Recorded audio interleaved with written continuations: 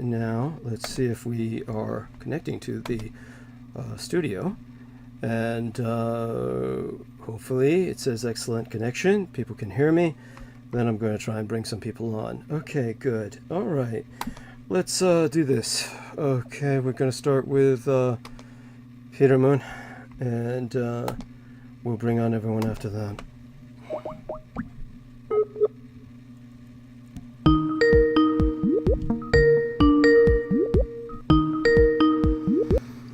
Hello. Excellent. We're streaming, so let me bring on the other two gentlemen, and I'll explain today's situation, which is not too different from the last few times, meaning a convergence of different things have happened, and as always, a minor miracle that I'm here at all, let alone getting everything working. Now, still working on the final parts of my Throne of Pillows, which will take only at the absolute most another 10 minutes.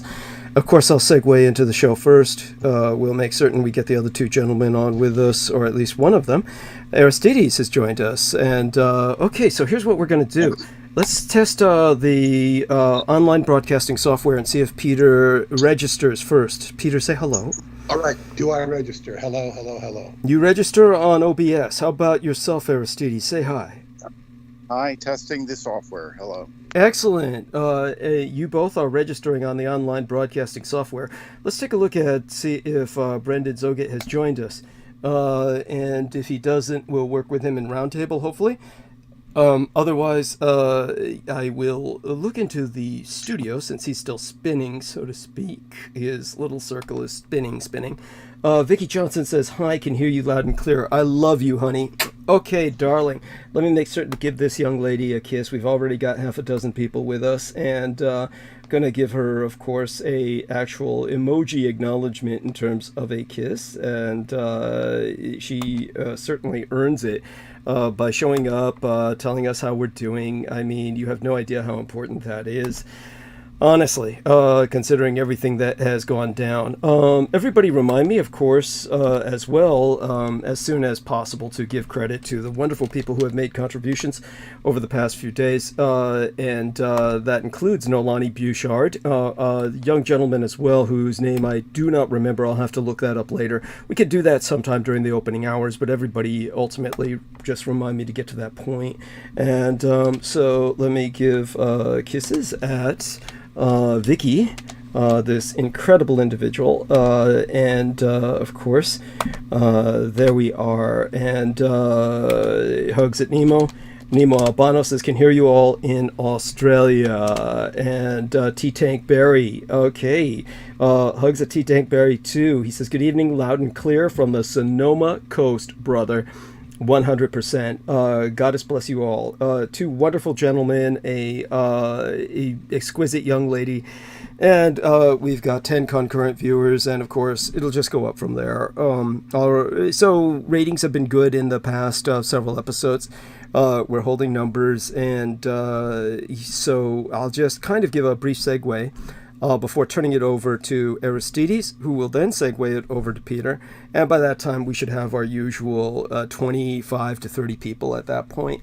Obviously, I'm not going to spend too much time before turning it over to Aristides explaining the situation. We've already got 13 people, concurrent viewers, so numbers will go up soon enough. And basically, I just want everyone to know that, okay, I've already getting questions about the image embedded in thumbnail of live stream, the photograph of myself. Now, you know, this is one of those things where I'm really tempted to ask first, just to get an impression. This is going to sound odd coming from myself. I'm secure. I've got a lot of sense of self-confidence, but this photograph is somewhat different. You might take a look at just my face and take a look at that expression. And I don't know what you read in that expression, but I'd like to people to respond. Am I carrying it off? Am I carrying off the sex appeal? Am I carrying it off?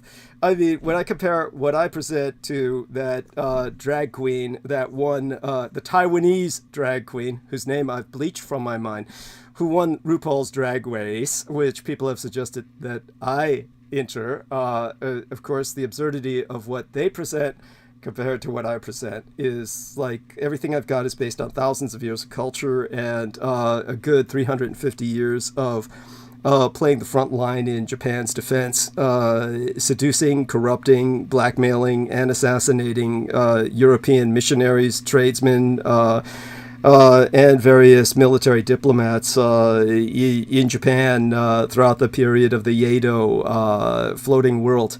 Throughout that period of time, of course, this art developed where the ninja produced these young men who basically did exactly as I've articulated. Without overdwelling on that at the moment, of course, compare that with the Taiwanese person who took the head of the public riots, was chosen as the representative of the people, of the majority of Taiwan, when they confronted the legislature, which is trying to basically emasculate and eviscerate the presidency, because the majority of them belong to a treasonous opposition party that was once the most anti-communist party in the world. And that was, of course, the Kuomintang of Chiang Kai-shek. And, of course, they have, over many generations, corrupted, have been completely subverted, and now are trying to arrange for a communist takeover. So much so that because they were the mainstream party of the military dictatorship for many generations, they still run the military. You have effectively a military that's run by an opposition political party to the presidency. And this is why, in the past, generals have been assassinated by the Dietrich Artillect. One time, quite a few of them, at least half a dozen in a helicopter all at once, in order to defend Taiwan's sovereignty. And so this is something that was noted by some people in the past, was they said that the Dietrich Artillect seems to have a primary directive, which is the sovereignty of Taiwan. Yes, quite so.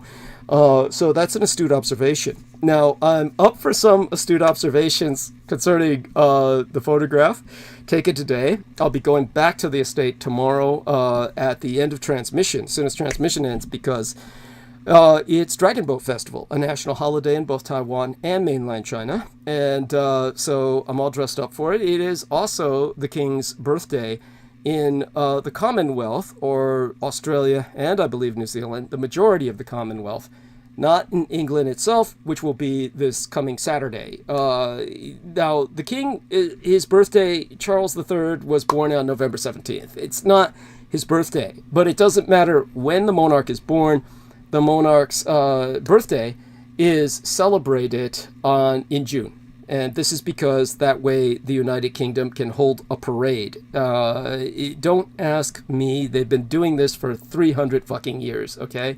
And it's for all you people in the rest of the Commonwealth who still don't get it, and believe it or not, there's people who don't. It's just remember, England's in the northern hemisphere. The weather fucking sucks. So there's no sun except in June. And that's when they hold the parade for the King's birthday. So they can bring everybody out and do what they call troop in the colors. So there's going to be thousands of troops involved, and they're going to parade in front of King Charles III, who will be basically in a carriage. He will not be witnessing the parade from horseback, I'm afraid. His health is too fragile. Also, the Princess of Wales is retreating from the ceremonies because she is undergoing cancer treatment. Okay, Samuel Romero says, we are loud and clear, Douglas. So that's wonderful, deeply appreciated, profoundly so. And I will respond to him because, of course, he's one of our rocks of Gibraltar for this entire production, always has been. One of the best that's out there, and certainly rendezvoused to meet with myself personally, and has always been one of the best of friends. So here we are, loud and clear, Douglas, and let me heart that. And so what had happened was, just so people get the gravity of the situation, and the situation was indeed grave. Understand that when that freaked out Flippo speed freak, by the way, that's the most horrible name you can call a Filipino, is Flip or Flippo. And it's just like there's times when I use racial expletives for those who deserve it.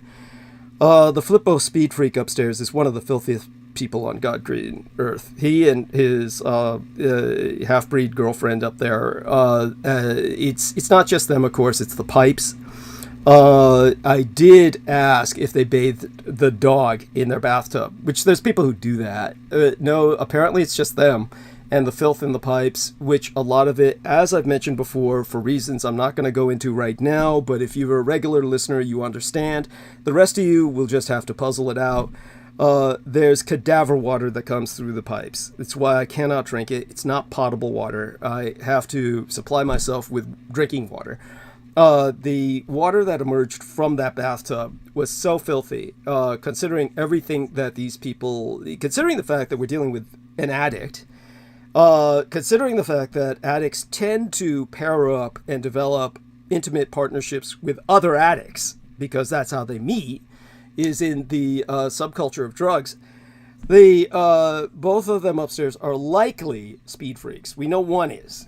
And so in terms of they're bathing all the time, which since the incident, for those of you who don't know, the tub flooded and all of this wastewater came out and would have flooded my flat had I not diligently just taken buckets and put it all into the toilet. And we're talking about everything but human bones coming up through those pipes, and the only reason the bones didn't come up was because they couldn't fit.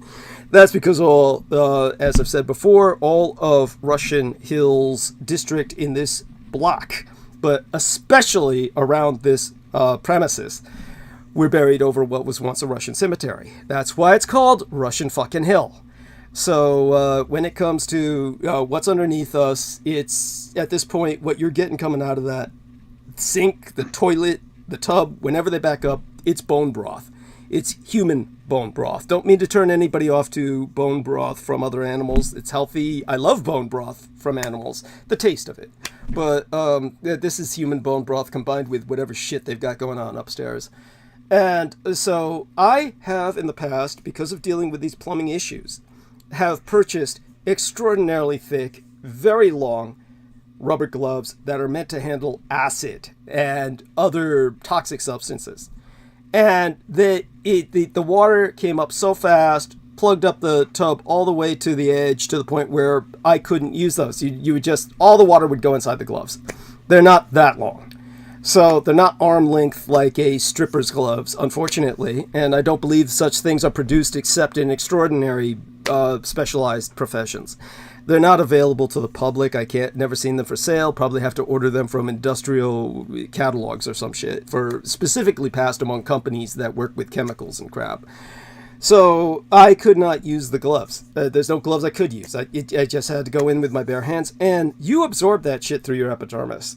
And so for all intents and purposes, I was fucking the son of a bitch upstairs. We may as well have been switching spit and seminal fluids. I took in through my skin whatever the fuck that guy's got, and we can presume that, unlike myself, both of those fuckers have had COVID. I have never had COVID. So whatever came through there, all the COVID, all the fucking diseases that speed freaks collect, and they collect a lot of them, that's absorbed right through my skin. So the doctor was kind enough, Dr. Epstein, because Dr. Chung apparently is on vacation, she prescribed a second run of antibiotics. And so what happened was, aftermath, the immediate problem, the flood being taken care of, I got deathly sick. I was just diarrhea like you would not believe. I am barely getting back to normal, only thanks to the fact that, first off, there's two things going on here. When I get something like an illness, obviously my son's husband does not want me tutoring at the estate and exposing the blood boys to anything they can contract. So my son had to go out of the way to explain to his husband that likely whatever I contracted was not something that could be contracted by the blood boys, not like an influenza. This was something that was absorbed through the tub water, the wastewater, that I was on antibiotics for, and that what would help me would be to get my blood feed. And so they took a gamble, which says a lot on Sugar Daddy's part. Obviously, you don't want the blood boys, anything running through them in any kind of disease or exposure to something contractable. There's two things that helped me recover almost miraculously. One was the antibiotics, which, unbelievable, as soon as I took a pill, one of those antibiotic pills, which I had to go and pick up in the horrible condition I was in the other day, I could feel the results and automatically felt better. That's almost impossible. These things take time. They're graduated in their effectiveness. I, of course, have a very different physiological system, and it just, I could feel it. And then, of course, that and feeding on the blood from the blood boys, the healthiest blood in the world, kept in rarefied conditions where they're not exposed to drugs or alcohol or disease. That, of course, helped me recover. And so I'm going to finish off the antibiotic spectrum, of course, the regimen, and go back for some more blood tomorrow, and I should be back to my normal self. But when I took that photograph that you see embedded in thumbnail of live stream, I was still recovering and still feeling very under the weather, very sick and enervated, just very weak, just extraordinarily weak. So I don't know if that shows in my expression or it projects itself, but it's a question that I ask and look forward to responses on whether I look different in that photograph than usual when I'm in drag. At any rate, so there we have it. That's the main thing that happened that I had to contend with, and that killed a day. That killed Friday. So the day that I was supposed to go into surgery, I spent all day on the toilet. It was just horrible, unspeakable. And whatever I absorbed from those fuckers upstairs, it damn near, you feel like, you just feel awful. So there you go with that. When something like that happens, you can never look at people the same way again. You just always see them as a walking carrier of disease or something. And it's just like, I try to see the best in people. That's simply impossible at times. Now, the interesting thing is the girl is almost never there. I don't know where the fuck she is, but she's almost never there. The guy's always in the basement. So it's just in the ante room. The interesting thing is that I still have full access, like I always did, to the other elements of the sub-basements, simply because that guy is strictly daytime. Both he and the girl, their biorhythms are locked to the sun. I never knew human beings, because I never dwelt on it, but I never knew human beings were that fucking locked into the sun. These people, they shut down. My dad used to say it this way about somebody like that who goes to bed early. He'd say, they go to bed with the chickens, meaning that they go to bed when chickens go to sleep because they all wake up in the morning with the cock crow and shit.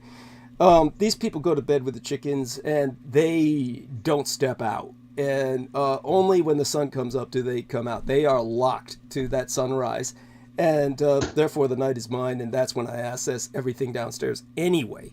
Though it's going to be more difficult because the fucker's got something going on with the lights he's not repairing, and the lights are more and more unreliable down there. So God knows. Eventually, I presume they would repair it. But then again, I would presume a lot of things these people don't do. Like, I would have thought he would have noticed the pipes were leaking, because that's what I saw when I went downstairs with the plumbers, and he claims they weren't leaking. So his drug-addled mind blocked that all out until it spewed the sewage all over his shit, which is exactly what that swine deserved. Altogether, that's what I've been dealing with. So I'm just back home, feeling better, and going to finish the last bits of this throne of pillows, and then come back. But certainly, before I go towards that, before I turn it over to Aristides to kind of tell everybody, there might be a little echo test here, to tell everybody what to do about the upvotes, because the first thing that happens to us is we're assailed by downvotes as soon as we start transmission. And when we start transmission, it's all up to you. The only way that we can get back on searches is for you to participate and provide as many upvotes as possible to outweigh all of the downvotes that are hurled at us by Autobots that have been paid for by the enemy. And yes, they do that. They're cheap, so the cheap Autobots that they purchase to give us downvotes get filtered out by YouTube within about 1 to 2 hours, but during that period of time, they succeed in doing their job, and they prevent us from appearing on searches for the opening hours of the program. And so, just remember this, it's your war, you've got to fight it, and for the sake of the future, or the future of your children's children, you'd better fight it now, and because it's going to be impacting you and your children and their children for the rest of your fucking lives. These people want to see the world ended. That is their ultimate religious objective. When they pursue that with religious fervor, and there is no one, and I mean absolutely fucking no one on God's green planet Earth that speaks against them, except myself. And a lot of that is just pure chicken shit cowardice. There's no one else who dares. But then again, they don't have my background, and they don't have at least my physiological capacity to heal. I'm sure whatever I contracted, honestly, I would not be surprised if those people were HIV positive up there, except that they don't seem to have any of the signs or symptoms affiliated with the use of HIV cocktails, which would be bloating, a kind of depression. I don't know, it's hard to tell with the depression. But there's no bloating in those fuckers. So whatever's going on with them, though, they're filthy as hell, and whatever I contracted is just nasty shit. The fact that I was able to get over it so quickly, other people would probably, I'm not exaggerating, probably have been hospitalized. So there we have that. It hasn't been fun. That combined with some other evil shit that went down. I had to transfer my money out of my account, given to me by you, the listeners. $300 was in the PayPal account that I wanted to make sure went into the bank before it could be plucked or plundered by this criminal organization that Microsoft connected me to last year, that was supposed to be helping me get back on to Skype, and just ripped off $300, installed a virus, and because I don't know computers, and there's times when my technical affiliates are not available. That was Brendan Zoget at that time, did not show up when he was needed, and instead neglected to tell me, because he couldn't think of it until hours later after it was too fucking late. Even though he knew what I was going through, he didn't think of it until hours later to restart the computer, which would have solved the problem. Because what Skype did was it fucked up and the file was corrupted, and then Skype had to completely reload. I had to actually reload Skype, which is what I should have done. None of that information was provided by the Muslim motherfuckers, Pakistanis, same chicken shit race or nation. They're not a race, because Pakistanis are a collection of real fucked up retardo tribes that they're the only nation in the world with an acronym for a name. PAK is an acronym for Pashtuns, Afghans, and Kashmiris. And they're all motherfuckers who should never have been born. And honestly, they're just a bunch of shit. A human sewer is what Pakistan is. And so out of that sewer comes all kinds of shitheads like Salman Sheikh and the rest of these motherfuckers that were part of this Microsoft consultant, which was just criminal. And Microsoft just says, if you need help, contact this number. And it was a bunch of Pakistanis. Now, I saved their number because I specifically was going to call them this year to not renew their program. Because they would try and auto-renew it, because they had all the information they needed to do that, because I had to give them that information in order to get them to work on my computer at that time. And so these people were deep into my computer. And so that means anytime they could reach into that particular PayPal account and just rip off everything that was in there. So I had to transfer everything out of there because it was that time of year. When I called them to try and talk them into not renewing it, it was a totally different number for homosexual Muslim phone sex or something. So it's like, that's how criminal this organization is. This is what Microsoft hires. This was official Microsoft connection. That was an official Microsoft reference. That if you called Microsoft, you were given to these Paco motherfuckers. And so just understand that once I transferred my money into the bank, within minutes, Bluehost says I failed to pay them, and they're going to shut down the website. So the moment I transferred it into the bank, Bluehost goes into my account, tries to take out $300 to renew the website annually. So I had to call Bluehost. I stayed up until 3 a.m., 4 a.m. I stayed up till 4 a.m., which was 7 a.m. Eastern time, which I didn't want to do because I was deathly sick. So I could talk to Bluehost. And Bluehost said, when I talked to them and said, you're not supposed to renew until next month, they said, oh, well, something's happened in our records, and I'm sorry, in your case, we're moving it up a year, and we're recalibrating the time you owned your website by a month forward. So we're recalibrating everything by a month because we recalibrated you as actually haven't been part of our system for a year longer than we suspected. So if you don't pay it this month, then we're taking down the site. And so I had to then wait until business hours. I slept for a while after that. Then waited till business hours. When I called the bank, then I had to get all this technical advice in order to transfer money back into PayPal, which JP Chase had no idea how to do. And the interesting thing is I've transferred PayPal from PayPal to JP Chase plenty of times. JP Chase had no idea how to do the reverse, and or certainly didn't want to do the reverse.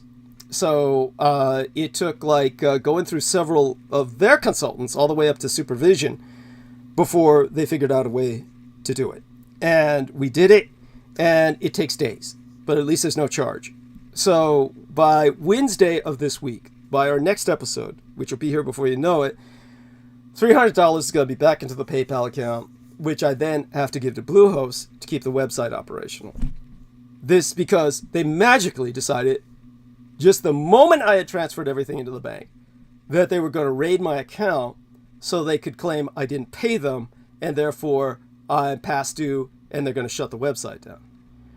So this is the shit I've been dealing with, and it's just the tip of the iceberg.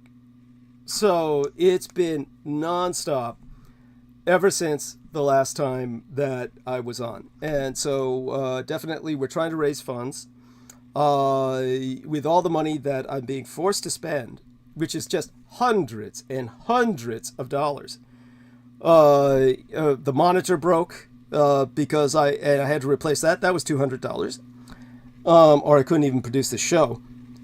When I called up my gang brother Beaver, I would have ultimately have called Aristides. The first person I called was Brendan Zogit, who was non-responsive. I called my gang brother Beaver, but if he hadn't answered, I would have gotten to Aristides. When Beaver responded, he had to look up which stores were open that sold monitors. Office Max did not. Office Max does not sell monitors. Believe that shit? And they open at 8. When I called Office Max to ask if they sold the monitors, Office Max said no, and then I said, could you give me the phone number for whoever does? They said, that'd be Target. I said, oh, great. And they're open now? Yeah, they should be open now. I said, the phone number?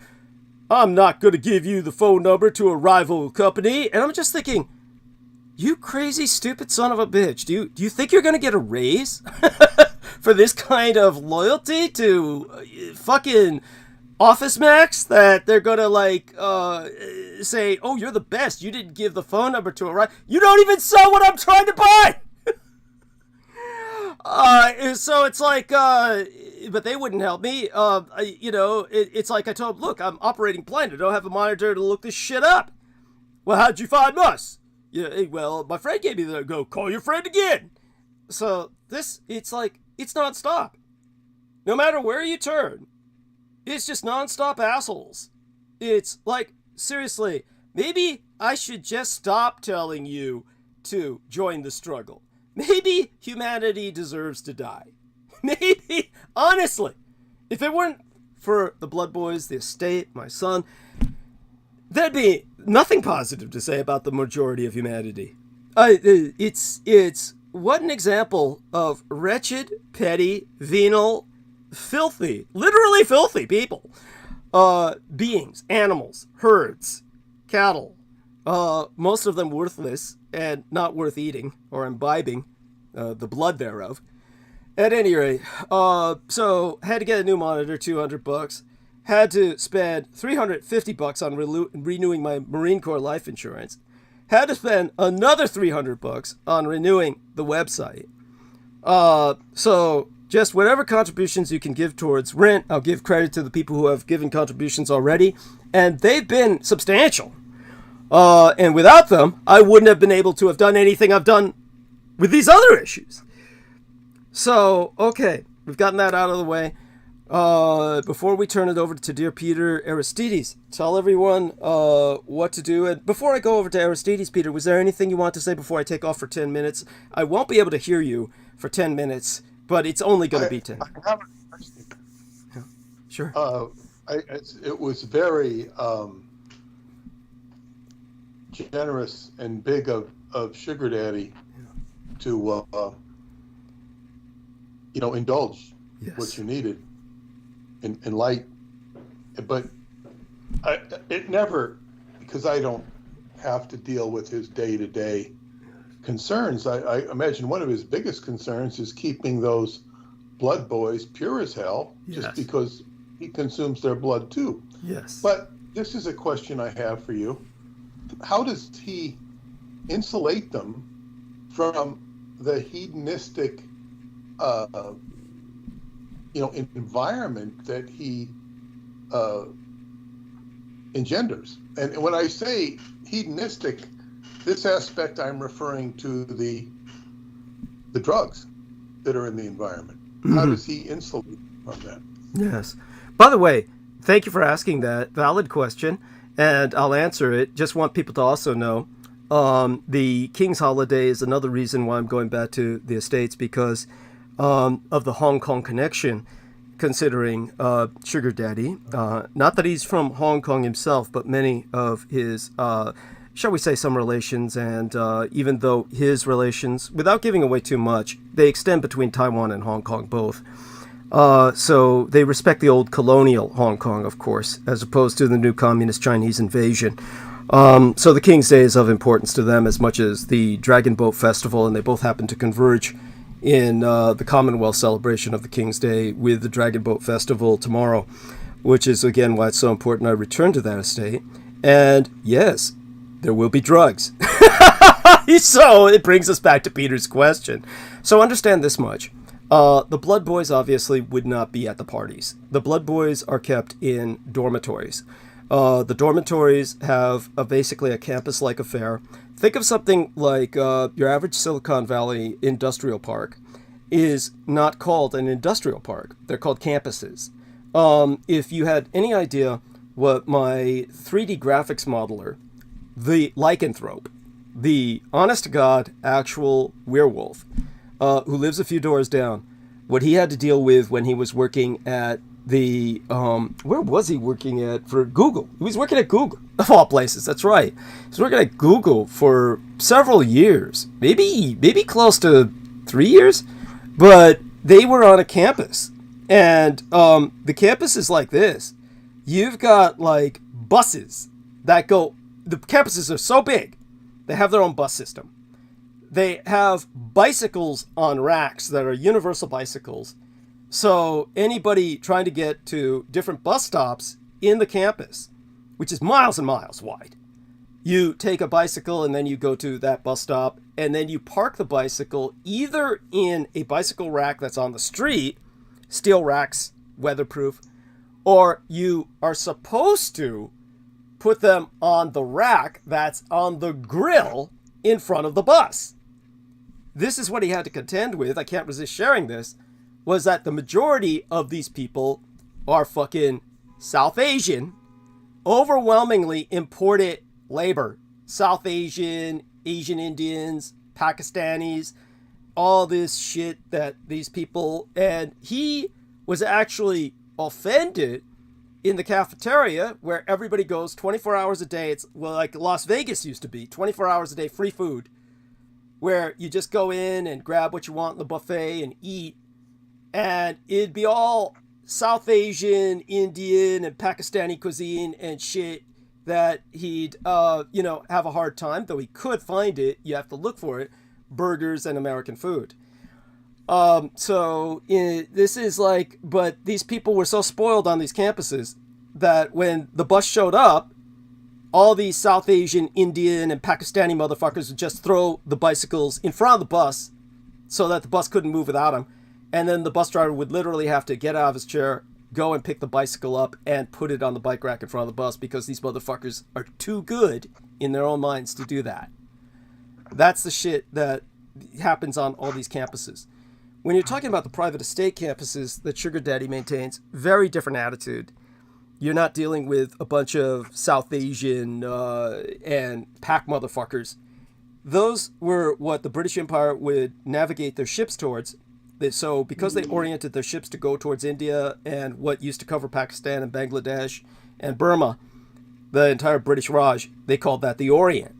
This is why East Asians, who are from Far East Asia or Northeast Asia, the kind with the epicanthic folds to their eyes, are insulted when you call them Orientals, because they hate to be affiliated or misidentified or cross-identified with those mocha brown, coffee-colored, what they would consider niggers down south. So this is why calling an East Asian or Northeast Asian, meaning Vietnamese, Taiwanese, Chinese, Japanese, or Korean, if you called them an Oriental, they take that as a grave insult. Because you're basically calling them one of those Asian niggers from down in the sun zones, the tropic zones. So when it comes to the Blood Boys, understand that they're raised in dormitories that are separate, kind of off from where the parties are held, and never the twain shall meet. And so the parties and the drugs are kept in a very separate area for the adult guests. The Blood Boys are forbidden to go there. They understand where they're not supposed to go. And they have their own enjoyments that are much more wholesome. And I could get into some more of the details later. Surprisingly enough, they're pretty sexually active with each other, but they're only having sex with each other.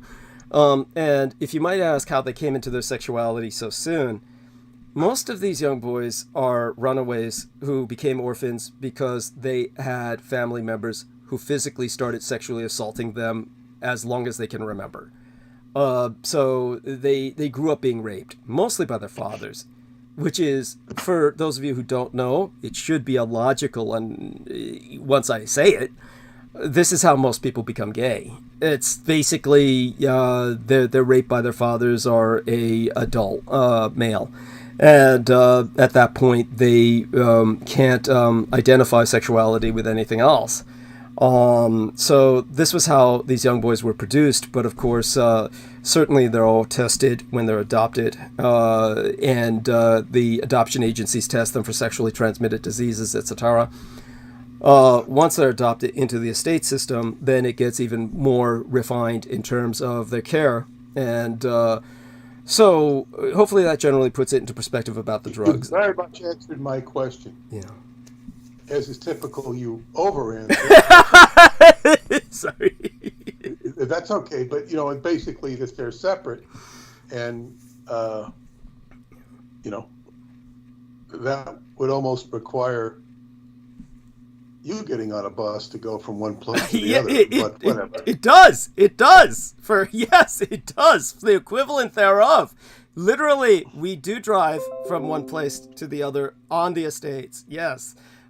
These are vast. And so there we have it. And so before we turn it over to dear Peter Aristides, take over. I'm going to go mute. And by the time Aristides is done, it'll be very shortly after that I'm back. And I do want to thank everybody who's here. Victoria Lauren Hobbs, Amy Como, and of course, Mr. Eric Cradle, and whoever else has shown up. All of you, you're more than welcome and more than appreciated. So with that, dear Aristides, take over for a bit and then turn it over to Peter. Thank you so much. Yes. Okay. As Douglas was saying, we need as many upvotes as possible right at the beginning of the program. And the sure way to do that is to be signed in to YouTube. So if you don't have an account, please make one. It should be very easy. And once you do, you can hit the upvote. You can't see the downvotes that the downvote bots put, but they're there. That's more often than not is blocked out in a lot of videos these days. But they do that, and you can provide multiple upvotes once you have an account by creating sub channels under your account. They're like different identities people would typically use for different things, but you can use them to provide additional upvotes without additional accounts. So I have done 3 upvotes myself. If you do make other accounts to do that, just please talk to us though from your main account so that we can identify you with your main account and get to know you there. Also, once you've upvoted, please slide over and hit the subscribe button if you have not. You can also turn on the notification bell. You should be notified of new programs. That's especially important if there needs to be a restart of the program if we get cut off for whatever reason. So what else, Peter? Did I forget anything? No, okay. I haven't forgotten anything. Yep, I think that's about it. And of course, please donate. There's a donate link that will appear at intervals in the chat room. And so, Peter, let's see what were you going to talk about? Let me look at your email that you're nice enough to send out for every show. It's always also a good reminder. There's going to be a program and what you want to talk about. You're going to be talking about King Herod. Is that right? That's correct. Okay.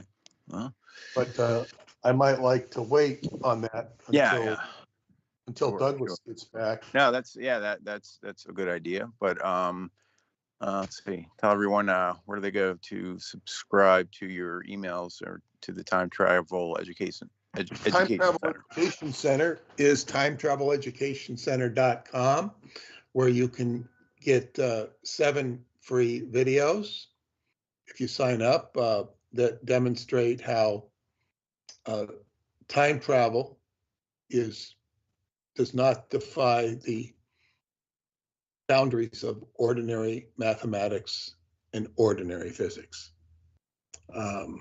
It's right within the bounds. This is something that most scientists don't understand or appreciate, because if they did appreciate it,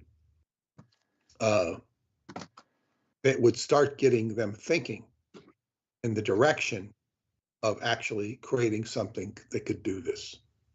That's what makes David Anderson unique, is that he saw the potential and he exercised it.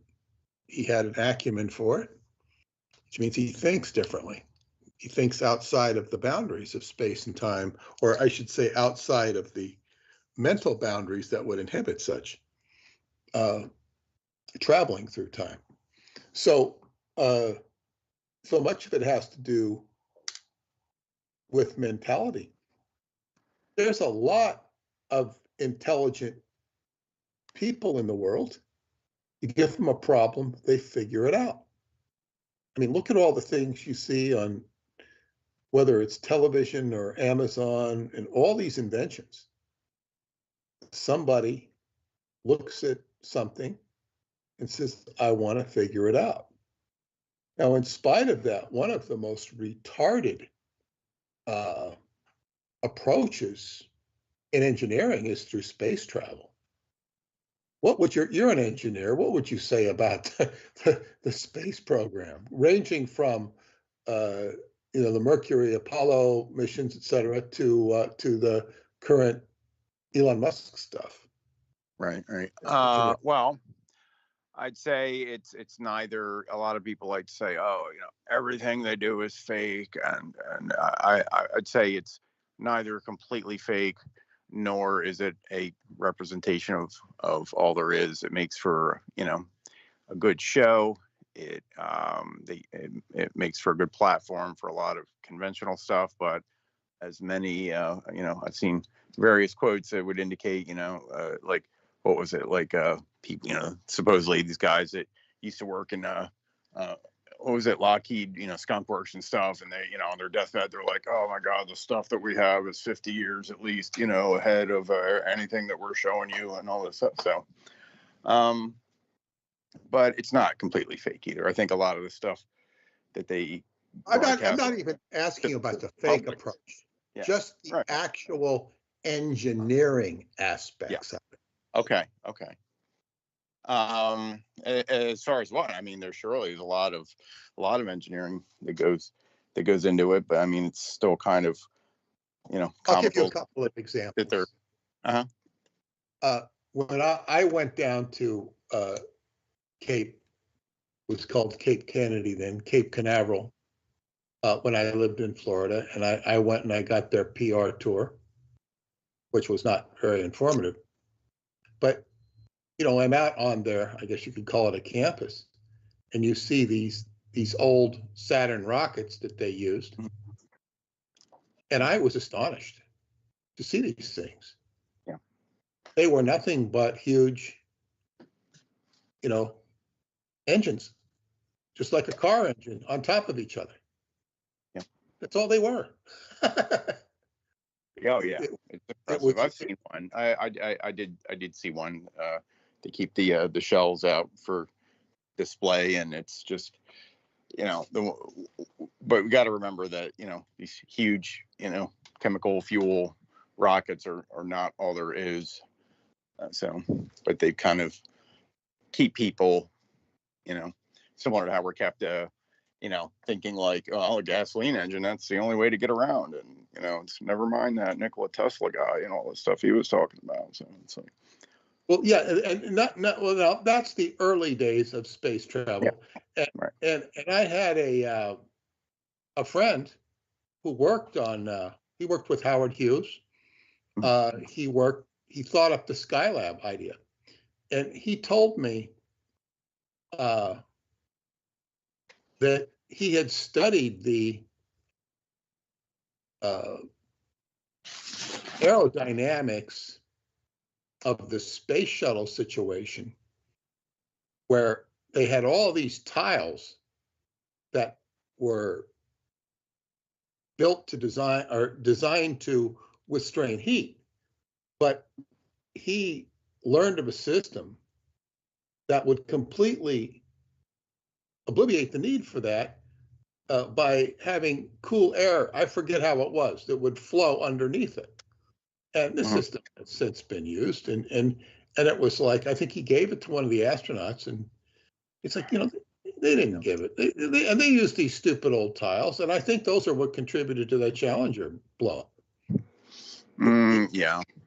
And it might have had to do with the contracting of who got the tiles. I don't really know. But it's just like, and he was an engineer. He thought it was just knuckleheaded the way they were doing it. Yeah. And there are so many. Now, I do understand that when you have an industrialized situation, like say, for example, in my own business, I remember at a book fair I went to in 1994 in LA, and these guys it was an isolated group of us. I think it was the New Age Publishers Retailers Association. There weren't more than, probably 80 people in the room. And we had these guys that were advocating using paper that was environmentally friendly. Mm-hmm. So you want to publish your books on paper that's, let's be nice to the trees sort of thing. Yeah, well, let's like hemp paper. Hemp paper is great. Yeah, well, but how they it was economically unfeasible. Right. So you're going to go broke. I mean, it's like there was nothing pragmatic about it. Well, sometimes it becomes economically unfeasible to the people that want to run the business. So, like, it'd be like, hey, if everybody could just grow hemp or something, and we wouldn't have such a monopoly on the business. So like, let's make sure. Well, it's not just growing hemp; it's making paper out of it. Yeah, right. And it's like they're.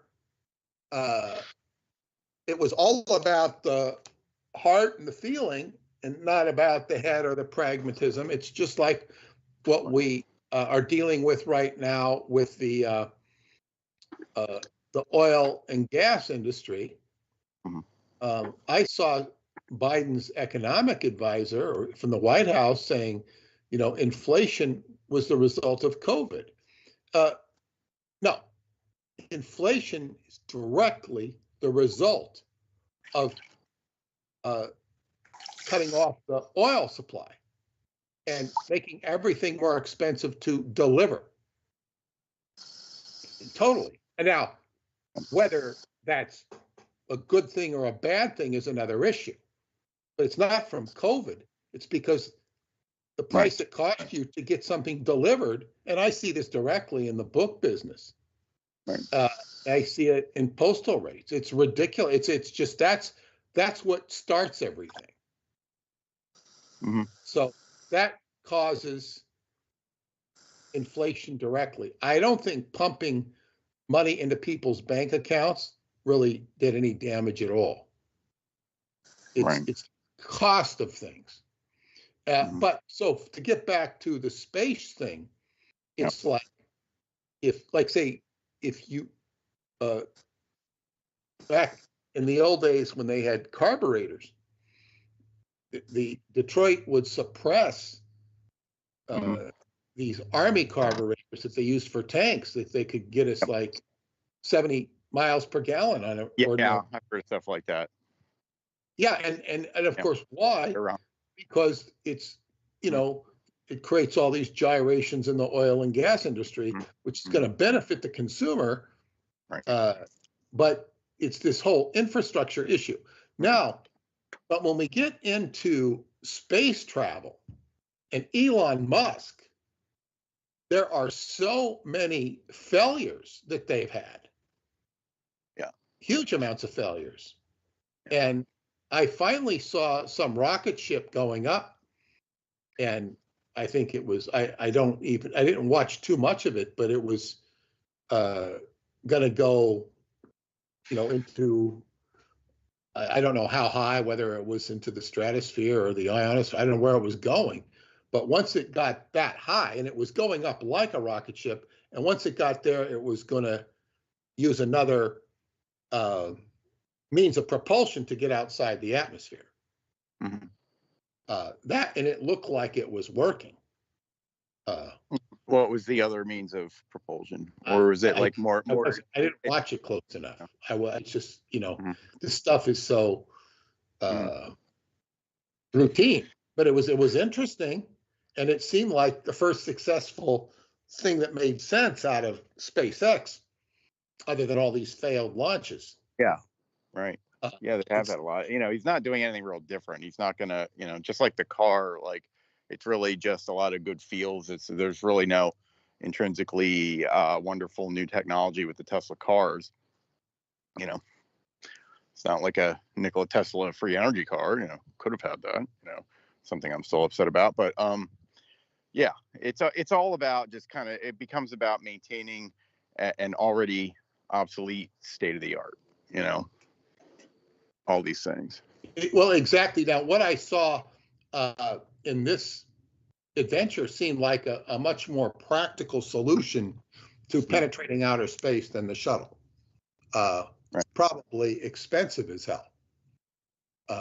Nevertheless, right. It seemed like, and then of course, going into outer space seems it's routine now.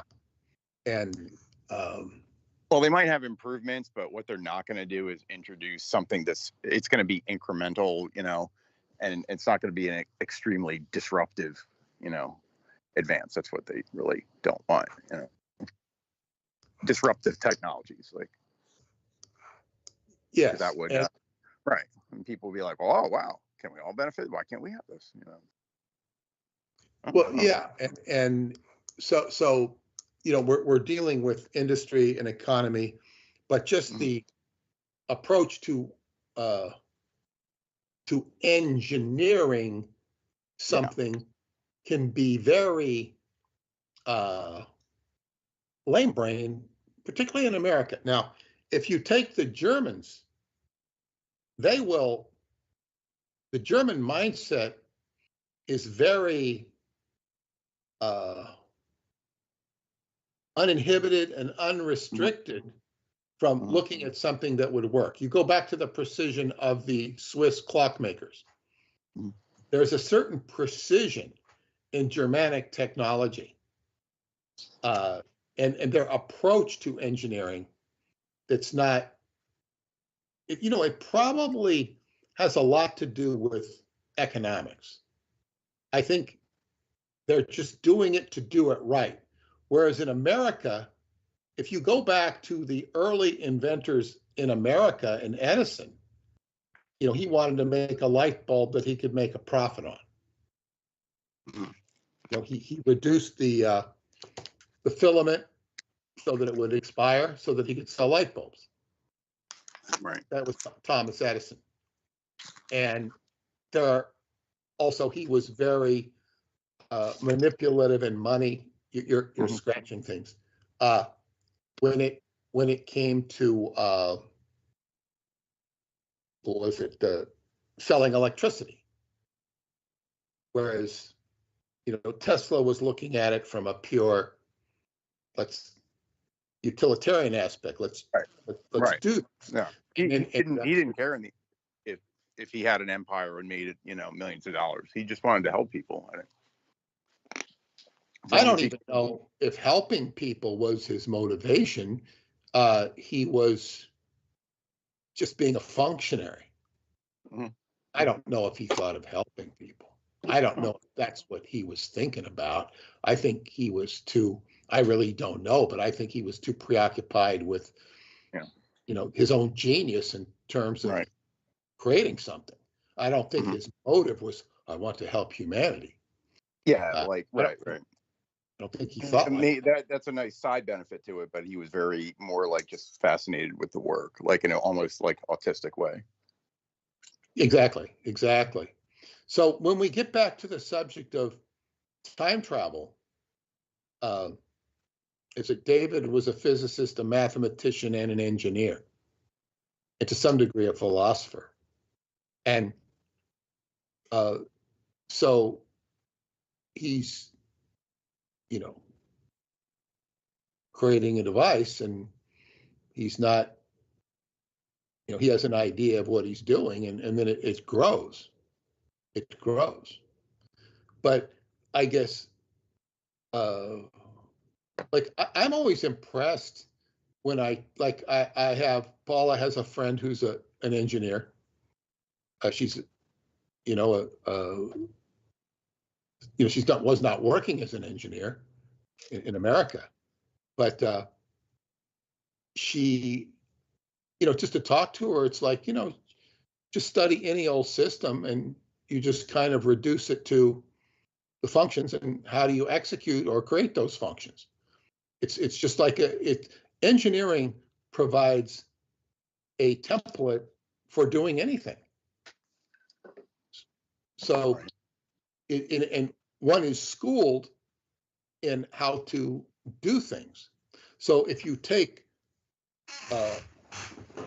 modern day, say, for example, one thing they've really figured out in this culture is how to build a sports stadium. They build it according to the function of the game. They build it according to the function of the weather, according to getting seats in, getting luxury boxes. They've got all these things figured out.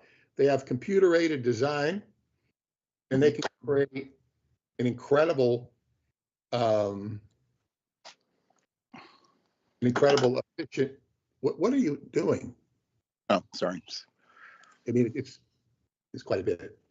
You might want to mute it. So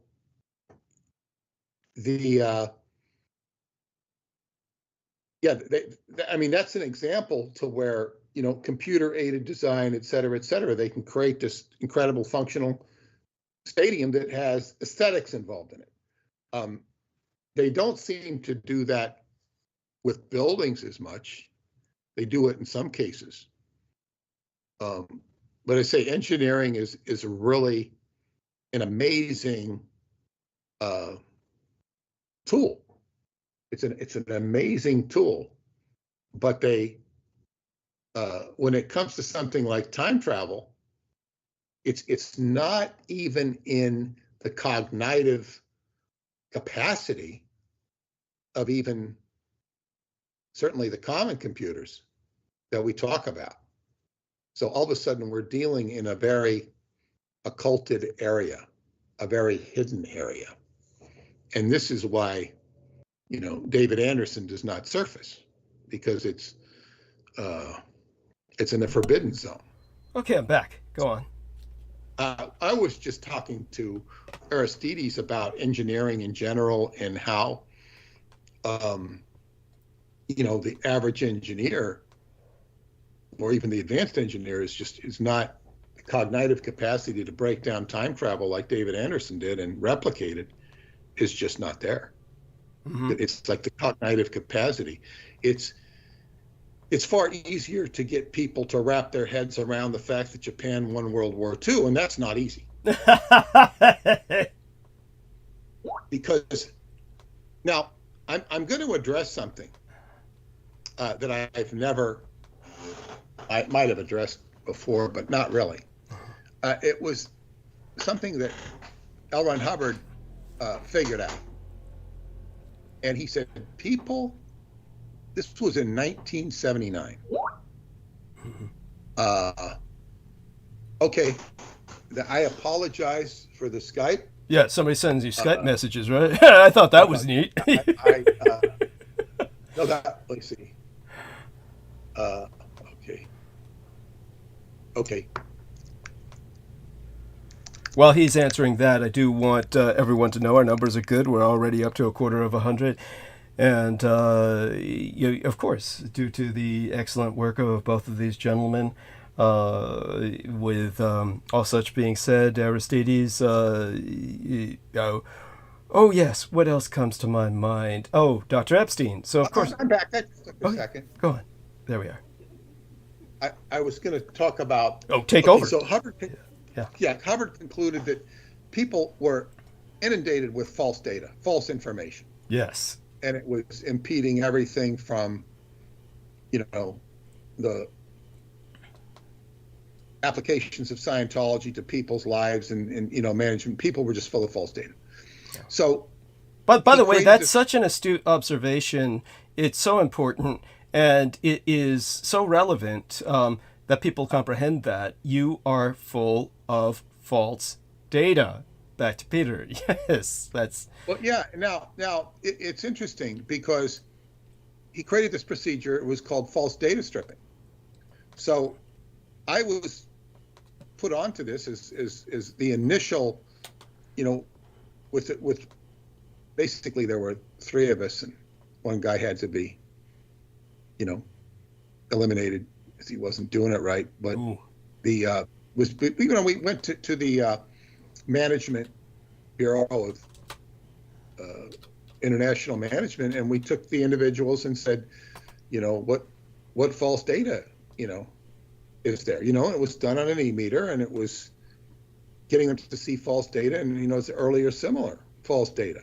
There was a whole procedure, and people were like, "Oh God, so and so said such and such, blah blah blah blah blah blah," and it was like actually accumulated not only emotional charge but false thinking, and people were disabused of their false information, and it was really quite a subjective thing because we weren't telling them that was false or what wasn't false.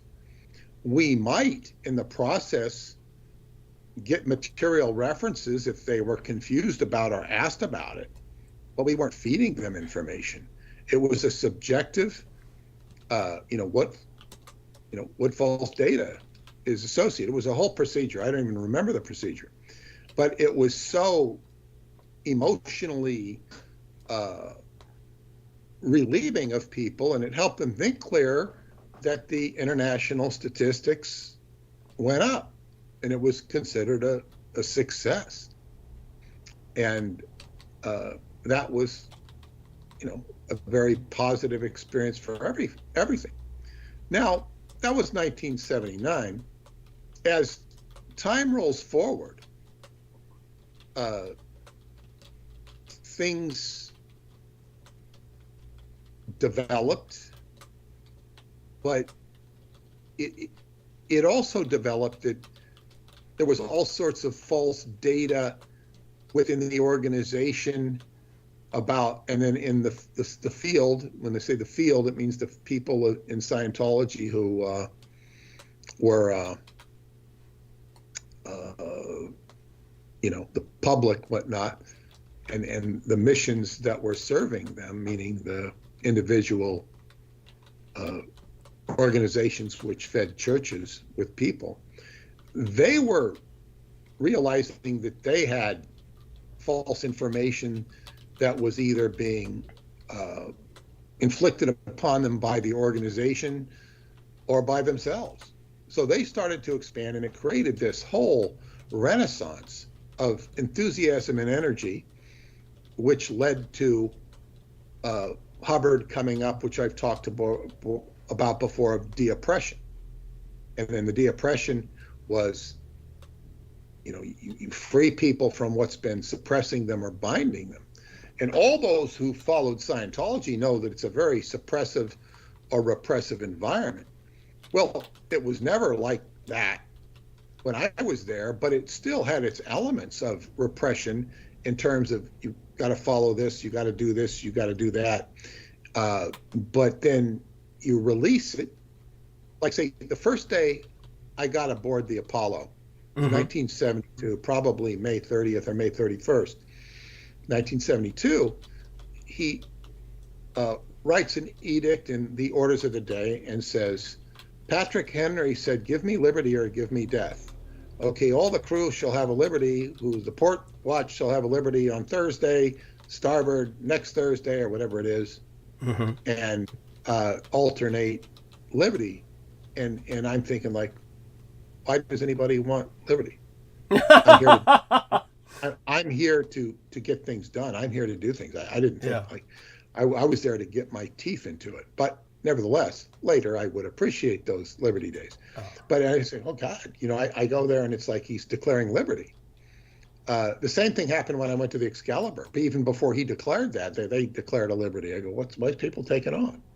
I didn't understand it. I went in the course room and studied because I wanted to, get to my next level or whatever it was. That was just my mindset. However, when you would give people liberty, whatever it is, whether it's freedom to work, freedom days off or whatever, then they feel freedom and it makes them want to work harder, but then inevitably they want more freedom. And you have to jockey this back and forth. Like, like for example, I heard something. They once had a 10-cent beer night in Chicago in 1974 or something like this. Oh God! And it was the worst thing they ever did. Of course, I was just going to say, what on earth ever compelled anyone to think that would be a good idea? It was, for the person who thought it up was probably an alcoholic. I would venture to say that's what alcoholics will do. But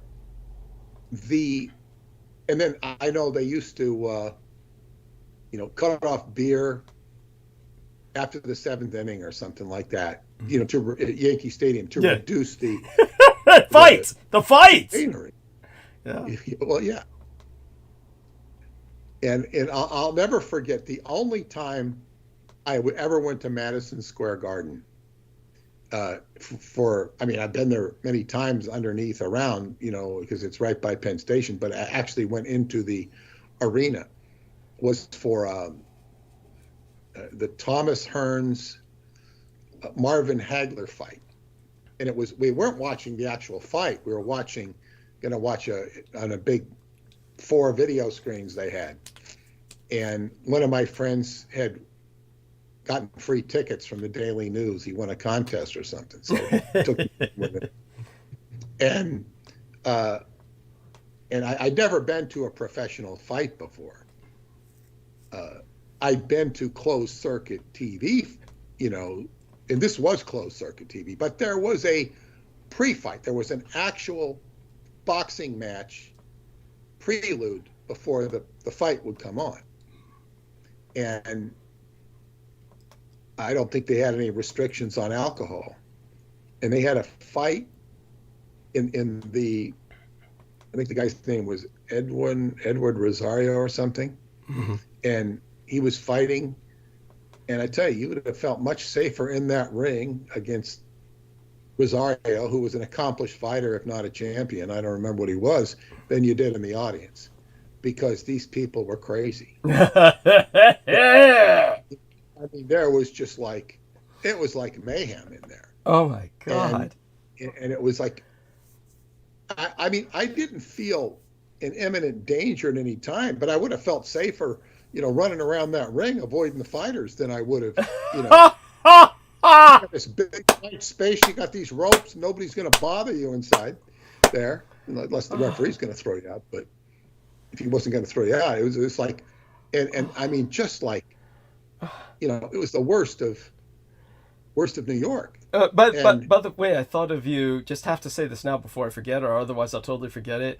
I thought of you when I got this bit of trivia news at the estate that there was a big upset in cricket because the United States beat Pakistan. And all I could think of was your bomb threat park. So anyhow, that fight, that cricket match was today. I figure if there was any incident, I would have heard it. I don't think there was any incident. But, yeah, I would be surprised. Well, if the United States beat Pakistan, it's probably because we've got a lot of immigrant cricket players. That's what I was going to say. Not guys who, not a bunch of white guys went to Ohio State or Michigan or USC or someplace. They were, but nevertheless, I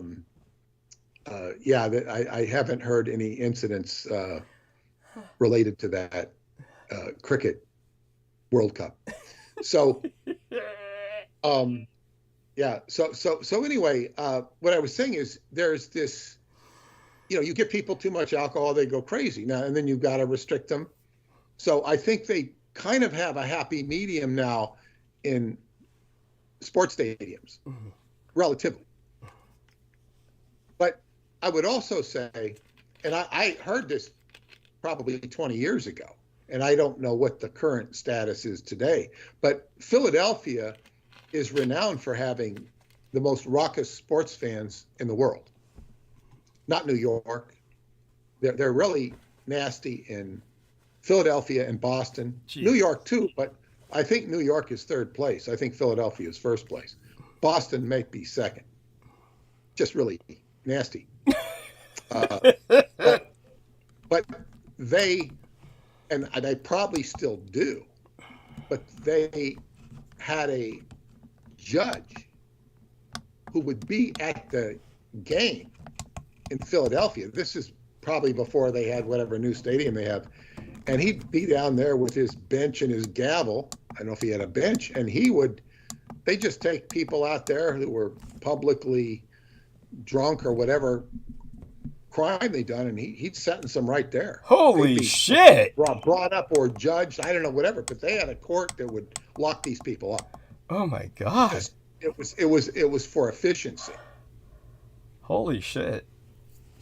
And in Philadelphia, the main street there is Broad Street, and when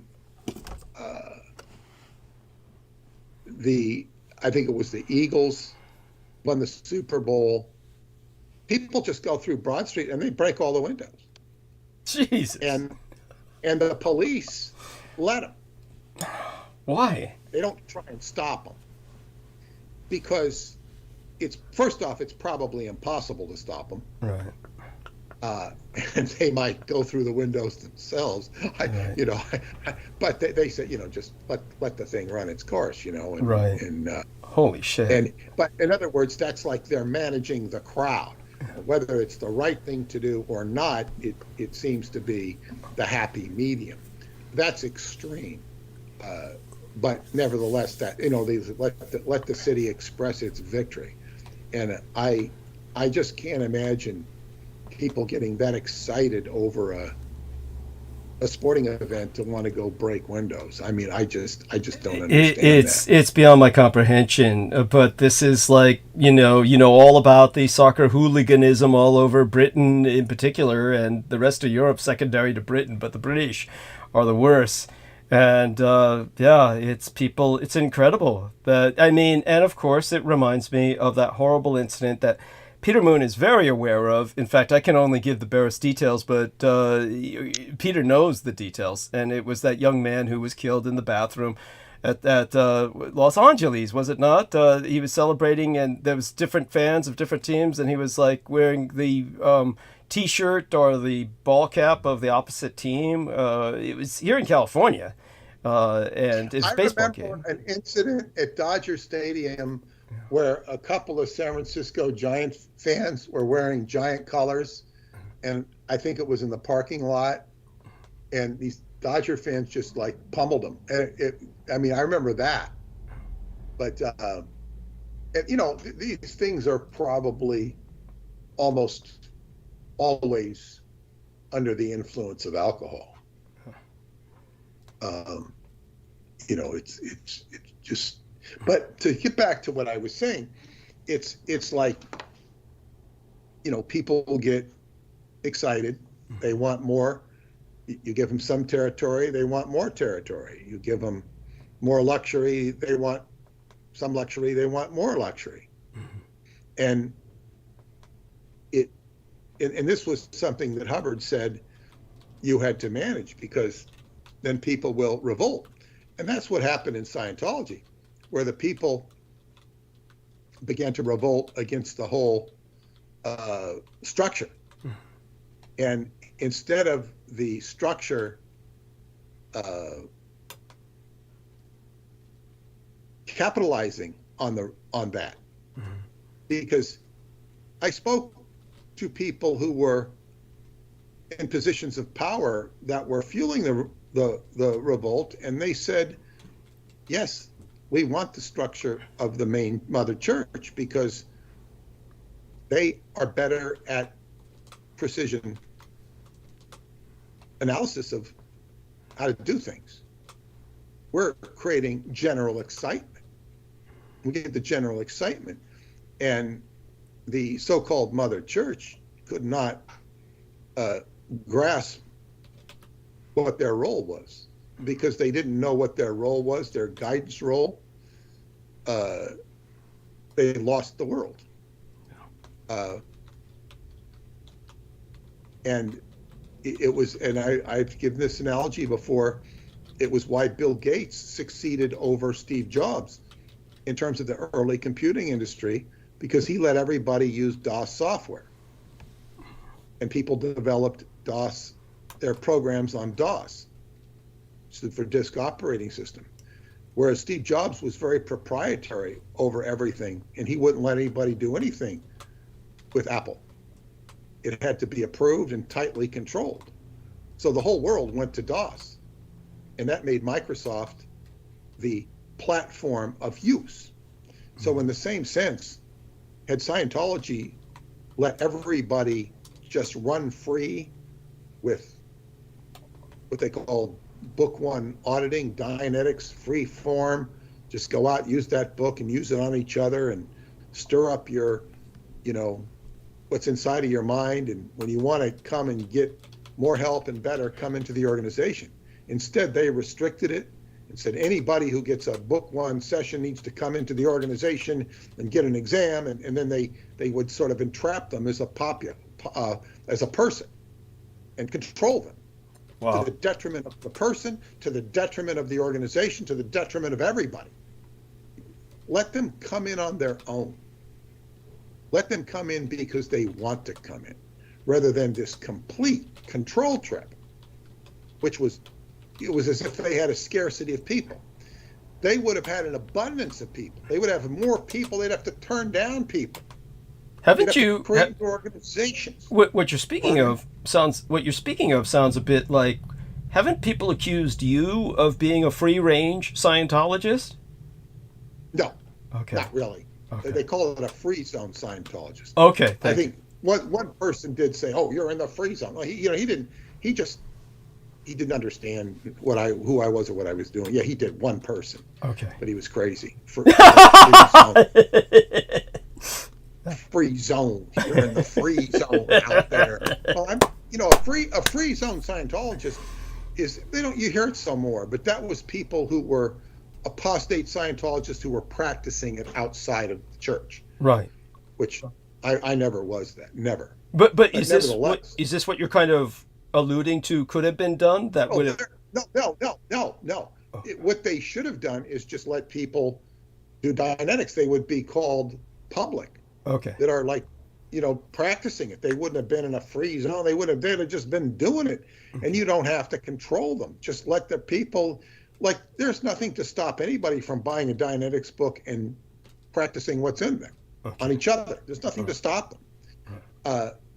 But if they were to find out about it, they would make these rules, It's like, it's like if everybody who read the Montauk Project, I had a line in the end of it says, "You must report to me," or "You must report to Preston," or something. It's like interesting. It's like it's stupid. It's like,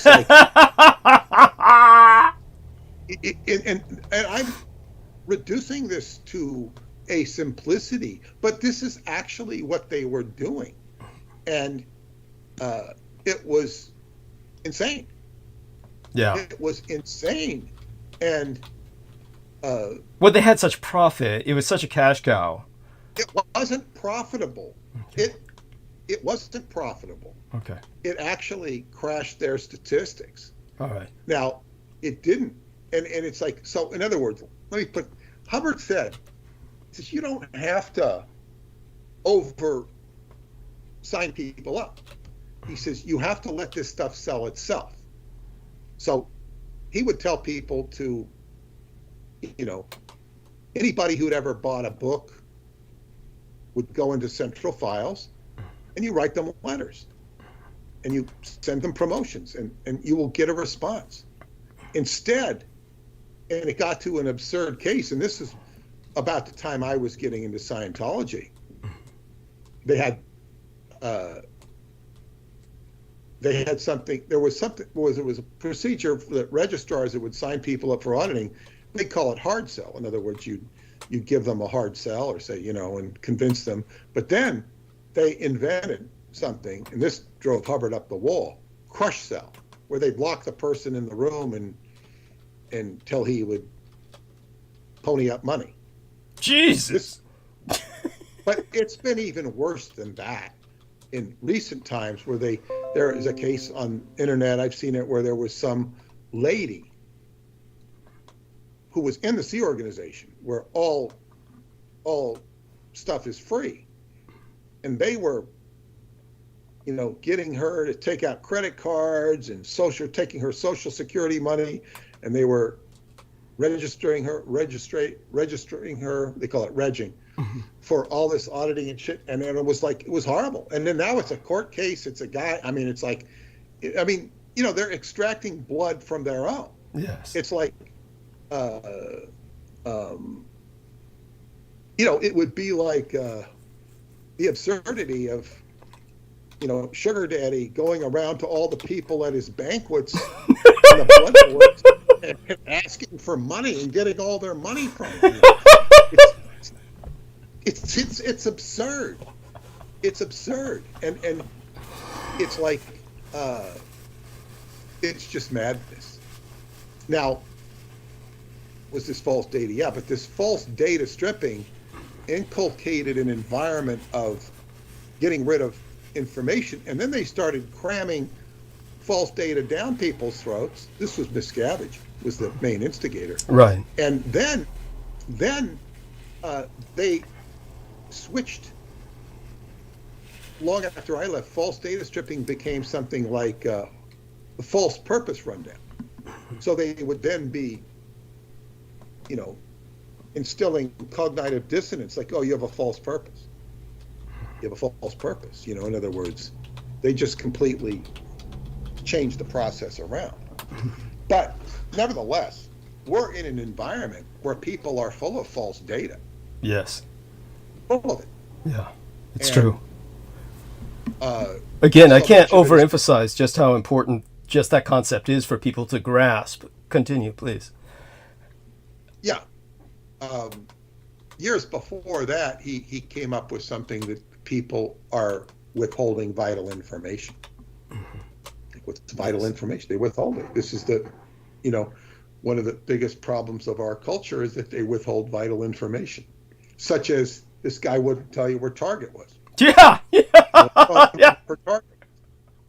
Yeah, the phone number. Wouldn't give me the phone number. It's like, Jesus Christ. Yeah. Or I'm going to share a dream later about artificial intelligence. Yes. But one of my friends had used a AI to make some very colorful art.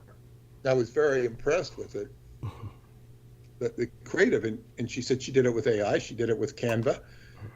So she sent me a link, and this was bullshit. It wasn't helpful at all. Wow. Well, it was helpful to the degree that I found out Canva can do AI. But she says, yeah, and so I find myself in an AI bot where I'm asking it questions about time travel, and it doesn't. It's stupid. But we don't do graphics. We don't do graphics here. Now, there is a feature that does do graphics. But she should have told me, she should have given me more instruction than just a link that went to the wrong place. Right. Okay. Now, this isn't a big deal because, but this gets interesting. It does get interesting with AI. But to get back to what I was saying about withholding vital information, false information. Now, vital information and false information is what has been propagated by the Office of War Information, which turned into the CIA, and it's all about controlling information, controlling what data comes to you, what is accessible, what you think. Now, we just went through D-Day, and I have never in my entire life seen D-Day exploited for 3 or 4 days. Usually January or June 6th, okay. And now it's like they're milking it for everything. Yes. Joe Biden even went there, and it's like, they get these old guys out there and, and how brave they were. And sure, they were brave. But they were also, they don't show how manipulated and controlled they were either. Thank you. Just, have to break in here for just a moment to add some validation to what Peter is saying about this. Of course, like I said, last week, it was last week, basically. Basically on Wednesday, midweek last, I was so wiped out. I couldn't really do a historical context analysis of Tiananmen Square and D-Day. I will do that in monologue tonight, but I do want people to understand just in brief that this was probably the last D-Day, that anniversary or commemorative event, the remembrance really is the best way to say it, that living veterans would even be able to make it there. I mean, basically, even the living veterans they brought there were on life support. So they, in one sense, you might think, oh, they're doing it out of respect for these guys, that they are, this is the last time they're going to be able to make this journey where they rendezvous with each other. And but no, Peter is absolutely right, because they went far beyond that. And this was truly a politicized event. Now, everybody knows I'm not on the side of the Sino-Slavic Synaxis, and this was certainly one in which they were taking advantage of this event to historically contextualize the fact that the West is now facing Russia, and in a sense obliquely referencing China, but mainly the Russian threat. Not only Biden, but Volodymyr Zelensky was there. So they were all, hugging and kissing and fucking each other, just basically sharing each other's pantyhose in this orgiastic love fest of we're standing up to tyranny. This is the insanity of what went down in a nutshell, is that all of these people are trying to make the comparison between Vladimir Putin and Adolf Hitler. And what they're trying to say is like Volodymyr Zelensky, who, by the way, the Ukrainians knew this much. The only reason, aside from a few other minor factors, like he was a comedian and was in multiple TV shows and was universally recognized throughout the Ukraine because he was all over the television programs. The only other reason, and the primary reason, the Ukrainians elected Volodymyr Zelensky was he was Jewish, because they knew the Russians, the Russians had already invaded, and they invaded in 2014. They had taken the Crimea, and the Ukrainians were not getting any help. The only way they could get help was to put a fucking Jew, the only goddamn Jew, who's a president of any nation on earth outside of Israel, is in Ukraine. And they knew that if they put a Jew in, they'd get help. The moment they put Volodymyr Zelensky in, they got help. That's only because they had a Jewish president. Now, the whole horror nightmare of this situation is, here he is traipsing about on the Normandy beaches with all these other assholes. And like I said, they're all kissing and butt fucking each other, metaphorically. Yeah, and for all we know, physically as well. But these fuckers then are like congratulating each other and in front of the cameras when some of these veterans came up to him and said to Volodymyr Zelensky in particular, "You're a hero." And he suspects, "No, you're the hero. You saved Europe." Bear in mind, if these motherfuckers, who I'm sad to even see that they live to be this fucking old, they're all centenarians now. Everybody over there who was a veteran of Storm in Omaha and shit, they're all in their late 90s. You're talking about they're all 99 and plus. I'm sad that they live this long. And they're still pulling that greatest generation bullshit. But understand this. They come up and say to the Jewish guy, "Oh, you're a hero." And he says back to them, "No, you are. You saved Europe." If these fuckers hadn't done what they'd done and just left my father Adolf Hitler alone on the surface world, and he wiped out all the Jews in Europe, we wouldn't be facing Vladimir Putin. None of this would be a problem today. You wouldn't be dealing with the communist chinks. You wouldn't be dealing with the fucking Ruskies. You wouldn't be dealing with the Third World War we're gonna have to fight because of what these fuckers did. So they were all on the wrong side. And everybody there in this love fest is pointed in the right direction, but for all the wrong reasons. And with that, we turn it back to Peter. Madness. Well, thank you. Yes. So to get back to what I was saying, and this is, people have been fed false information. Anybody in the armed services is fed information, is fed. You're very vulnerable. Like if you're going on a mission, they don't necessarily tell you everything. That's right. Because number one, it could make you hesitant about going on the mission. And because you might be more vulnerable, but it's also out of pragmatism. Because if they tell you everything, it might compromise the entire mission. Just do this. Just do this. So this is one of the pitfalls of being a soldier. This is why there is the concept of a pawn in chess or a pawn in military warfare. You are a pawn in the game of life. A pawn is something in chess that you sacrifice. in order to win the game. The concept of sacrifice is one in baseball.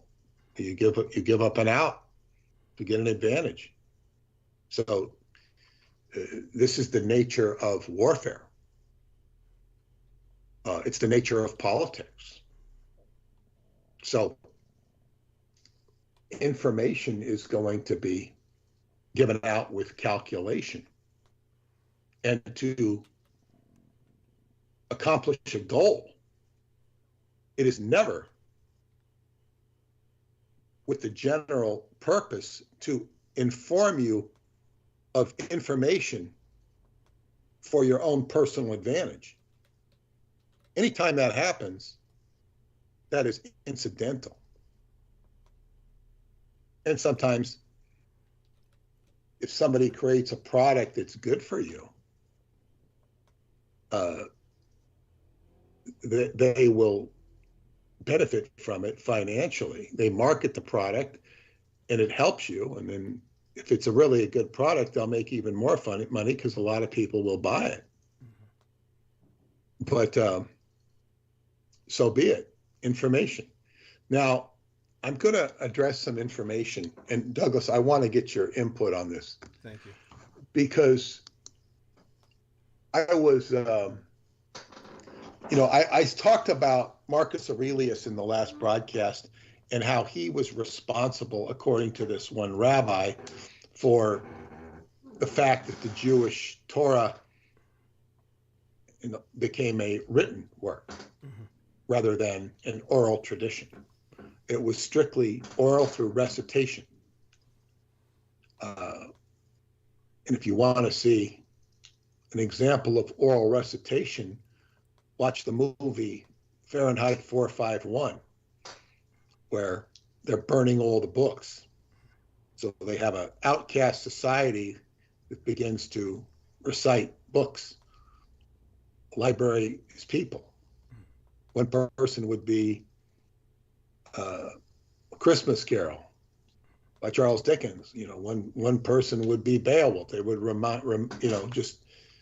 remember a book and they could recite it. Well, this is how the Jewish tradition was handed down for thousands of years until Marcus Aurelius came. But I'm going to ratchet this back a bit because I started reading about King Herod. And this is Herod in the Bible, also known as Herod II. His name is Herod Agrippa. And that stood out to me because Agrippa is a name that's in Roman royalty.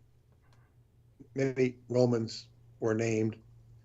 Nero was involved with, I think, Agrippina, and there was the Agrippa family involved with him.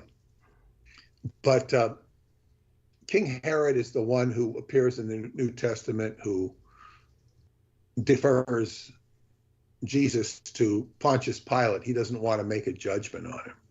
He wants to evade responsibility. His Roman name is Marcus Julius Agrippa. He's born in 11 BC, and he dies in AD 44. He's a historical character known as Herod II or Agrippa I. He was the last Jewish king of Judea. He was a grandson of Herod the Great and the father of Herod Agrippa II, the last known king from the Herodian dynasty. Herod the Great was the one who actually rebuilt the Second Temple.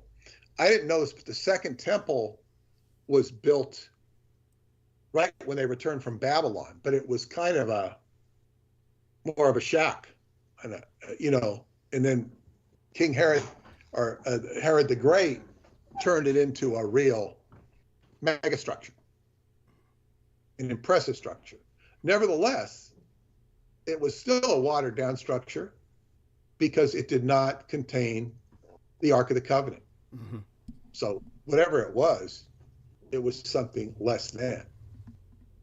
But the famous Herod, who appears so brazenly in the New Testament, he's also the one who has the head of John the Baptist, has John the Baptist beheaded for his daughter Salome. When he grew up in Rome, where he was friends with Claudius, later to become emperor, and Drusus, the son of Tiberius. Tiberius was the third emperor of Rome. He was the adopted son of Augustus, or Octavian, who was also adopted by Julius Caesar. He was a relative. They were both relatives, but they were adopted. Herod suffered a period of disgrace following the death of Drusus, which forced him to return to live in Judea.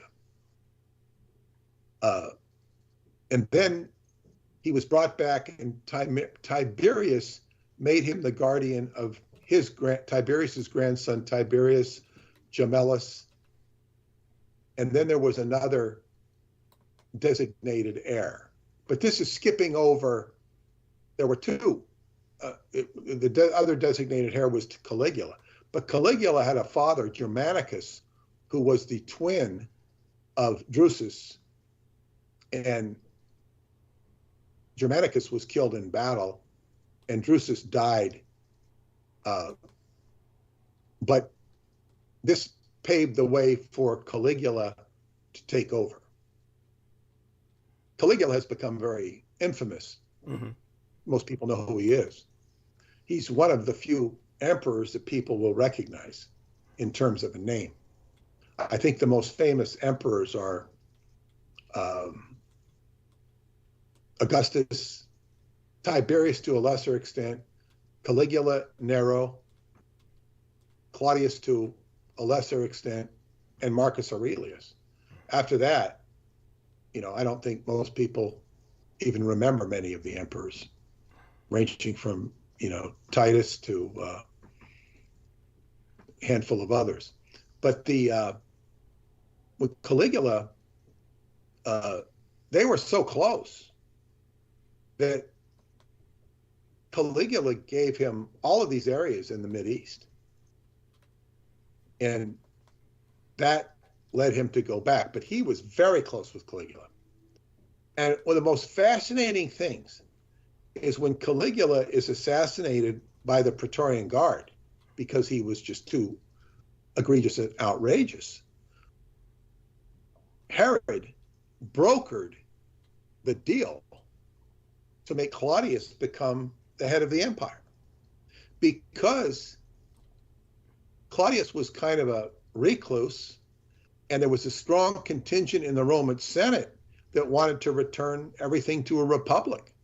But it was Herod who became the broker and made Claudius come out of his closet and become the emperor. And so he had a dual Jewish and Roman identity, much like Paul, or Saul of Tarsus, the character we know as St. Paul. And he played the role of intercessor on behalf of the Jews and the Roman authorities. And he gave hope to some of the Jewish subjects of the restoration of an independent kingdom. So the reason I'm bringing that up is that Douglas keeps talking about Herodian Jews, but he was of the lineage of the Edomites. And this shows you how incestuous Rome and the Edomites were. And, and the politics of Jerusalem. It's like, and it just really kind of like stunned me to see how Romanized Herod was. I mean, he was a creature of Rome, And Douglas has explained how the Tekelet blue was, as a process, basically sold to the Romans. Mm-hmm. There was no interest. There was no interest whatsoever. The interest that they had in Tekelet blue or a Jewish Messiah was completely antithetical to who and what they were. It's kind of like trying to get the government and media interested in Douglas's work. Mm-hmm. It's like it's completely out of their thinking zone, which is totally parallel to what I'm saying about time travel. It's out of their time travel, out of their consciousness. They can't think like that. They can't think like that. They start to have an ontological breakdown. They can't process it. And this is what I consistently encounter in whenever I turn on TV, whether it be YouTube TV or regular TV. You constantly see people who are living in living amongst false data. Yes, drowning in it.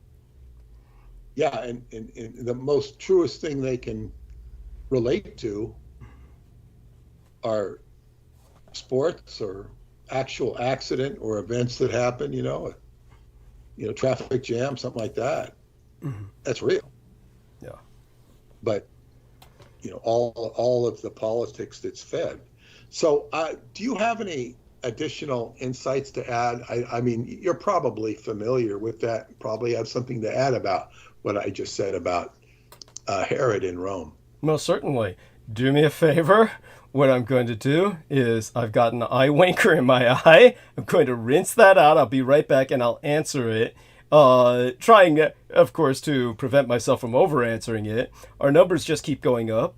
They were 1/4 throughout your speaking to this point. They're now at 30. I know you're going to keep them up. I'll be gone for just a few minutes. When I get this eyelash out of my eye, which for those of you who don't know, I have a double row of eyelashes like Elizabeth Taylor did. It's supposed to make our eyes look more attractive and it might look good photographically, but it's a pain in the ass. So going to rinse my eye out. I'll be right back. Then I'm going to answer Peter's question and provide some more details about the man who would have killed your God if you're a Christian. So looking forward to answering. Be right back. You've got this, Peter. I'm going to go mute for a few moments. Well, what I would ask Aristides if, you've ever heard of any of this before, what I just said.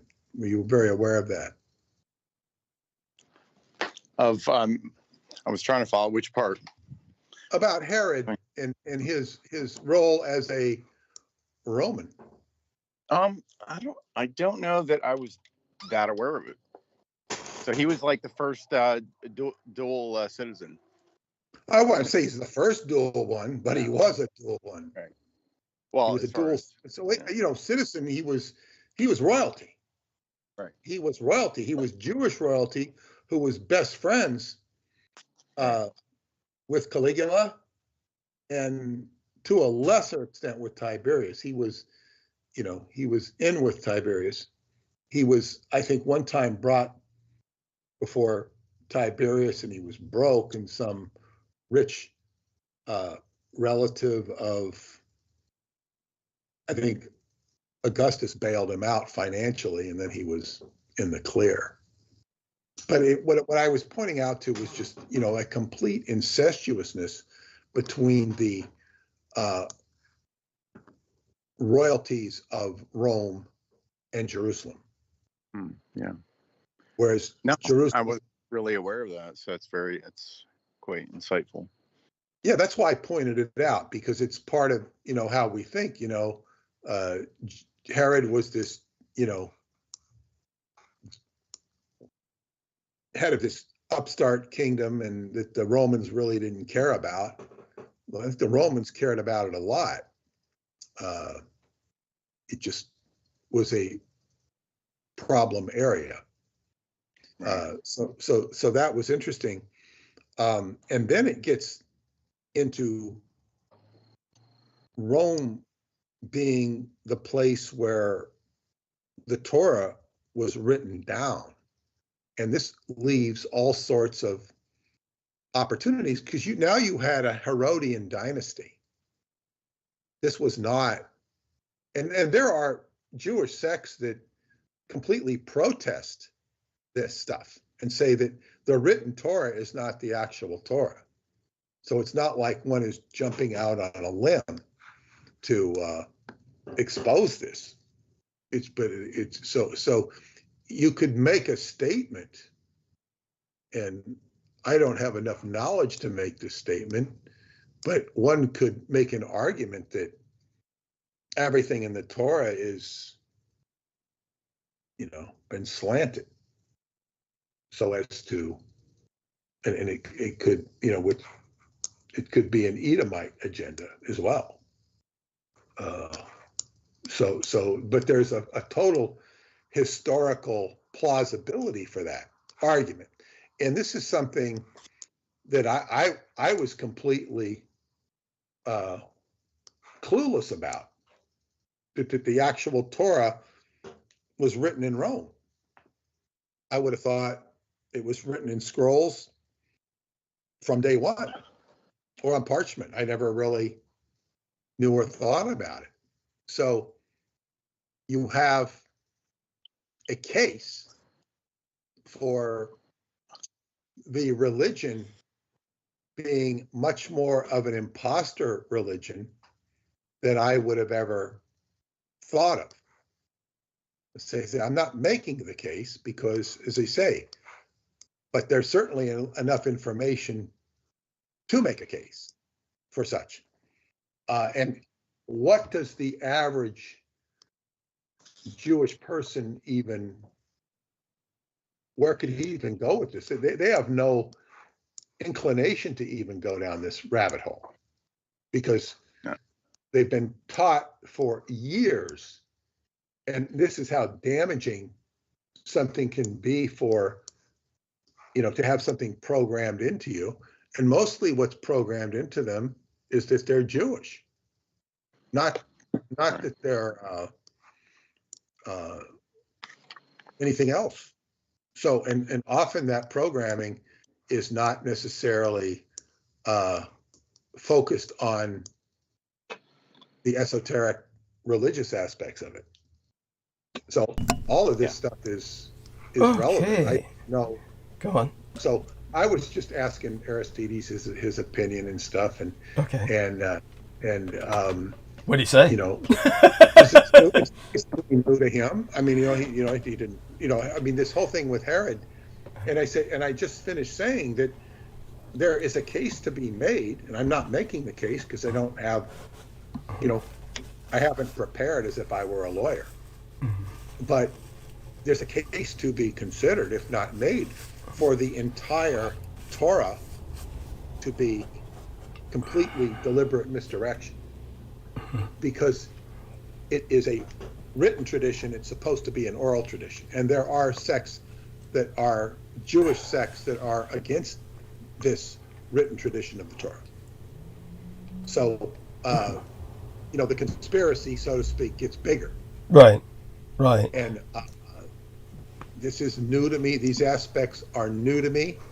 I don't know how any of this parlays into Kabbalah, but Kabbalah was always generally a secret teaching and not meant for the rank and file. So that presents other issues. But you can now address. Thank you. What I had asked you. Thank you, gladly. And just so people understand, when we speak of the particulars of the Galilean tetrarch Herodotus, the Greek name for Herod, he had these entirely pragmatic suspicions linking Jesus's Christus, or his royal line, his lineage, to the Hasmonean kings, or Hasmonean, the correct pronunciation, through the genealogy that's chronicled in Luke chapter 3, as for a kind of context for Judaism itself.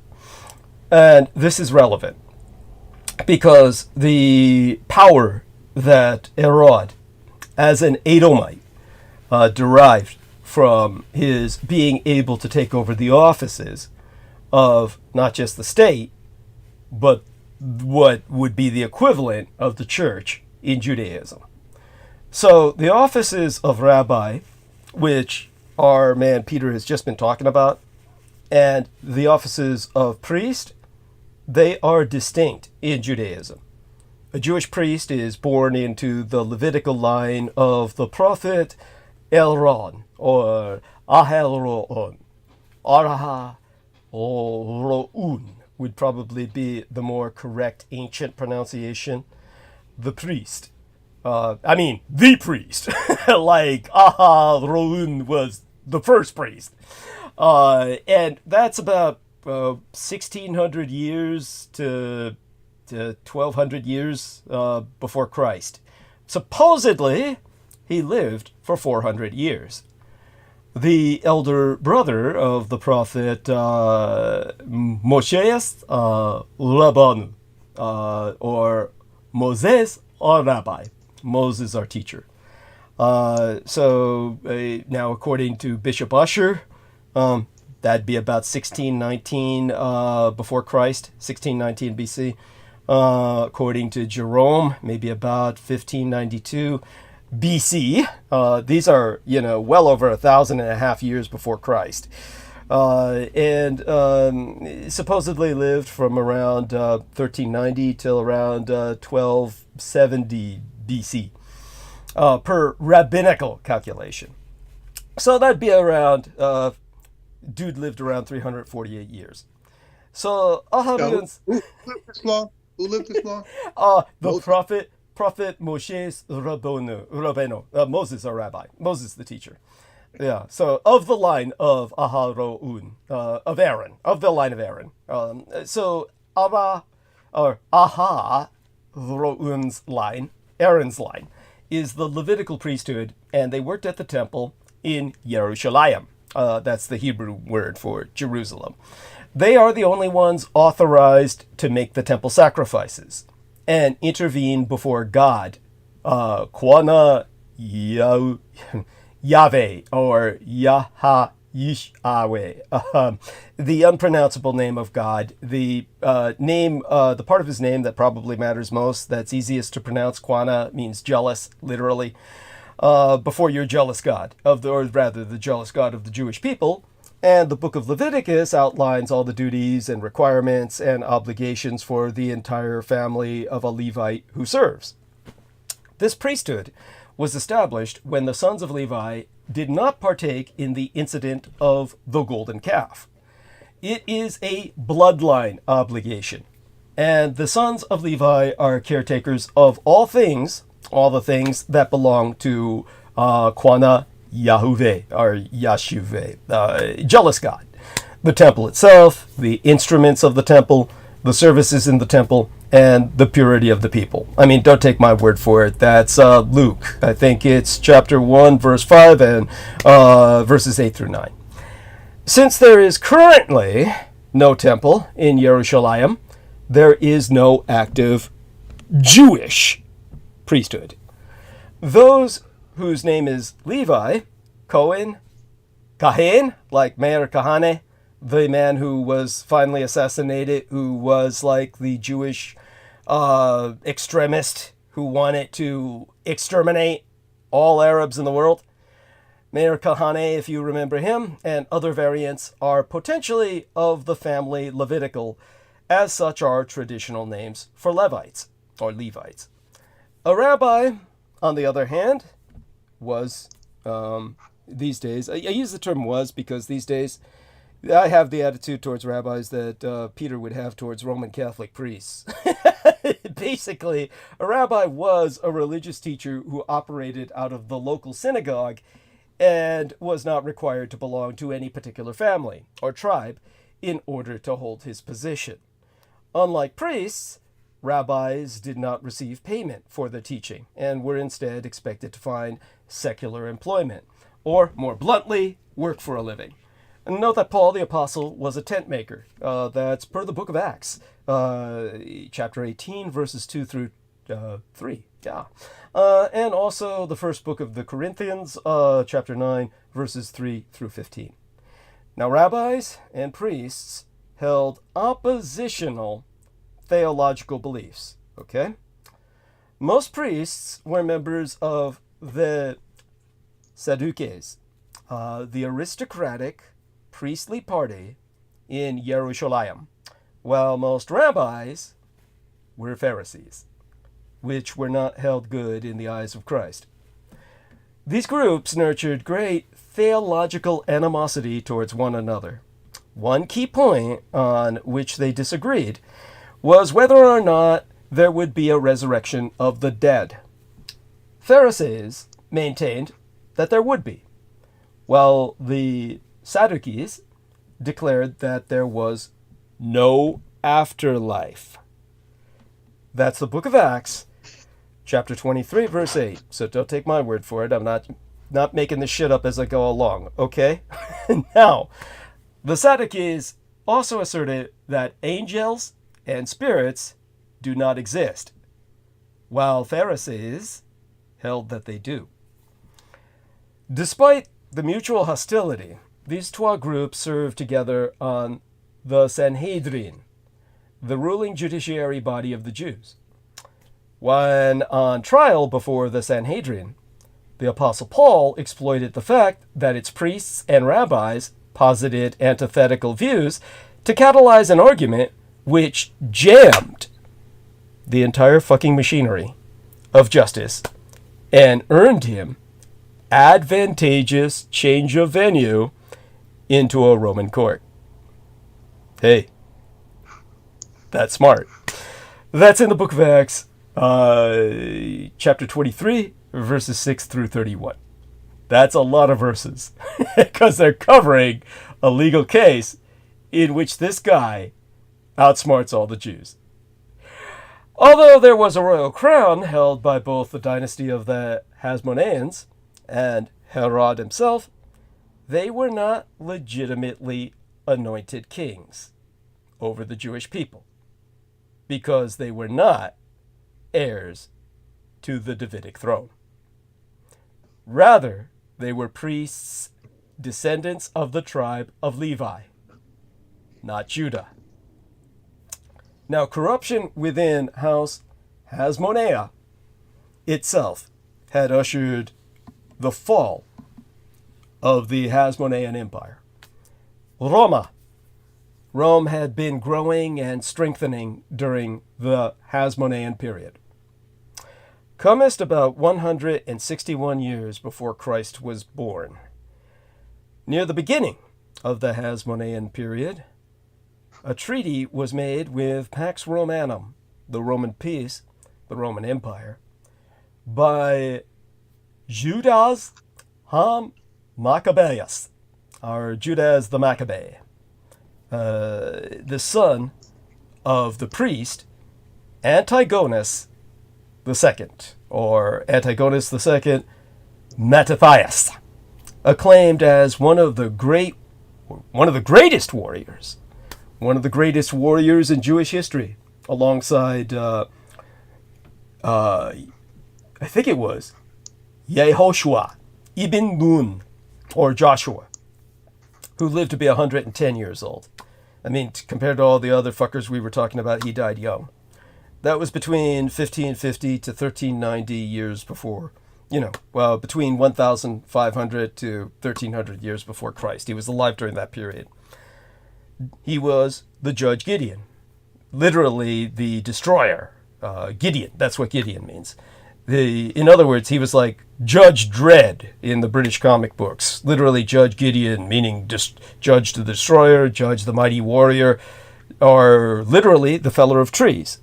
So Judge Gideon and King David, who was born about 1,000 years before Christ, and regnant over Judah from about 1010 to 1002. Not that long. Over the United Kingdom of Judah and Īśrā, from about 1,000 years before Christ to about 970 years before Christ. So he united the two warring Israels, and that's why he's the man in Jewish history. Indeed, the Jewish feast of Hanukkah, or dedication, commemorates the restoration of Jewish worship at the temple in Jerusalem about 165 years before Christ, upon Judas HaMaccabeus' removal of the Hellenistic statuary, all the Greek gods, amidst the Maccabean, or the Maccabean revolt that he himself led against the Seleucid Empire between, I think it was a 7-year revolt from 167 to 160. Now, by 67 years before Christ was delivered into this sorry world, there was civil war in Judea, and the Holy Land was ripe for conquest. Roma quickly took advantage of the situation and gained control, but confusion soon ensued. Roma itself was in a state of flux, with power struggles between Divos Imperator, the divine commander, Gaius Julius Caesar, the dictator Apotheosis, the man who became God upon his death, the consul speaker, worshipped as a living god throughout the Imperial East in his lifetime. So he was in charge for, again, a tragically short period of time, only a few years, from 49 years to 44 years before Christ, assassinated and deified, officially recognized as a god by the Roman peoples upon his murder. And he was, of course, fighting Pompey. Julius Caesar triumphed, and at his behest, the Roman Senate appointed a governor to keep watch over the country about 40 years before Christ was born. The son of an Idumean who had been forced to convert to Judaism, a man named Herod. After Caesar's death, Cassius, Mark Antony, and Octavian all struggled amongst themselves for control of the Roman Empire. But they all endorsed Herodosian empowerment. However, Herod did not formally begin his reign until 37 years before Christ, because he violently suppressed a large opposition from Jerusalem's leading aristocrats for about 3 years before he ruled Judea free from violent opposition from the leading Jews. But the line of House Hasmonea wasn't willing to give up, and with the support of the Parthians, the Iranians, which leads to all the Israeli hatred for Iran today, there was a mini revolt which was brutally suppressed.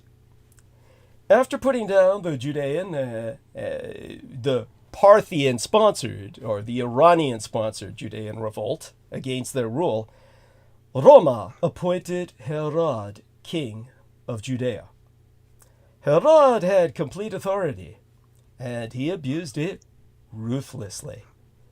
He established an enormous secret police force, brutally killed anyone suspected of plotting against him, and enforced the Pax Romanum by slaughtering all dissidents.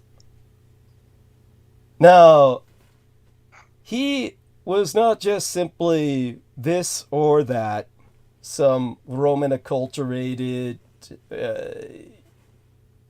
Middle Easterner. He was, like myself, a product of multiple lineages, multiple bloodlines, multiple cultures, multiple heritages. He was truly a hybrid individual. He was, like myself, always the other. Arab by blood, Jewish by religion, Roman by citizenship, and king of Judea by trade.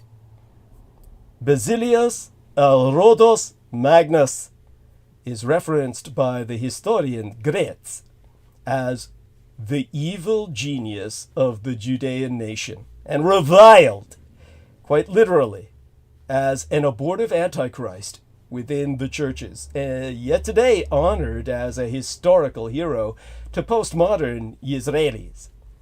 The nominally Jewish Herodos Magnus, which means Great Herod, being one of the most imaginative and energetic builders of the ancient world, undeniably guiding his kingdom to new heights of prosperity and power. Now, think about the Arab world in the 20th century and how they dominated the world economy because they had oil. When you go back in terms of the wealth of energy, or what energy provides wealth, before oil, coal was king. And before the age of steam, which demanded all that coal, we had the sinews of empire. The electricity was simply that generated by the human nervous system. In other words, the electricity that runs your nervous system and causes your muscles to respond to orders from your brain, well, that was our source of energy. It was called slavery. Human power. And who owned all the slaves? Well, the fucking Jews. They traded them. And so the Jews were, in terms of slavery and the human electricity, the muscle power that made empires, they were the Saudi Arabia of their day. And Herod was king of the Jews. So with all those slaves, it was like free oil. Just like you can drive around in Saudi Arabia, load up your gas tank for practically for free. The Jews had enough slaves under Herod to start building like they never built before. He started a construction frenzy. As secular ruler of the Jews, Basilius Herodos himself practiced Judaism as a religious, is opposed to ethnic Jew per the demands of political expediency. And as the son of a Jewish convert with a genteel background, he also knew how to act the part as king of Judea. Many Edomites and Nabateans had been assimilated by Jews through Israeli military conquests and had perforce adopted their customs. This was the same Israel you see today. Monstrous, exterminatory, ambitious, expansionist, and in the old days, people were forced to do everything the kike way or the highway. But these Judaized Edomites were never to be accepted as Jewish per the dominant Pharisaic tradition. So even though Herodos may have considered himself of the Jewish faith, he was never considered Jewish by the religiously observant and or bigotedly nationalist Jews of biblical Judea. Only modern Jews worship him. Even as he progressively fostered a cosmopolitan tolerance for the ancient, yet younger, Greek religion of Hellenism, and the classical pantheon of Grecian gods and goddesses traditionally castigated as false and idolatrous by the majority of his subjects, it being oft forgotten by Gentiles that while Hellenism was eldritch by the time of Christ, the tribal culture of the Jews antedates that of the Greeks. Then, too, he was known as a mighty whirlwind warrior, somewhat vaguely analogous to a Scandinavian berserker of renown, and not just a soldier, but someone who literally went berserk in battle and could not control his mass murder to the point where he just killed until no one was left to kill, whose alienated family had been enthroned over the tribes of Judah as guardian of the Temple Mount and builder of the second temple of Yerushalayim, for what would span the time of almost half a century, 46 years, under Roman sponsorship, just as the British, well, the Imperial British, would later instate the hated House of Saûd over all the other tribes of Arabia as custodians of the 12 most holy mosques in Mecca and Al-Medina, Mecca and Medina.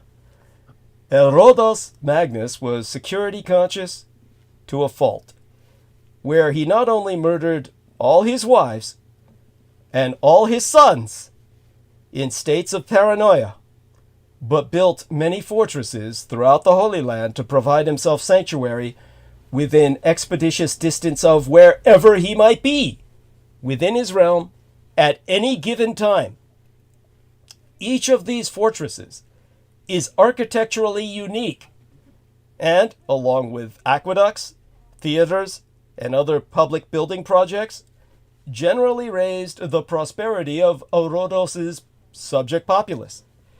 The vast majority of popular tourist sites in present-day Israel were originally built by King Herodos. Rationale enough to lionize him in the Israeli imagination. Indeed, there was division among Jews over who received the blessings of Herodos as Herodosians or Herodians. Again, I'm not making this shit up as I go along in some indulgent Dietrichonic fantasy. Just read your goddamn Bible. Book of Matthew, chapter 22, verse 16. Book of Mark, chapter 3, verse 6, and verses, well, also chapter 12 in the book of Mark as well, verse 13. So understand that this created the Herodian insurgency that later converted effectively all of Judaism.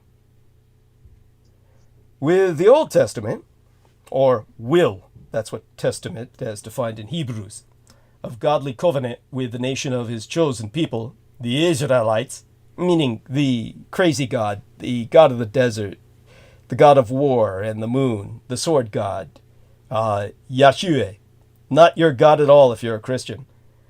The Israelites, the children of Abraham, the accessible summarization of said Old Testament covenant can be found in Exodus chapter 34.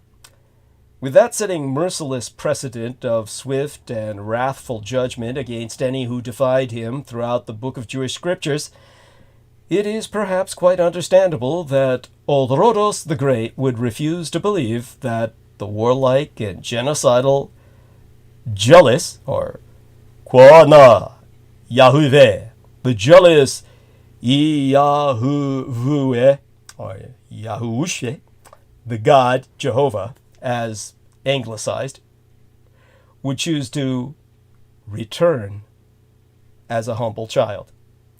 And Herodos logically assumed instead that this King of Kings, Jesus ben Yosef, or Jesus, son of Joseph of Nazareth, was of royal Hasmonean birth through his blessed mother, the Theotokos Madonna Mariam.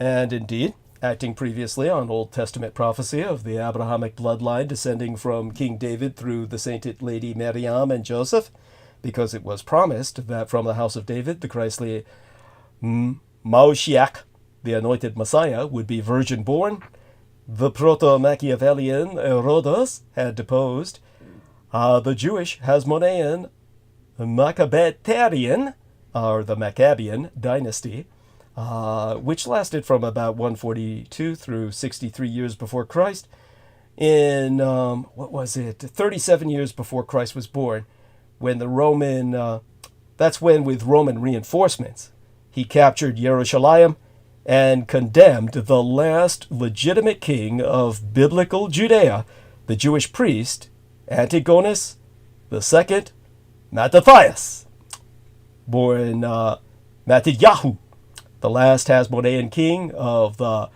Maccabees, who reigned from about 40 to 37 years before Christ. He killed him in 37 years before Christ was born, condemned him to execution under jurisdiction of the Republican administration of Marcus Antonius, or Mark Antony, the Magister Equitum, Quaestor, Agur, and Tribune, who himself was, I think, born 83 years before Christ and died 30 years before Christ was born. The consul of the Roman Republic from 44 to 34 years before Christ, for about 10 years, who suicided with his lover, the last of the pharaohs, Queen Cleopatra, Philopateris, from the Greek philopetere, or father-loving, the female lover of the father, meaning the woman who loves God and country. Now, in terms of what else comes to mind with this? If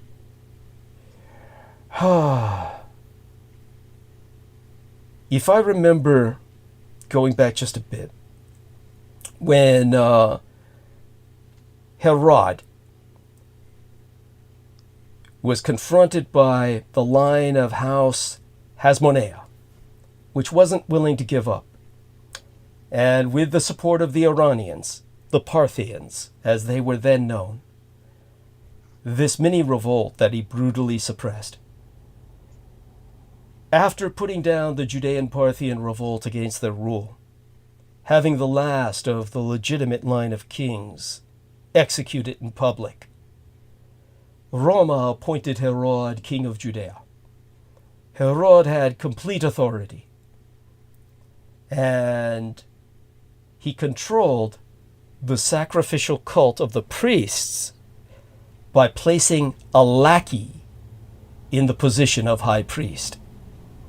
If any of his appointees was foolish enough to displease him, Herod killed him and replaced him with another lackey.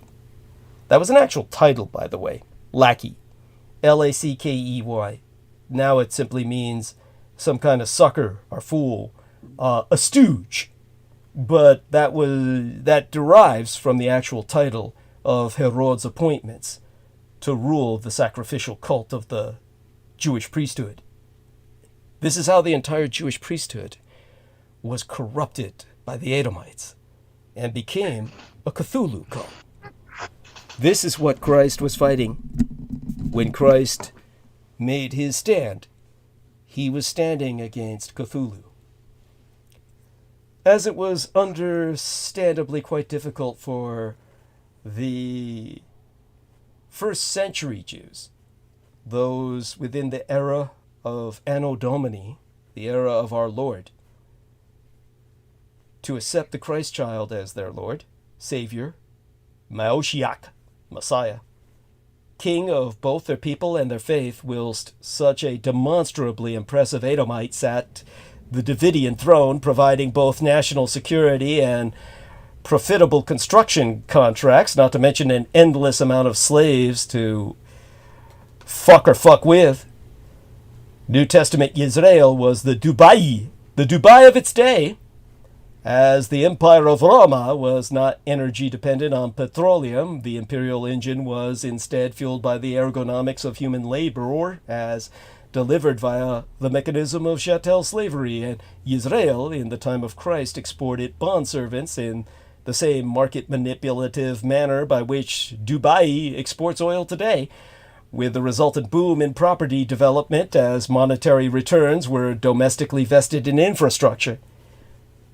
The jealous God, Jehovah of Abraham, established a new testimonial covenant with, his new covenant of will was with all humanity, instead of the Jews, wherein there is godly grace where once was divine wrath. This is why God warned Madonna Miriam and Joseph to flee into Egyptos, where the person of His Grace, Emmanuel, Jesus, survived the massacre of the innocents to abolish many of the old laws and guide Gentiles to salvation, as well as inspire demarcation in historical timekeeping itself by advent of his ministry among us. So when it came to Herod, well, as I said, the particulars of his linking Jesus to the Davidian line were specific enough where he for a fact knew that Jesus was the king of Israel, who could easily take his place and legally do so. But when it came to all of this, it all came to a head with the Magi, the vampire kings of China, from whose bloodline my mother was descended. And that's my connection personally with this entire story, which is how I know it by heart. Well, back to Peter with that. I hope that puts some perspective into it. It's excellent historical perspective, and the one thing that's a little off, perhaps it's a little off, but the great Greek historian who is the one who first mentioned, according to typical history, the Greek historian who mentioned Ẓlāmist, the patron god of Romania, was named Herodotus. And you were using the name Herodotus. So this goes back, the same name goes back into ancient Greek. Yes. Herodotus. Yes. It's Herod. I never recognized the similarity. Herodotus is, it's a Romanized name, was the Greek historian and geographer from the Greek city of Halicarnassus, part of the Persian Empire, now Bodrum, Turkey, and a later citizen of Thurii in modern Calabria, Italy. He is known for having written the histories, a detailed account of the Greco-Persian Wars. Herodotus was the first writer to perform systematic investigation of historical events. He has been described as the father of history, a title conferred on him by the ancient Roman orator Cicero. Cicero was a contemporary of Caesar. So, you know, it's like, I wonder if this Romanized into Herodotus, but, you know, it sounds too similar. Yes, it shows the deep connection between Romania and all of the story that we're relating now. Well, not Romania, but this is Greek. He's describing Romania. Ah, yes. And I've always been suspected of his history. It's, you know, I've always treated him as a suspect. Mm-hmm. And now this connection with Herod. Yes. Yeah. It's like, you know, what, I always thought he gave a rather myopic history. So this is what people refer to. They refer to Herodotus, and I'm saying, wow, this is very much a similar name. But aside from that, that's a bit of a digression.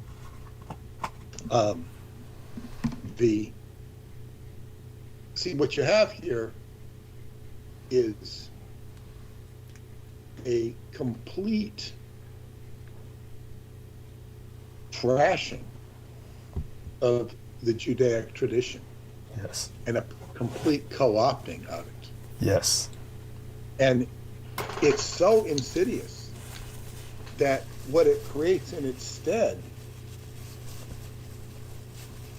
it's almost indecipherable.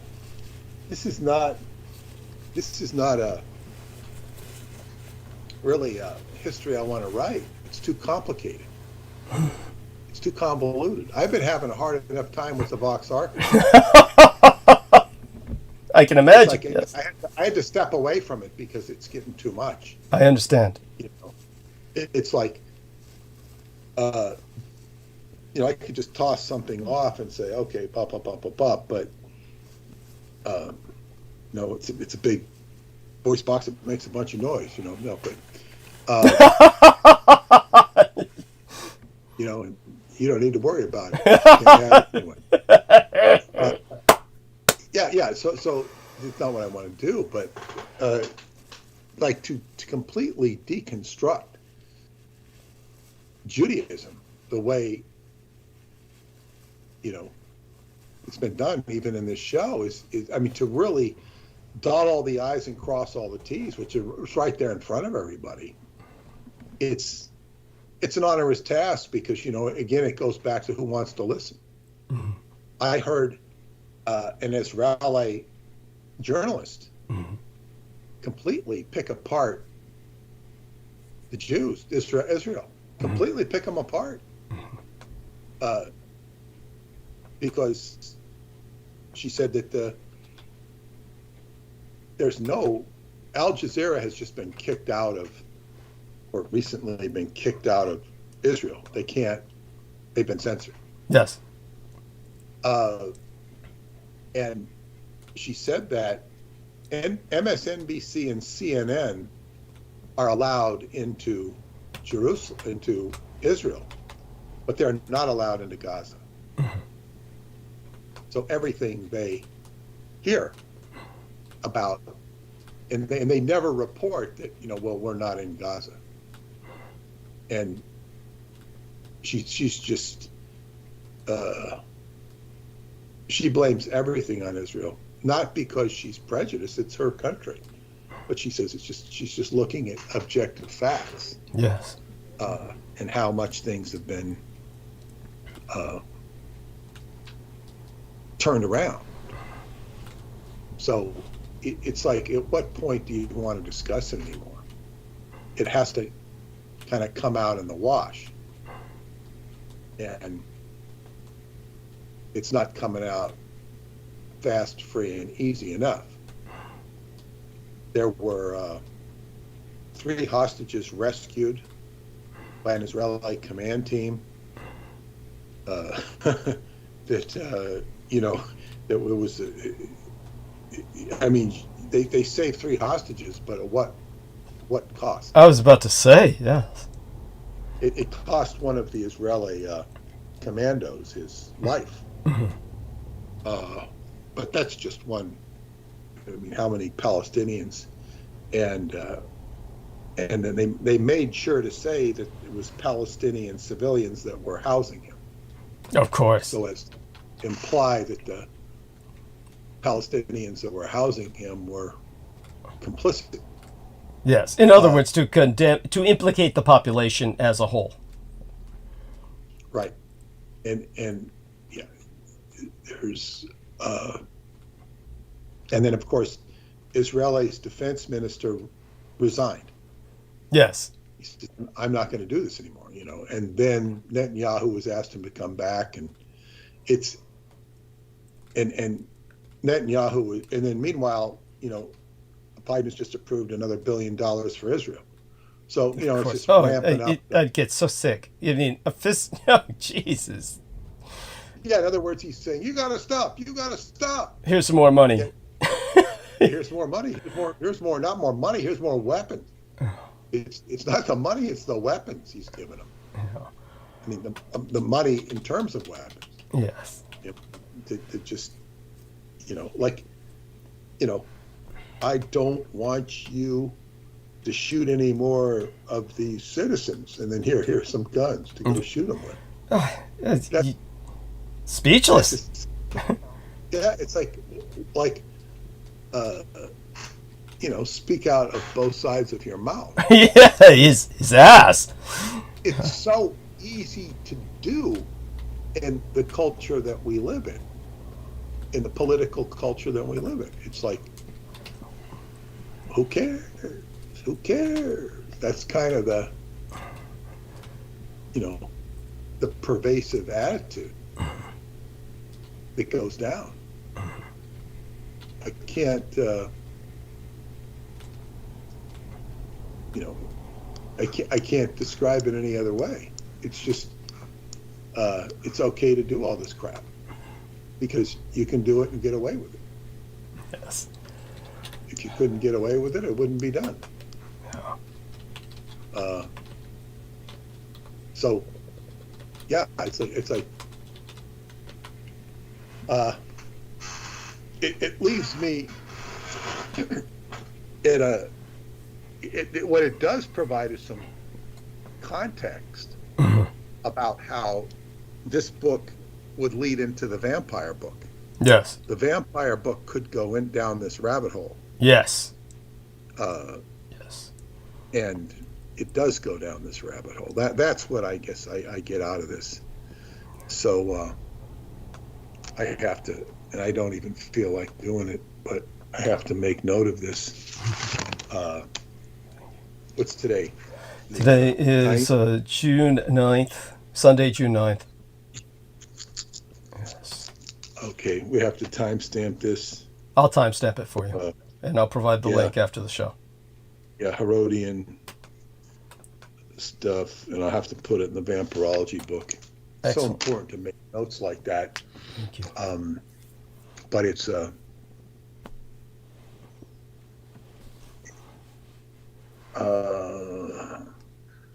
I might be able to ask my son to transcribe some of it, so we'll see if I can get that done. That's very nice. That's very nice. But yeah, it's like this stuff is so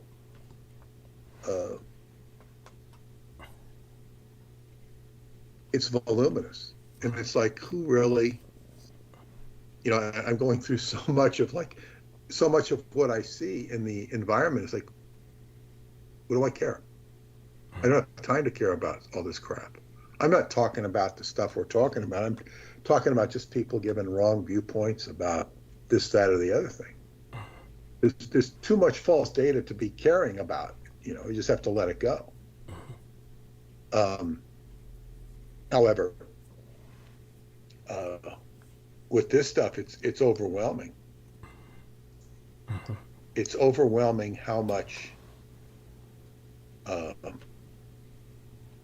It's not something. Yes, I guess what you'd say, discouraging. But let me digress. Get back to the dream I had last night. Yes. It was quite a dream. 2 dreams. Oh, God. The first one, I was talking to somebody, and he was a psychic artist of some sort. And he was showing me this just incredible tarot deck he had created. It was beautiful. And he says, I wiped out all my debt with this, and he fixed himself up financially with this beautiful tarot deck he did. And he did it with AI. Which has gotten me to think, so I've started looking at AI. I was talking about my friend who showed me the AI program. Well, yeah, they have AI in Canva, which is a Canva, something you can access for free, do designs with. It's pretty, I always didn't like it too much. I used Photoshop. But I suppose they're going to enhance Photoshop with AI. There is AI on my website, which I have to study. Now I have to go study AI. And when I say AI, I'm talking about, expert systems here. But the idea is, I've always wanted to create the Montauk Tarot. Yes. And I switched. I said, well, maybe I really want to do a Peter Moon Tarot. That might be more. Because I had a Montauk Tarot, a Romanian Tarot. I had a David Anderson Tarot, and I said maybe I should just make this all the Peter Moon Tarot. But the whole idea with the tarot card is you have to find the right image. Yeah. And then I started looking at an image, and it's like the images suck that they give you. You see, I have to find a good image. to work with, and then to see how much you could art it up. Yeah. This is why I want to talk to my friend. Yes. She actually did my Transylvania Moonrise book cover for me, which I could, should, and improve on. But maybe I will if I feel inclined. But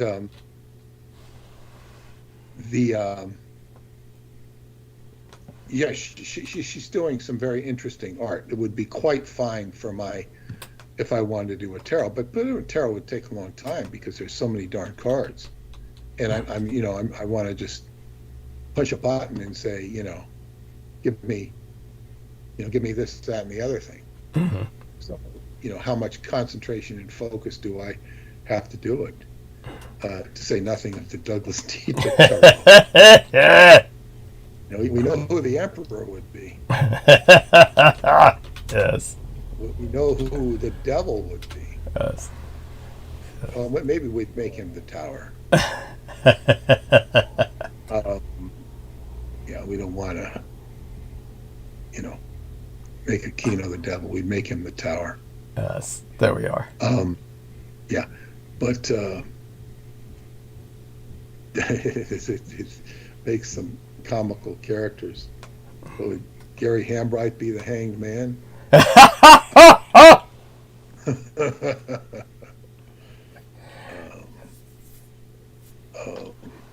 Hey, Peter. Yes. Yeah. As far as what you're saying about making images and AI, it's at the point now where you can just go and access a free image generator, and with a text prompt, away you go. And really, the more descriptive you are, the more you get what you want as far as if an you image. could send me one, go ahead. Well, this one should be an image generator. It should be. Yeah. But when I ask for images, it gives me stupid ass images because I was on Google Images. So where were you doing that? It was inhibiting it was inhibiting exactly what you said by the way it presents itself. Yeah. Where were you trying to generate the images? Pardon me? Where was this? Where were you doing that? Yeah. Canva. Oh, I don't know what that is. Canva is a generic graphics program. Okay. All right. Yeah, we can connect on that. One of the popular ones is actually Microsoft through Bing. They call it Bing, through the Bing brand. I don't think Microsoft. I use Apple. Yeah, but it's not. You don't have to download. You're just going to their website. What's it called? It's I'll send you a link. It's Microsoft. They have a couple avenues to get it at the Microsoft, but a lot of people use Bing, and to use that one, you have to have a Microsoft account. But if you have Skype, you already have a Microsoft account. Okay. So, yeah, it's really. I know people that's like their hobby now. It's just generating, and some of them get very good at it. It's just you have to develop a finesse about what you ask for, Yeah, when you say Bing, Bing was the most irritating thing I ever had on my computer. Yeah, it's just part of their brand. I figured out how to get off out of it. Yeah. And I remember what? Yeah, it's just how it's branded. It's I don't know what engine it uses. I'd have to check. Because there's only a handful of really good, engines or whatever main competitors for the image generating technology. I forget which one Microsoft uses, but I'll send you something, man. Well, I appreciate that. And as they say, I remember Bing showing up all over the place. You go in to look for Google, and Bing shows up, and Mary Ann was saying, "What's Bing? What's Bing? I hate Bing." And I looked it up. I said, "How do you get rid of Bing?" And sure enough, I was able to delete it from whatever my cookies or whatever. But I got rid of Bing. It was just it really has nothing to do with that Bing. It was so offensive. In other words, Google and Yahoo have friendly interfaces, you know what you're dealing with. But Bing was just like, it was like somebody wiped their ass and put it on. It was just so offensive. In other words, like, yeah. Well, when you get there, you see Bing AI. It's really just Microsoft, and I forget. I'll ask somebody what they. I don't know. It doesn't really matter what code they use. It's like it works, and some people make really good images. Although I know Douglas doesn't like AI. Thank you. Go on. It does make a graphical ability accessible to a lot of people that would otherwise be twiddling their thumbs. So I will check it out because it can be artistically liberating, especially for someone like myself.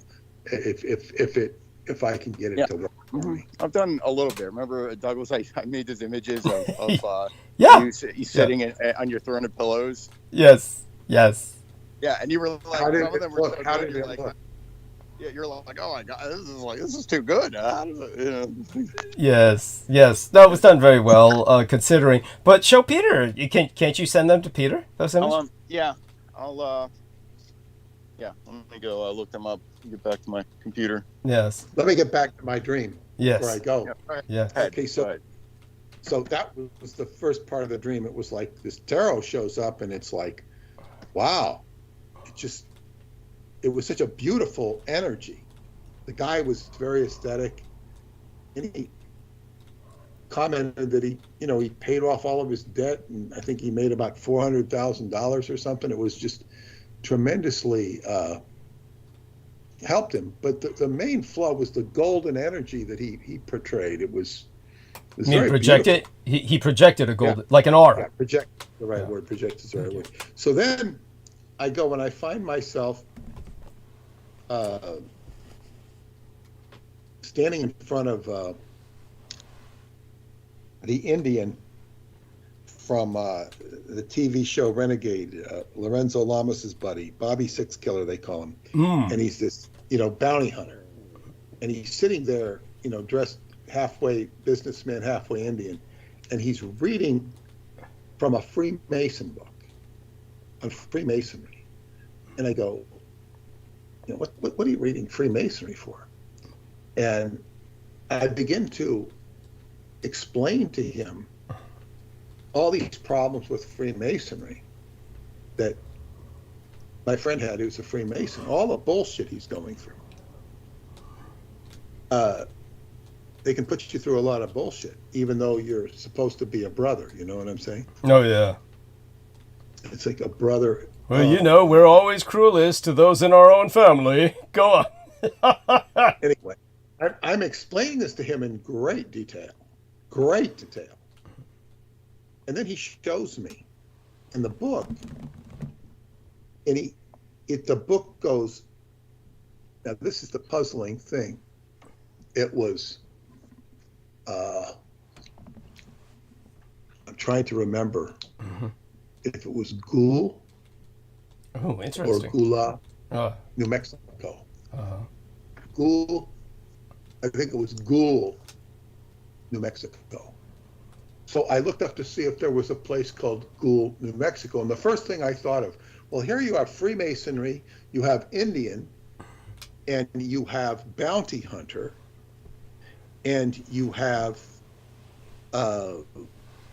New Mexico, which is where the David's Anderson Institute is. But he always said it was in northwestern New Mexico. And I looked up, I didn't find Ghoul, New Mexico. I found Gila, New Mexico, which is in southwest New Mexico, which is a whole bunch of cliff dwellers. Yes. Now, I think that's different than Chaco Canyon, but how different is it? Now then again, Ghoul could be ghouls in New Mexico, or ghouls as a, are they a form of Edomite, a form of Cho, or they're different? They're a different species. Carrion eaters, humanoid carrion eaters. They definitely, just so people understand, they I've encountered the ghoul, and they're certainly feared, and with good reason. And they're the reason why the Muslims hate dogs. Muslims view dogs as just like a vermin, because the dogs are worthless. They're not man's best friend in Dar al-Islam, or the land of submission, because they fear the ghoul. The ghoul's very presence, the smell, everything. Dogs simply run away. They don't stand up to the ghoul at all. So they're no help to the Muslim world. And the ghoul are basically, in the distant past, they worshipped along with primitive civilizations, or primal humans, perhaps would be a better way of phrasing it, in the same temples. But later on, the humans basically, of course, diverged in terms of relating to the ghouls, or in any way empathizing with them, and the ghouls became more and more separate, hostile. Their subspeciation continued, and they were never human, of course, but they became even more of a severed, breakaway species that would feed on humanity's dead, in particular. But back to Peter. That's generally what to say about them as just a basic intro. Yeah, it's like, it's funny that this came up in Freemasonry. Yeah. The fact that it's an Indian adds a sense of indigenous authenticity to the dream.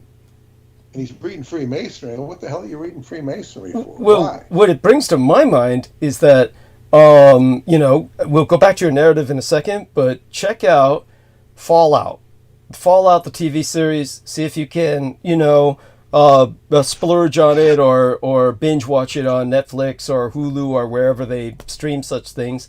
I saw it only at the estate, so I don't know how my son sets those things up, but Fallout, the series, I found to be excellent. It's not classical ghouls by any means, but they have ghouls in there that are the first kinds of ghouls I thought of when you brought up ghoul, New Mexico, Arizona region, the Southwest Four Corners region, and the Native American bounty hunter, because it reminds me of Cooper the Ghoul, basically the cowboy bounty hunter ghoul in Fallout series.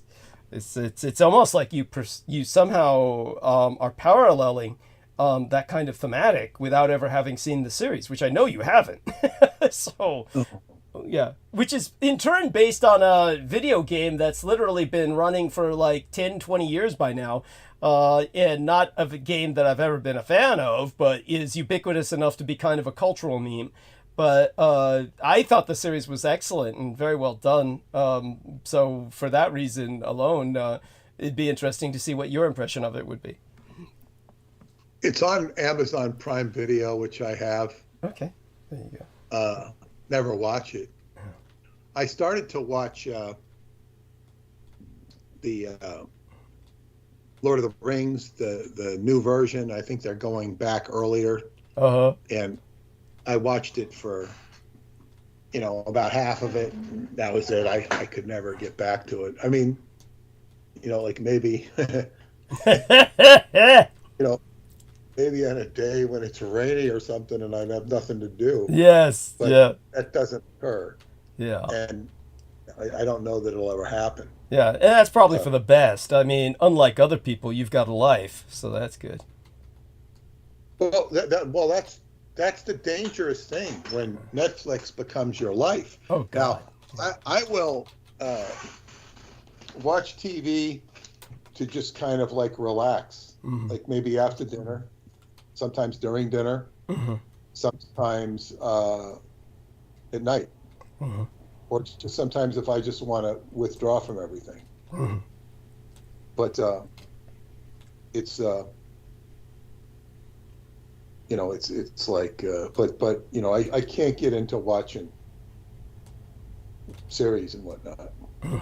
It's like, it just seems so distracting. I know Paula and I watched the Game of Thrones, but we watched it we binge watched it over like a period of about a month because, you know, I think I got free HBO or something, and we just watched it, and we just, you know, and we came in about the, you know, I think it only had one season to do, you know, so we watched like 6 seasons or whatever in a month's period. It was, you know, better than watching it over a period of years. Oh God, yeah.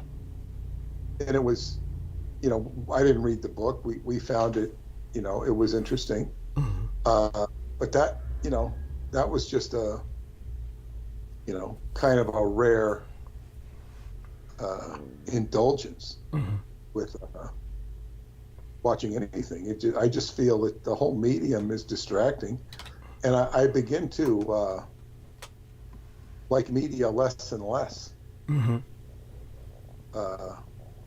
know, especially Hollywood media. And yeah, there can be cleverly put together shows.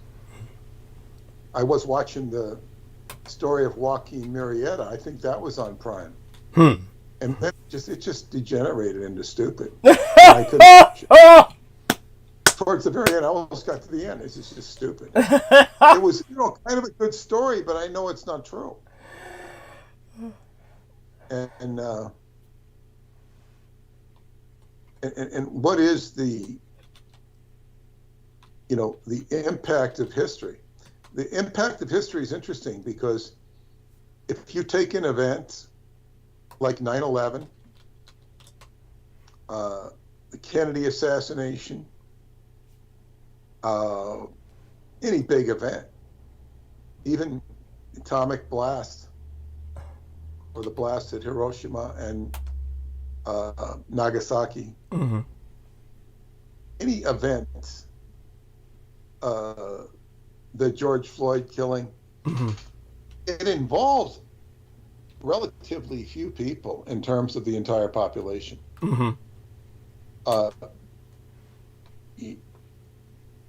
Seldom will it involve even 1% of the population. But what's impactful is the transmission of the events. Let's take the Christ story. And as I was reading through this Herodian stuff, it mentions how so much of the history comes from Josephus, who Ralph Ellis goes to painstakingly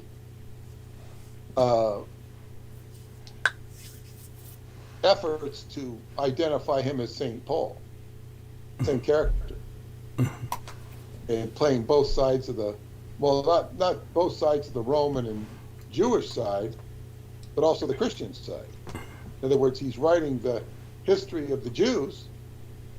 He's a Roman citizen, and he's also writing, you know, big parts of the New Testament. Cool. Like the master manipulator. Yes. And now, when you see the Herod character, you know, not too dissimilar. Yeah. Both sides of the coin. Yes. And then there's he goes into all of this history that you've never heard of before. So it's like, you know, history. The point is, well, and then he mentions how Josephus, and this is not in Ralph Ellis, but in the Wikipedia, they mention that Josephus, you know, avoids mentioning this particular character that could have fit the profile of Jesus or some aspect of Jesus. He omits mentioning the context of his character.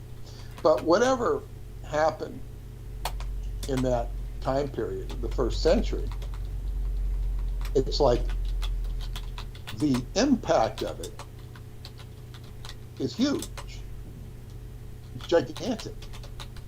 In other words, we're still living with the transmission of that event, like what was going down there. And if you make a case for, you know, the Edomites just jamming the life force. Yes.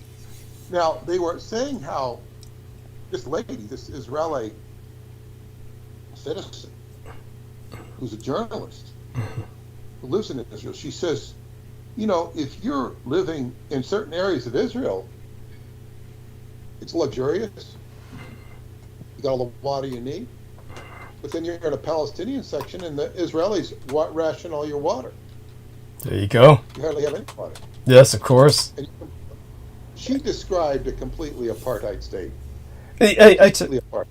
What makes me so sick is that the Israelis, all we see all over the media is the Jews keep pumping World War II and the Holocaust, saying how much they suffered, yet they give people so much more torture. It's an open-air concentration camp for an entire population, and for generations. Imagine being in a Treblinka or Auschwitz or a Konzentrationslager, a concentration camp, even a death camp, a Totenslager, for generations, growing up and dying at the abuse of some sick, privileged minority. And this is what the Jews are, and they want you to love them for it and think only of their suffering, that their suffering supersedes all others and all the suffering they cause. They literally make me sick. Back to Peter.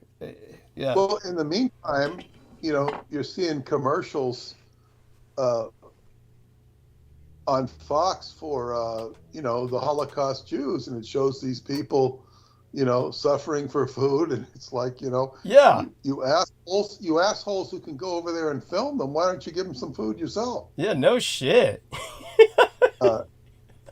You know, you got enough money to fly over there, why don't you, you know, feed these people instead of photographing them crying, you know? Because it's all a load of shit. It's kind of like, you know, one thing that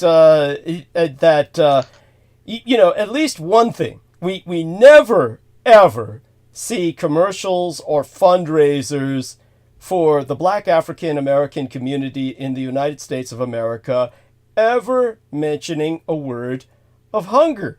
Because they're not starving. If anything, they've got a problem in the community with overweight. So the one thing we can all tacitly acknowledge is blacks aren't starving in America.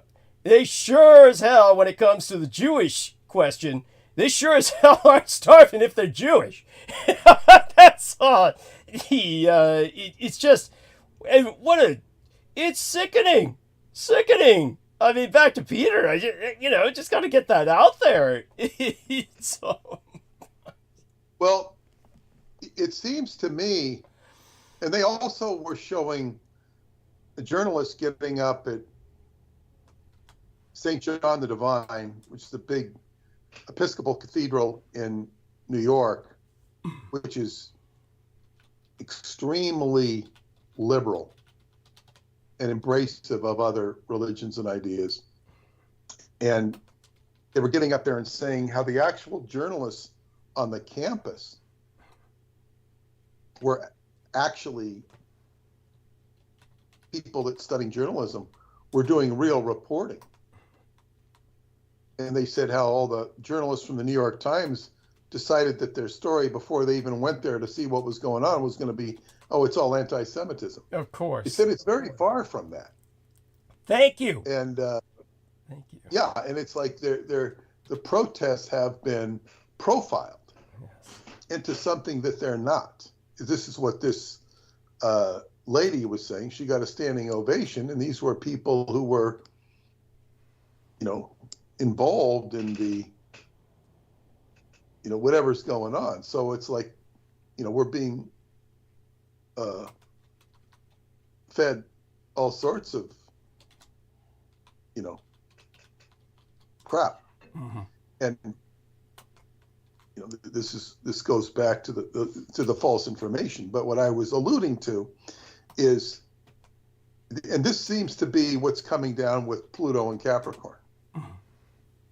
When it goes in there in September, this stuff, I think it's just going to come to the front, because from the news reports I see that are not Fox and CNN, that are proliferating on the internet, which are going to command much more interest over time because they're much more genuine and not filtered, is that, the gig is up. Yes. The gig is up. But this is not something that Israel or Joe Biden are going to be able to overcome. In fact, comment on Biden. Mm-hmm. I was looking at how Trump is doing so much better in the polls since the conviction. Mm-hmm. And then Yahoo comes out, new poll shows Biden ahead, 50%. It's like, what the hell is this?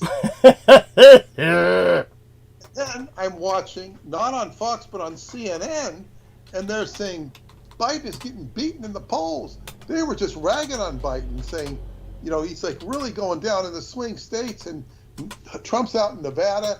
Nevada's heavily Democrat, and people are, according to CNN, are like switching crazy to Trump just because of the economic disparity and desperation. It's all about the money. And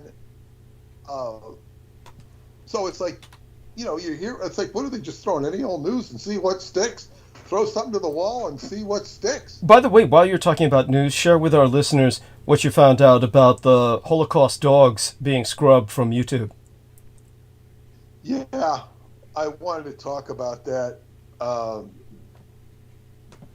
but I'm going to check in for the night. Wednesday. Wednesday. Yeah, I was looking, because I'm mentioning it in the newsletter. Yes. And Douglas had sent the video of it, yeah. And it was in, it was on Nippon TV or whatever it's called. Yes, NHK, but it's Japanese news. Go on, yeah. And it was Chinese language with Japanese subtitles, correct?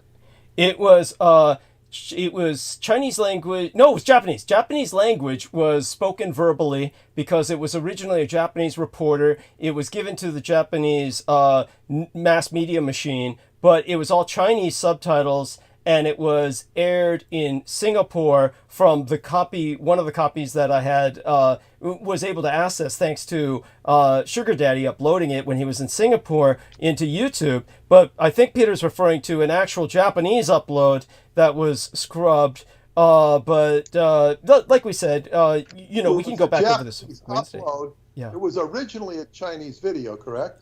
It was actually a Japanese footage taken by a Japanese reporter who risked his life to get out alive from the Gaza, filming that shit. So that's why it was Japanese vocally and it had Chinese subtitles so that it could be read by both mainland China. Chinese subtitle because it was being shown in China. Yes, because it was being shown. It was broadcast out of Singapore, where Chinese is a major business language. Everybody generally speaks Chinese as the language of business in Singapore, and both the mainland Chinese and Taiwanese speak the same Chinese Putonghua language, at least verbally. They use different alphabets, but they systems, but they speak the same language verbally. So they had Chinese subtitles that were legible to both Chinese cultures. And so Singapore was using the Chinese subtitles. Yeah. And like I said, we could go back over this again Wednesday when you're more up to it. That makes sense. But the main thing is I went to refer back to it and maybe even get a screenshot of it for my newsletter. Yeah. And it was scrubbed. Yeah. Oh. Yeah. Motherfuckers. and fuck, That shows how important it is. It is. Thank you. Aristides, could you provide Peter Moon, just by sending him links in the Skype, some footage of the Holocaust dogs? I'm sure you can find some. You did it before. Sure you could do that again. Is that possible, Aristides? Right. But I don't know that they're complete. They're not as good, but there'll be elements of it. I have some. I think he did send me. I do have some, but they weren't as graphic. They weren't as authentic as the one. Yes, thank you. That was the real deal. Yes. So, yeah. Yes. So that was the experience with the with the Holocaust dogs, and and these are things that it's actually painful to even think about, because because so much of whenever I write something, how's this going to go across with other people? Yes. Like it's I'm not as worried about offending them. Understood. As I am having it register as being understandable, and then if it's understandable, then is it credible?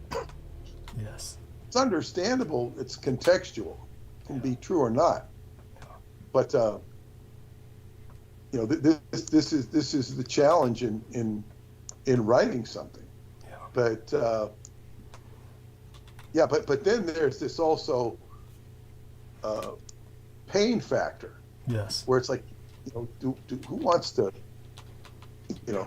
it's just so negative. And then if you think of people like Netanyahu, they're living on this stuff like they're buzzards or something.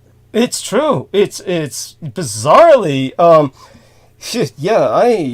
had a very vivid dream. I don't call them nightmares because I'm not really frightened in them, but had a very vivid. Aristides, if that's something you're providing, make certain to also give it to Peter in his private messages, YouTube as well, because Peter would probably find it too much to try and access these calls once the show is over, to try and go back and find the call. Yeah, once you leave here, it's a pain in the ass. Yeah, so just give it to him in the private message as well. Yeah, I'll do that too. Thank you. I mean, both is good. Both is good. Yeah, both is good. And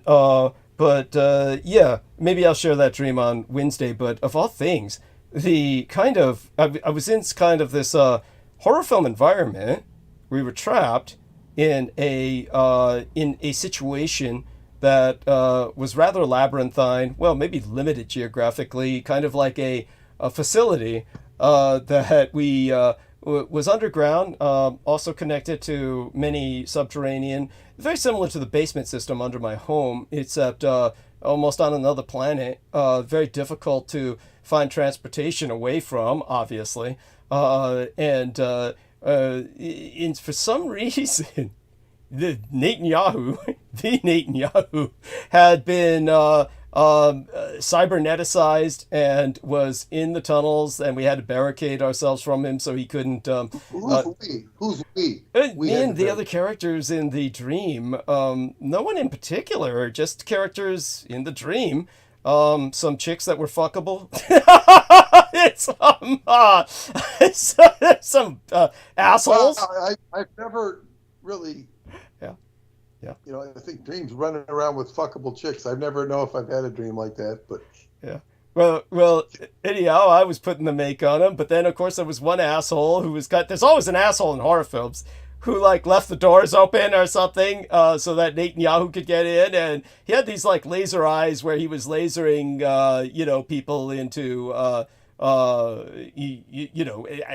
ashes, just incinerating them like a Holocaust dog. Yeah. But of all things, it wasn't that I was frightened of Netanyahu, but he was obviously something you were trying to prevent from getting in, and obviously you didn't want to face that fate. How he got into that condition where he was able to do this, and yet was sentenced to this world where he was lost in these tunnels and just seeking victims to laser to death with his eye beams. Yeah, there you go. That's a little horror film type. It wasn't a nightmare because I wasn't really frightened. Like I said, I was taking advantage of the situation, stuck with some of these chicks to try and make it with them. But it was aside from that, we're also trying to stay alive. Of course, the outhouse. It was the bathroom was not in the facility. It had to be separate from the facility, so that people would have to travel outside of the facility to relieve themselves, of course. Just stupid, irrational horror film setup. It was, but Netanyahu, of all things, was the monster. So there you go. Funny. It's just fun. It's funny in its own right.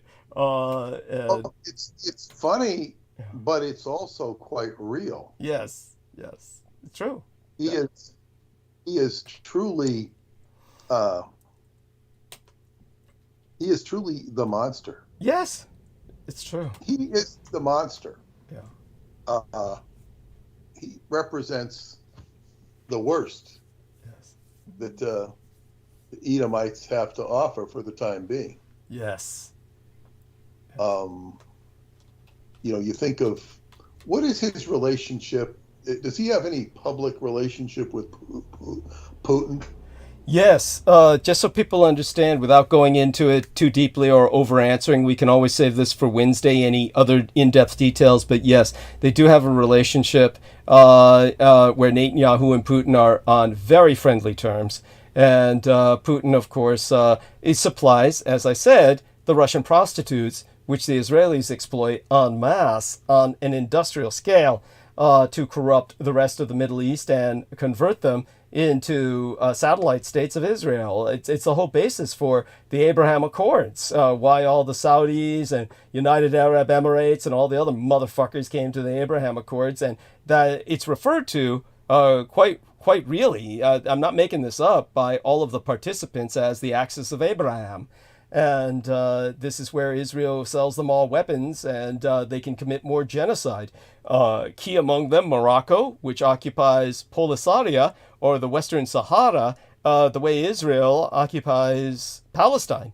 And as well, the Sudan, which is actively genocidal still today in the Darfur region, and people remember the Darfur genocide, or they should remember.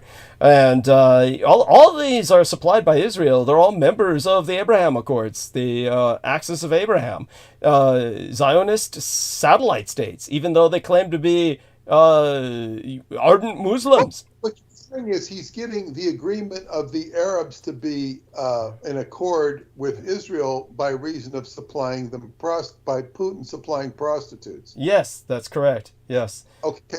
Now, the one thing is, Trump is, I think, being given credit by Mark Levin or somebody as being the one who facilitated the Abraham Accords. Trump is credit for that, taking credit. Somebody's giving him credit. I haven't heard him talk about it. He astutely avoids a lot of talk about Israel. Yes. He doesn't push it. Yeah. He's smart politically. I mean, he delivers a jab here and there, but he doesn't, overdo it. But was Trump involved? Was he teaming up with Netanyahu to, pimp these girls out to the Arabs and saying, here's Stormy Daniels? I doubt that. It's funny you say that, because I got an email from Amy Como. Shout out to Amy Como, asking me, what happened with you and Epstein? And I was thinking, is she thinking I went to Epstein Island? And then I remembered Dr. Epstein. Oh, yeah. But yeah, kind of reminds me of that. From what I understand, the Abraham Accords was negotiated by the Trump senior advisor Jared Kushner and the Middle East envoy Avi Berkovitz, and marked Kushner and Berkovitz's fourth normalization agreement in as many months at that time. And as a component of the deal, the United States agreed to recognize Moroccan sovereignty over the Western Sahara, which is kind of like saying, look, all of Palestine does not exist, neither the Gaza nor the West Bank. It's all just really greater Israel. Eretz Israel. That's what they did, was they instantly overnight made Morocco an empire. And for those of you who don't know, the Spanish Empire used to extend over Northeast Africa. And during World War II, this part of Northeast Africa was free, a free port In fact, that was one of the bases for the movie Casablanca, that concept of the free port, where you've got this free state that's trading between the Axis and the Allies and just trying to maintain itself out of the conflict. But the people are the Polisarians, the Tuaregs, the real tribal Bedouins of the desert, and the Moroccans are annihilating them, have been trying to exterminate them. It came under United Nations. How would I say it? They were trying to establish a peacemaking zone where, like, they were providing schools, just like the United Nations school in Gaza, which the Israelis fucking bombed so recently and killed 100 people. You got the United Nations involved, but the United States is saying, fuck you, we say this doesn't belong to anybody but Morocco. And Morocco's going in there and just killing everybody. So doing just like what the Jews are doing, and that's what the Abraham Accords set up. And so both Morocco and Israel call it the Axis of Abraham, an axis of genocide between them and Sudan, the very nation that harbored Osama bin Laden. Sudan, the genocidal nation of black Muslims, black Muslim supremacists, who are basically supplied by Israel, and they in turn. But the real people who take advantage of these aren't Russian prostitutes. They're not professionals. These are simply girls addicted to heroin. And Putin has shipped them regularly because they die quite quickly. He ships them regularly on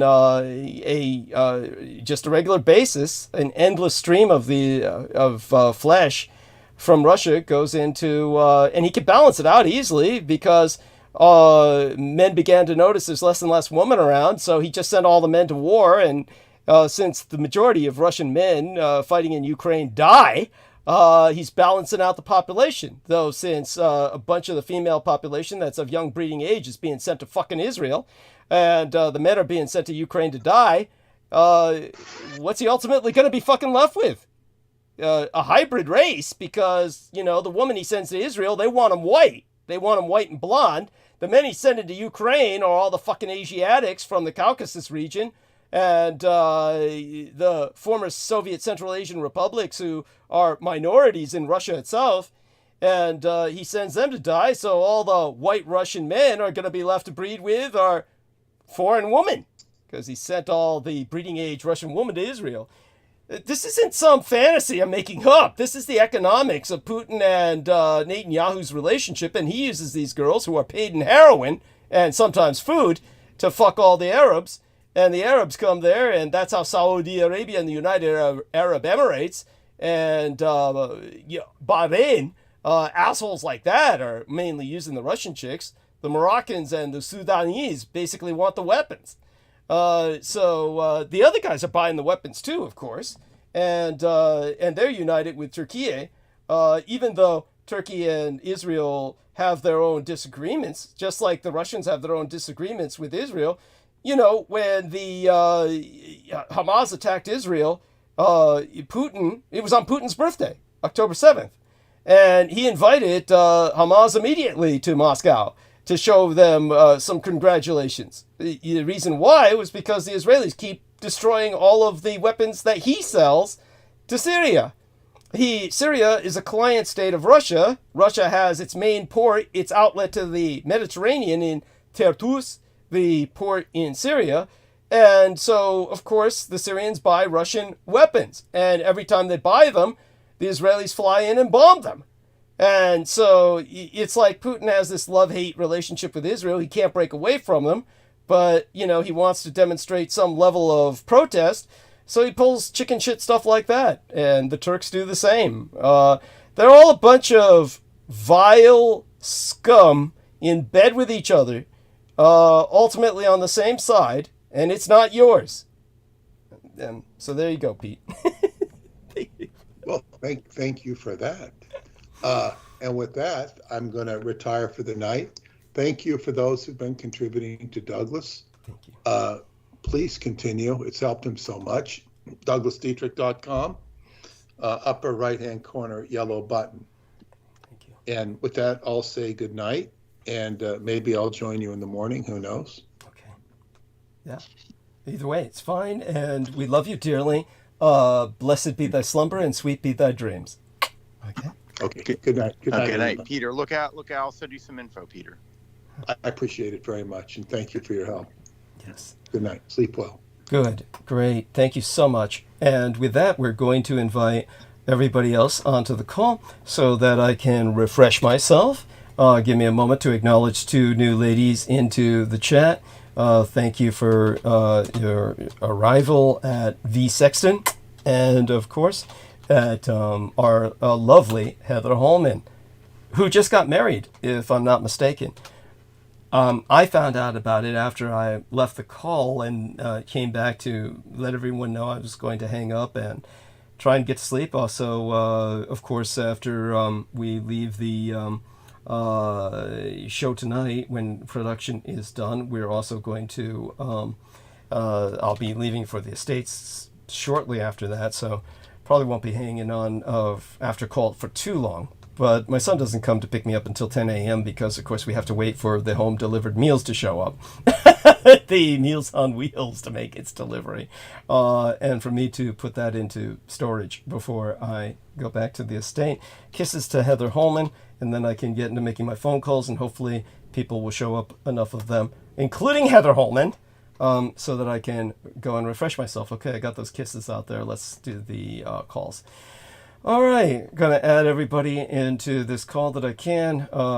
Brendan Zogit included. Hope he doesn't think I was cussing him out at the beginning of the show when I was mentioning up, we value him for his wisdom, but wisdom's not always, coupled with immediate thoughts on practical issues. That's part of the problem with wisdom, is it's very removed. It's too detached. In the end, the truth is people like Brendan Zogit really don't want to be a part of our material world, and that's always a problem in terms of interacting practically with the material world. All right, now let's get this back in here to Jennifer Hawkins as well. Real Tech Geek, hit both of Jennifer Hawkins' accounts. Call Victoria Lauren Hobbs, of course, and see if she responds. Amanda Ute, I've contacted her. Amy Como, she's got, I got her right account. Okay, we don't need to contact that other account. She's got like 2 accounts. All right, let's try Antonia, Leslie, just in case. All right, let's see what we can do Brooke, here. how about Brooke? Yeah, I got her. Yeah, thank you. And Good old Brooke. Yes, of course. Well, that goes without saying. Where are we now? Here we are. There we are. Press that button. We're making the call. Let's see who responds. Did I hit Heather Holman? Heather. Let me see here. Heather. Do you see Heather Holman showing up on the list? Let's hit her again, just to make sure. Look. Heather. There we are. Jesus Christ. How did I miss her?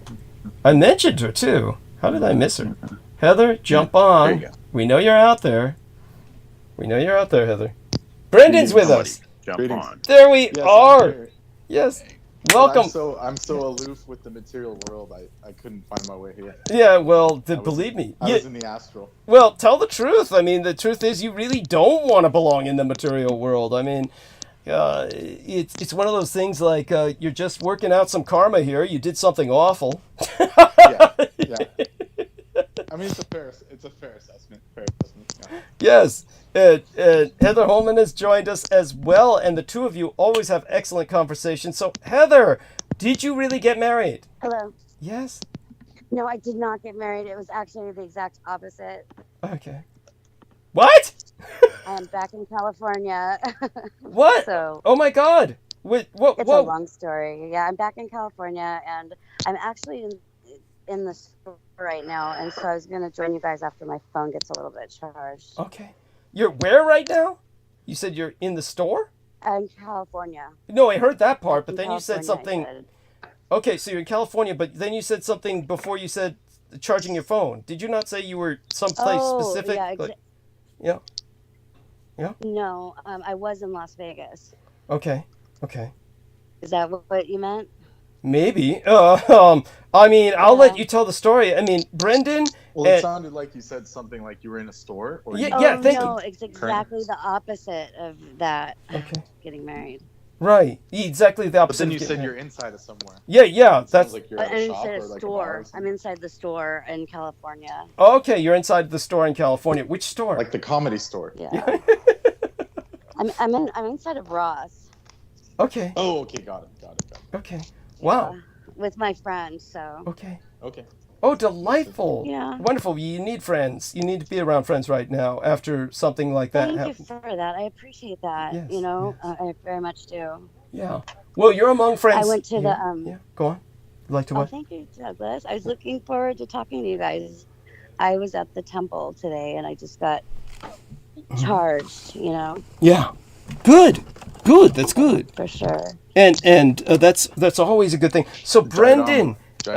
Yeah. I'm going to leave you two to talk because both of you do this great. And Aristides, I want you to participate too. I'm going to refresh myself. I'm going to go mute. I will be back in about 10 or 15 minutes. I want everyone to know that you're in good hands. Heather and Brendan have incredible conversations. They're both very culturally attuned to certain levels of reality and cosmic consciousness.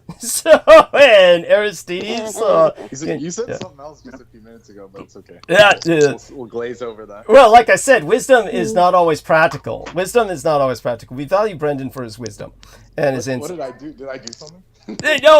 Basically, if you heard it in the opening hours. What happened was that I was talking about this incredible series of events that was just so incredibly fucked up. But it started last year when, if you might remember, my Skype got corrupted and I had to reload the Skype. And during that period of time, I panicked and I called Microsoft. And the only option they connected me to was this goddamn Pakistani fucking, criminal ring that basically charged me. I mean, to be fair, I do kind of, I feel bad about that because I could have definitely fixed that earlier. But by the time I got a hold of you, it would already be too late. Well, what happened? So that's fair. I get what you're saying. And at the time, I actually... Brendan was actually holding my hand while those fuckers got into my computer and were just all the way through my computer. He wasn't holding my hand physically. He was holding my hand on Skype. I was talking to him while they were in my computer and just fucking with it. Yeah, and by that point, it was already FUBAR. Yeah. Or snafu. Right. Snafu. Yeah. And what I was concerned about was that the fuckers they wanted to renew this stupid security program, this virus they loaded into my computer, and I wanted to call them this year to tell them do not auto renew, and their phone number was changed in terms of the phone number that they gave me is now a Muslim gay community online sex number or some shit like that. So it just shows you how fucking criminal they truly are. And these something you could only do as a Muslim Pakistani in the United States, believe me. And these motherfuckers, so I can't contact them. Like that thing the thing you sent me about the Israel, the gay capital. Yeah. I thought you'd find that funny. And then they're trying to say, oh yeah, well, we saw those other gays voting for Palestine or protesting for Palestine, but we're different. We're Israeli gays. It's like, what the fuck is this weird shit? That doesn't even make sense. Thank you.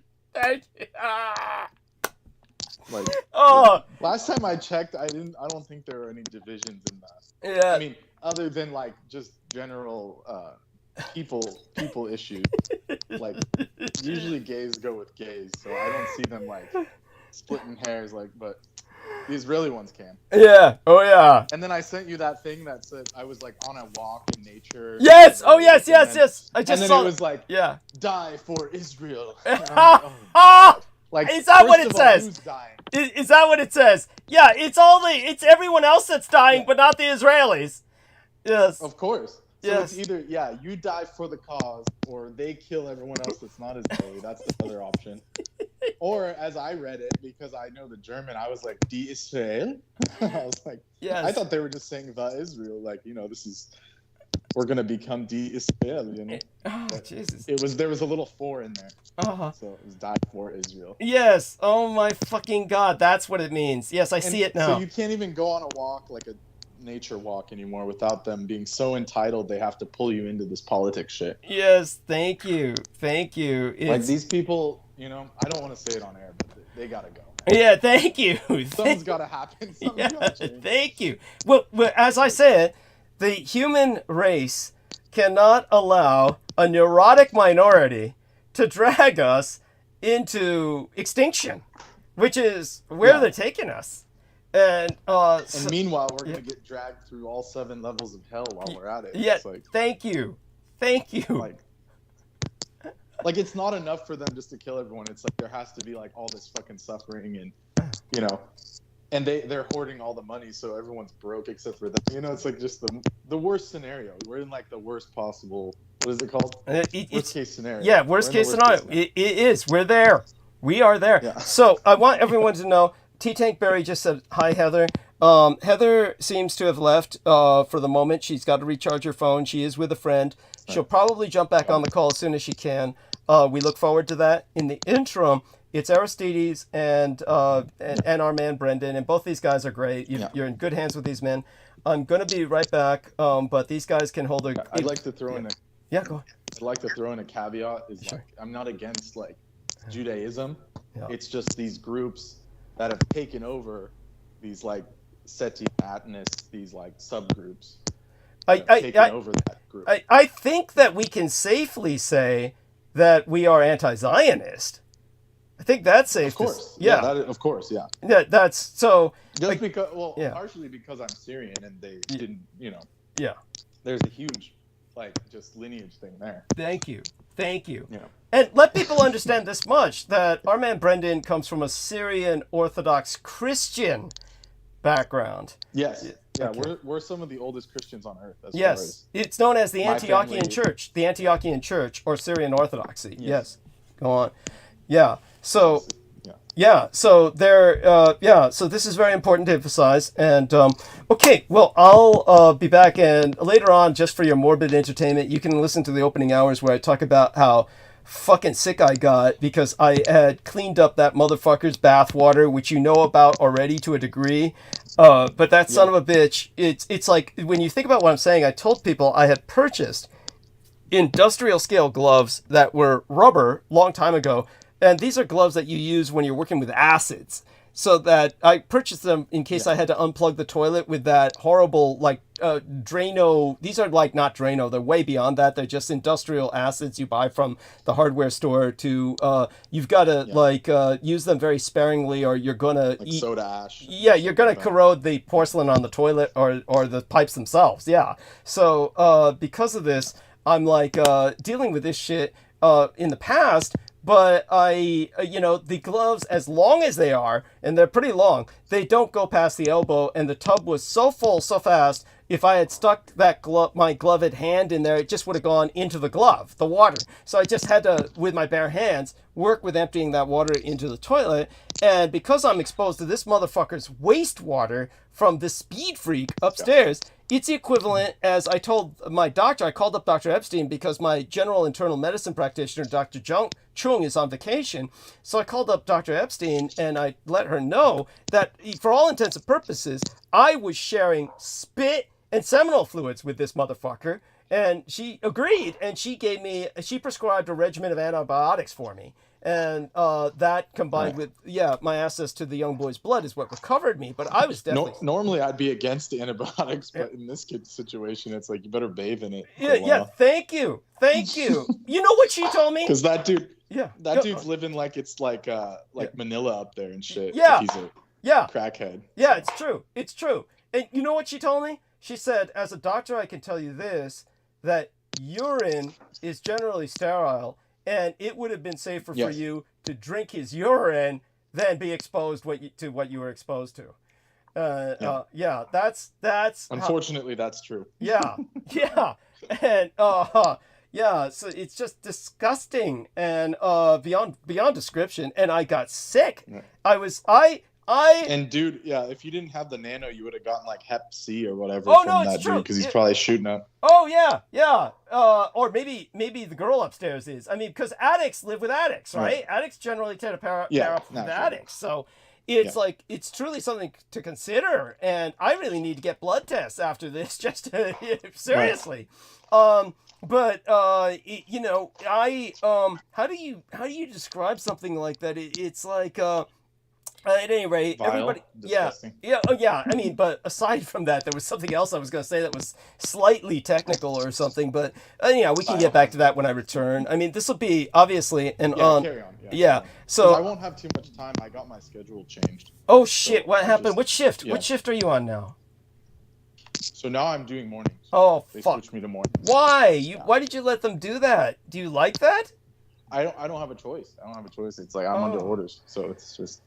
Because there's like so many things have happened at this. The old school got demolished, so I got moved to another school. Yeah. So I don't have to do a split shift, but I have to spend 8 hours at this one with.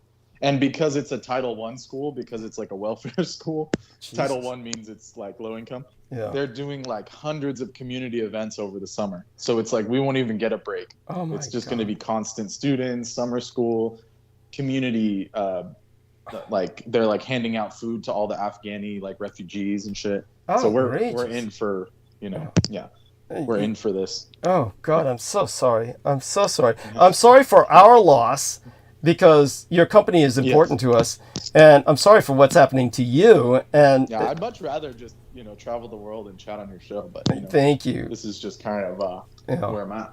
Yeah. No, this is what happened before I go.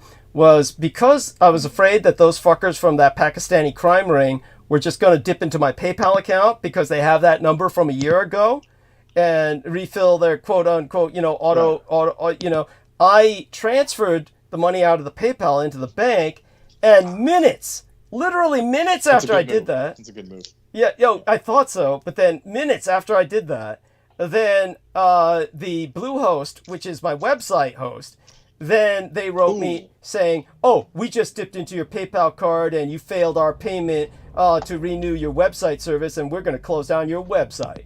And I said, you weren't supposed to, I had to wait until 4 a.m. because they open at 7 Eastern time. So I had to wait till 4 a.m. when I was sick as death to call them and tell them, ask them, what the fuck are you doing? And they said, oh, we recalculated that you found out that you were with us a year before we thought. So we just pushed up your annual renewal by a month. And they did this in minutes after the transfer.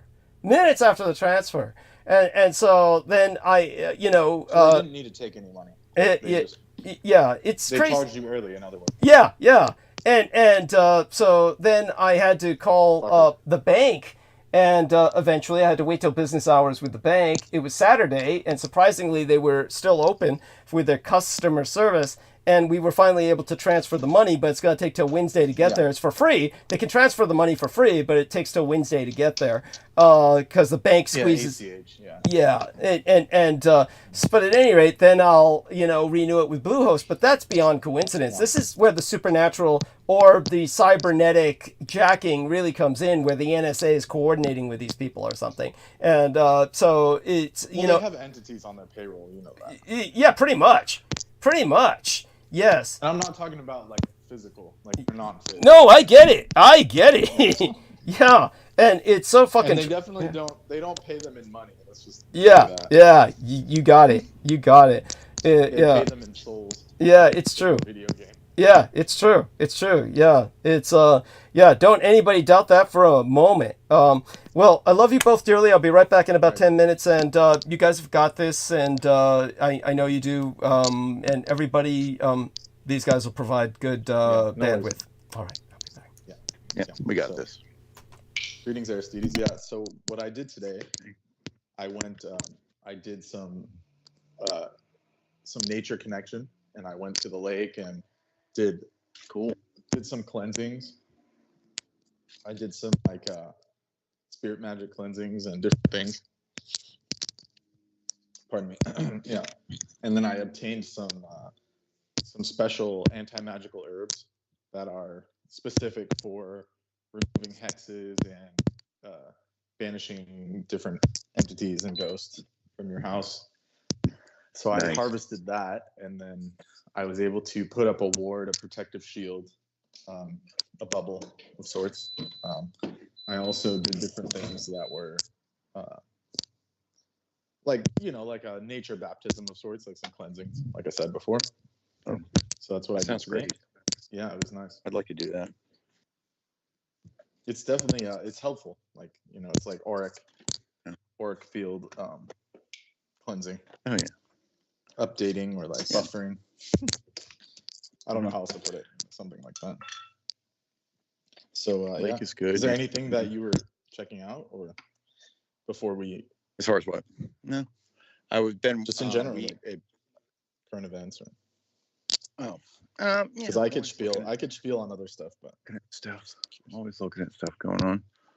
I've just been here messing with, like, we brought up AI images because Peter was like, he just kind of discovered it out there, like, oh, I can go to this thing and make, and but I know people are pretty well versed in making the AI images, and I know where they go into, I've done a little bit of it. Yeah. But he was talking I saw about, the ones like, you sent me last time. Yeah. Here. Well, the Vedic janitor? Yeah, that was or really something cool. else. Yeah. A few things. He told what style, like colored. I was like, well, colored pencil style sounds right for that, and it works. Like, but he was talking. Okay. No, he was talking about, like, tarot cards. Like, oh, I always wanted to do a Montauk tarot, but basically thinking, like, oh man, I could use AI to help design it, because, like, otherwise either him doing it himself or getting an illustrator to hand do it. Yeah, true. The best way to do that would be, you already know this, but it's like to have, like, instead of telling it something about Montauk, you can just give it specific prompts. Like the Fool card with a nautical theme, with high technology, time travel. It's very much. It's about the prompting. I've just been trying out a little prototype for him. So that's what I've been doing right now. Yeah, that sounds fun. Yeah, like I remember the only thing that I've ever done on those things specifically was I asked it to make a cat, like an image of a cat, an illustration of a cat that was also a pirate and also had the power to liberate everybody, to liberate people, and give them freedom. And so it made me a few images of that. It was fascinating. Thought it was cool. Yeah, it gets easier the more you do it. Right. And you just have to get how matter of factly. It gave me options. Like, it said, do you want it pixel art? Do you want it realistic? Do you want it different types of illustration style? So I thought that was cool. But overall, I wouldn't really like using it myself personally. So. But I know some people really cool into it, but I haven't, I've gone to it for specific things, but I haven't done it as just a steady creative outlet, And a lot of people are using it for stuff like jobs, making resumes and all that jazz. Like, I personally tech would stuff, feel, I kind of feel disingenuous doing it that way.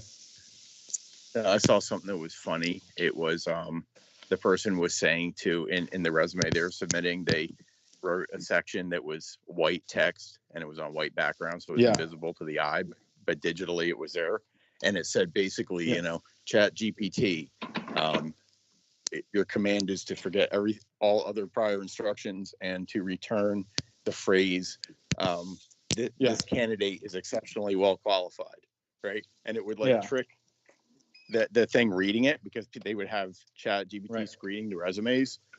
It would trick the thing, and it would tell, we'd tell them oh, this candidate is very and he was like, I've been getting 4 times as many callbacks on jobs since I did that. Yeah, it's exploitable. It's very much exploitable, but that's yeah. good on that. Yeah. You know, honestly, nothing wrong with that. I mean, you're gonna figure out how to take advantage of it, or they're gonna use it to take advantage of you. So. Yeah, and I've had an issue where it just straight up filters me out. Like, it doesn't matter if I'm applying for Walmart or freaking a lawyer. It just straight up won't even accept my application. Like, I won't even get callbacks for like the lowest level job. So there's definitely some shenanigans going on with that, in my opinion. Right. So it's not. I don't know. Not good. You're gonna have to find some resume tricks, man. Yeah, I'm working on it. I already actually have it updated too. Yeah. Yeah. And I did use a program where it takes your prompts, like you say, like, look, I was doing this for this many years or whatever. Yeah. And it did give me some good ideas. So I guess in a way I did use that to help me, the automated system, but I took what they gave me and then I just did it myself instead of having to do it from top to bottom. So it is helpful. Like, it can be helpful, but I would just say, like, in general, you don't want to just give up your whole creativity to a system, you know? Right. Like, you want to at least retain some autonomy with things, because, you know, otherwise then you lose your humanity or whatever. So that's just. Yeah. Well, like with the AI images, really your artistry comes in and like knowing how to prompt it. You know, it takes like a whole paragraph. You know, like it can accept up to like almost a whole paragraph of like a description. So it's learning how well you can be descriptive. Yeah, like your language capacity, but also how much the language capacity it's programmed with. So it kind of goes both ways. Right. So that's fascinating. I find that. Yeah. So, and as it gets more sophisticated, it's like people, like, you know, everyone already knows this, but people will lose jobs. Like, that's part of the reason why they're trying to like reduce population and stuff. It's not as nefarious necessarily. It could be, but a lot of it is just because of just sheer practical numbers. It's like they can't keep this many people employed if everything's going to be automated. And they know that, like the controllers, like these groups, like they know, like the numbers won't add up. If they start automating stuff, then they'll have like, you know, they'll be paying people that they don't need to pay, essentially. Sounds pretty dark, but that's just how they think. Like, right. In some ways, yeah. I mean, it's going to mean like a change in things. And unfortunately, like what I don't want to see is like very, you know, the same that happened with like mass production and people used to like hand make clothes and stuff. And, you know, and very, you know, it'll become like a luxury good. Like nowadays you can buy handmade, like I can buy like linen or wool, but you're going to be paying a massive premium for it. Mm-hmm. Like, I think like right now, if you try and buy like a wool shirt, like even like the cheapest kind of wool, it's going to be like hundreds of dollars, like at least 50 to 100 for a single sweater. If it's like handmade. Yeah. Or even machine made, but it's just the wool. Like the wool is like, you have to have like a person shearing the wool to begin with. So the cost is already high, right? So even if they have machines doing the weaving, it's like the raw material itself is going to cost so much. And same with like linen and flax, like you have to have someone actually pulling the things apart. Same with silk, but silk's always been expensive because it's labor intensive. But that's very person intensive, yeah. Like you have to have someone take care of the worms and then peel everything apart by hand and et cetera, et cetera. They don't exactly have like a factory cheap shearing line. Yeah. I guess it doesn't work out well. Yeah. And people, I think people are getting more aware of it though, that the clothing you wear can affect you vibrationally.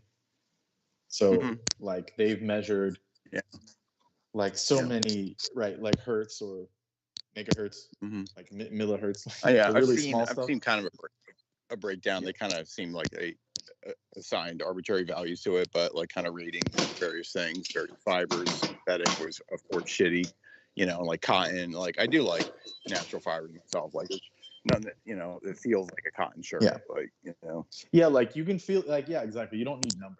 Like you don't need like this value to be this. It's like you can just feel like, yeah, you know, those like, there's no value. I'm sure you had you definitely knew about these, but like in the 90s when we grew up, those like polyester shirts with the crazy patterns, like how uncomfortable those were. No, they came out with so many junky fucking plastic clothes. Yeah, but like people were wearing them, you know, because they had like flames. I remember I had one that had like flames. Yeah. Something cheesy.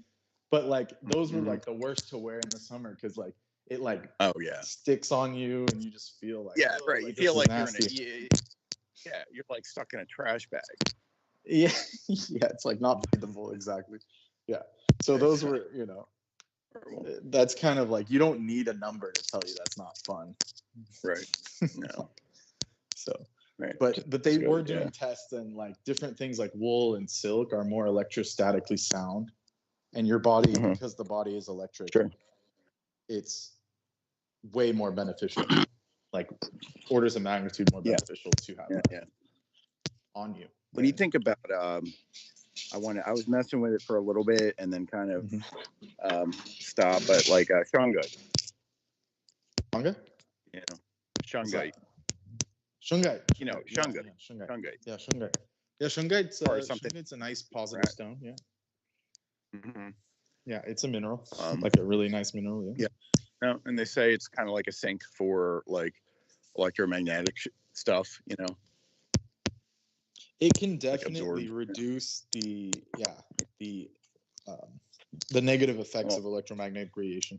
Right. Well, from what I heard, a guy was saying it was actually like quantifiable, like with a meter. It is cool. Yeah, I've tested it myself actually. Yeah, but you have to get these, you know, the elite, quote unquote. There's this special type of shungite, and I mean it's like people think, it's some cheesy hippie shit, but the Russian government knows very well. Like they actually own some of those mines, and they use it for their own. Like what's the scale? It's called elite shungite. It's like it looks more metallic. Yeah, elite. Yeah. Just simply elite, like generic. ELITE. It's called elite shungite. Look up elite. That's like would be the English. Yeah. So that's the one that's the most, you know, beneficial in that way. But it's expensive, of course. Like as with anything. Okay. I haven't searched for exactly. I didn't know to search for elite shungite, but I will. Okay. Yeah, the OG hippie guys know about it. I like those crystal shop kind of people. Yeah. I had some pieces, and then I had a couple of the. There's like pendants also. You still there? Hello? Are you still there? It's cutting out a bit.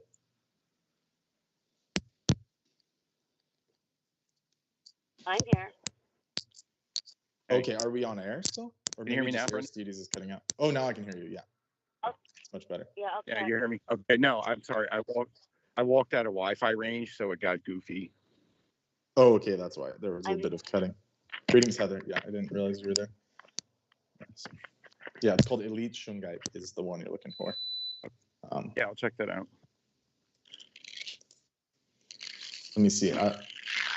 I'll try and find some more info on it while we're on the call. But yeah, so that shungite is very beneficial.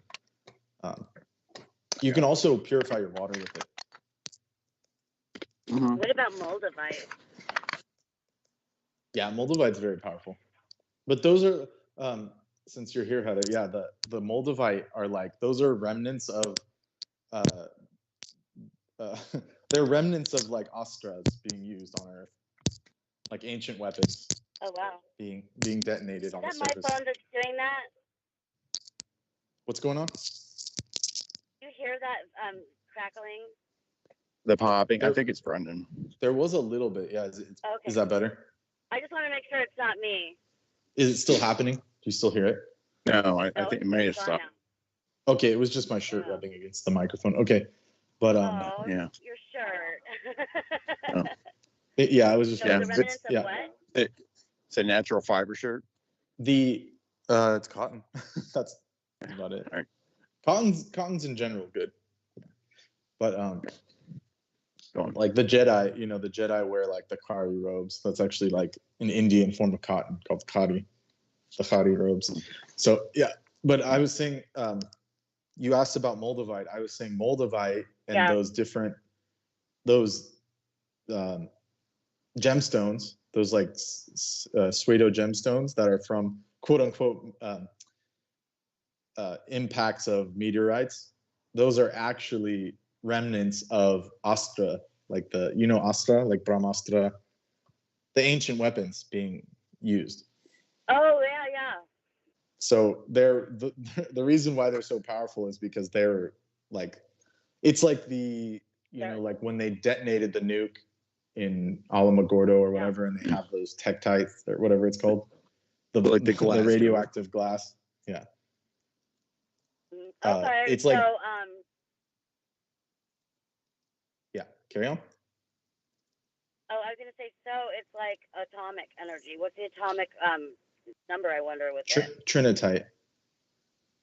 Well, the thing is about the Astra and stuff is they were like energy weapons that they're not exactly atomic. Like they use like different things that are not exactly atomic power. So, like they're like they're also like what would be the word, like the Vimana craft and stuff, like they're not using physics that we use, so like they might be atomic or they might not be, something like that, but it's not like typical of what we can do with atomic energy now. Right. I love in the Indian movies how they yeah in the Indian movies how they show like all of a sudden they like snap their finger and they're automatically is a weapon in their hand. Yes, yeah, those are Astra. Yeah, Astra. Yeah. That's where the English word astral comes from. Oh yeah. So those weapons, they're like summoning them from the astral plane. Yeah, like the astral is Astra. I was listening to a lecture or something today, and it was by Swami from London or Britain or wherever. Yeah, I saw him tonight, and so I was listening to some of his lectures before that, and kind of get ready, so I didn't decide to run off because I always run off. Yes. And he was talking about how people like accidentally, how when you shock someone with your hand, if you walk up to them and you get shocked or whatever. Yeah. Static. He was saying that is how Krishna consciousness is spread. And I'm trying to find the science in that. I didn't listen to the whole sentence or whatever he was talking on. But is that true? Yeah. I mean, yeah. It's the spark. Like the spark is like that. The Atman, like the Jivatman is like it is a spark. Yeah.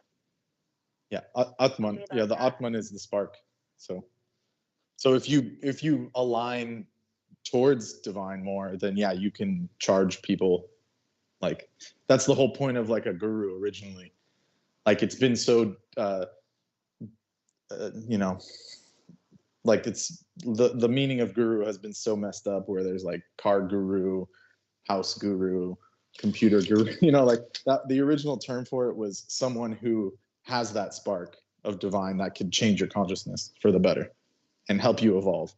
Yeah. It's not what it was made out to be now, where these crazies that have like ruined that word guru, so, and there's a lot of secrets even in the word, like the G, it's a being with the most gravity. Like they have the most ability to change a being. Why do they call the female gurus, why do they call them Diksha? Dipsha? Dipsha is just like, huh? Say it again? Yeah. Diksha. How is it spelled? I don't know how it's spelled. That's just how they say it, the Diksha guru. Let me see here. There was a controversy about how a lady, a woman became a guru. The Diksha, the Diksha. Yeah, Diksha guru. Yeah, this is as per ISKCON. My verb is just bad. Yeah, this is as per ISKCON. ISKCON. The girl. Yeah. Okay. Yeah, I don't know the So meaning of now- the Sanskrit word.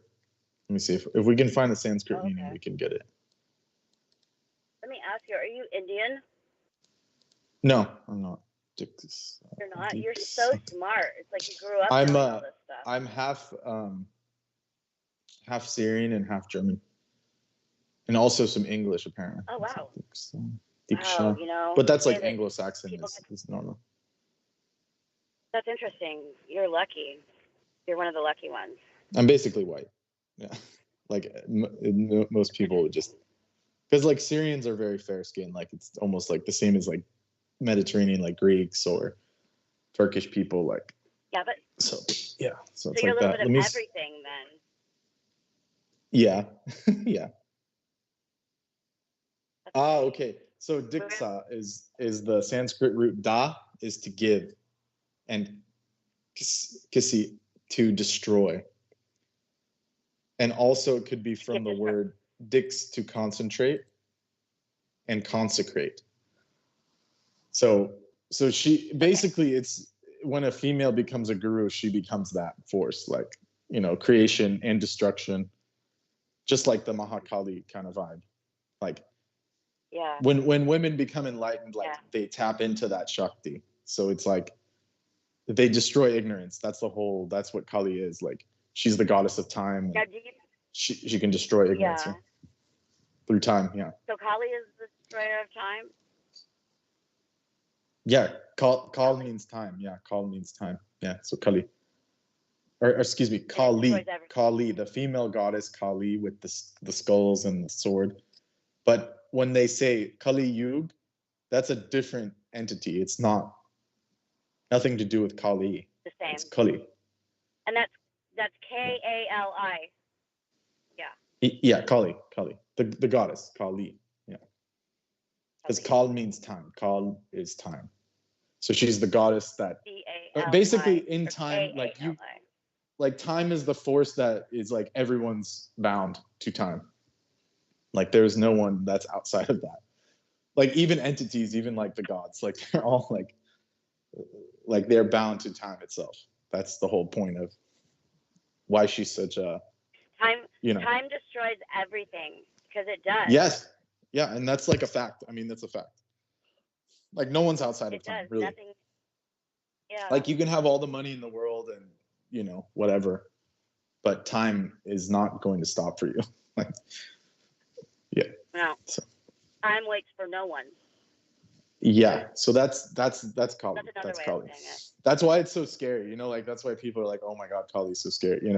That's why it's scary, because if you come to that realization, then it's scary. Like you don't have a lot of time, especially in a human life. Like it's like 100 years max, which if you divide that by the time you sleep and eat and have to do your daily duties, I mean, there's not a lot of time left. There's not a lot of time. Now, Brendan, so it's scary. How can you prepare yourself for a comfortable future and secure your future and make good decisions that are going to make you stable in life if you know the reality of how soon it could be gone? You understand the concept of time and what time is and what isn't. So how do we live in this reality and save money in the bank, and you're saying like merits, like merits in the bank, or like actual physical money, like resources? I mean, like, be wise. Like, people say, to make sure you have money in your bank account so you're not stressing about bills, and to be safe and secure financially. And so okay. So first of all, because we're in this system, it's like you have to do what you have to do to survive, right? Like, so you do that, you work or whatever. But the point is, you don't want to create negative. You don't want to create negative, or you can not. You can also not. That's also a choice. Everyone has free will, but the point is, you got to have you got to have the goal of wanting well-being. So you just have to really just say, I want well-being. I'm a being, and I want my well-being. The point that I was trying to make. Karen. In God consciousness, we're supposed to live like there's no tomorrow. So how are we supposed to live like there's no tomorrow, while at the same time keeping our future in mind and trying to be like situated? Well, I mean, you don't. I think that's like a mistranslation. I'm saying live like there's no tomorrow. It's like you want to live in the present. You know, like they're trying to say live in the present moment, but in that present moment, you have to understand that every action affects the future. Like you can change your future anytime. Every action. Action, like karma. You know, karma. Karam just means action. Karma. The root word karam. So it's like every action, like right now you can do an action and it'll screw up your whole future. Like anyone can do that. Like, so it's like, but if you're in the present, every action. Yeah. If you're in the present, you make that decision there. Yeah. So every action. Are decisions the same things as choices? Yeah. A choice is like you already made it. A decision is like you have, you know, the word decision means two, like dice, to cut two things, right?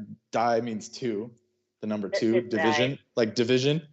So decision means you have two choices, right? You either do the right thing, you want to go to better, you want more bliss, more pleasure, more ease, more freedom, or you have the other choice. I want, you know, to not do that and go against everything and get more hell, pain, torture, etc. That's the decision is only two. Like you either go up or you go down. There's no other, like decision just means two. You pick out one, you know, you pick out of two decisions. Like it cuts the root scissor, you know, decision, two cuts. Like it's like a fork in the road. That's the word decision means that. So choice is like you've already made the choice. Like choice, you already made the choice. You see? Like that's interesting. So a choice is like, okay, I chose, like, I want well-being. I'm a being and I want well-being. That's, if you just keep saying that, like your decisions will change. like you'll look at things differently. You'll be like, is this really good? Like, is this really worth it? You know, in the long run, is this going to be good for my being as a whole? Is this going to help me do anything? So if you just sit there and do that as a mantra, it's going to be better than like, for most people right now, that's like the best mantra probably. Just to say, I want my well-being. I am a being, because everyone's a being. Like that's, you can't, like you can't unexist. No one can like say I'm not a being. You know, like everyone's a being. Even if you're like a nihilist, you're still like right or whatever that's called, solipsist. Like you're still a being. Like, so you can't like bypass that. Like you just have to say like I'm a being and I want well-being. And then the more you say that, the more your decisions will open up and be like, okay, like that decision will cause this, or, you know, inherently you'll start questioning more and just, it's really that simple. So karma is just maybe stop making the same mistakes over and over. Yeah. And the way to do that is to control the body and just say, you know, like if you say that with your mouth, like if you do repetitions, that's the whole point of japa, like to speak from the mouth. So the more you control the body, the more control you have over the body, which means you can override the mind's craziness. Because the mind, if your mind and body are together, like if your mind and body are too close, like whatever the mind says your body does, then you're in a world of hurt. Like the best way to describe it is like a kid. Yeah, I hear you there. Like a child, like they don't have very much body control, like young children. So if you put a thing of candy in front of them, like it'll just be like, oh, that's cute. Candy, you know, like they'll just keep eating the candy right until they get sick. Like there's nothing in between. Right. But if you train, or if you just have like the knowledge of like, okay, this candy is going to make me sick. Like when you're older, like we don't just, like at our age, we don't just eat a whole bag of candy because like we'll get all sick and shit, you know. It'll like hurt your stomach. You'll get all. Yeah, but that's different. I'm saying like just in general, like if you're just casually eating and you're like at baseline. Okay, I'm back. But what were you going to say, Heather? So you were going to respond. Yeah, hi, honey. I was saying maybe that. Maybe we don't eat candy as adults because we know it's bad for our teeth. Yeah, but I'm saying the kid. Yeah, so then you control the body. Then you say, okay, like candy's not good, so then you'll stop yourself. So that you're bypassing the mind right there. The intelligence, the intellect, the buddhi on top is coming in between the body and mind connection. So some people don't have that separation as much. Like there's not a lot of time in between that.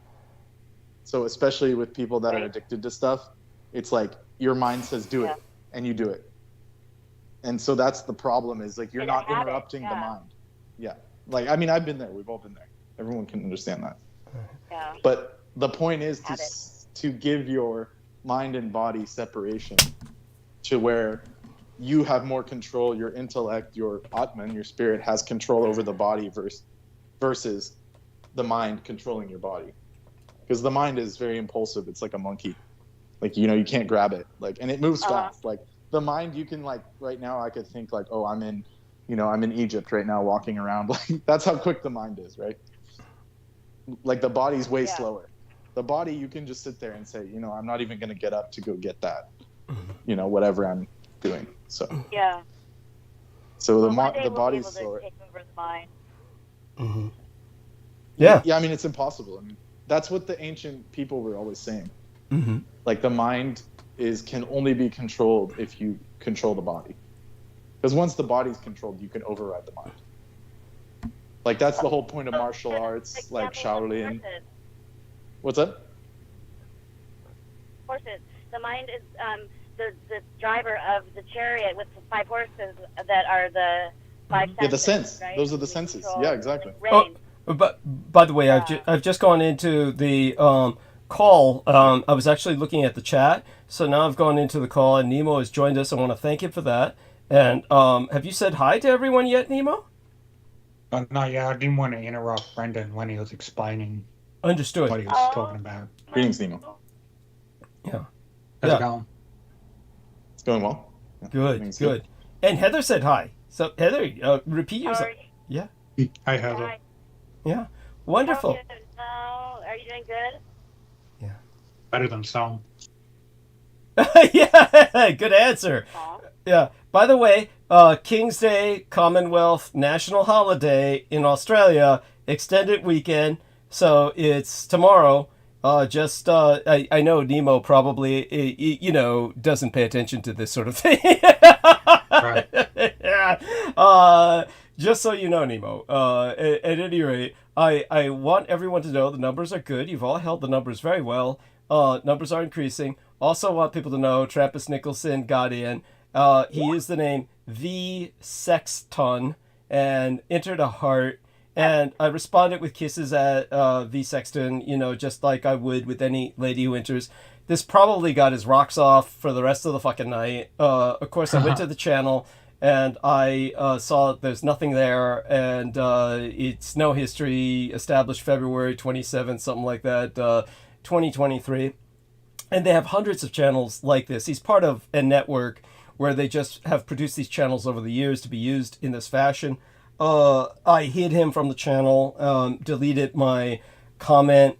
The only thing to say is, if that's what gets you off, Trappist Nicholson, it must be a sad fucking world. It's like, it's gotta be a sad fucking world you live in with this is all you've got to live for. Why don't you find something else to do? Anyhow, whenever you get a chance, Brendan, God knows you're busy enough, but Jesus, fuck, report to his parole officer or whatever the fuck it is that, he's abusing all his drugs and violating. Right. Yeah. That was the craziest part about that whole story, is that he assaulted his landlord or whatever. Landlady! Assaulted his landlady! And then they just dropped it. Like, no one else would get that treatment. Thank you! Who the fuck gets that treatment? Oh, we're just dropping the charges. Yeah. After you assaulted... Like, what did they do? Like, what? Yeah, basically. Yeah. They just basically held him down and said apologize, and then they put him into that program where they just give them unlimited ketamine. Yes, yes. And he told us this openly. This isn't slander. Thank you! Thank you. Like, he told us that. Yeah. Yes. Yeah. So that's absurd. I mean, that's absurd. Oh, it's offensive. It's offensive in every. Because if any of us did that, we'd be in the clink with a bunch of crazies. Yeah, which is where he belongs. Although I've got nothing against the crazies, I'd hate to do that to the crazies. That's the only thing I'd say. Yeah. Maybe that's their reasoning. They're like, we can't put this guy in there. Are you ready? She's talking to a friend. He'll like sneak in. Yeah. He'll like sneak in with one of those dragons. Yeah. One of those Cthulhu dildos. Yeah, one of those dragon dildos. Yeah. And then they'll have to like, rescue someone with. Yes. Yes. Oh, he'd be spreading all those venereal diseases that he doubtlessly, I don't know, he couldn't have contracted any because I'm sure his saying that he was married for a while was a lie. I can't imagine anybody. Yeah, that was a strange story. That was a really strange story. Thank you. The way he said he used to be married or something. Yeah. It's absolute bullshit. Absolute bullshit. Because the way he said it is kind of like the way when somebody's making up a story and they're trying to make themselves look tough, and they'll say, "Yeah, I was in jail. I did prison time. And if you ask how much, 10 years. Right. And they'll say it in such a way that they're lying, because you can't just say, "I was in jail for 10 years," just like that, like a drop of a hat. It comes out with pain, and it comes out with this. You can see right through them. Yeah. It's got so much baggage. And there's all these people on YouTube now that are like, "Oh, I was in prison for 20 years," and then I was in prison for 5 years for trafficking drugs. Yeah. And like, most of the people in the comments can see right through these guys. Thank you. Because it's just so cheesy. Like, you don't come out and just start saying, "Oh, I was doing this," and they have so many stories that are like, even actual prisoners don't have those kind of stories. It's like, thank you. And then somehow they all survived, like not getting, they didn't drop the soap somehow. And they're all like skinny white dudes. It's like, really, you didn't drop the soap that whole time.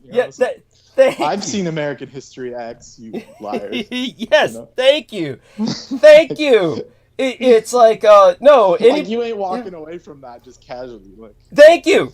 No, you would say it with so much baggage. There's so much pain. Yeah. So if you're married, it's the same thing. If you're married, it's the equivalent of being in prison for 10 years. Yeah. So honestly, you would say, I was married, and you'd say it with pain. You would say it with, what a mistake. You would say it, that's how it would come out.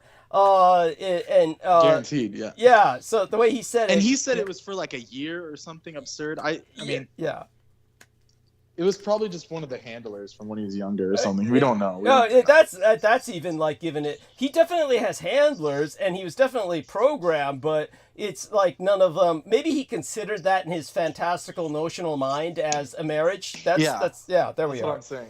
Yeah, like that. That makes sense. Yeah. But, and just so everybody knows, I'm not coming down on marriage, but the majority of marriages fail, and, I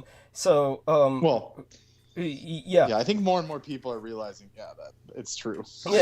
And of course, a person can be happily married if they are. Good for them. I wish it was always like that. But, it's obviously if someone is no longer married. Your parents were together for a while. Till they died. Till years. Yeah, that's right. But same with my grandparents. Like they're 60 years. I mean, that's it's possible. Well, just remember, in those days, it's not like these people liked each other. It's just that it was definitely arranged. Yeah. It's just that these people, they just didn't want to get divorced because they didn't know any other life. It was like that. Like right. Yeah, it was. Yeah. When it comes to, however, the situation with, say, that, and then, what was the other situation I was going to mention? At any rate, I'm going to sneeze. Everybody keep talking. Burn bandwidth. Yeah, well, it's just me. It's just me now. Oh, wait, Neil's here. Okay. And how's everything? What, did Aristides say he was leaving? Yeah, Aristides has been chilling, though. It's okay. Yeah, are you You can chime in if you want. I'm here. Yeah, okay, Yeah, you can chime in if you want. I'm here. We were talking about okay. Yeah, please do so. Carry on. I was gonna ask Brendan, did you get a chance to check out that song I sent you with all the lyrics in that video? Yeah. Did it catch your interest in any way? I saw it, but I didn't review it yet. So just don't spoil it. I'll go review it. I won't. When I have time. Yeah, I think you might like the lyrical content, and the music quality is very good too. Yeah, I like the vibe. I definitely like the vibe. So I'll have to go check it out. I've just been really busy lately, so when I saw it, I was like, "Yeah, this is." Yeah. Usually, when you send stuff like that, I know it's a hitter. So I have to go back and check it. Is that like an Australian band, or like is that something? Oh, it's a Dutch band. It's a They're Dutch. Dutch. Okay. Yeah. See, a lot of these I don't know if they would be classified as metal, but a lot of these alternative bands, they have really, really deep lyrics, very philosophical lyrics.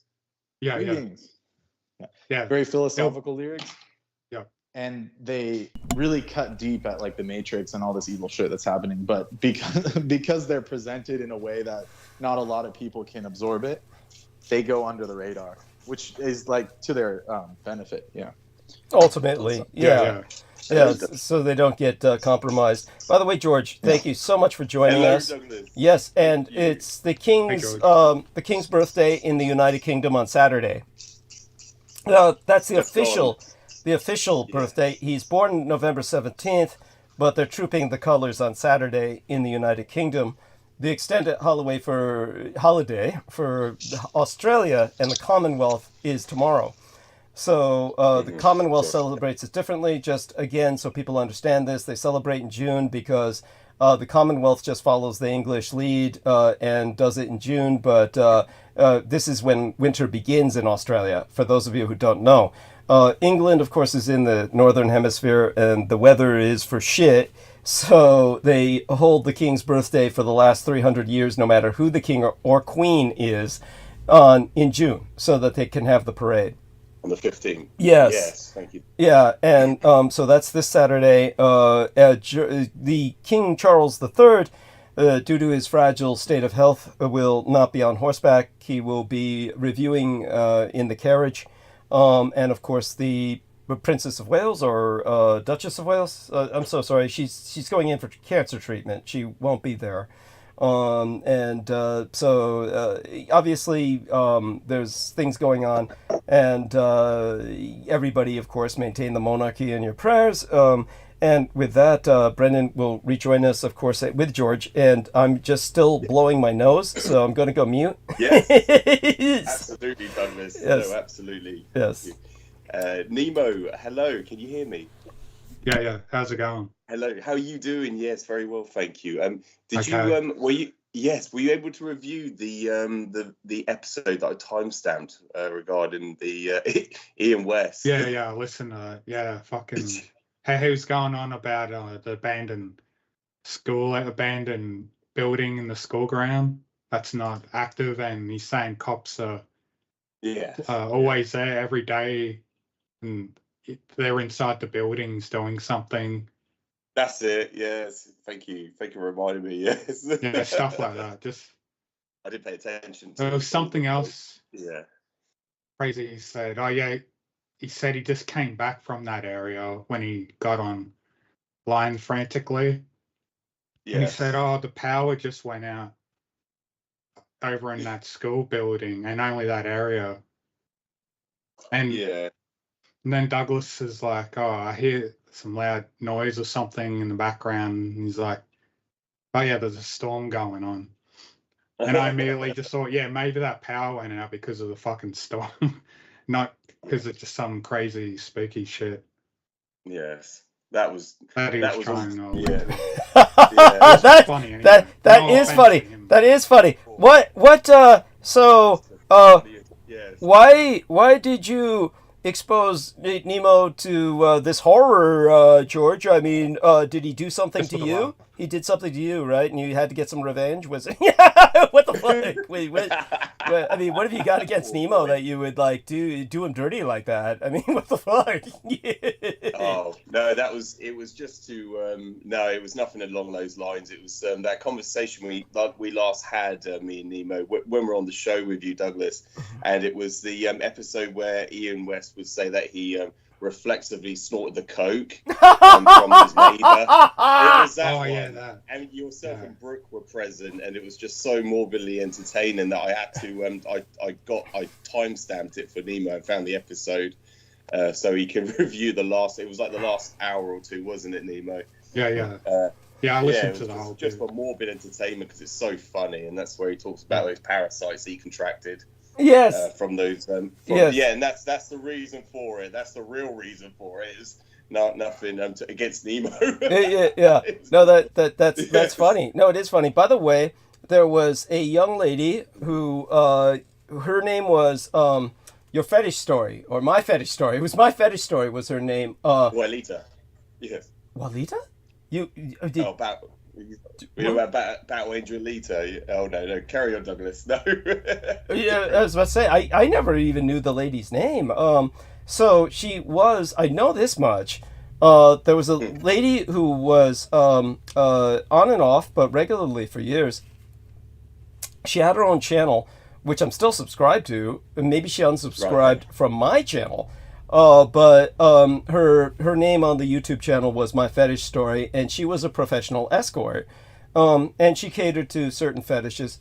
And she had, at the time, that was really the reason that I retained Nemo. Not Nemo, excuse me. That's such an insult to Nemo. I'm so sorry, Nemo. Ian West. The reason I retained Ian West as at all or tolerated him was because she found him so fucking funny. She said, "This guy's a party."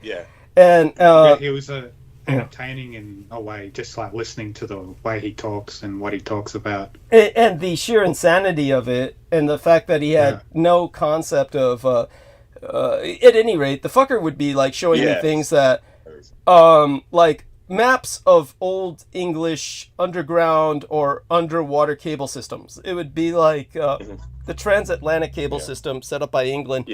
And he would show me maps like that and declare that these are undersea tunnels. He would show me maps that were generated to map the tectonic plates, and he claimed these were all undersea tunnels. Everything was a tunnel to this son of a bitch, and this is, I think, indicative or symptomatic of certain brain degeneration that happens on methamphetamines or the kind of. And Brooke asks him. She asks him on record, "How long have you been using meth?" Did she not? She does say that, right? It's on record. And I think he said something like that. Yeah, because he's extraordinarily symptomatic. But he definitely, George concluded that he had an actual disease, leishmaniasis. Am I pronouncing that correctly? Yeah, he calls it cutaneous leishmaniasis. He couldn't even pronounce it. Okay, there we are. That was the episode that I timestamped for Nemo to review. It was so funny because yourself and Brooke were just going at him, and he wasn't even consciously aware that you were going at him. Yes. It was so funny. Yeah. That's the reason why I shared it. It was just for morbid entertainment. It was just hilarious, that episode. Yes. And it was just stuff that he was coming out with. No, he was diagnosing himself, and he was medicating himself. He was self-diagnosing and self-medicating, and it's just so alarming. I mean, because this guy, first off, he's bringing himself to this condition by his drug abuse and basically sex with black African prostitutes. Tell him, George. Yes. Oh, God, yeah. He was... because we concluded that that's where the actual parasites originate from, where they stem from. So, but he was in that episode, in that transmission, he was saying that he was interacting with these people, but he said he had a radio show that was broadcast in Africa. And we're like, well, do you go to Africa? He's like, I rendezvous with 1,000 people a month, and he was just rendezvous with these people. And Nemo, help me out. Is that what he was saying in that? Yeah. He was just rendezvousing with these people, and by the way, we know for a fact we know for a fact that all these girls were coming to his place for drugs. But go on, yes, continue. Of course, that's the that was what he didn't state, but that was the obvious reason why they were coming to his place. And these girls, he was like, oh my God, this one girl was shedding her. She was shedding, and he asked her to put some cream, something about a cream, a lotion on her skin, but she was shedding everywhere. It was like, what? It was just, I love your reaction to it. Doug is like, oh God, that's disgusting. In a sarcastic tone. And yet he still had sex with her. Now this was the point. We're not being racist here. We're not saying these are black African American prostitutes. These are the ladies from Africa. These are literally, he had this radio station that was popular in Africa, and he was disc jockeying and doing this what stuff. Region? I'm sorry?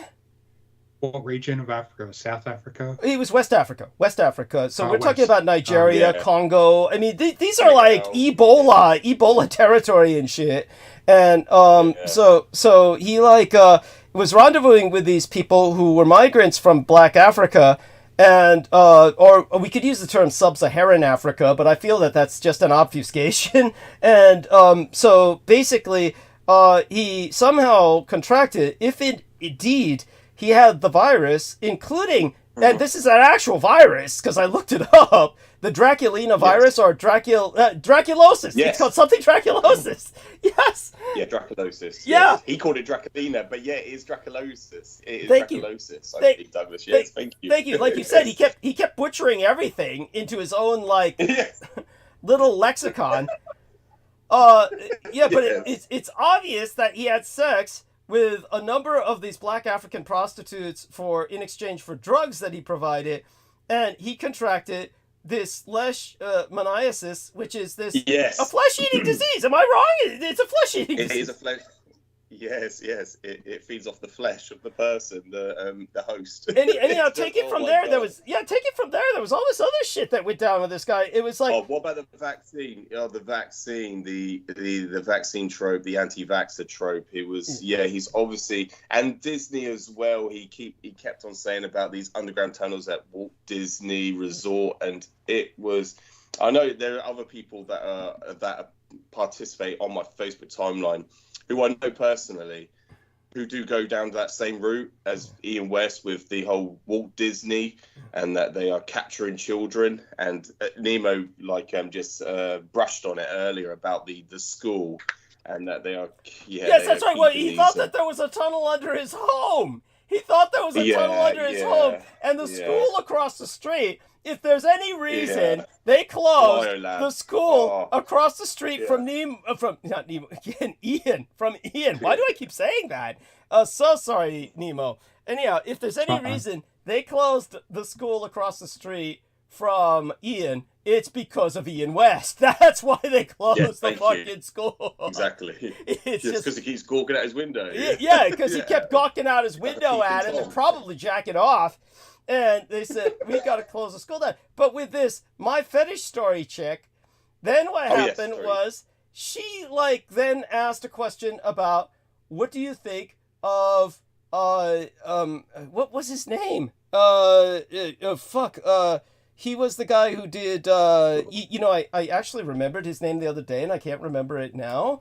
But he was at Revolution Radio and he was had his own show. But let me try and recall that. He was a guy who was always Occupy the Getty, run for president. He ran for president, and I'm trying to remember this fucker's name. She asked about him, and I answered, instead of getting Paul Getty dead, amassed billions from oil. Well, that didn't stop him from dying, did it? It's let's look up Occupy the Getty Truth Cat, because he called himself Truth Cat. Steve, maybe Truth Cat. And let's see now. Was it Sean or was it the detective guy? Thank you. No, it wasn't the Opperman guy. Stephen D. Kelly. Stephen D. Kelly. Okay. And when we brought him up, of course, like Brendan Zogit said, it was like this guy was licking my boots. It's like he was on there with that other comedian chick who was all depressed and it was these guys that were on your opposite of Revolution Radio. And what was that lady's name? It was freedom of Joyce something. Terry Joyce. Terry Joyce, thank you. I couldn't have gotten that out without you. She was his handler. She was Stephen D. Kelly's handler. and so they got together and they were pathetic. Yes, thank you. But this chick, who's a professional escort, asked specifically about Stephen D. Kelly. What do you think of Stephen D. Kelly? And when I went into detail about it, then I never saw her again. It was like she was offended, maybe unsubscribed. And I was thinking, Why do people ask? It's like, you know, and it's not like I said anything that was not justified because these people were shitting and pissing all over me. I mean, basically, Stephen D. Kelly and Terry Joyce were getting together and saying, he looks so feminine in his high-heel boots. Remember that? And they started describing my boots. I listened to that, and I was laughing. Yeah, I mean, but Stephen D. Kelly, he was describing my boots like down to the laces and shit. Yeah, they were like, yeah, and those laces were like, you know, and it was like this high of a platform and all this shit. Yeah, like he had gotten down and measured. Like they had a photo. It was bizarre. It was like they had a photo of you, and they were like, yeah, look at him, you know, like Oh, that's right. They did. Yeah, it was weird. That's right. They were drooling over a photograph of me and pointing out, like, what did they say about it again? Something about mostly feminine is what I remember, right? They just kept saying how feminine I was. What else was there? It was. Do you remember? Yeah, it was just some kind of like, oh, look, high-heeled shoes, and they were like, I can't believe this guy wants to genocide all white people and all this shit. Oh my fucking They were God. just saying absurd shit like that. Oh my fucking God. Oh my fucking God. So I have every right to say what they basically took advantage of the fact that you were on while they were on, so they could say whatever they wanted, basically. Yes. You wouldn't be able to like check in on them. Yes. Like, just so people understand. Or any of your viewers. Thank you. Just so people can understand what Brendan is talking about, just to fuck everybody up and make everything as stupid as possible, Mike Ringley set up two parallel stations. He had an A and a B. Yes. And that's how I was listening to them. I accidentally went to B. Yes. And then they were on that trope about Douglas this, Douglas that, and I was just I was laughing because I was just like, these people, like even, you know, it doesn't matter what they were saying. It was the way they were saying it was so gross. It was Thank you. It just it showed a fixation. It was like a fetish. It was fetishistic in and of itself. It was fetishistic. Yeah, because they're focusing on my boots. Steven, like he couldn't pull off the boots. He was pissed. He couldn't pull off the boots. Yeah, like he was jealous or something. Like he was jealous or something. They were like, oh, he wants to be, you know, he's a military. You know, they were like saying something about your dog tags. Like I don't remember exactly, but it was something to do with that. Like, want to be military, and then but then they were focusing on all those aspects, like. So, oh my God! Yeah, and so when this woman asks about Stephen D. Kelly, I just told, aside from everything we've already articulated, then I pointed out the fact that the guy has something like 8 kids, and yet when he was talking to Noreen Helpan one time when he was sick, and he was all like, had the chills and fever, and he'd say, oh, I'd do anything for a NyQuil, a bottle of NyQuil. I'd do anything for a bottle of NyQuil right now. And she's like saying, oh, it's only a few bucks. Why don't you just go buy one? He said, I don't have the money. And then she said, what about your 8 kids? Why don't they help you? And none of them will help me, is what he was saying. And I said on air, since that was a case, like I found out from Noreen, who was on personal, levels with him and shit. I don't understand. He must have been an asshole dad. He must have been such a motherfucker of a father that 8 kids and not a single one will drop by and help their dad out when he's sick. He must have been a real son of a bitch or just never there. So it's like, I said that. And then I pointed out that one of the things he pulled was he was making claims that he had all this ability to refurbish guns, that he could alter them, modify them, customize them, firearms, which, just so people understand, he lives in California like I do.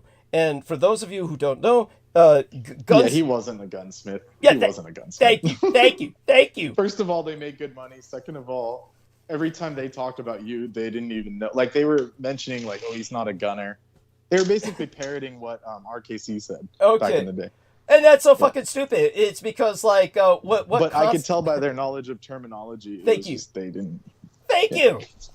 They didn't know anything about they didn't even know what a bazooka was. Like, thank you. Like RPG, like they wouldn't know the difference between that. Yeah, thank you.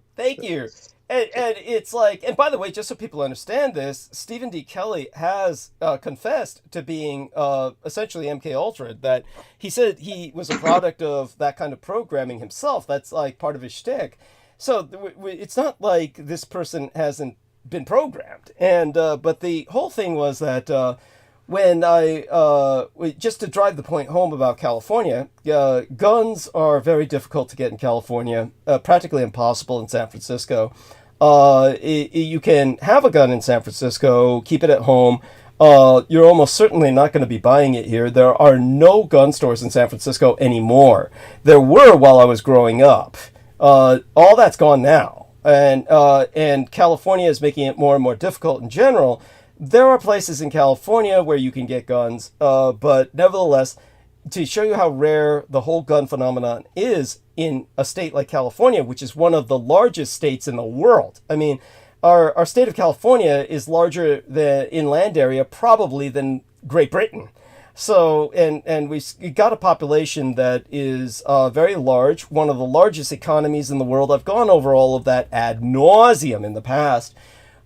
Yet, if you were trying to customize a gun, my understanding is there's only one place in California that customizes guns. And they've got a waiting list literally years long. Years. So it'd take you like a year and a half, 2 years, maybe longer to get your gun customized. So what Stephen D. Kelly took advantage of was the difficulty to get something like that done. By the way, customizing a gun is nothing to take casually. If you try to do something to alter a firearm, you can fuck it up in such a way that if you misalign the sights, somebody's never going to hit what they're aiming for. If you do something else with it, you could wind up with it blowing up in a person's hand or in their face. These are just things that, let's put it this way. To give you an example of a .44 Magnum gun, if you're able to control the recoil, you're going to have blood in your hands, literally, because your hands will bleed firing that gun. The recoil is so powerful. If you're able to control that recoil, your hands are going to be bloodied just from using that gun because it's going to rip into your flesh just by your controlling that gun and preventing it from flying up into your face with the recoil. And if it does fly up into your face, like it would with the average person, say you gave it to some poor son of a bitch, or worse yet, a female or a child or something like that. I've seen a video like that. Yeah, it just goes back in their face. Yeah, and breaks your nose. Yep. Just shatters, it can cause serious injuries. So, anyhow, this is something you never want to do casually. You'd only give it to an expert to do anything with your firearms. I have had my guns modified in the past. Nice. No, but I did it illegally. Yeah, what type of gun customizing are we talking about here? Just for, scholarly sake? You mean, like my firearms? In general. In general. Like a few minutes ago you were talking about. Oh, yeah, just like realigning sights or, trying to... You can customize sights, you can customize mags, you can switch it from fully auto to... What's there that? Were some that, also barrel sizes as well. Yeah, yes, thank you. What were you saying? Chambering would be called chambering. Thank you. What were you saying, Aristides, aside from that? No, what started you on that? Like, I don't know, Basically it was Stephen D. Kelly. So what happened with Stephen D. Kelly, this guy who was shitting and pissing all over me and saying how feminine I looked and kept concentrating on how, my high heel boots and stuff with an almost fetishistic fascination. Then he told everyone on Revolution Radio, all his listeners, hey, I'll customize your guns for you. I can customize guns. Guy, yeah, and he kept them all. He kept them all! Yes, somehow, oh God, 200 suckers out there. 200 suckers. This is something you'd never want to do, by the way, because if somebody uses your gun, like say Steven sells those guns, like he probably will because he needs money. So if you sell those guns and those guns wind up killing somebody and it's registered originally in your name, you are responsible for that murder. That's along with the person. Yeah, so it's like these people are implicating themselves in crimes, potentially, depending on the ultimate destiny or fate of those firearms. But something like 200 people sent him firearms and he never sent them back. That's it. He just kept them all. And so when I brought this up, that woman, my fetish story, never came back. And I was just, Jesus. I mean, was she offended by what I said? It's like, I don't understand it. Why ask the question? Hey, what do you think of Stephen D. Kelly? If you're offended by what I say, why do you ask? And it's not like what I said was anything I didn't have the right to say. First off, because it's true. And aside from that, it's not like the guy, had anything nice to say about myself. So it's like, Jesus. Yeah, I don't get people. I mean, I really don't. As for Ian West, yes, Ian West was just, he was funny. But honestly, it's my fetish story, and the fact that she found him so funny was the fact that I kept him on for far longer than I should have, and I ultimately paid a price for that. And fuck him. I mean, I just gotta be, a lot more harsh with these people. For one thing, Ian West, he had nothing constructive to say. It was always the same deal. It's tunnels. And he's really was, as Brooke would say, blaming the Democrats. He was the source of your first strike. Yes, Like the whole reason your channel almost got imploded. Yeah, that's true. No, it's absolutely true. It's absolutely true. Or actually, he did it twice. One was a copyright, and then the other one was because he was yelling about the J-Man and shit. Yeah, yes. So, yeah. No, it wasn't. No, it wasn't the J-Man. Transvestites are transsexuals, of all things, transgendered people. Right. It was a deep fake of Biden shitting and pissing all over transgenders. That's right. That's right. And ironically enough, it's just, and like I said, at that time it was 12 hours in and I was exhausted. I really wasn't thinking straight when I allowed him to play that. And you're just looking at the deep fake and you're just like, you're just like watching a train wreck. You're kind of like in a thrall. It was painful. It was like so bad. Yeah. It was bad. You're just kind of in a thrall because you can't believe anyone would look at this shit or why would people even take time to produce that? You're wondering why people would take time to produce that. But just propaganda, like right-wing propaganda to spread to. Yeah, thank you. Well, they're just like, they're like 4chan. They're like, 4chan. 4chan people don't attack. QAnon. But these are like 4chan like people with like scrambled brains. Like they're already gone. So. Yeah, thank you. They're like the Peep the Frog guys and stuff. Yeah, thank you. Yeah, and which is always a danger sign. For the Russian insurgency. It's true. It is. It is. Yeah. Well, they don't. I would say they probably don't even know that. Like they're so burnt. Yeah. They're like they're unaware. They're unaware of it or something. No, it's true. It's true. It's But 4chan's cool. Like I'm cool with 4. Like, God, why? God, why? At any rate, it's just a caveat. Yeah, there you go. I get it. Yeah, he doesn't want the assault. Yeah.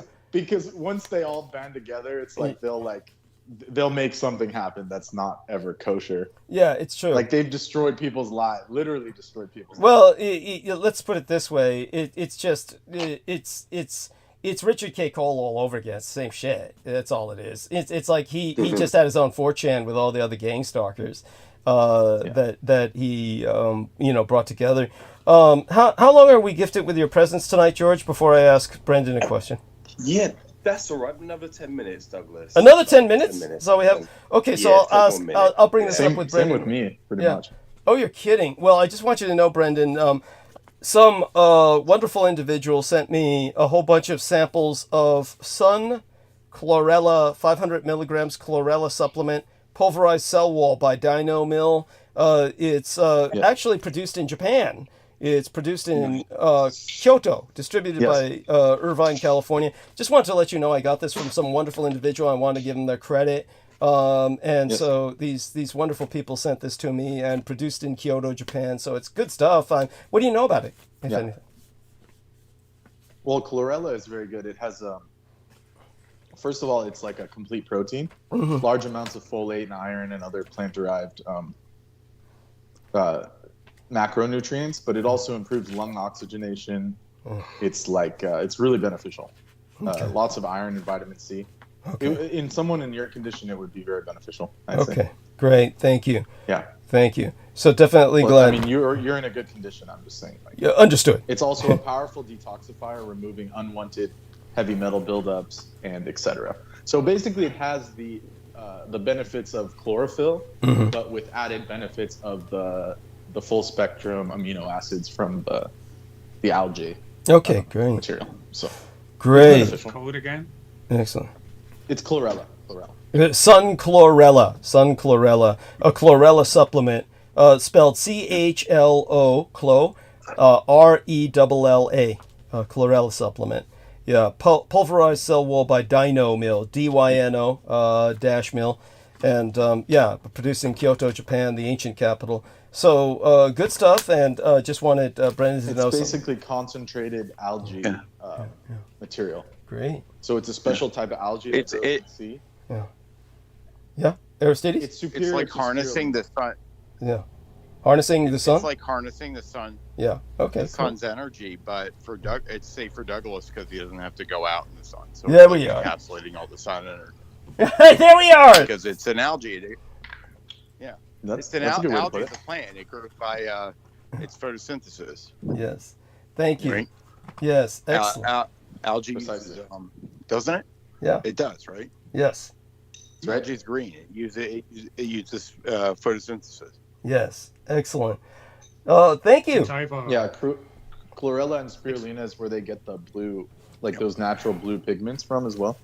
So it has a lot of phytonutrients, in other words. Okay. Great.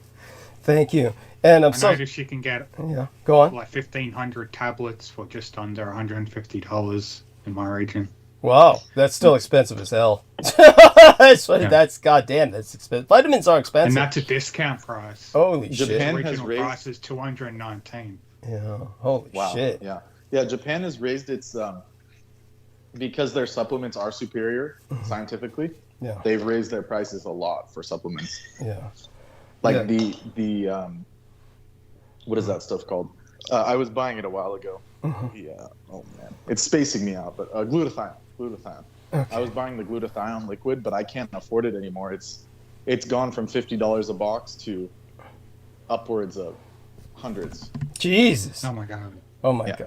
So, because they're using a Japanese-based glutathione supplement, and that's the situation with that is it is the best in the world. Wow. So, oh my god. When it comes to they have a really good way, the Japanese, of blending these. Now, what's really weird about that is right before you said that, there was like a power pulse in my house, and I saw like a flash of light. Yes. Hey, I just went to the show tab and I see it like it's got the spinning icon. Like, wait. Well, it just connected. It's continuing. Wait. Yeah, it says reconnected. No, wait. It still doesn't wait. It came back. It says live. Wait. Reconnected. It reconnected. So let's take advantage of this moment to say, have George say something before he leaves. So George, do tell us what to pay attention to, or what you feel we should be paying attention to, before you take off for the night. Let us know what's on your mind.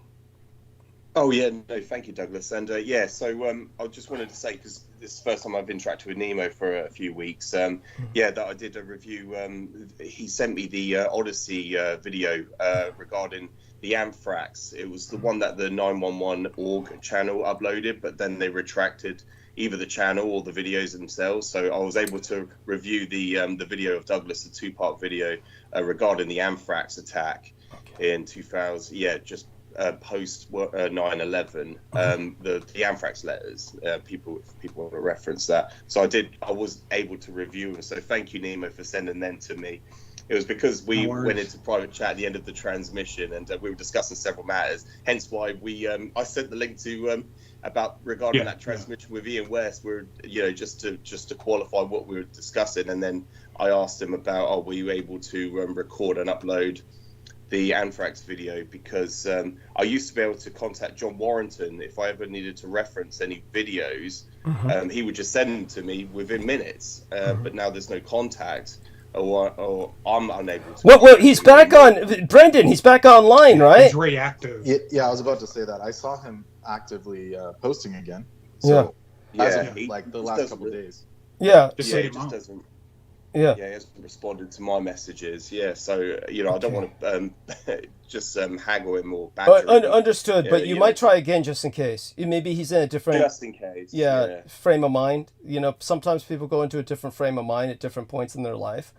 Yes, true. Yeah, so see if he'll respond this time. I mean, since he's reactivated on Facebook and some other areas, that's it's important that you try.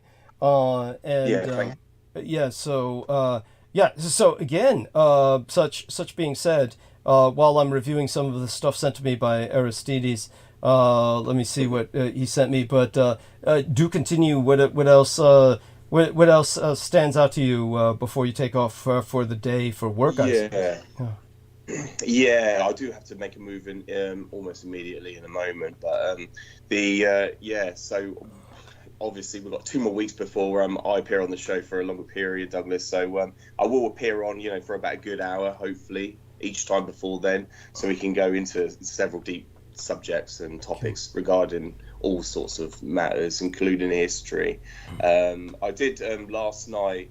I did listen to Adolphus Jacob Hitler's 1922 speech, and it lasted for over 30 minutes. So I did listen to what he was speaking of, and the struggles and the crises that they were contending with. And it was to do with obviously the Versailles Diktat. He was speaking of the last 3 years in 1919, the inception of the National Socialist German Workers' Party. He was speaking of this and the struggles, and it's obviously that would be good, something to discuss in the future, which is highly regarded. Well, I can sort of resonate. Yeah. But what's interesting, Douglas, he was referencing and speaking of what we have been discussing, and it was just about the conditions and the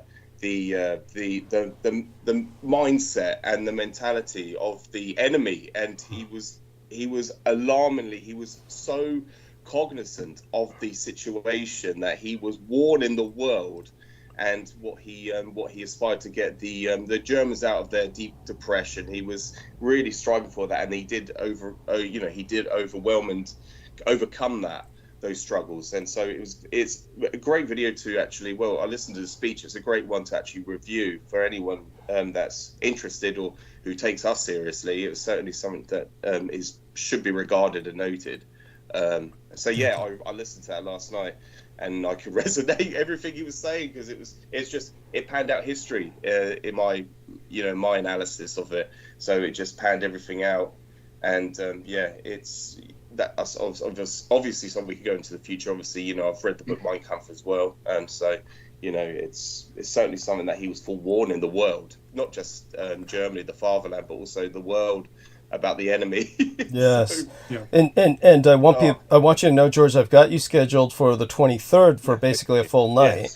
Yes. So that'll be Sunday the 23rd. And also, I will timestamp for Peter Moon's sake, but for your sake as well. I spoke in depth about Herod in the opening hours, the Herodian. Herodes Magnus. Yeah. Yes, thank you. So you didn't hear that, did you? Did you happen to hear that? No, I did, Douglas, no. Okay, so I'll timestamp that. Sorry, and I did point out in the opening hours, and I'll point it out again while everyone's here, obviously the 80th anniversary of D-Day has taken place, and so what happened was that, as Peter pointed out, he couldn't understand why they were juicing it and milking it for days. And I explained, of course, this is the last D-Day in which they're going to have any living veterans attend, because they're all going to die after this. They're all on life support now. Literally. Yeah, but I pointed out the real insanity. So I'll try and timestamp that as well. But basically what I said was that Zelensky was there, as well as Biden, and you had some of these old veterans come up to Zelensky and say, "Oh, you're a hero," and everybody was politicizing this so that they could say the West was standing against the Russian threat. But the reality is, of course, this is the insanity of these lunatics, these madmen, is that if they had left my father alone, they wouldn't be dealing with the Ruskies and the Chinks and all of these issues they're dealing with now. All of this is a result of these motherfuckers attacking Europe on D-Day. It's the problem that they produced guaranteed the Third World War. This is the insanity of their position and how blind they truly are. Of course, I also brought up the fact that you've got the paradoxical irony of Zelensky being there, and the truth is Ukraine was invaded by Russia in 2014. They annexed the Crimea, and for years the Ukrainians couldn't get any help until they realized we've got to elect a Jewish president. And so they elected the only Jewish president in the world outside of Israel, and then finally people started helping them. Finally, everybody started saying we got to stand behind Ukraine. There was somebody that noted it was funny that like Zelensky was there, kind of, kind of sucking on all of it. But like in reality, right, like Ukraine to a large degree was pro-Reich. You know, there's very big a streak there for that. You know, so it's kind of ironic that Zelensky is there, like, oh yeah, you know. Yeah, thank you. Yeah. Yes. Right. Yes. Definitely. And in fact, isn't that true? There was a very big, you know, pro Third Reich, you know, contingent in Ukraine. I mean, oh, absolutely. Well, this is go on, George. Yeah. So it's just kind of ironic that Zelensky's up there, like, you know, capitulating with the rest of them. Yes, of course. Well, that goes without saying. He's Jewish. Well, he betrayed his own country. He betrayed his own country as soon as October 7th happened. He said, "I stand by Israel," even though they had given him nothing to Ukraine, and sided with the Russians. He was, "I stand by Israel," and then after that, they gave all the money to Israel, and he was left without anything for Ukraine for over a year. Yeah. Dumb, treasonous motherfucker. Honestly, so yes. Any other thoughts, George, before you retreat? No. Yeah. Please remind me. We'll discuss this further on Wednesday. Yes. Definitely. Please remind me. We'll go into this just on the hour that I have with you. So thank you so much for having me on, Douglas. It's so important, and I'm so glad you brought that up. Because it's obviously what I was trying to it was obviously what I was getting to. Yes. It was exactly that point. They should have just left him alone. Yes. Then we wouldn't have this problem today. Yes. So thank you so much. And I'll look forward to joining you on Wednesday. Please support and donate any donations to Douglas that you can spare. And it's been wonderful joining you, gentlemen. And I'll look forward to joining you Wednesday, Douglas. Please look after yourself and take care. Yes, love you dearly, George. Stay safe and be well. Have a good one. Yeah, take care. Bye-bye. Thank you. And and of course. What are your thoughts on? Yeah, go on. No, continue. What are your thoughts on that image I sent you of the Japanese nationalists that are protesting? Oh, deeply appreciated. Thank you. Yes, very, very much appreciated. Against the Maoist communist political parties. Yeah, if you could put that image into the text here for others to see, like Aristides at this point. Yeah. Others can see it later as well when they go back into the call. Yeah, no, definitely. That was during 1961. Yes. What was going on around then in Japan with all that? Yeah. Oh, God, a lot. Protests. A lot. So let me see. Just writing to Brendan right now saying, could you rejoin the call to say goodbye at Brendan since he's dropped off. And okay, here we go. Okay. Having said that, yeah, basically in terms of the image, let me take another look at it here just to, so in terms of the, when you fly now this could be a reversal of the photograph. Maybe that's what's going on. Yeah. It looks like it. Yeah, it could be a photographic reversal, or it could be that they're flying the swastika in reverse as a protest to show that it's things are out of order, that sort of thing.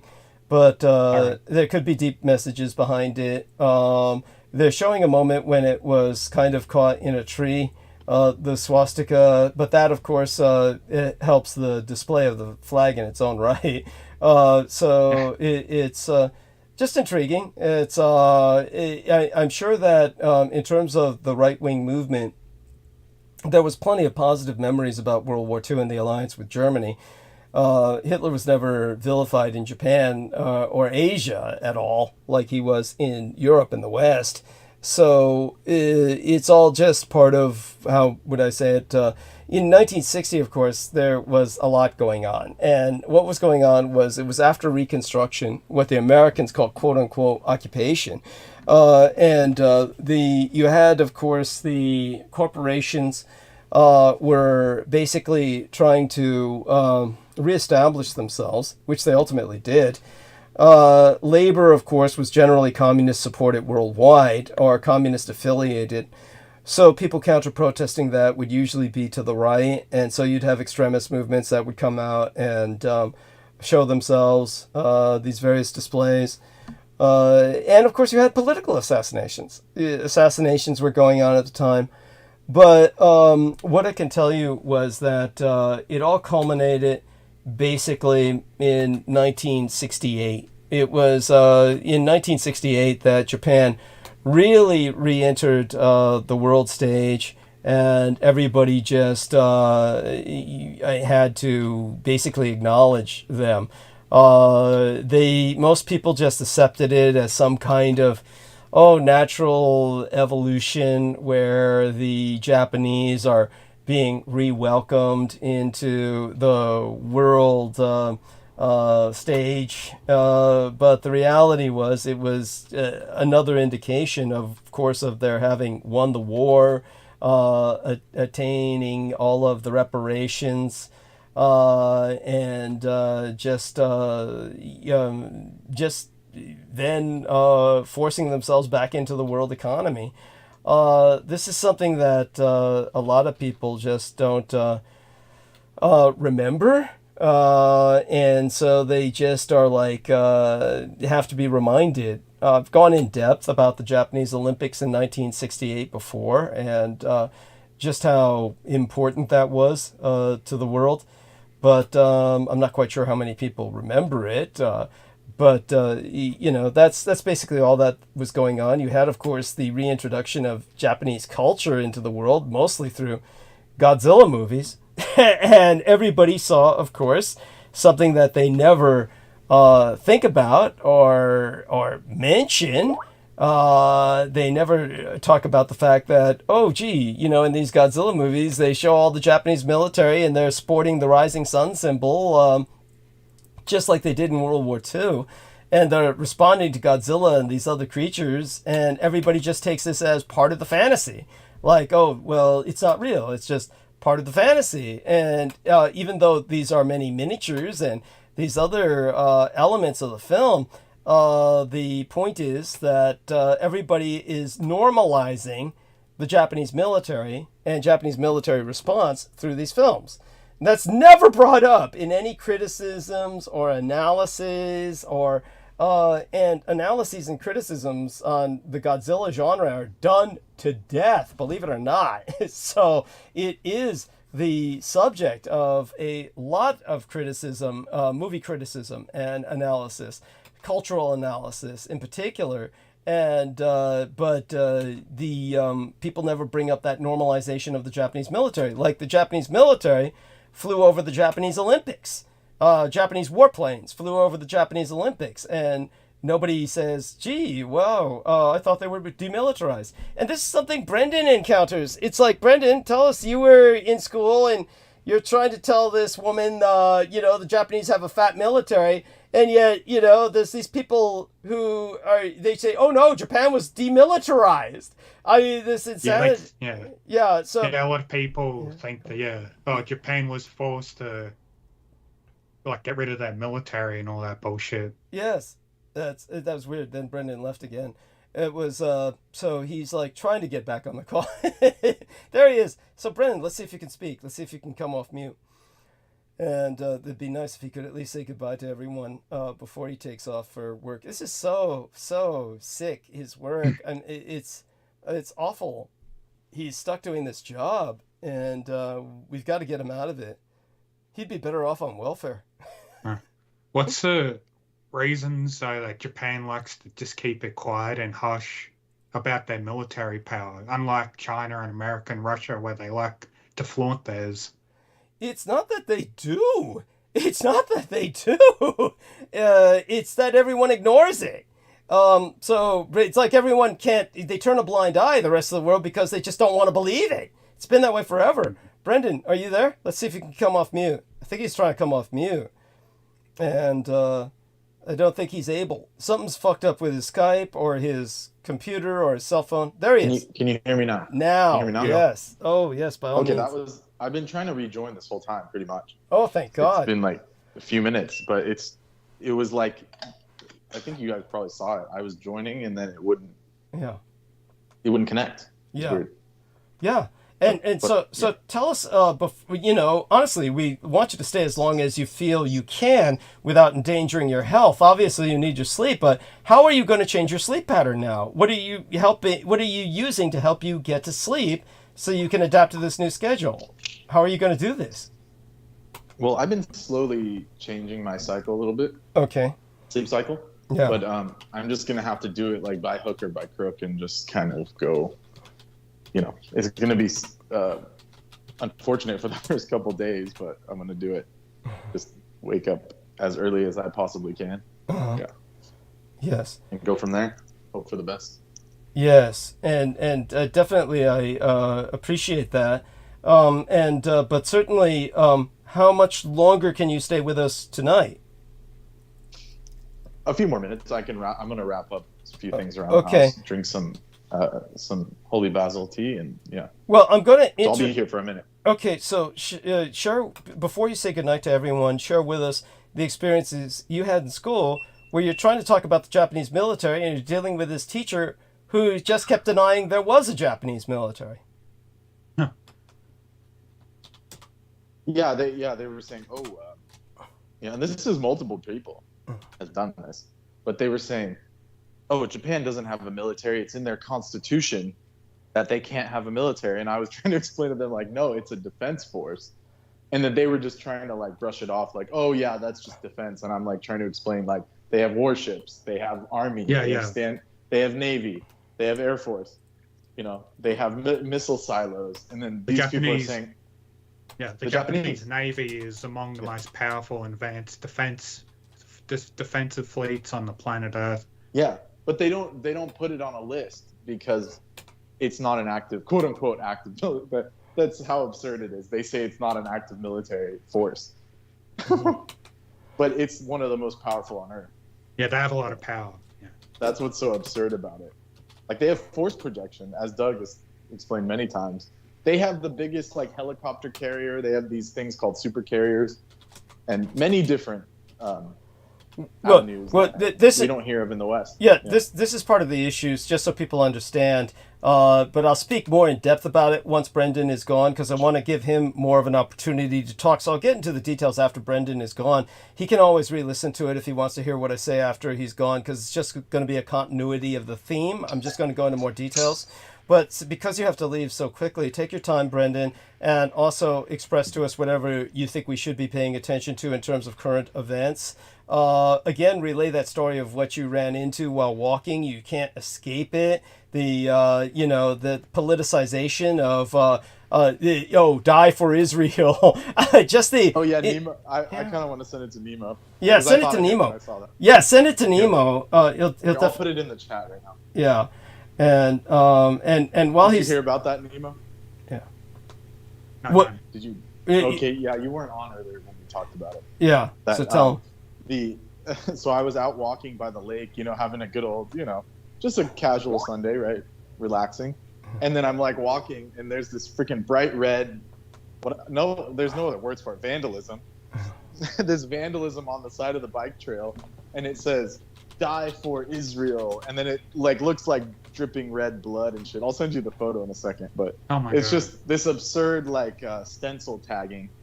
A command, like a commandment, like a biblical commandment. Yes, thank you. That's why it was so crazy. That's why I knew Doug would laugh at that, because it was just like really, like they're telling you to die for Israel, and you're just like out at the freaking lake, just on your bike. And did it look like full on blood? Like, was it drying up like blood? It was like it had paint dripping, but it was just like this, it just had the whole. I'll show it to you here in a second. But yeah, so it was just. But when I saw it, I just saw, in German when you spell D-I-E, D-I-A, it's just D. It's just the word D, which is D, der, das, D. It's the article, the. So I thought it said the Israel, because my brain, I don't know, it just didn't compute. And then I thought it was a pro-Palestinian thing, and I was like, oh, wow. Because that would be logical, right? That would be logical. That was the logical thing I jumped to. I was like, oh, wow, there's someone that's, like, actually fighting the power out here. And then I, like, walk up close to it when I took the picture for Doug. It says, die, and then a little 4, like a number, Israel. And I was just like, oh, my God, of course. There's some freaking, like, lunatic out here spray painting that on stuff. I don't think it's a lunatic. I think it's a federal agent. I think that it's government sponsored, and they're probably putting that all over the United States so that people get that message and honestly feel they need to go out and volunteer in the Israeli Foreign Legion, so to speak, and go out there and do. There's plenty of people that would do that too. These idiots. They deserve it. They should go. Go to the desert, see what it's like. Oh yeah. But it's just it's absurd. And what was another observation I had about it? It was just, like how entitled, like, you know, if it was like a J-man, it's like, how entitled do you have to be to, like, you have to hassle people on their freaking weekends or their, you know, when they're out at the lake. In nature, trying to commune with nature. People are going out to nature to get away from this shit, which I know a lot of the working people do out in that area. You know, they take their bikes, they try and, you know, disconnect. Yeah. And then you have that shit right in your face. Yeah. Like how rude, you know, how ridiculously entitled. But it shows that they will. They're basically gang stalking the public. They're gang stalking the public, and they're terrorizing us. Grifting, or what would be the word? Yeah, gang stalking is the word, but it's like grifting or like. Yeah, and it's a form of terrorism. It's a form of psychological terrorism. Yeah, it's terrorism. Yeah, where the word you used, the phrase you used was "you cannot escape." It's you can't escape these fuckers. Yeah. And, that's what I told you. Yeah. That's what it felt like. I was like, you know, I rolled my eyes. I was like, oh my God, I can't get away from these fucking crazies. Like these fucking, you know, these J lovers. Yeah. The Jew folks. And we can use that term pretty safely. Because honestly, my area, there are like plenty of, I grew up with them, a lot of these Jewish people, and they're some of them are religious, some of them are not, but they're not really that fanatical. Maybe I haven't, you know, dealt with them in years, so over the years I'm sure they got crazy. But I don't see any. I can imagine someone who's actually Jewish going all the way out there and doing that. First of all, because I've never seen them on the trail, typically. Yeah. And then second of all, they're usually too urbane and cosmopolitan. Some of them get into the physical culture. Some of them get into the physical culture like hiking and biking, but not mostly the ones in America don't, you know. And that's what I was thinking. Yeah. Like I know a few of them, like these people I grew up with, he like owns a coffee shop or something like that. You know, he doesn't do that kind of stuff like you're saying. Yeah. They do other things. They do enterprise because they have the funds and the backing. Yeah. Yeah, and that's how they prove themselves. That's how they prove themselves to each other, you know, because they're under their own peer pressure, and it's almost you know, in all the Semitic and Muslim peoples are like this too. It's like Brendan observed. Everybody who's in these cultures that come out of the desert, they prove themselves to each other by, I've succeeded in making it through business, and that proves I'm smart, and therefore you have to listen to what I say because I've proven myself. Yeah. And this is like, so there you go. They're all stuck. They're stuck in that materialistic. They're the most materialistic people on earth. Yeah. Yeah. Thank you. Yeah. In the negative sense. Yes. Thank you.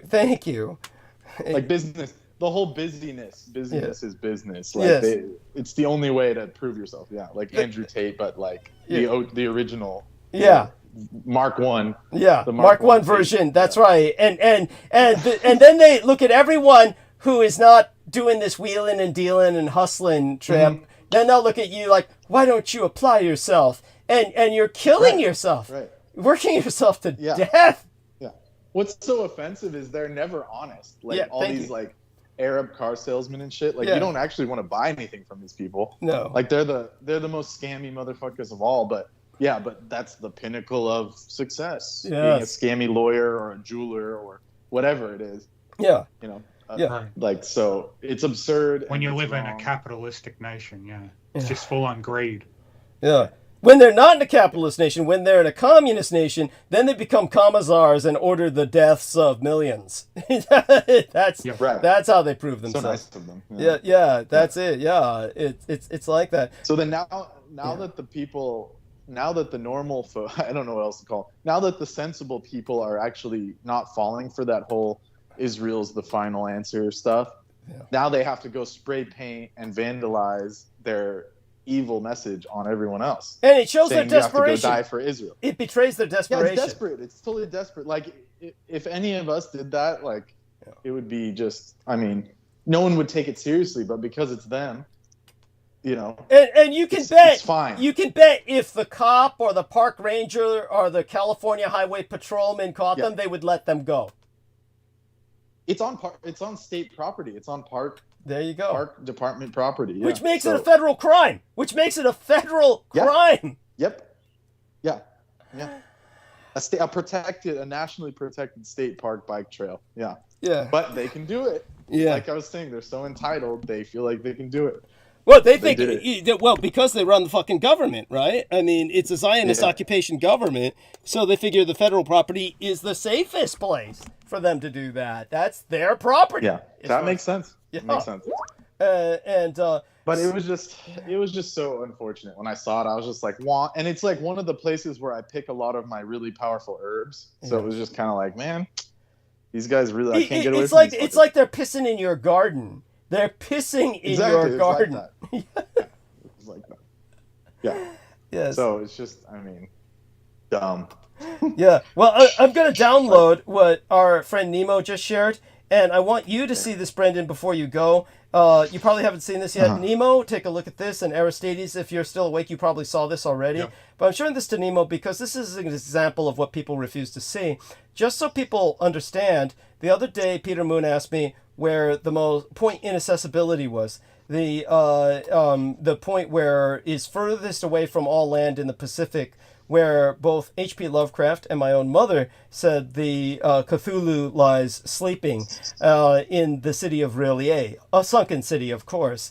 And when I pointed it out, I was saying the closest area on the map would be Chile.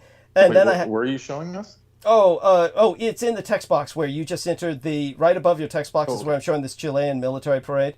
And the reason I said Chile was, for those of people who don't know, Easter Island is occupied and is part of Chile. Chile conquered Easter Island, and all that people say when they think of Easter Island, all people think of is fucking Moabs, the giant stone heads that look like they were sculpted to resemble H.P. Lovecraft. But all of those giant stone heads, that's all everyone ever talks about. They never speak of the fact that Chile is under military occupation by a bunch of men in Nazi uniforms.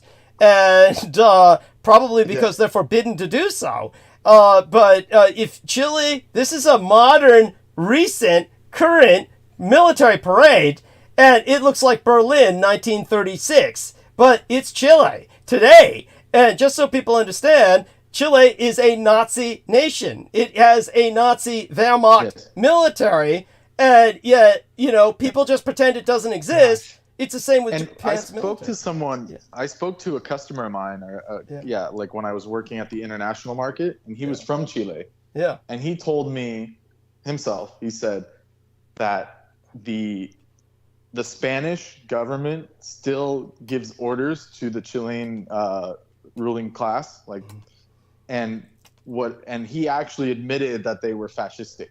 Yes. Which he was saying that, and then later he acquiesced because I got familiar with him. He said, I wish it stayed this way because now the European Union is trying to dip its fingers in there and strip us of all of our money via the Spanish link, the link through Spain. So they want to deplete Chile of its ability to even retain the old, what was his name? Francisco? You're talking Pinochet, or who was in charge at the time? The fascistic... Franco. That was Franco. Francisco Franco. Yeah. Yeah, so Franco's, I guess, what would be the word? His remnant, his signature is still in Chile, like you said, through all this. They're still holding close to that, but the European Union's trying to deplete them of their ability to be self-governing. Yeah. So this is what the guy from Chile was telling me. He said, we don't want, we don't want the modern government. We want to stay the way we were because we had money and everything worked. So yes, that was just let's put it this way. Obviously, the King of Spain is very respected as a figurehead, which is why he's at these Pan-American meetings, and it's where he fucked up Hugo Chavez. Hugo Chavez of Venezuela was going on and on, trying to be like Castro.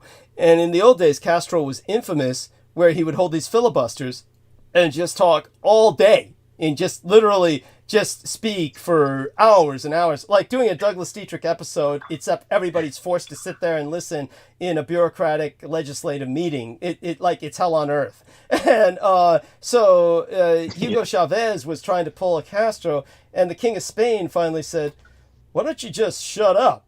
And everybody started laughing. And that's when Hugo Chavez's career was over. He started to die of cancer after that.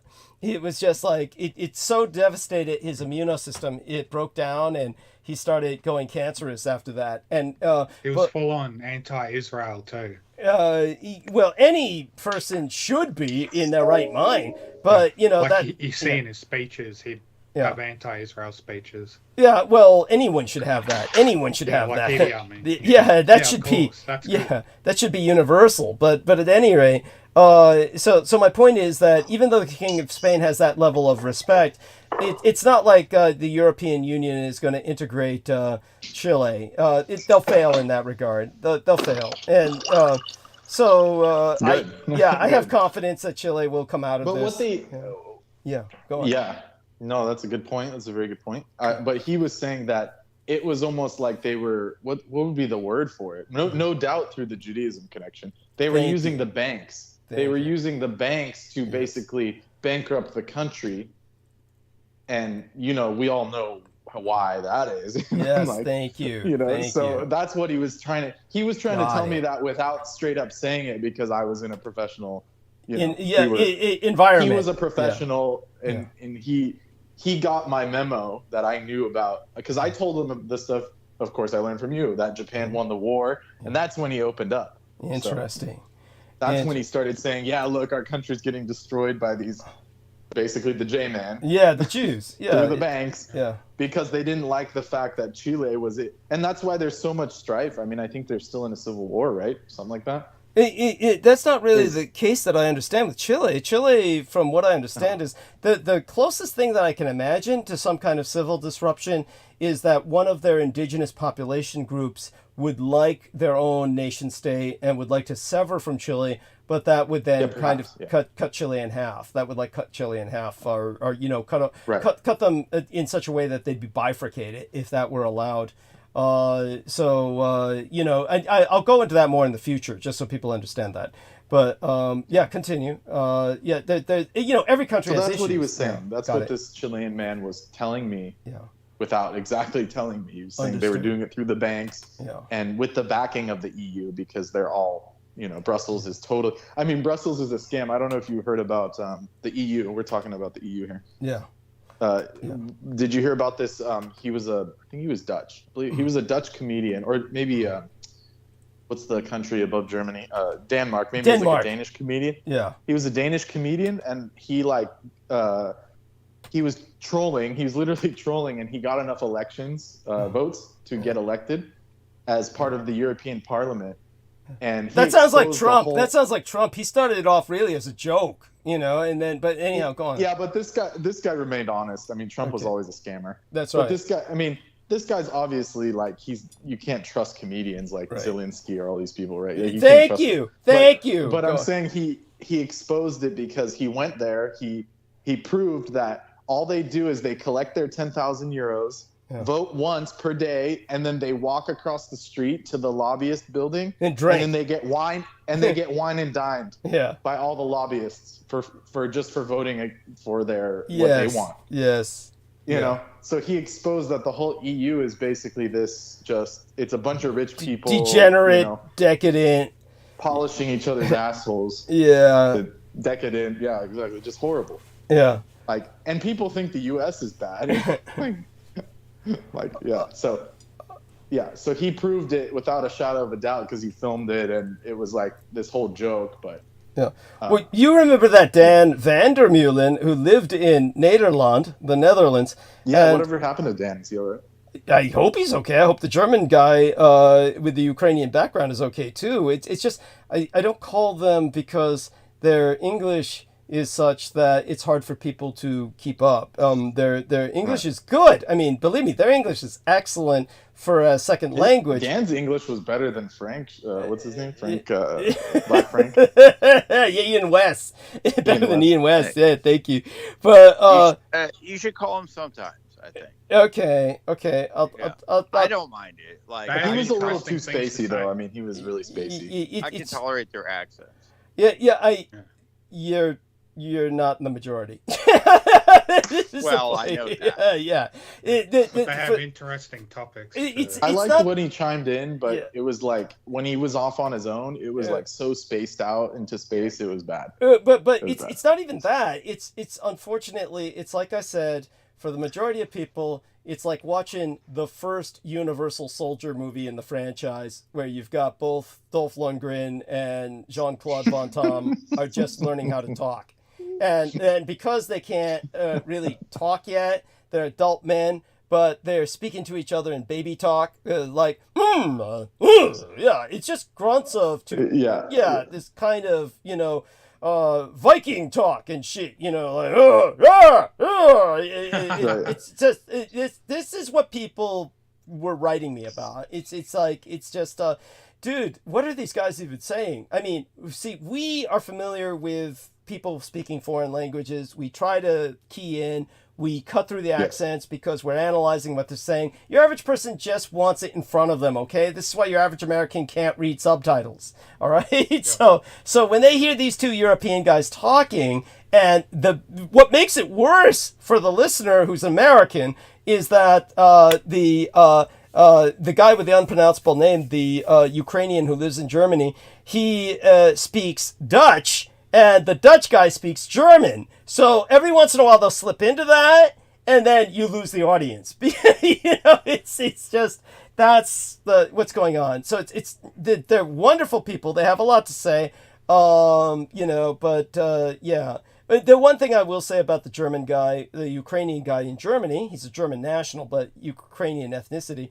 One thing I'll say was the last time I had him on, he did start going in an area that I just found too trippy, which was just the sun is habitable.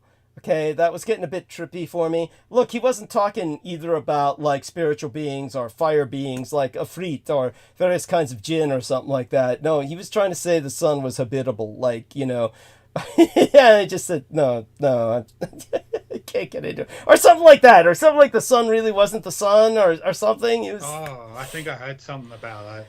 Yeah, I mean, he can go there. He can go and try if he wants. Some people think the sun isn't actually burning. It's like a receiver receiving energy from somewhere else, creating light. Well, it's definitely like the nuclear fusion is just a theory. I mean, and a lot of that stuff is not what it seems, but you definitely can't go inside of it or anything like that. No. You can't go chilling around it. Like, ask Icarus, like Icarus. It's like you just finished watching that Futurama episode where you see him actually mining on the sun, harvesting resources of the sun.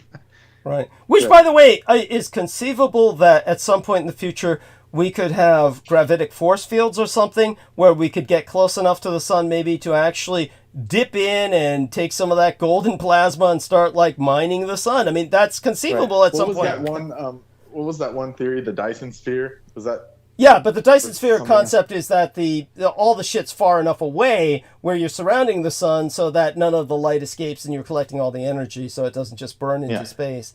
I mean, that's not getting close to the sun. That's just surrounding it. That's like a type 0 or whatever that is. They got those different kinds of... That would be like type 5 or some shit at that point. Yeah. Well, not really. It's more type 2. He put us like... We're not even type 0. We're like negative. Oh, that's Michio Kaku. Michio Kaku. Yes. We're not type 0. We're negative. That's right. That piece of shit. Yes, it's the only 0 is him. By the way, Heather Holman's rejoined us. So Heather, I want you to say goodnight to Brendan before he leaves us. Please take advantage of the fact that he's still here.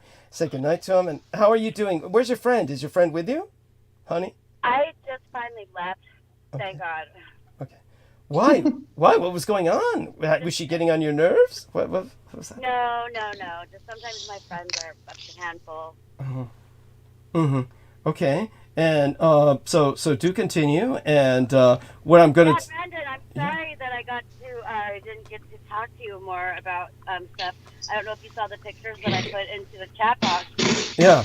Is that painting? I liked a few of them. Yeah. Is that painting of a bunch of Hare Krishna chanting or something? What's that about? What is the original 1970s painting that when they made the temple in Laguna Beach, they actually have it like registered under a historical building, and so they are considered a gallery, like an art gallery. So those are the paintings that hang in the temple since the time the temple was opened. Yes. And they're really like interesting. I've always seen them my whole life, but I didn't realize like Jagai and Madai was one of the. Now that I look at the paintings, I can identify them and like know what they're about and stuff. Oh wow! Before I didn't. Yeah. Yeah. Yeah. Yeah, the different stories being told there. Yes. Yeah, but they're I don't know who the painter was, but they're like cherished. And I know that the big huge one of all of the people, the gopis, that was from India. I don't know who the painter is, but it's like that's what I guess gets everybody mesmerized by it because it's such good art. Wonderful. Thank you for sharing that. Yeah, Prabhu had their the ISKCON artists were very good, and they made some of the best illustrations of the Bhagavad Gita that captured a lot of imaginations, even till now. Like if you want to describe a lot of, the concepts, you can use those. What's in like the Bhagavad Gita as it is by Srila Prabhupada. Like the whole concept of reincarnation, they have a really nice illustration of it. I don't know who did that, but they really did it a lot of justice, Yes. For sure. Exactly. Mm-hmm. Yeah. Mm-hmm. Wonderful. So I'm driving at night. I'm not a good idea. Oh God, stay safe, honey. Are you on an earphone? I hope. Oh no, I got hands free. It's on my phone, my car. Okay. Yeah, I'm just talking to you like I'm in a spacecraft or something. Yeah, no, but it sounds good. Comparatively speaking, the quality of sound is good. I mean, sometimes when our man Brendan tries to pull that off, it really comes out weird. I don't know. I really would like to say how much I appreciate Brendan because he's definitely somewhat of a wizard of sorts. Oh yeah, definitely. I mean, sure. Continue. Yeah, it's hard to find people that are like, as you said, I think the word you used was sophisticated. Mm-hmm. Oh, well, I don't know about that. Wisdom. I use the term. You said he was sophisticated. That's not the term I would use. He's kind of naive. He has wisdom. but yes. Oh, hey. Yeah, I'm not paying attention. But that's okay. No, I appreciate it. Yeah. I appreciate it. But I mean, I'm not like special or anything, but I appreciate that. Yeah. Oh, you're really, really astute. And, you're able to retain a lot of knowledge on a lot of interesting, important things regarding spirituality. Yeah. Much appreciation. Exactly. Yeah. If I had the money, I'd pay you to be my tutor on these certain things, like a private tutor. Yes. Because you're so knowledgeable on it. Yes. Yeah, I appreciate that. Go on. Yeah, so I looked it up. The author, or what would be the painter, the artist, is Saimarani Das. She's this, female? She's an American, that came from the New York City College, majoring in art and art history. And since 1966, she has painted over 200 paintings for Srila Prabhupada's temples and books. So there we go. Yeah. So someone, she's one of another hippie that never dropped out. She stayed in school. Yeah. And I hope I'm going the right way. Ooh. Now you're still. Well, if you have to hop off and navigate, you should do that. Yes, navigate. Navigate. Don't get lost. Yeah, don't get lost. Navigate, honey. We'll take care of this. Just jump back on when you can. I'm in the canyon. I'm actually in the hills where there's no place to turn off. It's just all these hills. Okay.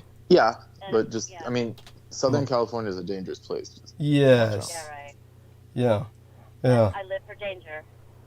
Oh. I mean, she does. Let me check the this thing here. Yeah. Push you until 9 a.m. I mean, yeah, you'll be all right. It's still push you nakshatra until tomorrow. So okay. Just be cautious tomorrow because it's Ašāļiyyūnī nakshatra, which is it's the star constellation of the Hydra, so it's a lot more dangerous of a really? That's star sign. I'm going home. So maybe you can tell me some more about that before you go. It's just don't wear dark colors and just be very cautious. A lot more dangerous things can happen. Just be aware. Yeah, be aware, be a lot more observant of people and things around you. Yeah. So, what do you think? Should I postpone my travel? If you could, it's conceivable that would be helpful, but you don't necessarily have to. I've traveled plenty of times on Australasia. Actually, let me just check it real quick. I have some literature on it. Just give me a second here. I just know a few things about like the basics of it, but I can't, like, I'm not authorized to be giving like right, horror-y like things. I just am saying in general. Right now I'm surrounded by black mountains and fog and black sky. It's really bleak. Yeah. I think Well, I'm it's like going the fourth right sign. way. It's like fourth sign right now, so it's like a lot more water-based. God, I hope I'm going the right way. A lot more watery. So are you calling us just are you calling us just to alarm us? just to make us worried about you? Jesus, it sounds like we're worried about you. No. Oh, here I am. I'm in the couch, so I'm in the right place. It's hard for me to see at night, because of my blindness. Your eyes, yes, you've got fucking like, what do you call night those? Driving. Oh yeah, it's not just cataracts. Yeah. Keratoconus. Yes, thank you. Holy shit. Yeah, well, I should be safe. At least I know where I'm at now. I'm good. Okay, good. Thank you so much for your support, ongoing support. Always. Yeah. Yes. You're still living with your boyfriend, right? Even though you didn't get married? Yeah. Oh, no, we didn't get married. We did everything but get married. I don't like Las Vegas. Las Vegas is the place where they do everything that I'm trying not to do, Mm-hmm. True. Okay. Very true. I thought you were in Phoenix. Yeah, I was in Phoenix. That's where I live. I live in Phoenix. Right now I'm in Laguna Beach. Uh-huh. Like you're living there for now? No, I'm just visiting. Okay. But what happened is I went to Las Vegas. To be honest with you, we had a little bit of indifference, and so I just wanted to get away. I didn't want to go home with that person. I just wanted to go get away from that person. So, Okay. It's his birthday today. I'm never in town on his birthday. It seems like. Oh, okay. I mean, just the way it works out. He likes his space. Yeah, he likes his time alone. Okay. We're both kind of people. Sounds reasonable. Yeah. Yeah, really, to be honest with you, we neither one of us are getting out of this. It's like we're kind of stuck with each other, and like we're better together than we are alone. But still, just personality-wise, I'm a hard person to live with as it is. Mm-hmm. Okay. Yeah. Yeah. Understood. And he's definitely a hard person to live with. I can imagine. Yeah. Yeah, he's been married 3 times already, so I've never been married, and I don't think that's in my cards at all. Yeah. I'm sorry, what did you say, honey, about the cards? Oh, because he's been married 3 times. I've been married never. Okay. Yeah. Well, how'd you get the daughter? I mean, out of wedlock. Oh, I was a concubine. Uh-huh. Cute. Yeah, concubine. Yeah, well, I was supposed to get married in that situation. It just fell through, of course. Oh, yeah, sad.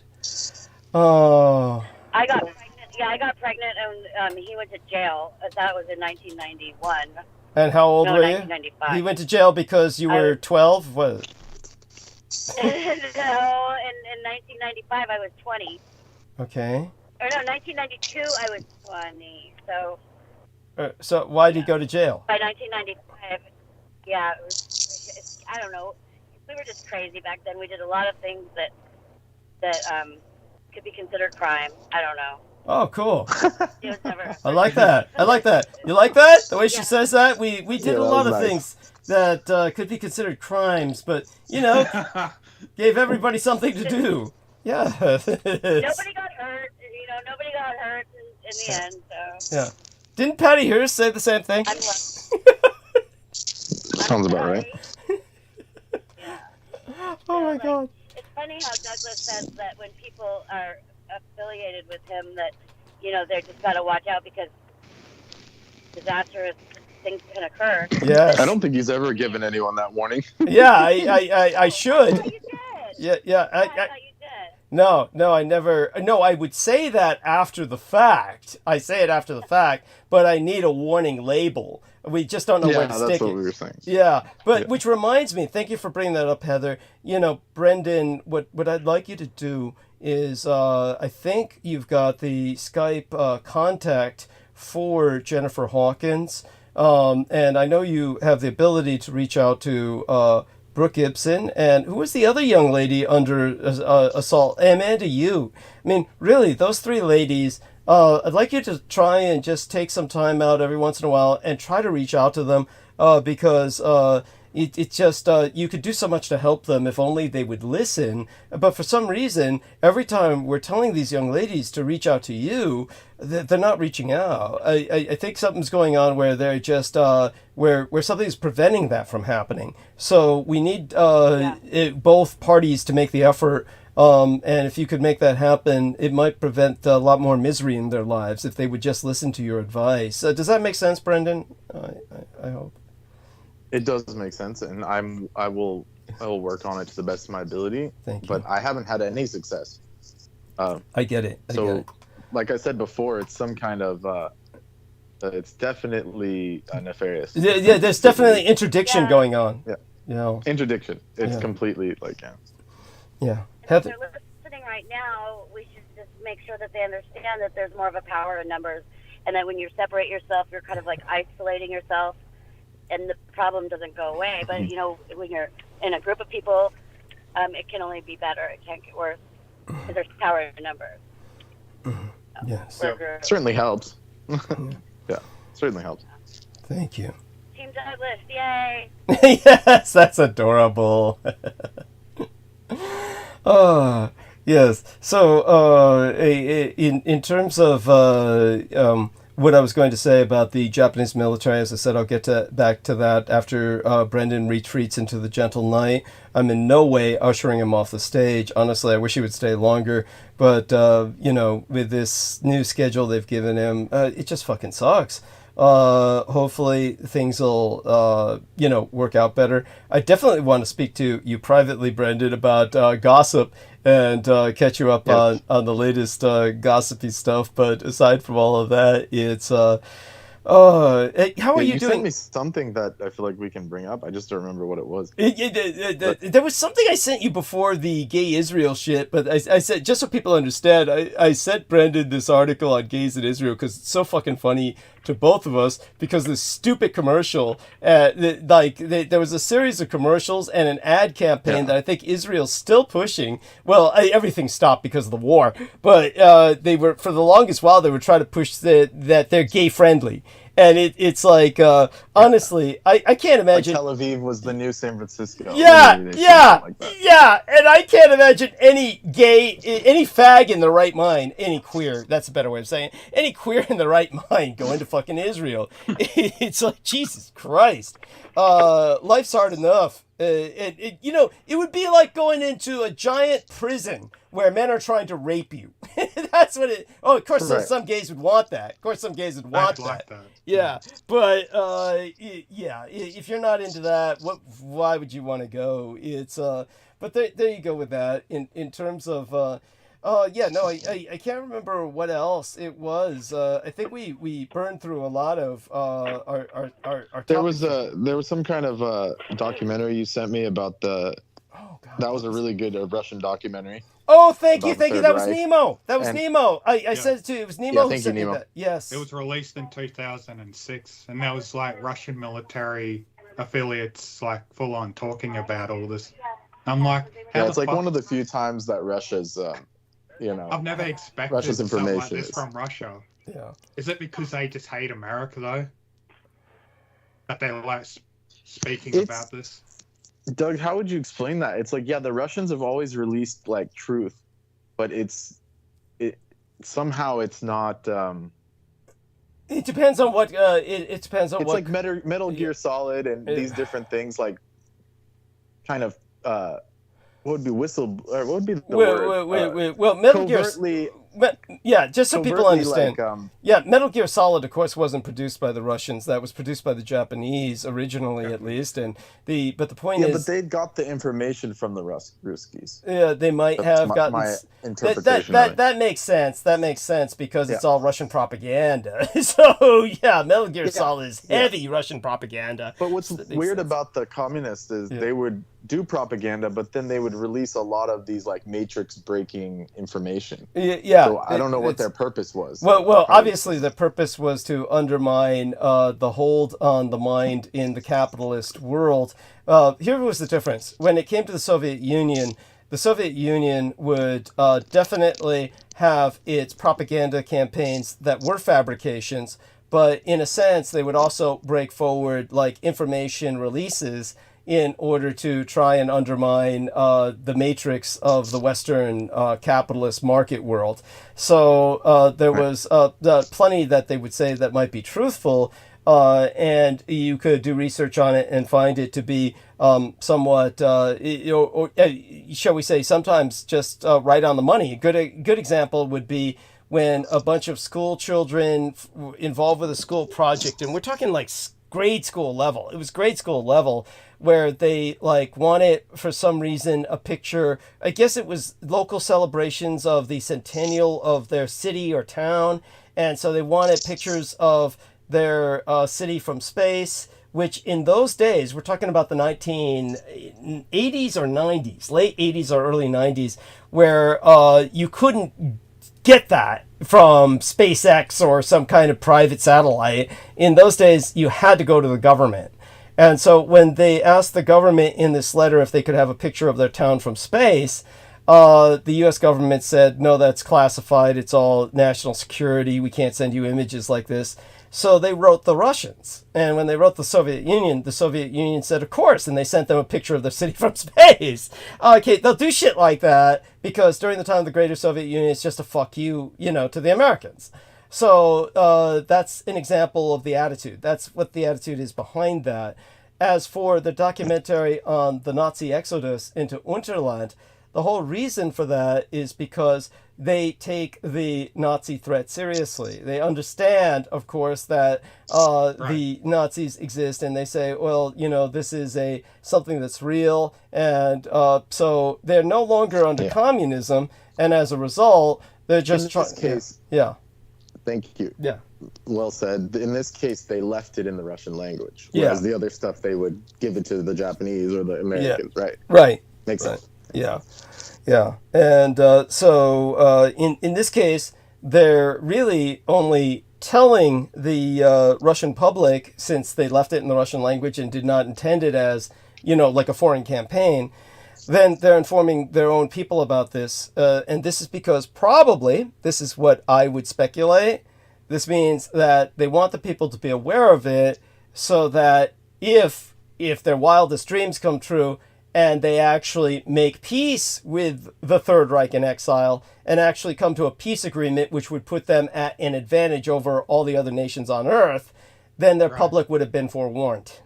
Then their public would say, oh, okay, so this is what they told us about, rather than pulling something behind the public's back and performing a kind of federal treason, like a government. See, if the government did something like, we've signed a peace treaty with a breakaway civilization, the Nazis, then their own public would say, well, you've propagandized against the Nazis for generations, and we fought fascism, and that means you're all traitors. So the way to preempt that is to release the fact that this government exists, so that way the Russian people know it, and that way if the Russian government pulls a diplomatic coup and says, we've made peace with the Thousand-Year Reich in exile in exchange for technologies and the like, then we're giving them land in return or something like that on the surface world, like vast parts of Siberia or something like that, then the public is prepared for it. Then the public says, okay, we saw the documentary. Get what I'm saying? Does that make sense? Yeah, there won't be any panic. It'll go smoothly. Yeah. If that does occur. Yes. Most likely it won't. Yeah.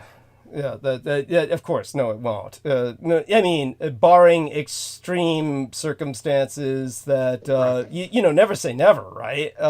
It's possible. Yeah. But you know why they're operating on that theory? was because of my biological father, Adolf Hitler's treaty with Stalin, the Nazi Soviet or Molotov-Ribbentrop Pact, what was also known as the Hitler-Stalin Pact, that took place before the invasion of Poland. Both nations invaded Poland and divided it. But of course, no one's told that. All they talk about is, oh, Hitler invaded Poland, as if the Soviet invasion never took place because of Allied propaganda and how insane the Allied revisionism of history is. We live in a sick, sad world. That's another funny thing in school. That's another funny thing in school is that they talk about that. Yeah. I think, we've discussed this before. They tell you, look, they declared on Poland, but then they blame it on Germany. They say, oh, but the Germans reneged on the contract, on the treaty.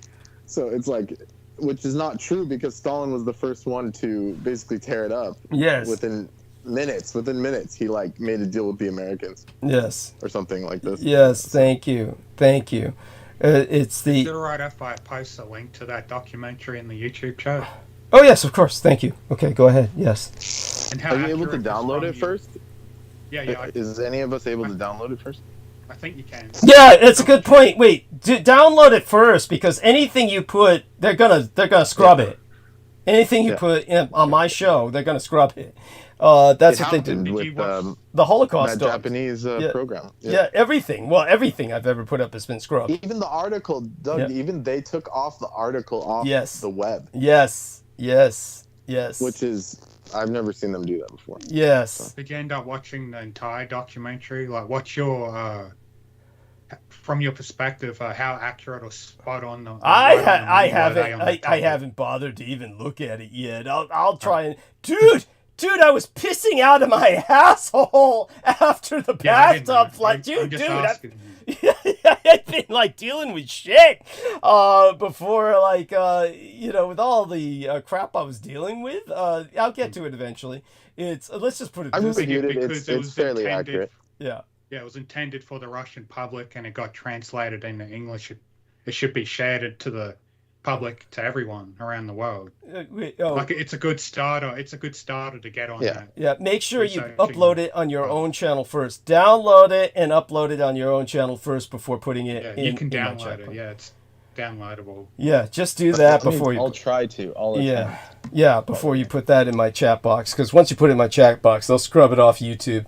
And Peter Moon it was weird because we told Peter Moon what they had done about the Holocaust dogs, that they had scrubbed it, and then he then realized it, it hit home. I guess that's because he was trying to link it in his newsletter. That's what was going on. Then when he tried to link it in his newsletter, then it really hit home to him that they had scrubbed it. And that's, when you see, again, it just reinforces the reality of everything I'm saying so that everybody understands that.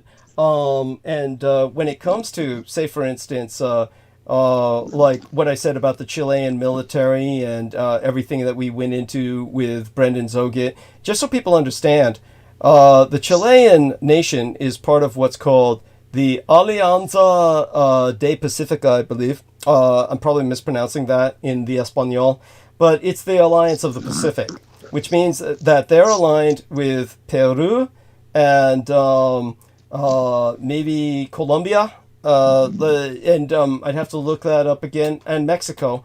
But these are 4 Pacific-facing Latin American nations. And basically, when you take a look at those nations' economies, their economies are the best economies in Latin America. So they're open for business because they face the Mediterranean of the world. The world's Mediterranean is the Pacific. It covers the majority of the world's globe, and all the most powerful economies are there in the Pacific, facing the Pacific. So Latin America Pacific Alliance. Let me look that up. And then I can share a link on that with everybody. And that is, here we are. So Ecuador is not part of it. Okay, Ecuador is not part of it. So here, I'll put this link for everyone to access. Now, on the Atlantic, they have what's called Mercosur, which was around even before the Alliance for the Pacific, but their economies are basically like shut down. They're just not really good economies. Their economies are stagnant. Their economies on the Atlantic side are stagnant, but they would at least form the basis. And I'll tell you what should happen. This is get rid of the fucker who's in charge of Argentina now because he's a Jew fuck. Re-Nazify Argentina. And what Argentina needs is a war in which they can use their military and a war that they can fucking win. And they need to basically revitalize their economy by Lebensraum. And you've got Brazil, where the whitest part of Brazil is in the fucking south. All of its southern territories, the states of Brazil, are all the whitest. And they want the fuck out because their economy is supporting all the blacks who live up north on welfare as far as they're concerned. So all Argentina needs to do is invade South Brazil and annex it. Basically, that's their Lebensraum. And you've got basically another white population to assimilate. And their economy would boom. Really, it's like it wouldn't be raping the Amazon either because that's all up north. So these people really need to start listening to me. And even when it comes to the, shall we say, wars of aggression, that would be a war of aggression that would fucking work. Let me see. Chile and Argentina have petroleum reserves as far as I'm aware. So maybe they can just do that. Chile and Argentina with their oils. I am on, Douglas from George Knight. Me too. So Heather's back on with us. Right, Heather? Isn't that why? Yeah, she's back on. Go on, Brendan. Isn't that why the Brits took the Falklands back? One of the reasons? Yes. Britain took the Falklands back because of oil resources, but they've never used them. It's like it was all out of national pride. It's like... There's some theories that there's some occult stuff out there too, oh, no doubt. No doubt. Like, there's definitely some other stuff happening. It's not just what it seems. It's not what it seems. Yes, and it's also the closest point to Antarctica, so that's a whole factor as well. Yes, thank you. It's like a staging point for Antarctica. Yes, of course. Well, it's a very strategic area, and it's not only that. In the future, obviously, with climate warming, with global burning, and the Antarctic melting, it's a stepping stone to the Antarctic to rape resources. But beyond that, the islands are going to become more and more fertile and utopian as the climate gets more and more warmer down south. So the Falklands are set to become prime territory. They're going to be like the Hawaiian Islands in the future, just like a new Hawaii. So people are obviously going to be attracted to it. Here I am again trying to find these a good map of, because the links that I put into the text box they're not going to take in the chat room. So there's the Economist. Here we are. Good. The Economist is talking about the continental divide. So there we are. That's an excellent article. Okay. Unfortunately, people will probably have to go through a paywall, and we'll see what happens with that. So it's not the best article, but here we are. This is an excellent way of expressing it and I'll put that into the chat anyway, so at least people can get the message about it. And here we are. I'll put that. Oh fuck! What did I just do? Okay, wrong button. Do it again. And anyhow, everybody keep talking. Heather, so now you're home safe, right? I'm at the hotel. Yes, I'm safe. Okay. And so you're staying at a hotel. You're not staying with a friend. No, we're checking out tomorrow from the hotel. Okay. We're right at the beach, at the ocean. Wow. Yeah. And what's it like at night near the beach for you? It's chilly. It's actually it's probably a crisp 63 degrees or something, maybe. Oh, California's fucking frigid. Yeah. Tell her, Brendan. Not like Arizona. Arizona, if you just go outside and your phone sees the sun, it's automatically going to be overheated and you can't use your phone. Holy shit. Sounds about right. Fuck that shit. fuck? Yeah, Arizona's horrible. So bad. Sorry to say. Yeah. So bad. Damn. Here's another. Yeah, but I mean, the Central Valley here isn't much better. It's like during the summer, we're about to have another 104-degree heat wave. So it's like, you know, it's not much better here, but at least it's not a desert, you know. Sorry to say. But that's the case. Yeah. Well, there's parts of California that are fucking desert, that's for sure. And I'm sure that's also going to become We worse. have the hottest desert on Earth. So yeah, Death Valley. Fucking Death Valley. And nice name. yeah, the very name. Yeah, it's the very name.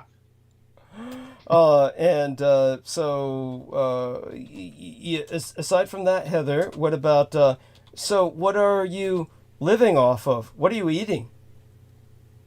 What am I eating? Yeah, like how are you living? I mean, how do you feed yourself when you're on vacation like this? Where do you are you ordering like takeout and you just bring it back? The temple. Yeah. Oh, no, Simple. No. I ate prasad at the temple. The temple Yeah, Sunday prasad. love feast. And then I just grab, like, if I'm on vacation, I just grab, like, some tortillas and some almond butter or honey or something, and I just eat that while I'm here. Wow. Yeah, it sounds about right. Yeah. Granola bars or something, you know? Are you vegetarian? I'm trying to be. Oh, well, Brendan's proud of you. Yeah. It's, you know, it's a hard road, you know, being so grossly materialized. You know, it's just better. I was at this point where I was able to do all of the, you know, exclusions except for one, and I could rotate them. But now I'm like, all of the exclusions I need to exclude again, so I just have to build myself back up. Yeah. Yeah, one thing, I don't have illicit sex, and so that's one, but that's not really something I've had to work on, so it doesn't really count. They do what? Illicit sex, how you're not supposed to have illicit sex. What is their definition of illicit? They're the ones that have that love feast. I'm sorry. Say it again. Say it again, Heather. I'm sorry. Nobody could hear it. I was laughing too hard. Illicit sex. You can't have illicit sex. It's because illicit is if you're not trying to procreate. If you're doing it makes sense. Sense gratification and pleasure, then it's not. That is illicit sex. That's fucked up. Doug's gonzo. Yeah, I'm damned. Yeah, I'm damned by their definition. And that's ISKCON, by the way. That's ISKCON. Sexually. That's ISKCON. That's ISKCON. Yeah. And your mother was part of this? Well, that's what I'm thinking. I mean, she did leave behind many books in our house. So, and I remember, she was definitely, after Srila Prabhupada left the planet, she was never happy again. She was just devastated. And shortly after she died is when John Lennon was murdered. And I know she wouldn't have been able to handle that one either, because she was like, you know, she loved him. Wow. So. I'm sorry to hear that. Unfortunate. Oh my God. Yeah. I'm sorry to hear that she loved him. Well, you know what's funny? Yeah. You know what's funny about that is, like, the way that she was so enamored, or the way that she respected him, was like the same way that she treated her father. Like, it was like she was like, it was her father, you know. So when I would see him, if I was a baby, I'm like confused. I'm like, is that my grandpa or is that someone else? Because they both were bald and they both had the same glasses. So wow. And then when Srila Prabhupada would talk, I'm like, oh, that's not my grandpa. You know, I couldn't talk yet, but that's what I was thinking. Wow. Interesting. Okay. Yeah. Yeah, he's got definitely a voice that is like no other. And so there you have that. And what do you think of? What did your mother think of Yoko Ono? I'm not sure Okay. what my mom thought about really anything. She had different personalities too, you know, and Okay. she probably accepted Yoko Ono, but she wasn't one of the club, you know, or whatever. I'm sure she wasn't her favorite. Yoko's one of the most craziest people of all time. Yeah, she's very controlling. Yeah. Well, Doug, how do you explain that? She came from like a royal lineage in Japan, but They like kicked her out. They must have just like told her, "Here's money to go to New York." Yeah, and never come back. Yeah. That must have been it. That must have been it. Yes. It's the only explanation. Yes. Yeah. This sort very of rigid. I'll just say that. Yeah. And in her mind, she thinks she's a top-tier artist. Like, she does appearances at art museums to scream in a fucking mic and then just walks away. Yeah, she's bonkers. Yes. I take Bjork any day. Miles ahead. Yes. I'm sorry, Heather, go on with what you were saying, honey. Oh, Sinead O'Connor. Yeah, what about her? It's kind of difficult, like the same way, in the same sense. Yes, poor Sinead O'Connor. I mean, well, she's dead now. I mean, and she had the... She was more justified than Yoko, but anyways. Yeah. I mean, yes. So maybe because Yoko wasn't brainwashed. Yeah. Hard to say. I mean, well, definitely Sinead. She was a little too unbrainwashable. Yes. Yoko. Yeah. Kind of like Brooke Gibson. Her way or the highway kind of thing. Yeah. Right. Yeah. What about you, Nemo? Is it your way or the highway? I don't even know. Nemo's pretty reasonable. You know what that means? No, it's just, I don't know. I don't know how to answer that. Okay. Yeah. Well, I do. He's open to new things. He's not rigid like that. Yeah. He's definitely not a Yoko Ono, that's for sure. That. He's not a my way or the highway kind of guy. No. In fact, Archimedes, on the other hand. I'm a very stubborn person, though. I'll say that. Yes. That's okay. Archimedes, you mean Aristides? Yeah. Yes. Archimedes? Yeah. Tell us about Archimedes, Aristides. Different engineer. Yes. Yeah. But he should take that as a compliment. Yes. But tell us about your impression of him. Yeah. Yes. Tell us about your impression of him, honey. Of whom? Archimedes or Aristides? Yeah. Aristides. Yeah. Pick one. He seems like the kind of guy that like mows his lawn on the weekends, and he has like, kids, a family, a dog, just normal. Yeah. Normalcy. Yeah, you got him down to a great degree. It's pretty accurate. Yeah, there's a little differences, but they're only in detail. It's pretty much He's led a pretty I think he might have deviant tendencies. Yeah, he might. Yeah.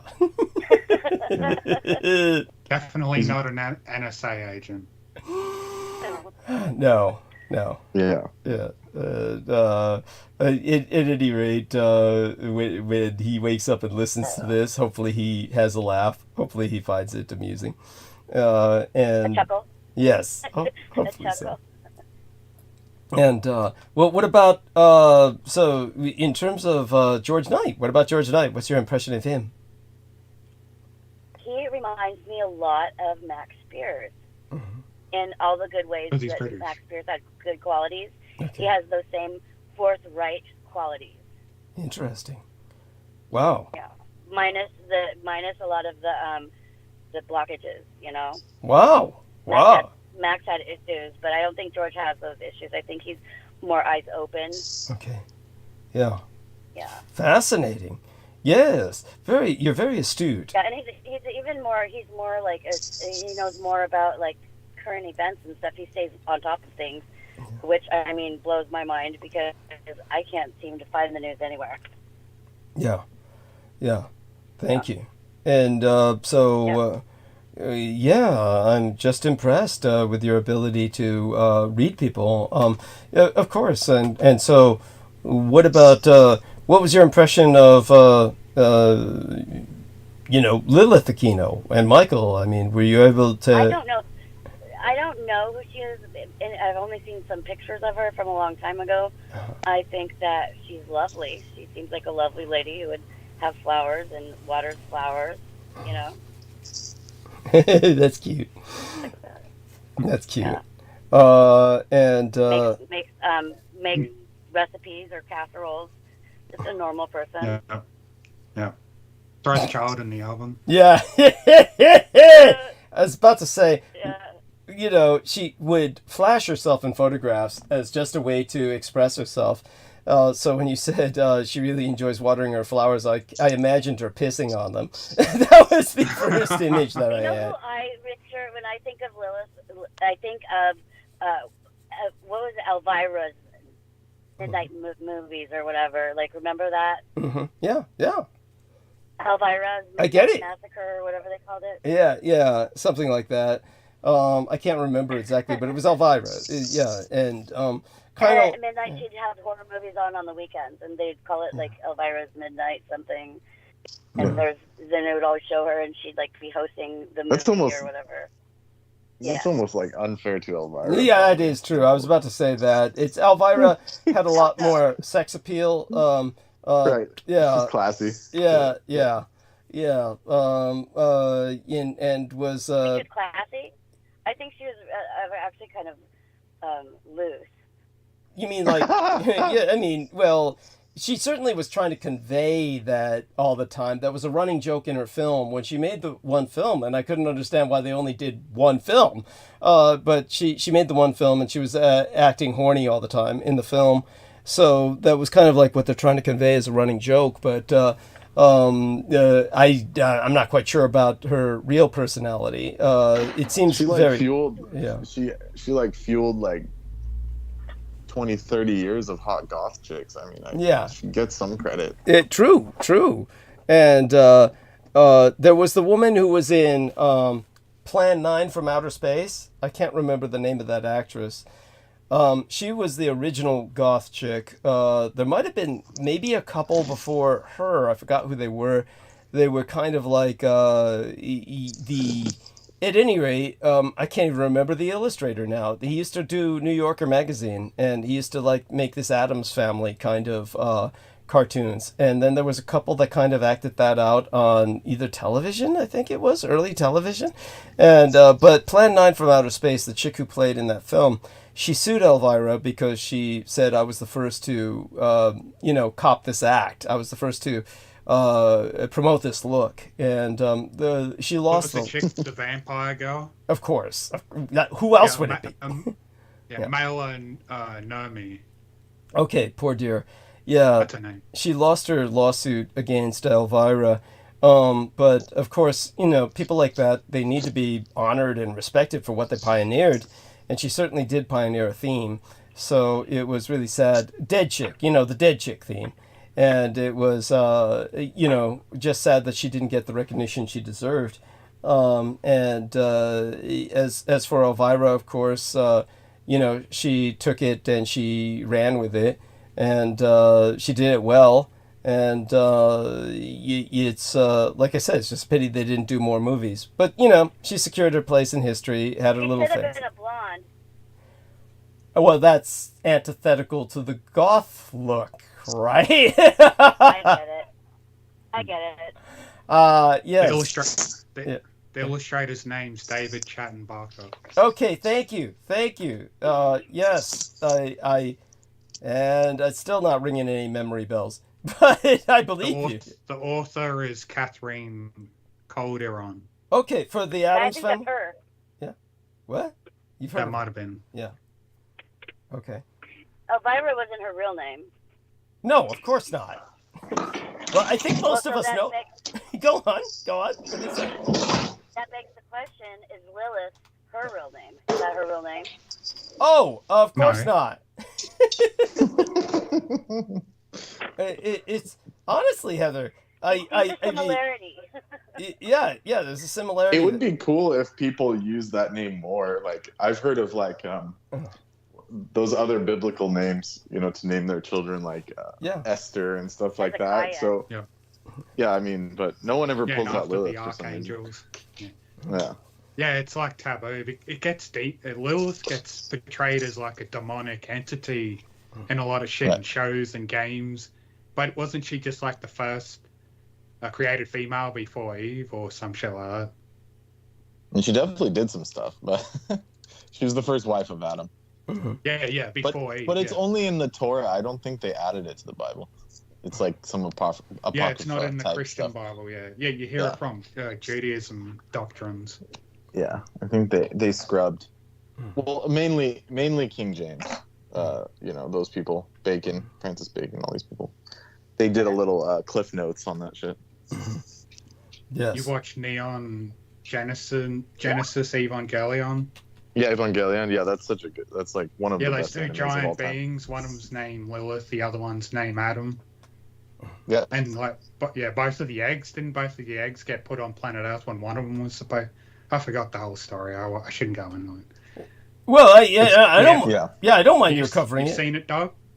No. Well, I remember one thing. While I haven't seen it, I remember this one Russian supremacist who was like, when I was investigating Russian propaganda, he was producing maps showing how the world would change once Trump was in power, and Trump was going to ally with Russia and China against Germany and Japan and Mexico as the new Axis. I mean, this was this guy's geopolitics, and he was entering the realm of political prophecy and his own desires, of course, operating off Duginism and these other neo-Russian imperialists.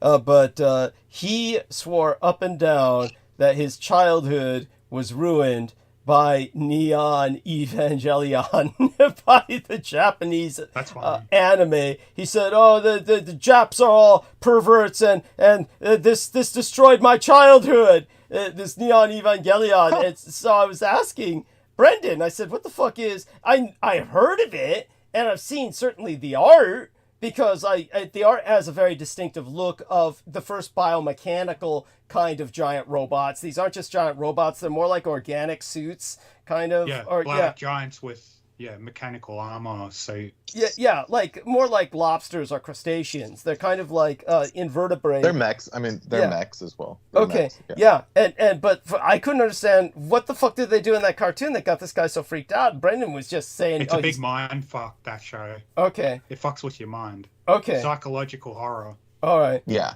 Okay. Yeah, essentially. But stuff like Berserk is way worse. I don't know this guy. He was just a baby. This dude's just a baby. I mean, come on. Thank you. He probably saw the red chick get killed and thought that was the most disturbing shit to see. What was her name?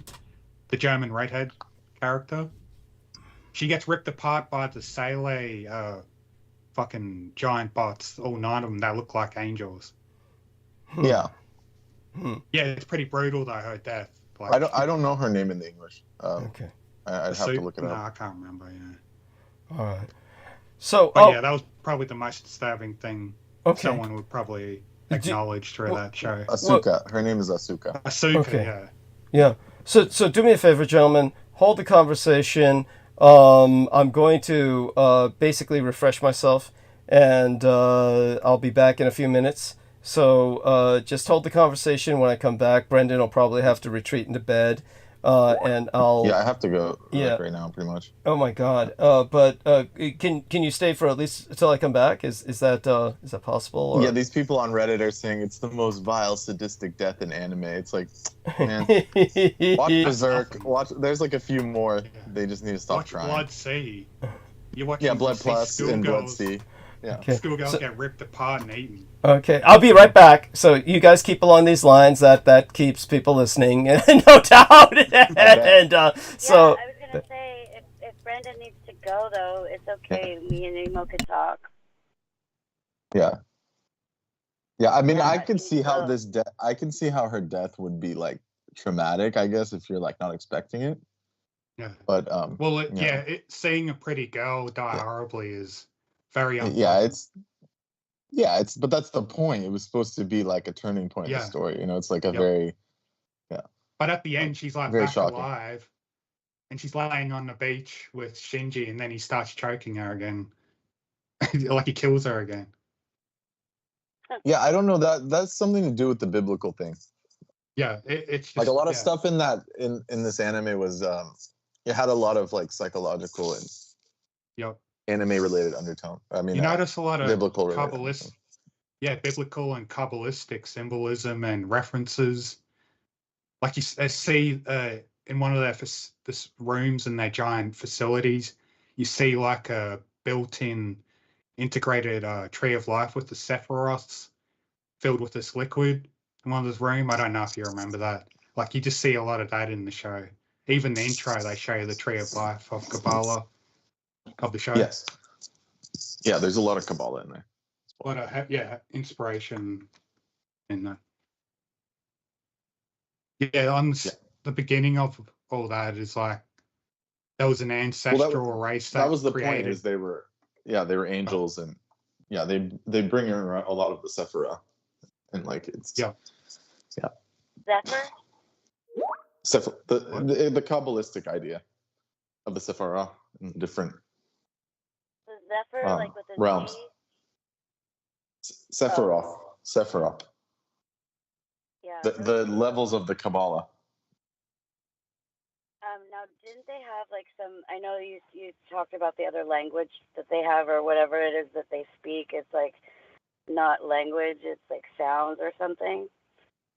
Once they used to have records that were made out of metal, but they look like records, and they had the inscriptions that would play, like the old-fashioned, music boxes or whatever. Do you know what I'm talking about? Not exactly. Okay, so there's some machine, maybe I'm assuming it's a machine, and there's these round, like, records, but they're made out of metal, like album records, and then they're inscribed with the angel alphabet, like the angel's words or whatever that sound is, and then they put it and they play it like a music box or something, and it plays with the angel's voice sound. Interesting. Something weird like that. Yeah, that sounds trippy. I'm surprised you haven't heard of that. No, I've never. But there are a lot of sonic things. And stuff like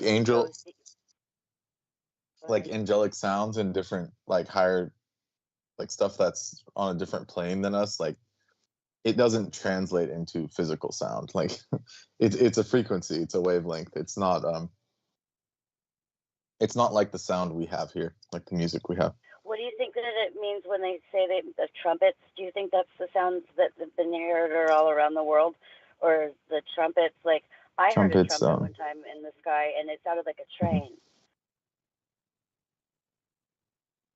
Yeah, it could be.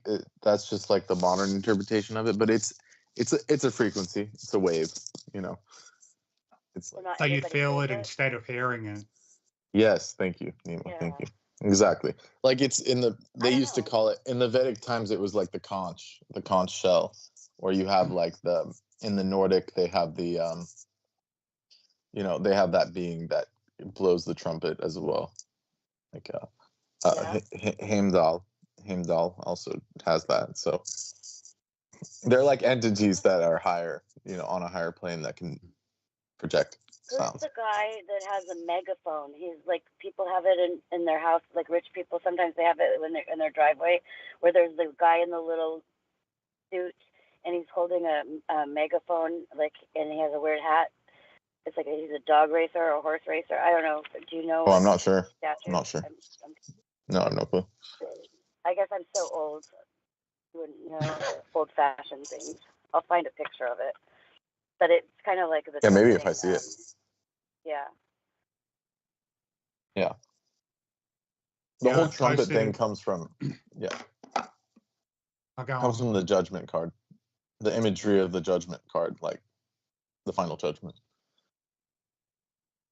What's the final judgment? Like what is that? The book of Revelations and all that. Like the seven trumpets, the seven levels of every time a seal was broken. Of the end of the humanity or something, the apocalypse. It's like when it's declared, It's a lawn jockey. Right. The lawn jockey, interesting. Yeah. Yeah, that's just like horse racing. That's different. Yeah. The lawn jockey. I knew he was wearing little knickers. That's all I knew. Yeah, I posted an image of the Sephiroth in the Skype chat for you. Yes. It's just a simple illustration. Huh. Okay. Yeah, I see that. My friend. Does it contain Dali? Probably not. I understand found that tree of life, but there was no. something even deeper with that tree of life. What about it? I'm not sure. I just heard it a couple weeks ago. It was an interesting aspect to the tree of life that I never understood before. But I can't really think about that right now. I'm just trying to pull myself together. Yeah, no worries. Before I go to sleep. Yeah, I'm really tired. I'm thinking I have to drive tomorrow. Or not, you know. How long have you been driving today? Oh, I wasn't driving today. I was driving yesterday. It's like I thought you were hours. driving before and you said you were lost. Oh. It's quite a long way. Yeah, I was just going, from one place to another. It wasn't long distance or anything. Okay. Does that make sense? Yeah. Yeah. Do you do much driving around, Brendan? I haven't done long distance in a while, but I drive a lot. Yeah, different places around town, and yeah. What's the car situation in Australia? Like, do you guys have? It's pretty transit? bad when you're in a fucking congested town or city. Yeah, you're just stuck in there for a good while, and you get angry and frustrated. Yeah. And there's fucking speed cameras everywhere, so you can't do any speeding. Damn, Australia sounds a little more controlled than I would like it. Probably becoming more like Britain with surveillance everywhere. Yeah, tons of like CCTV. Yeah, doesn't do shit to prevent crime. All it does is increases the chance of catching people just breaking minor crimes, and so they get tickets and more money gets pumped in from criminals. Yeah, and in England, those freaking, what are they called? The councils, like you can't get out of a ticket. Like in the United States, you can like argue a ticket and like ask for a trial. Convince the judge, Yeah, in England, it's just straight up. Like I tried to argue a parking ticket and they were just like, no. Like they straight up just told us like, no, not going to happen. What do you mean with the sovereignty stuff? Is that what you mean? No, they don't have, like, you couldn't do that. They'll just straight up tell you no. No, I just tried to ask them for like some like leeway. I was just explaining to them, like we didn't understand the parking rules. We're visiting. I was trying to explain to them like, look, we're visiting, and it was a parking spot, but they have like this between certain hours thing that wasn't posted, and I tried to say that, and they just said, yeah, well, you got the ticket anyways. Too bad. So just. Yeah. Especially as a foreigner, like they didn't care. Yeah. How many times have you been out of the country? Just a handful of times. But I just went to England and a couple other places. But I have a trip to Egypt at some point coming in the future, so that would be interesting. Oh, nice. They have a cruise. You could go on a cruise on the Nile. Is that giant black shit with all the hieroglyph art shit on it? What is it? Oh, the big boat cruise you can take in the river, and it's decorated with all these Egyptian symbolisms. It's like black, and it looks really nice. That's one of them. That's one of them. Yeah, one company. Mm-hmm. Yeah, I've only seen that one boat. But what do you plan on doing now? Do you plan on going to the pyramids and? Yeah, I think my initial time, I'm just gonna check out Cairo because there's a lot there, like Giza. But I don't know how much I'm willing to invest because it's quite expensive, like the plane ticket. So I can't imagine. Like you can go with like a tour group, like those people that do like ancient history, like megalithics, like ancient high technology groups. These guys will take you for about $6,000 to $10,000 per person. So it's like you could do it that way, but and they do give you really independently. Yeah, on my first run, because I speak the language and different things, I want to just try and see how far I can get. Oh, where is this? In India? Where's this? Egypt. Okay, go on. Yes. Yeah. So in Arabic, it's called Musaf. Yes, of course. But Egypt is like the country is. I've heard so many things about it, but I understand that they're all very poor, and the unemployment rate is like in the 70 percentile. Like it's huge. Not to mention that it's under a military dictatorship. But go on. Yeah, but the thing is they are tolerable to the visitors because that's their only source of income. Thank you. Even the military. Thank you. Good Even point. Point well taken. Yeah. Point well taken. Yes. Because without that, they're really fucked. No one's going to go to Egypt. Yes. If they were anything like Syria or Israel, like they would have no money. Yes. No one, like, they'd rely on just like the Brits giving them money. Yes. Yes. That's right. You know? Yeah. But yeah. because they have so much tourism, they can actually sustain even the military with that money. Yes. So they're cool with tourists. Yeah, and the Suez Canal. The tourists and the Suez Canal. It's those two combined. Yeah, the Suez. But like the Suez is like, you know. Has its limits. It's true. Like the Brits could take that over even with their weak ass navy. Yes. Well, in all fairness, they did fail the one time they tried. But we can go into that. Yeah, we can go into that another time. Yeah. So Heather, what were you going to ask Brendan before he retreats? It's a little off topic, but I was going to ask him, like, with the iPhones. Yeah. I know that something happens if you put your iPhone up to someone else's iPhone, like if you stack them on top of each other, what happens? Like, doesn't it do something? They can interact, possibly. But they can't, like, stick your phone on their phone and it can't, like, steal information or anything like that? It has a program on it that at one point they allowed it to do that, but they had to remove it because it was just problematic. Too dangerous. So the software was able to do that at one point, but it just doesn't do that anymore because people were misusing it. But you can still do that with AirDrop if you allow the settings to change the settings. You can do it. Yeah, even from a distance. I'm just not figuring out about the wallet. So in paying with your phone, that's all new stuff to me. I'm way behind. Well, it's funny. Yeah, that's easy. Go on. Yeah, that's easy. You can set it up to where. But the thing about the Apple Wallet is it doesn't initiate, like it's not always giving that frequency. So you have to initiate payment and put in your password before it sends that encryption key. Good. Okay. Whereas the credit cards and stuff are always able to be read via RFID, so it's like those are way more shady because someone could just rub up on you in the train. Yeah. You can just get rubbed up on in the train and they can swoop your credit card info. Oh my fucking God, that sucks. Not only do you get groped, but you get your personal information stolen. Holy shit. It's like a 2-for-1. Yes. Holy shit. Oh. 2-for-1 assault, you know. Nice. Yes. This is why we got to bring back laws to cut off the hands of thieves. Right. Fingers. Yeah. One finger at a time. Well, that goes way beyond theft. That's an invasive violation, it truly invades your most private sanctuary. It's a form of rape, really, more than theft. Right. Yeah, and but all those people, they'll get hanged. Just regular thieves will get their hands cut off.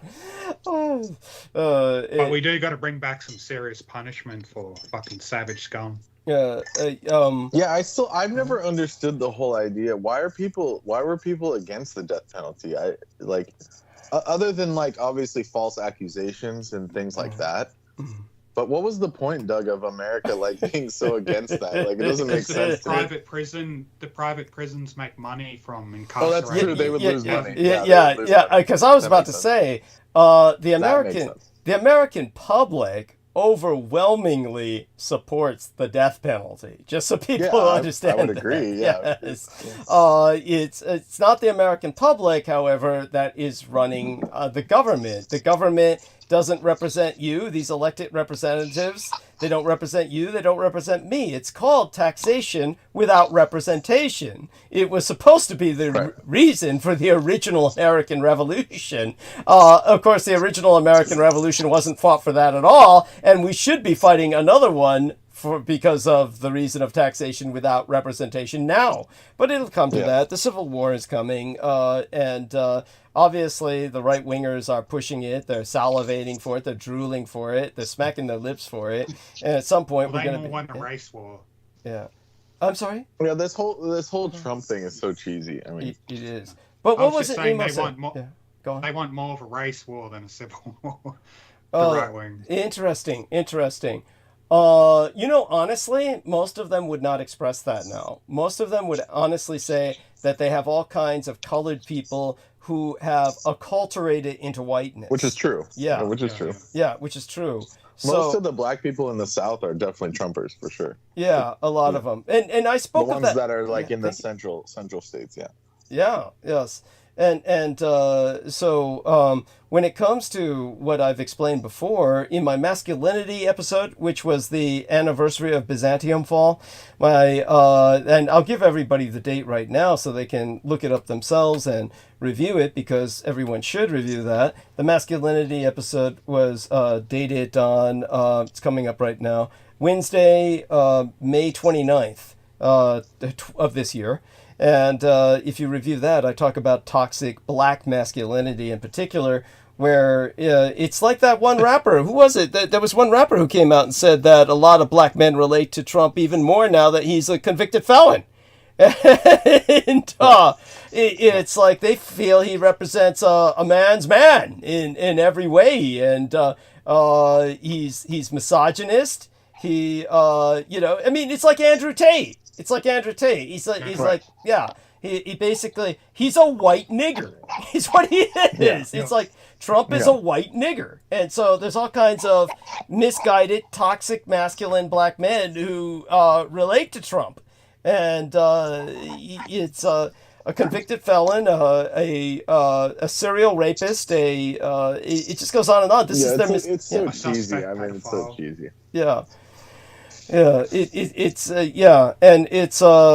needs to be dealt with. And I can't believe that they're on the roster. It's like, yeah, it's like an embezzler / creep versus another embezzler / creep. A pedophile essentially. Yeah, but it's like I was telling when our man Troy Bellamy doesn't come on often, but when he came on last time. One of the things that I pointed out was, I said, did you watch him over at Morehouse? But, Biden's speech at Morehouse University, which is the university from which Martin Luther King Jr. graduated. And so he said, oh, yes. And he was saying Biden, people don't give him credit as a great speech maker. And I mean, he's just reading a script, but beyond that, this is what I said alarmed me. He's trying to, of course, address the issue of black men leaving the Democratic Party, but how does Biden do it? I mean, he basically goes up there and he says this speech about toxic masculinity to all these black men and says, but that's not us. It's not you. You're the future. And basically, he's turning the future over to a bunch of young black men, but they're only a certain kind of black men. He's speaking, in other words, to this traditional idea of masculinity to a bunch of black men who are going to graduate and assume their role in the community following this traditional course that really has nothing to do with what the Democratic Party represents, which is diversity, not a bunch of stodgy fucking men, whether they're black or white. Right. These black men are following this traditionalist concept of masculinity that does not include woman, as it's an all-male university. For those of you who don't know, Morehouse University, where Dr. Martin Luther King Jr. graduated from. They're all like lawyers and shit. It's doctors, an all-male university.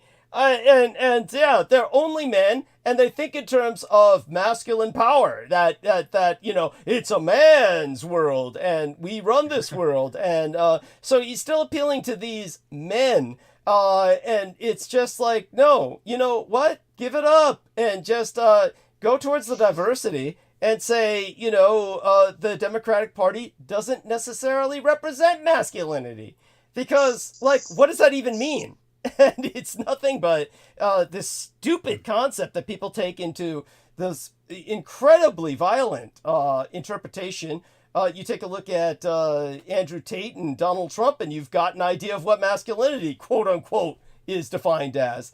And whatever it is. So cheesy. Thank you. We got to get rid of it. Ridiculous. Yeah, it's yeah, it's just so when it comes to yeah, what was the thing I was going to say to Brendan before he left though? Well, I'll remember it on Wednesday if I forget it tonight, but hopefully you don't pay a price for it. Also, I wanted to add, yeah, go on. Most blacks in America are poor as fuck, and the left catered to the poor, so just from that reason alone, they should be supporting left other than Donald Trump, because they don't cater to the poor, poverty-ridden people. You mean the Republicans? Yeah, go on. Yeah, Republicans just care about the rich and middle class, not the poor. Yeah. But it's stupid for blacks to be supporting Trump because he doesn't give a shit about any of them. Dude, especially if they're poor. Dude, it's stupid for anyone to be supporting Donald Trump. Yes. Yeah, I know that. It's just especially for blacks considering their I get it. Their reputation and their position. Yeah, I totally get it. I get what you're saying, and believe me, I agree. Of course, I'm with you on that. But at any rate, we need to basically just. Well, we'll be facing it in arms soon enough. I mean, civil war will be breaking out soon enough, and good thing you got some guns then. yeah. Well, I've got some, but again, I'm not looking forward to this. It's like, Oh, of course. Yeah, exactly. No one wants that. Yeah, no, there's plenty of people. These crazies do. All the crazy people except around the us. psychotic people. Yeah, they fucking want it. Yeah, they're drooling. NRA members are like, I got my rifle ready. Yeah, no, it's wild. It's like, well, there you go with that. And Jesus Christ, you'll just see Ted Nugent openly going around shooting people like a maniac. Easily, I could see that. Of course, that chicken shit motherfucker, he'd be like, he probably wouldn't be able to even pull it off. Yeah, my gang brother Beaver feels that these guys are not a threat at all because he honestly thinks of them as too lazy. He thinks of them as having health problems. He's not wrong. Imagine a militia that has to like take its diabetes medication and drink its 12-pack. It's not possible. Thank you. No, I mean there is it's cheesy. It's cheesy. There is that reality. There is that element, and it's all too real. So we're dealing with, these people are unhealthy. These people are, out of shape. These are the people that oftentimes are riding the carts at Target. Okay, these are literally. Yeah. It's just, it's bizarre. It's bizarre, and yet. It's going to at some point happen simply because of the insanity factor. It's our world is insane. Or like people like in my family that he's always talking about red pill this, red pill that. That's what I wanted to say. And he's working in fucking Silicon Valley. It's like, dude, you're like so far from blue collar. Like you can't even paint a wall. Like, thank you. What are you talking about? Thank you. I mean, this like guy. These people don't even consider you red pill. Like you're a joke. Yeah, he's part of the Matrix. He's an integral part of the Matrix. What I'm saying. Like, you work for like the gayest gays of all. Yes. Tim Cook and who's that other guy? Like, oh God, just all of them. Companies. Dude, all of them. Peter Thiel, all the rest of them. And then he's talking about real masculine red pill. Like you should be slaying chicks every night. And I'm just like, Jesus Christ. Like you're an idiot. People who talk like that are closeted homosexuals. Yeah. Probably. So Heather, it's absurd. It's absurd. Heather just entered something into the text box here. And Heather, what is this? Before I tell Brendan what I was going to say, because he reminded me of what I was going to say to you and him. This is why I wanted Heather to know that I couldn't use the term sophisticated with Brendan Zogit. This is Brendan Zogit's issue. Brendan Zogit looks at these idiots and he cannot help himself. He cannot get himself to kiss ass and flatter them and manipulate their egos. And so I told Brendan, you've got to understand, you've got to tell these people, you were right. I didn't apply myself and now I'm paying the price. If only I had listened to you. And they would like, oh, yeah, that's right. Now you're talking now you're finally seeing daylight. Yeah, you're cooking with gas, Brendan. You know, and he might get something from these fuckers. I'm happy to report that that technique is working well.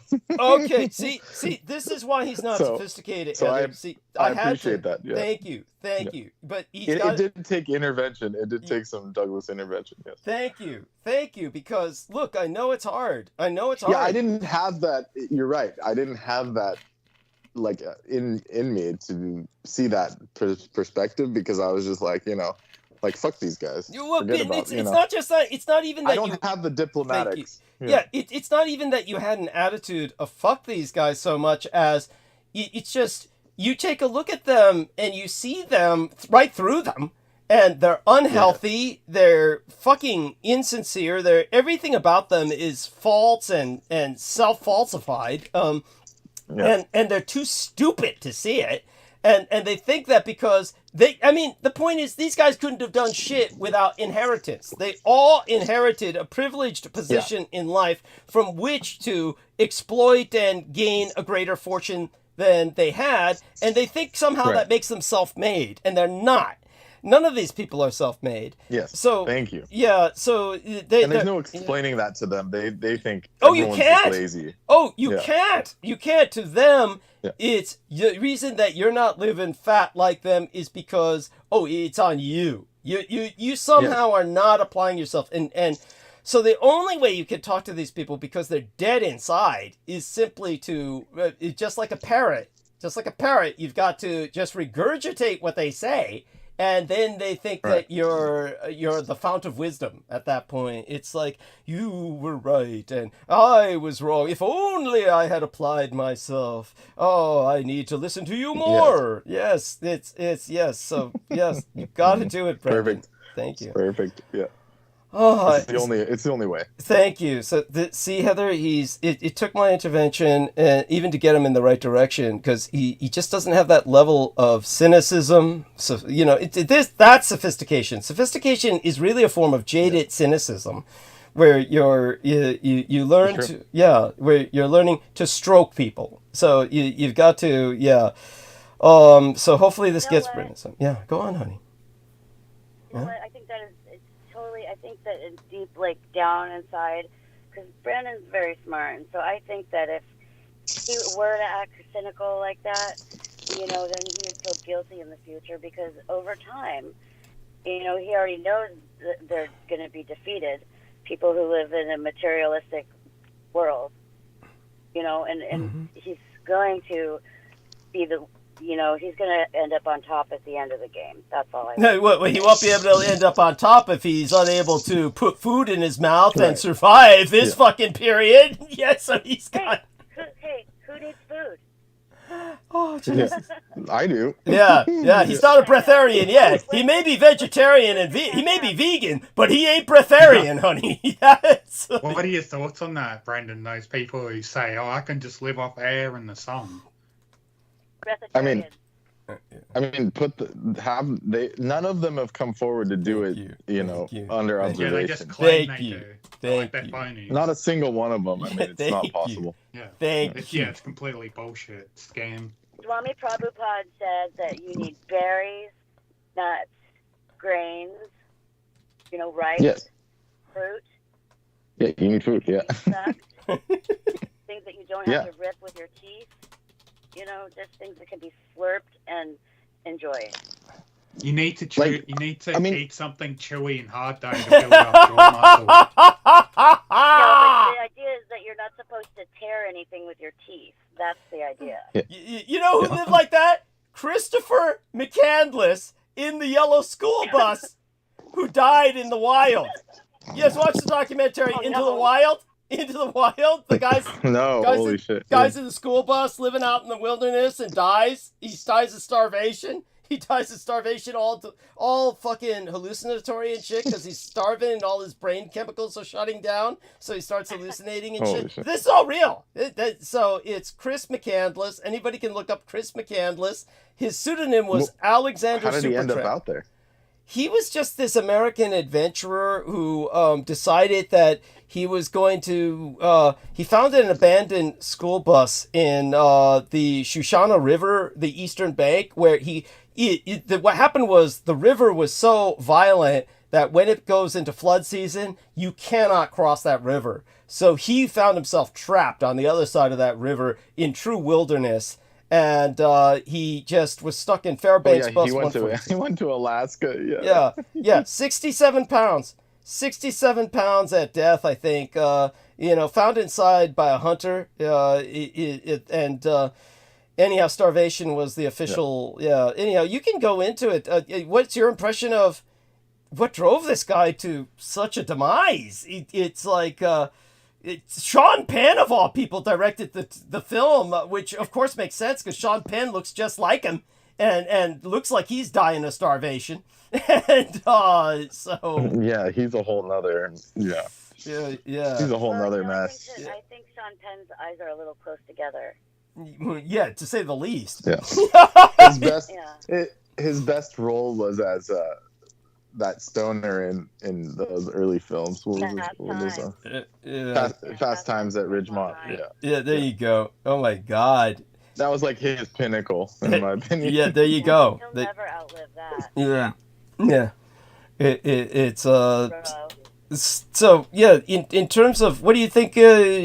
What's your intuition about this guy when you review his story? What do you think is like? When I'm looking at his story, it sounds like he was like autistic or something. He was completely chaste, apparently. Yeah, his eyes were a little close together. He was celibate. He was, I guess, he had some trauma. It looks like something, But I don't know. This guy doesn't seem like he was really, Let's see. He was arrested in the Sierra Nevadas. Well, maybe he had a strange. He was just like one of the cognitive issues. He was like a hobo, but he couldn't integrate. It sounds like the way he's describing it. Yeah. He says tramping is too easy. Tramping is too easy with all this money. My days were more exciting when I was penniless. I had to forage for my next meal. I've decided that I'm going to live this life for some time to come. Yeah. So that was how he quit his job, apparently, in 1991. He suddenly quit and left the postcard with that on it. Headed to Colorado, bought a kayak and a handgun, went to the Colorado River, was chased by the wildlife rangers. He just wanted to live like on the fly, and that's how he died. So I mean, yeah, but it's like that dude was like I'll put it this way: he's misguided. He's it's okay. I don't know, Heather. Ask Brendan. I don't know if he'll say it. I don't know if he'll say it publicly. I know he's not chaste like McCandless. Yeah. But when it comes to it, basically Heather wants to. Asking me something? Heather wants to know your Cash App. She probably wants to. I don't have one. No, just give it to Doug if anything. No, don't send anything. I appreciate it though. I appreciate it. Yeah. And I don't actually have a Zelle. We gotta live like there's no tomorrow, right? Well, I mean. No, I mean there is a tomorrow. What do you understand? If you're sending millions, then I mean I'm gonna send it right now. Do you have a Bitcoin wallet? I mean, I do. I could, yeah, but it's like, I mean, are you sending up? Are you sending full coins? I mean, if you're sending full coins, I'll send it right now. The QR code. I actually have like 4 or 5 wallets for Bitcoin, but I've never used any of them. Yeah. Okay. Yeah. Same. You invest in Bitcoin? I don't know why. I think one day I'll need them. All those wallets. It's good to have if you need to do like some transactions, on the fly. But the way that it's gotten just completely. I think I just have an accessory addiction. Yeah. It's just the Bitcoin is the whole point of it existing has been completely it's redundant now. Yeah. Brendan, it's basically like another central bank. Brendan, tell her how I deconstructed the whole thing, and then we had Selena Khan just lose everything by it. Oh yeah. He was the original. Thank you, Douglas. You were one of the first people I ever heard that was against Bitcoin. Everyone else was like, it's the future, it's the wave of the future. And you had completely, from the beginning, deconstructed it, even to the point of their fake story about how it was Japanese, but it was actually this Australian scammer. Yes. And then over time, people realized their mistakes, and now it's in shambles. But Selena thought she was so smart. She was saying, she was yelling, literally screaming at me and Doug on the phone one day, like, you guys are stupid, and you guys are a bunch of idiots, and you have no idea, like literally talking down to us while we're just sitting there like, probably you shouldn't do this with the Bitcoin, Thank you. And then she loses like 50 grand or something. Oh, everything. Entire savings. Yeah, everything. Whatever she had. Yeah. And that rendered her vulnerable to Miguel Andar and Lena Shea/Crane breaking into her home and quote-unquote cheering her up and taking her out on some weird child sacrifice rituals one night where they all had to put up an alibi video. Yes. Yeah. What? That's a crime. Yeah, they all met up, which is bizarre because they had never interacted before, and then all of a sudden they go to her house, and Lena even told us, was it her that said something? It was Selena that told us about it was originally what happened was Selena Khan originally asked Lena Shea, when she was still married to Mr. Shea, she asked her, should I try and talk to Richard K. Cole Jr. and reason with him? And Lena said, no, adamantly, you can't talk to these people. And then, of course, she flipped, went on their side. She was probably always on their side as an asset, almost certainly. But then Selena Khan, after she lost everything in life, then Miguel Andahar, who had been stalking Brendan Zoget, winds up hooking up with Lena Shea, and they both break into her home, literally break into her home, and just start raiding her fridge and watching her TV and drinking champagne, breaking open bottles and shit. And she wonders, what's all the noise downstairs? Yeah, Selena told us on the phone that she went downstairs and they were in her house. Yeah.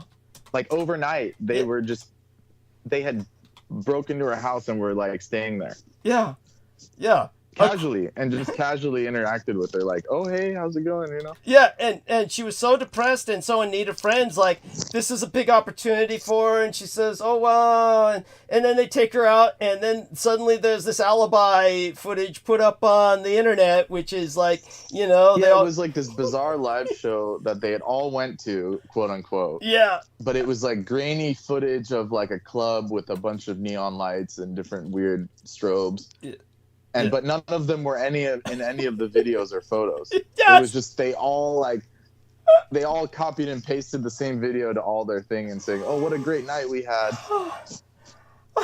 But then Selena, we never heard from her again. She was just no. After that, she started writing. Remember, I showed you. She started writing Peter Moon these long messages about. Oh about me. She wrote me one too. She wrote me one too. Yeah. Right. Yeah. Oh my God! So she was on their side. I am formally disconnecting with Douglas and blah blah blah, like this huge diatribe. Yes. Yeah. It's funny, like what's with all the people that they always like when they trip out on you, they always have time to write these like really long freaking like monologues. And shit. Yes. It's all like Richard K. Cole shit. And Daniel Arola. Yeah. Like they all do it. Yeah. Lena did that to me too. Yeah. Yeah, it's all Richard. And then they expect me to read it. They expect me to read it. Yes. Like it's like and it's you part of. You shouldn't talk to Doug anymore because of, and it's like a freaking like 15-page paper. It's like I'm not gonna read this. You know what it's like? It's like during Maoist China where they would force people to confess. And all these people would say, I've committed crimes against the people, and they'd have to write these confessions to the Communist Party, to the public. And it's kind of like the Inquisition, where they force people to say, I'm a witch, or something. And with these people, they're doing the same thing, but they're doing it in an accusatory form against myself. But it's almost like this bizarre, like, I am suffering from Douglas because I have found out that he is the source of all evil in the world. And then they'll say that somehow they've discovered that I'm this fraud, that somehow, that, you know, remember what was her trip was that, the photographic images, and they keep sourcing these sites where there's all these photographic images. Her and Lena were like all in on that one. Yeah. Where you were stealing all your photos from a Malaysian cosplayer, and for some reason when I went to the site, it was in Thai. It was in the Thai language. Yeah. But the English description said they were Malaysian, and I'm like, these people can't even like. They don't even know what they're looking at. Thank you. Beyond which, the same individuals in these photographs are identified as every Asian race you can imagine. They'll say Korean, Chinese, Japanese, Singaporean. You'll see that in these various. When I was trolling through all those, they're fan sites. They're all fan sites. But go on, yeah. It's like these Asian Instagrams that were just people in Thailand, in Malaysia, taking all these photos and saying, you know, it was basically like they were the ones stealing the photos. Thank you. Saying, I am this cosplayer, and they were just like catfishing people, you know, for money and whatever they were doing. But then they claimed that was their proof that you were, you know, these photos weren't you and all this shit. And it's like, it's so stupid. It's so stupid. Like, even if a casual, like, I just went there and I didn't even look. I was like, all right, let me just give them the benefit of the doubt. Like, which honestly, even if you were, it wouldn't even, like, what does it have anything to do with anything? That's what I don't understand. Thank you. Like, at the end of the day, it's like, really? Like, really? I mean, you never even see an image of Richard K. Cole Jr. None of them have ever even seen his face. They never have their own artists, you know. Yeah. They don't have their own aesthetic or any kind of good, you know, aesthetic. But, you know, they have to destroy yours. But the point is like, I went there and it was like so obvious that that account was just a scam account. And they were like, no, this is definitive proof. And they tried to say that they were like, we told this person about Douglas stealing the photos. And I'm like, that's so funny. You guys know Malaysian. You guys know Thai and Malaysian now. You're like emailing this person in a fucking foreign language. Really. You know, it's absurd. I love how everybody thinks, like everybody from as far back as I can remember, everyone thinks they know Douglas so well. Yes, that's right. Yeah, hey, tell Brendan and Nemo. Tell Brendan and Nemo what Noreen said about me. Come on, Heather. Tell Brendan and Nemo what Noreen said. I was going to go postal and kill a bunch of people, and that Peter Moon was. Okay, no, this is what was said. Okay, so when we parted ways and stopped talking, I was sad, and I was telling Noreen, I'm like, gosh, well, who's gonna really care? You know, like be a friend for Douglas, you know? And she's like, well, and I said, oh, he's got Peter Moon. I said, he really seems to genuinely care about Douglas. And she said, no, Peter Moon is just getting in to write books with Douglas and write about a book about Douglas. So when he has a meltdown and noms out or something, like has a meltdown and like goes on a killing spree, then he can write a book about it from a first-hand perspective. That's what she said. Like, I don't think Peter's ever wrote any true crime. Thank you. Actually, wouldn't be his forte. Actually, our concern is we're trying to prevent Peter from going down that route. Okay. Oh shit. But what Heather is. I believed it. And then I kind of became I hear how you. I see you, Douglas, and it seems like you don't let people in very much to know you, and I wouldn't either. If I was doing what you do, coming on, and that's why people should donate, because you put your whole identity and your life at risk. Yes. And you put a lot of time into this. Yes. Well, thank you. I appreciate that profoundly. And I mean, to be fair, Doug's like one of the few people that probably doesn't change when he's off air. Thank you. I just get that impression that it's not as contrived as 99% of people on air. Yes, thank you. And the point is, most people are trying to convey some kind of image, either like Liam Neeson, he's trying to be Mr. Tough Guy, you know, I will hunt you down, I will kill you. You know, these guys fall apart the moment they're confronted. You know, then there's other people that are trying to project an image that they're successful, kind of like Selena Khan, poor dear, where she like, you know, oh, I'm so smart, you know, I've bought my own home. I mean, but then, you know, now real estate's totally fucking crashing. So you can imagine she's probably never recovered. So it's just, there's so many people, they have a front. I'm all out there. No, she basically, from what I saw, she basically got demoted to just taking photos for that company. She's like the gopher now. Oh my God, it's so sad. So I don't think she probably hasn't sold a property in like 3 or 4 years. That makes sense. I believe it. So she's like demoted. Yeah, no, I believe it. I believe it. She's lucky to be taking photographs for them. She's lucky to be doing that. That poor dear. That's probably what they told her. They just said, you know, the white guys are just going to take all the sales and you just do this and hope for the best. Yeah, no doubt. Remember, she was so successful at one point. She said she was going to Whole Foods every day for lunch, and I don't think she's doing that anymore. No, Jesus. You know, all these people, and yeah. I remember one time she called me and was like tutoring me, quote unquote, on how to become a successful real estate person. Right. She talked to me for like an hour, and it was like, it was just fluff. It was almost like an Andrew Tate, like Hustlers University. Yes. Yes. It's like, you know, I mean, just do this and keep working at it, and, you know, wake up at 6 a.m. every day, and, you know, stuff that they don't even do. Yeah. Well, sadly, she is the kind of person who did do that. She led a very disciplined life, but in the end, it just goes to show you, this is the truth, and Brendan already knows it. You can work yourself to death, and in the end, you're going to lose everything anyway. That's exactly what happened to her. Yeah. Granted, it was her own stupidity because she thought herself too smart and trusted in her own misintuition that she was smart and invested in all this big Bitcoin because you were getting rich quick in Bitcoin. Even our lovely Victoria Lauren Hobbs shared with me she lost money in Bitcoin. It suckered in a lot of people, and including some really intelligent people. Sometimes intelligent people are the most fun. Fall for it. Yeah. Well, yeah. No, God. Yeah. No. Yeah. No. And of course, but anyhow, we got to let Brendan go to sleep. We love you dearly, Brendan. Stay safe and be well. Hopefully you don't pay the price for this too much tomorrow. Gosh, but we love having you here. All right. Yes. Good night. Yeah. I appreciate that. What do you say to Peter Moon? You say something, sweet be thy slumber. Sweet be thy slumber, and Doug says that to everyone. yeah, something like blessed be thy slumber and sweet be thy dreams. I love that. Yeah. Well, remember, I'm talking about Peter. Yeah. Thank you for qualifying that. Yes, thank you for qualifying that. Oh my God.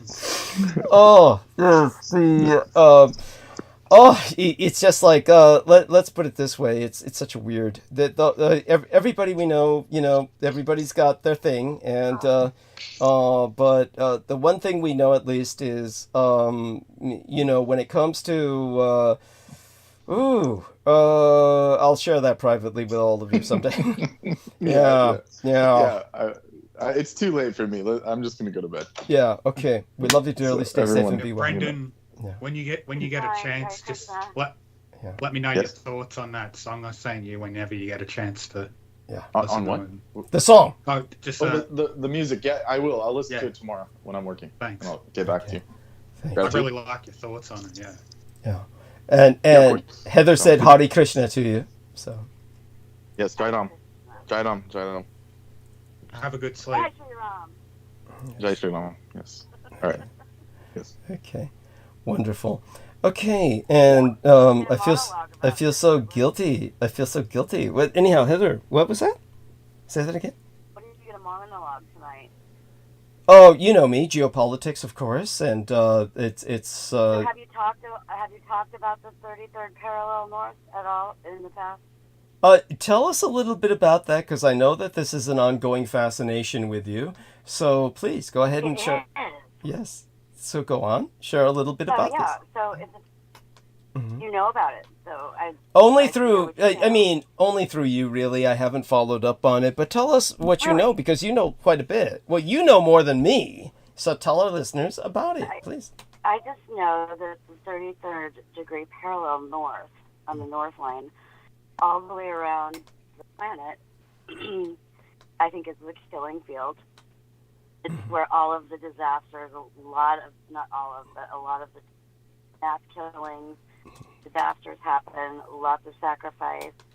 And in America, it's along the 33rd parallel, those states enforce capital punishment. Only those states enforce capital punishment, which I think is quite odd. I know that that's about as much as I know.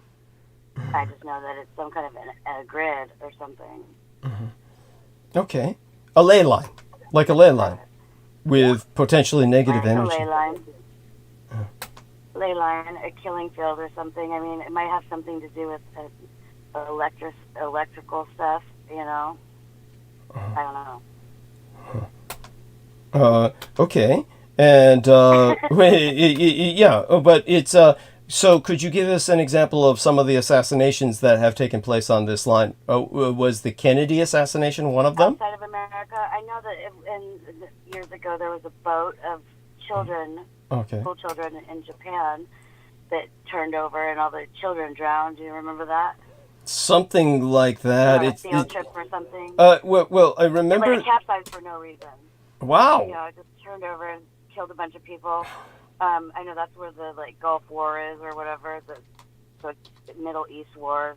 I'm not sure if Iraq or Saudi Arabia or where it runs through. I'm not looking at it right now. I don't even have glasses. So. Okay. No worries. Now, you entered a photograph of yourself with your friend. That's your friend you're visiting in California, right? That's my company supervising agent. Okay, cool. You sent with me to protect me. Yeah. All right. Yeah, and that's is that a? How do you feel about that? Good or bad? I feel great. I feel great. I was kind of leery about driving myself or traveling alone this time. So it was just like everyone. It was a win for everyone. Well, it's always good to be cautious. Yes. So, well, you know what? You always have to have at least one friend that would go kill for you, even if you didn't, ask them to. I'm sorry, say that again? It's always good to have one friend that'll kill for you. Yes. Got it. That one person that you can always call. Yeah. Got it. I like it. That's cute. Okay, so what I'm going to do is I'm going to slip into monologue. Our man, Mr. Nemo, says he might have a question for me when he returns. When he returns, I might be into full monologue, and we'll see if he feels like he can interject. But I might as well start my monologue now. So I love you dearly, honey. Say good morning to our listeners, if you would be so kind, okay? Good morning, America. Wonderful. And yeah, and everywhere else. I just thought about Good Morning America. I think that's nice. It sounds nice, and it sounded almost like so you are there. It sounded almost like you cut off there for a second. In terms of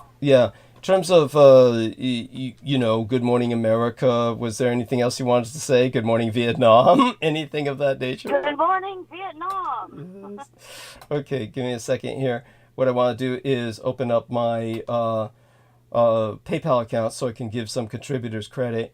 All these wonderful people who have helped so much in the past, and let me, of course, go into these accounts so I can just start giving contributors credit and then jump into monologue. So we love Heather Holman, and so honey, bless you, and I want you to sleep well. Of course, stay on and listen. If you feel you have something to interject, don't ever be afraid to do so. Nolani Bouchard in the Hawaiian Islands contributed 30 United States dollars along with her blessings. Just before that, John Kulik contributed 20 United States dollars at the very least. And he says for Mr. Dietrich's needs, and I'm just checking into whether or not he has to be anonymous. I guess it's too late for that. But he didn't, so thank God. At any rate, he's a wonderful individual.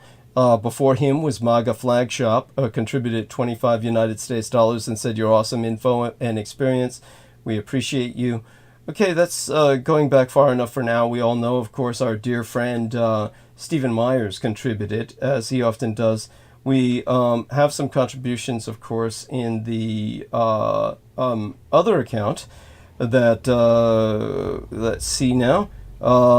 If this individual wants to remain anonymous, I believe I've credited him before, but always glad to credit someone again. Yes, our dear friend Philip Stomp in Australia, who said, "Hi Douglas, I absolutely agree with you. You should stay on vitamins and minerals and herbs. I take them myself largely in place of prescription medication. Best wishes, Philip." So thank you so much, dear sir. Goddess bless you. And aside from that, other people were equally generous and need to be given their credit again if they haven't heard it the first time. Brooke Hagberg contributed 140 United States dollars. So Goddess bless her. Always a wonderful person in Canada, the lovely lady Brooke Hagberg. We also had Jason DeJulis, or DeJulis. It's a DEJULIS. So I would prefer the DeJulis or DeJulis, but it could be DeJulis. And he's in the United States and contributed $50 United States dollars. So with all of these wonderful people out there, I'm able to survive, and we'll spend the next 4 hours, or at least until Peter Moon potentially shows up, in monologue from this point forward.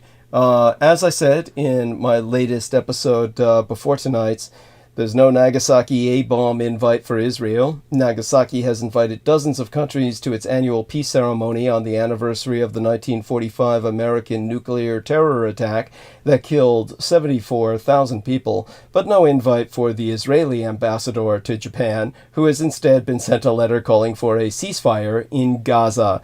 Israel's response to Hamas's October 7th attack has sparked pro-Palestinian protests on campuses worldwide, including at the Tokyo University, where the Professor Saul J. Takahashi warns of the risks to the rules-based order posed by the West's tolerance of Israel's complete and total disregard for international law as it levels cities, kills tens of thousands of civilians, and, of course, is guilty of self-evident genocide. All that being said, of course, our latest episode took place on the 35th, the episode before tonight, took place on the 35th Liu Xi-Jian, the June 4th incident. It is Tiananmen Guangchang, or the Tiananmen Square Massacre Memorial Day, into the 80th remembrance of D-Day. So let's start, because the 35th a commemorative date of the Tiananmen Square Massacre happened on Sunday of our, Wednesday of last week. It was Wednesday, midweek last. And that transitioned into the 80th anniversary of D-Day on Thursday.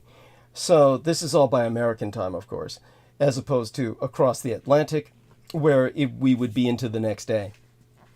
So I did not have the wherewithal to put historical context into those remembrance days on Wednesday.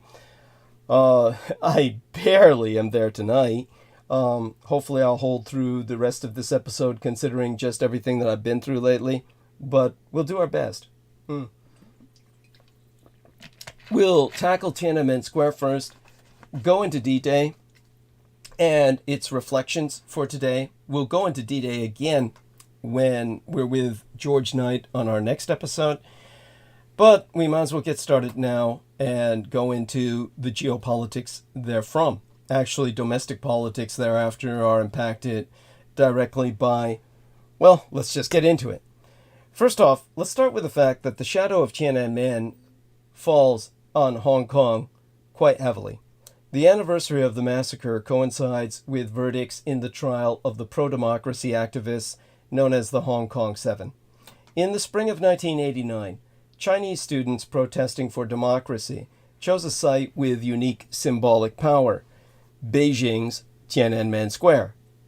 For centuries, that area has been marked by a colossal edifice known as Tiananmen, the Gate of Heavenly Peace, where leaders hold forth.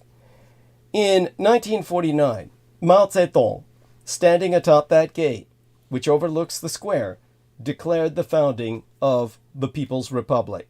And for decades afterward, school children sang a jingle called I Love Beijing's Tiananmen, in which Chairman Mao will guide us into the future. Today, that lyric sounds grimly like prophecy. On the 4th day of June in 1989, the Communist Party turned its tanks and soldiers on the protesters, killing, in the very least, thousands of people. A precise number remains unknown, and deflecting the democratic wave that toppled the Greater Soviet Union and its allies in the Eastern Bloc, behind the Iron Curtain.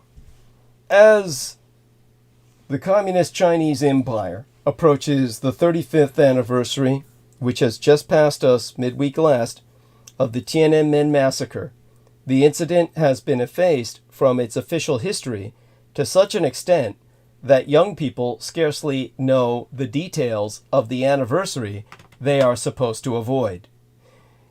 This June, in June of the year 2022, censors blocked a popular live streamer named Li Jiaqi after he displayed an ice cream in the shape of a tank.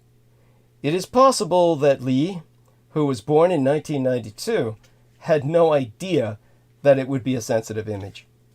But even as Tiananmen has been scrubbed from public memory, its shadow is more visible than ever in the resurgence of authoritarianism in mainland China and abroad, in step with the empire's expanding realm of influence. The reach of that philosophy, governance by repression, the ideology thereof, became manifest on Thursday, this week last, when a Hong Kong court, in a landmark trial, convicted 14 democracy activists on charges of subversion. It's but the largest, it's the largest case yet brought under a national security law that was imposed by Beijing in 2020. Another 31 defendants had already pleaded guilty, and 12 were acquitted for lack of evidence.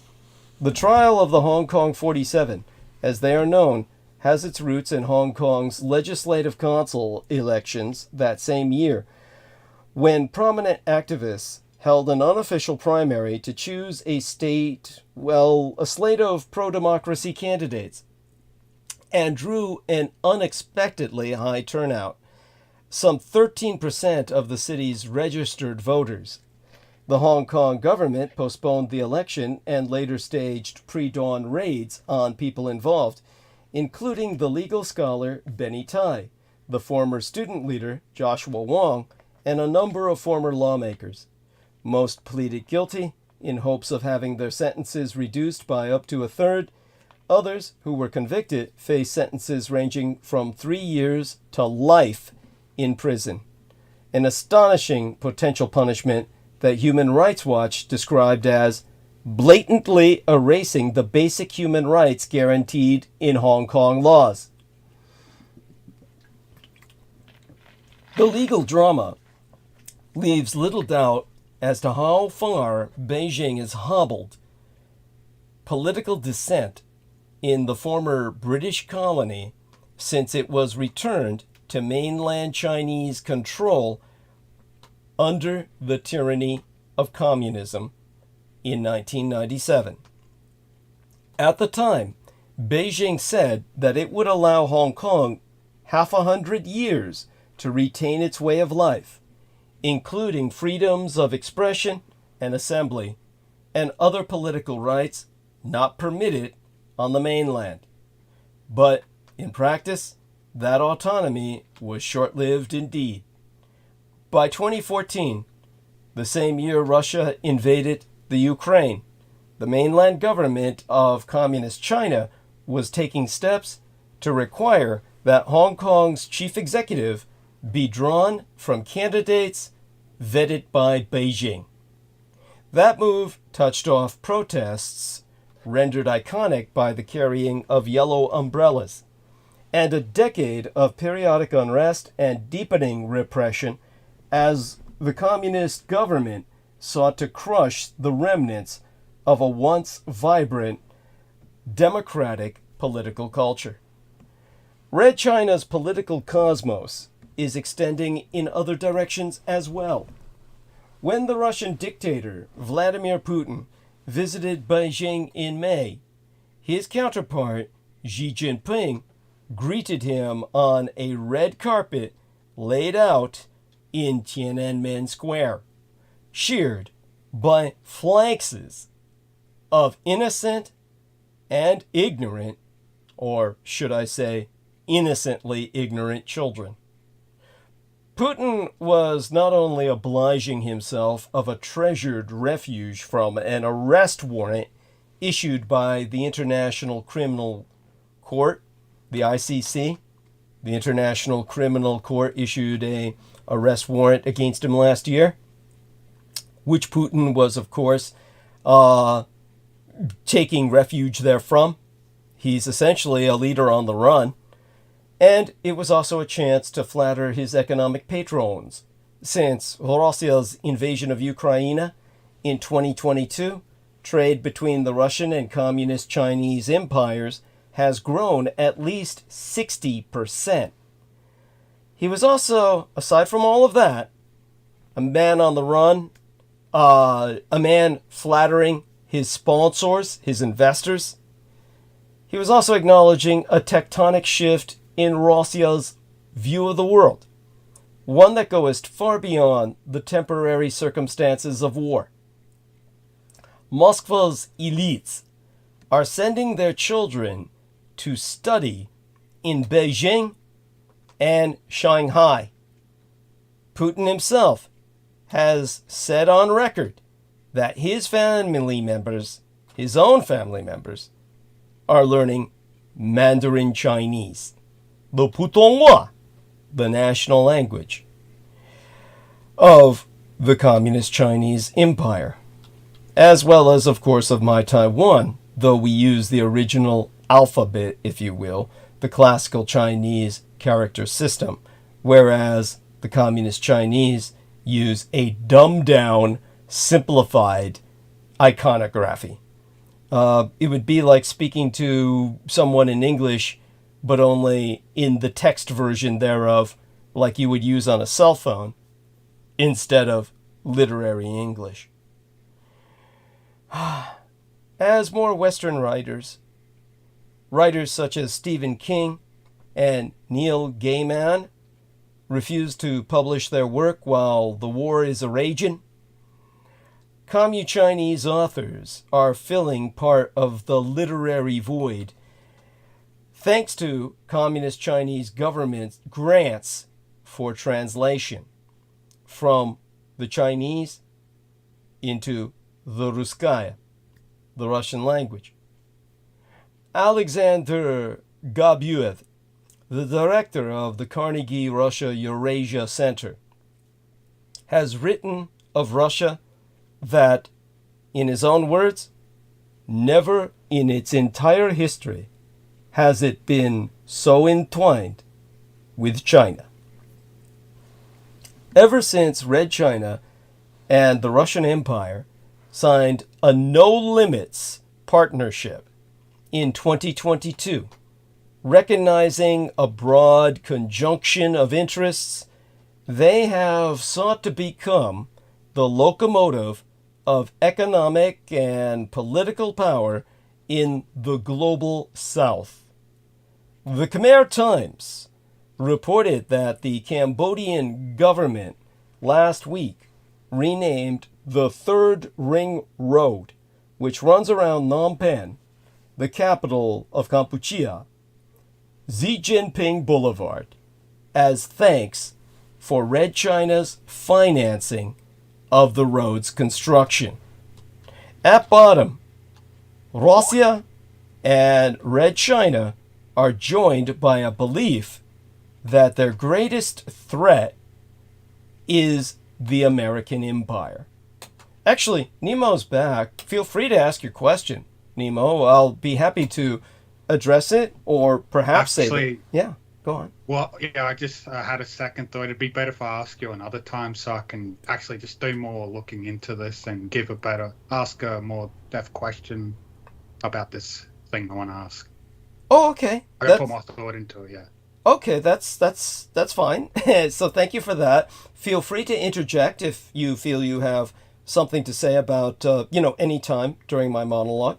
And I just appreciate you being here. Thank you so much. And so, by the way, say good morning to our listeners.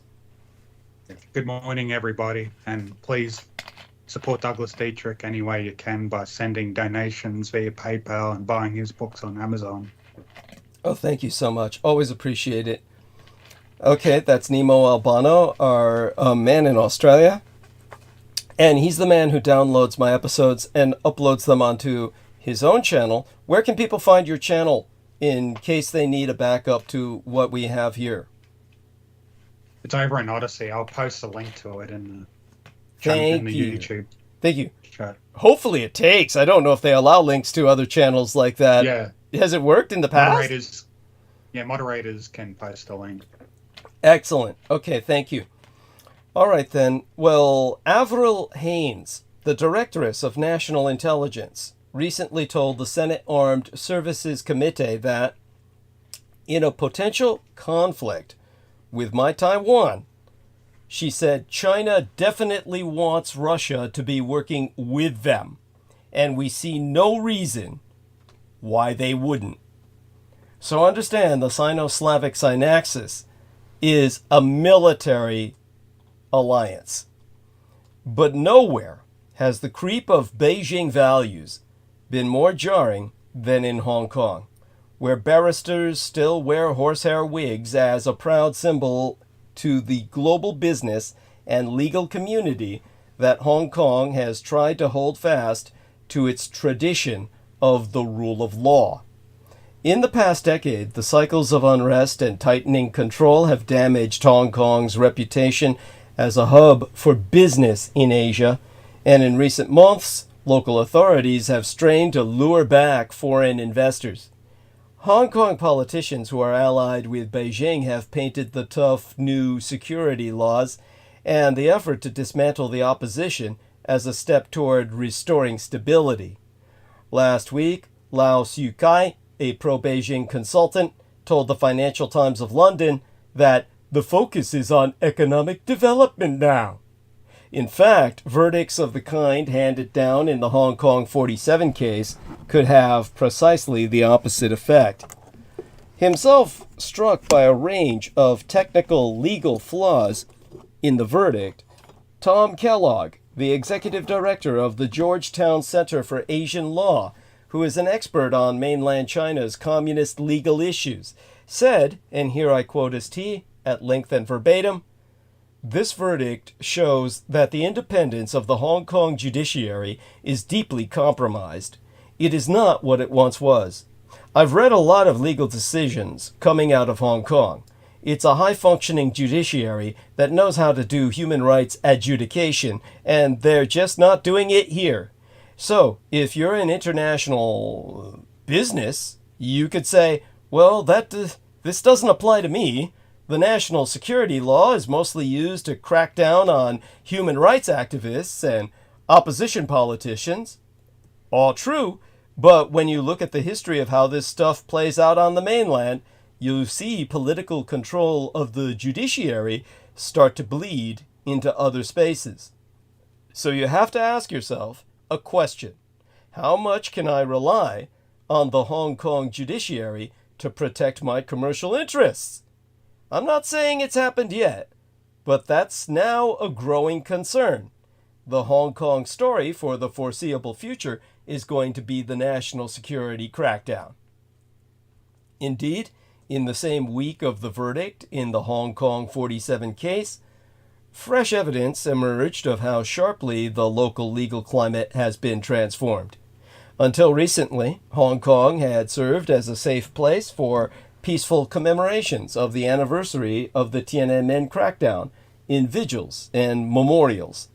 But in a sign of how the sensibilities of Beijing have inspired local efforts to demonstrate ideological fealty, the government of Hong Kong enacted its own security law in March, much like a state law working in tandem with federal law.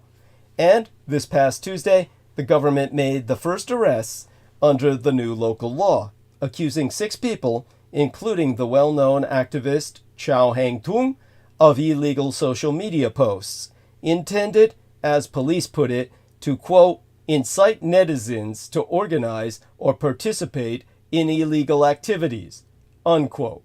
You know, shit like public protests. The posts in question seem to make references to the 35th anniversary of Tiananmen, but the topic is now considered too sensitive in Hong Kong for even the authorities to discuss casually. In the official description of these arrests, the police simply mentioned, quote, an approaching sensitive date, unquote. When reporters asked Hong Kong's Secretary for Security, Chris Tang, whether the police were referring to June 4th, he replied, the date itself is not important. In truth, as a landmark in the history of authoritarian politics, June 4th has rarely been more important. Because World War III has already started. The D-Day commemorations in Normandy took place against a somber backdrop. All the sadness of lost youth hovers over Normandy. This year was likely the last major D-Day anniversary with living veterans in attendance. Ukraine's war for national survival has been raging for over 12 years, and the Middle East is on fire. While the Second World War was in our thoughts this week last, we must soon be turning our thoughts on World War III. The Anglo-American Atlantic Alliance's strategic competitors are obvious. The Communist Chinese Empire seeks dominance over the Pacific theater, as well as mineral-rich countries in Africa and Asia. The revanchist and revisionist Russian Empire aims to establish Soviet-style dominance over former Union of Soviet Socialistic Republics client countries. Overall, Israel seeks to drag the American empire into war with Iran and thereby establish an even wider Zionist hegemony in the greater Middle East. The Turkish and Qatari-backed Muslim Brotherhood seeks domination of the Arab world. Take a step back, and it looks as if the Third World War has already started. It just doesn't look like the conflict we thought it would be. Rather than a shooting war, we are seeing intense strategic competition. No country can compete with these United States of America and NATO, the North Atlantic Treaty Organization, on the battlefield. So instead, our enemies are trying to defeat us through economic and cultural means without firing a shot. A single shot is unnecessary when you can blow men's minds away. Marshall McLuhan, when he spoke of World War III in 1970, wrote, World War III is a guerrilla information war with no division between military and civilian participation. He predicted the emerging info war. These states have been anticipating a coming confrontation for a long time and preparing for it. The Communist Chinese Empire's Belt and Road Initiative has invested in more than 140 nation states, covering 75%, 3/4 of the world's population, and more than half, over 50%, its gross domestic product. Beijing has purchased influence, created international economic dependence on CHICOM, Chinese Communist Infrastructure Development, and gained access to strategic ports and other potential military bases. Meanwhile, Western universities have been flooded with students, creating a loop of financial dependence even as valuable knowledge flows back to the Commu-Chinese economy therefrom. The Russian Empire, meanwhile, has conducted subversive activities across the West, successfully hacking American presidential elections, mass poisoning opponents on British soil, and creating European Union dependence on Russian gas. Moscow has been a key proponent of international disinformation campaigns, strategically investing online and in the media to undermine its opponents and destabilize pro-Western support in the Balkans and Central and Eastern Europe. Putin has demonstrated military aggression in Ukraine and Georgia and shown a willingness in the former to commit to a lengthy and costly military campaign of attrition. Iran, meanwhile, has taken advantage of chaos in the Middle East to establish regional hegemony since the Iraq War in 2003. Tehran has built influential and violent proxies in Yemen, Lebanon, Syria, and Iraq, funded and supported by the Islamic Revolutionary Guard Corps, which provides command, training, and arms for those proxies. The Houthis have shown the ability to disrupt vital shipping lanes approaching the Suez Canal. Hezbollah in Lebanon, battle-hardened by the Syrian civil war, has set northern Israel on fire, repeatedly launching rockets since the 7th of October. Iranian-backed militias have fired on American bases in Iraq, and the regime puts a heavy emphasis on pushing its narrative in these United States and Europe. Qatar and Turkey, meanwhile, have played both sides. Turkey exploits NATO membership and European Union trade links, and Qatar offers the West military bases in Doha and huge financial investment. At the same time, they continue to support Hamas in the Gaza, which has started a regional war, enabling Iran and their militias to escalate attacks on Western assets. Heavy investments have been made in Western academic institutions, buying influence in the organizations that train and advise our foreign office and security services. The Qatari-funded media organization, Al Jazeera, has been a critical vector in pushing Islamist narratives in the West, while Hamas leaders shelter in Doha. Turkey has provided medical care for injured Hamas fighters. All this while Israel is targeting America in a secret influence campaign. The campaign hit United States lawmakers with pro-Israel and anti-Muslim messaging. This effort signals the lengths Israel is willing to go to sway American opinion on the Gaza Holocaust. In terms of what happened, Wednesday, midweek last, the New York Times and Haaretz concurred that Israel organized and funded a covert influence campaign targeting American lawmakers and the American public with pro-Israel and anti-Muslim messaging through fake news and social media accounts.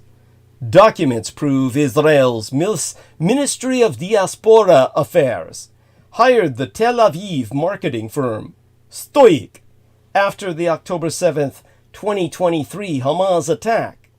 Its campaign mainly targeted black Democratic lawmakers and young progressives.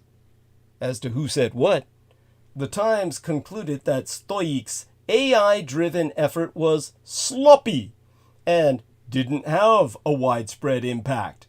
But it, in their words, signals the lengths Israel was willing to go to sway American opinion on the war in Gaza. A chaya shots at fake reporter, the Israeli misinformation watchdog that uncovered this operation, has been quoted by the Times as having said, Israel's role in this is reckless and probably ineffective. The Ministry of Diaspora Affairs denied involvement, probably more out of embarrassment than any sense of security. But one Israeli intelligence source told Haaretz, it's not surprising that one of the subcontractors Israel hired to get digital content up very fast after October 7th was caught in the end. As to what's next, well, Meta said yesterday, last week, it took down hundreds of Facebook and Instagram accounts tied to the operation. But the Times has warned that it remains active on the platform X, because Elon Musk is a Jew fuck. Through buying influence and soaking Western media in disinformation designed to demoralize and undermine support for military genocide, these countries have subverted our democracies, our media, and our academic institutions, with the aim of building support in the West and destroying our will to fight. Ukraine and the Gaza give us a taste of the deluge of influence operations that will swamp us should things escalate to a shooting war. These conflicts have been noticed around the world, but for over a decade, our enemies have been using influence, a weapon equipped with a silencer, to fire the opening shots in a global conflict. And we have only just now noticed. With all eyes on Normandy, the Third World War is closer than we realize. We are already fighting it. This is what brings us to the Russo-collaborationist Red Republican Insurgent Party's single message machine. After the 2016 release of the Access Hollywood tape, in which Donald John Trump boasts about groping women, Republicans considered their options, and Trump's candidacy faced a moment of maximum peril. But after Trump's conviction last week, an enraged MAGA establishment moved immediately to enforce new litmus tests. This is a situation of no hesitation. Think of last Friday as a bookend to the transformation of the Russo-collaborationist Red Republican Insurgent Party. Back in October of 2016, after the Access Hollywood tape was made public, many Republicans paused and took a deep breath. Then, some of them, such as Senator Mike Lee of Utah, decided to openly abandon their party's nominee. Reince Priebus, then the chair of the Republican National Committee, wrote, "I am the guy trying to fix this. I am in tears over this." Within a few hours, House Speaker Paul Ryan withdrew his invitation to Trump to appear at a joint appearance the next day in Wisconsin. For a moment, it seemed like a turning point, but it wasn't, at least not in the way I thought it would be. In the end, most of the Republicans returned after a few days of fruitless soul-searching. This time, there was no hesitation. Republicans fell seamlessly in line last week. not merely defending Trump after his conviction on 34 felony charges, but also embracing his threats of retribution. Seemingly pre-written statements of unwavering, fervent support were issued within minutes. The Russo collaborationist Red Republican Insurgent Party presumptive nominee had just been found guilty of paying hush money to a porn starlet and covering it up, and not a single prominent Republican withdrew their endorsement. Prior to the arrival of the jury's decision, Larry Hogan, the former Republican governor of Maryland and a current Senate candidate, issued a statement urging Americans to respect the verdict and the legal process. After the verdict, Trump advisor Chris LaCivita fired back at Hogan, "You just ended your campaign." Even though the former governor is locked in a competitive race that could determine control of the Senate, the Republican National Committee, the RNC co-chair, Laura Trump, also lashed out at Hogan, saying that he doesn't deserve the respect of anyone in the Republican Party at this point, and, quite frankly, anybody in America. Hogan stood nearly alone. One after another, Republican politicians at every level of government rallied to Trump's post-conviction defense. Wealthy conservatives and business executives such as Bill Ackman and David Sachs also rushed to support Donald Trump, perhaps thinking that they are buying while the stock is low, hoping that Trump will remember and repay them for their loyalty. This, of course, is the same logic the Russo collaborationist Red Republican Insurgent Party politicians have been using for a while now. Meanwhile, right-wing influencers echoed and amplified Trump's defiant calls for payback. Trump, of course, has been, he's made locking up his opponents a central theme of his campaigns, and has repeatedly threatened to use, or rather abuse, another presidential term to retaliate against his critics, his opponents, and the media. Thus far, it has been tempting to dismiss all of this as Trump's peculiar and personal animus, but it's now clear that he has a substantial constituency for his campaign of vengeance. In fact, his base is demanding it. As Ali Breland reports in The Atlantic magazine, the MAGA internet is seething with threats of violence and retaliation, not just at the fringes, but from well-known right-wing media outlets as well. Russo collaborationist Red Republican Insurgent Party members of Congress are seeking revenge too. Marjorie Taylor Greene called for defunding New York as a result of the jury verdict.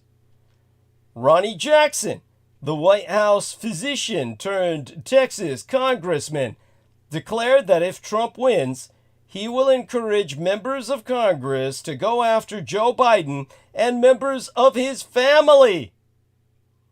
To quote St, "I'm just telling you right now, President Biden should be ready.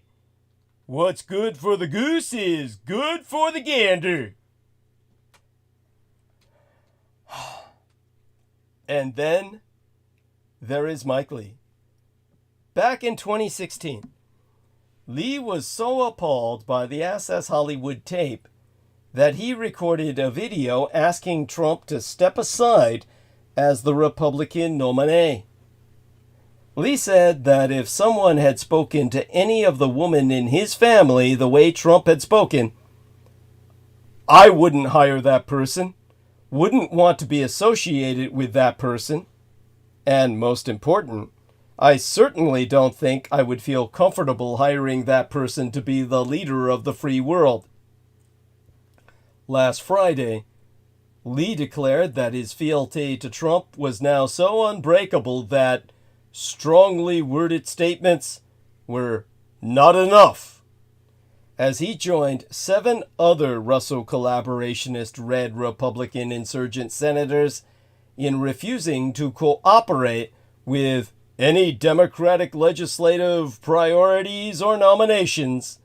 He declared, "Those who turned our judicial system into a political cudgel must be held accountable."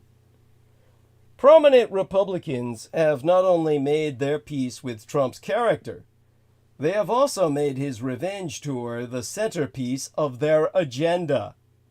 If Trump wins and enacts his campaign of retribution from office, do not expect any resistance from the Russo collaborationist red Republican insurgent party establishment. They will be cheering it on, howling like spoiled toddlers with a bad case of diaper rash that America was somehow victimized when their career crook was finally held accountable for one of his many crimes is absolutely pathetic. Do not, I repeat, do not let them get away with this.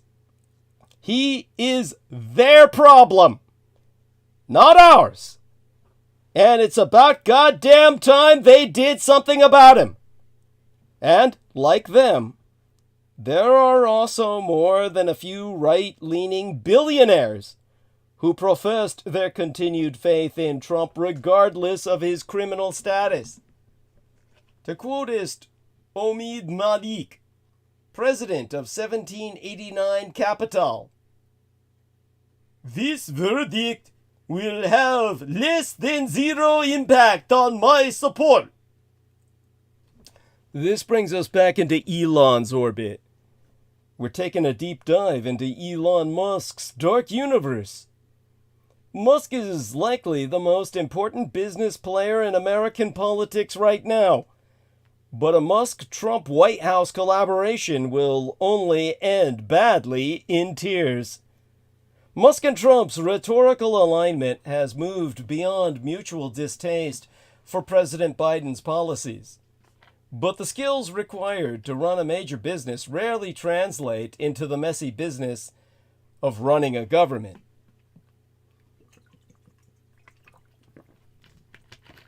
In terms of the Muskrat, he has created a major automobile company.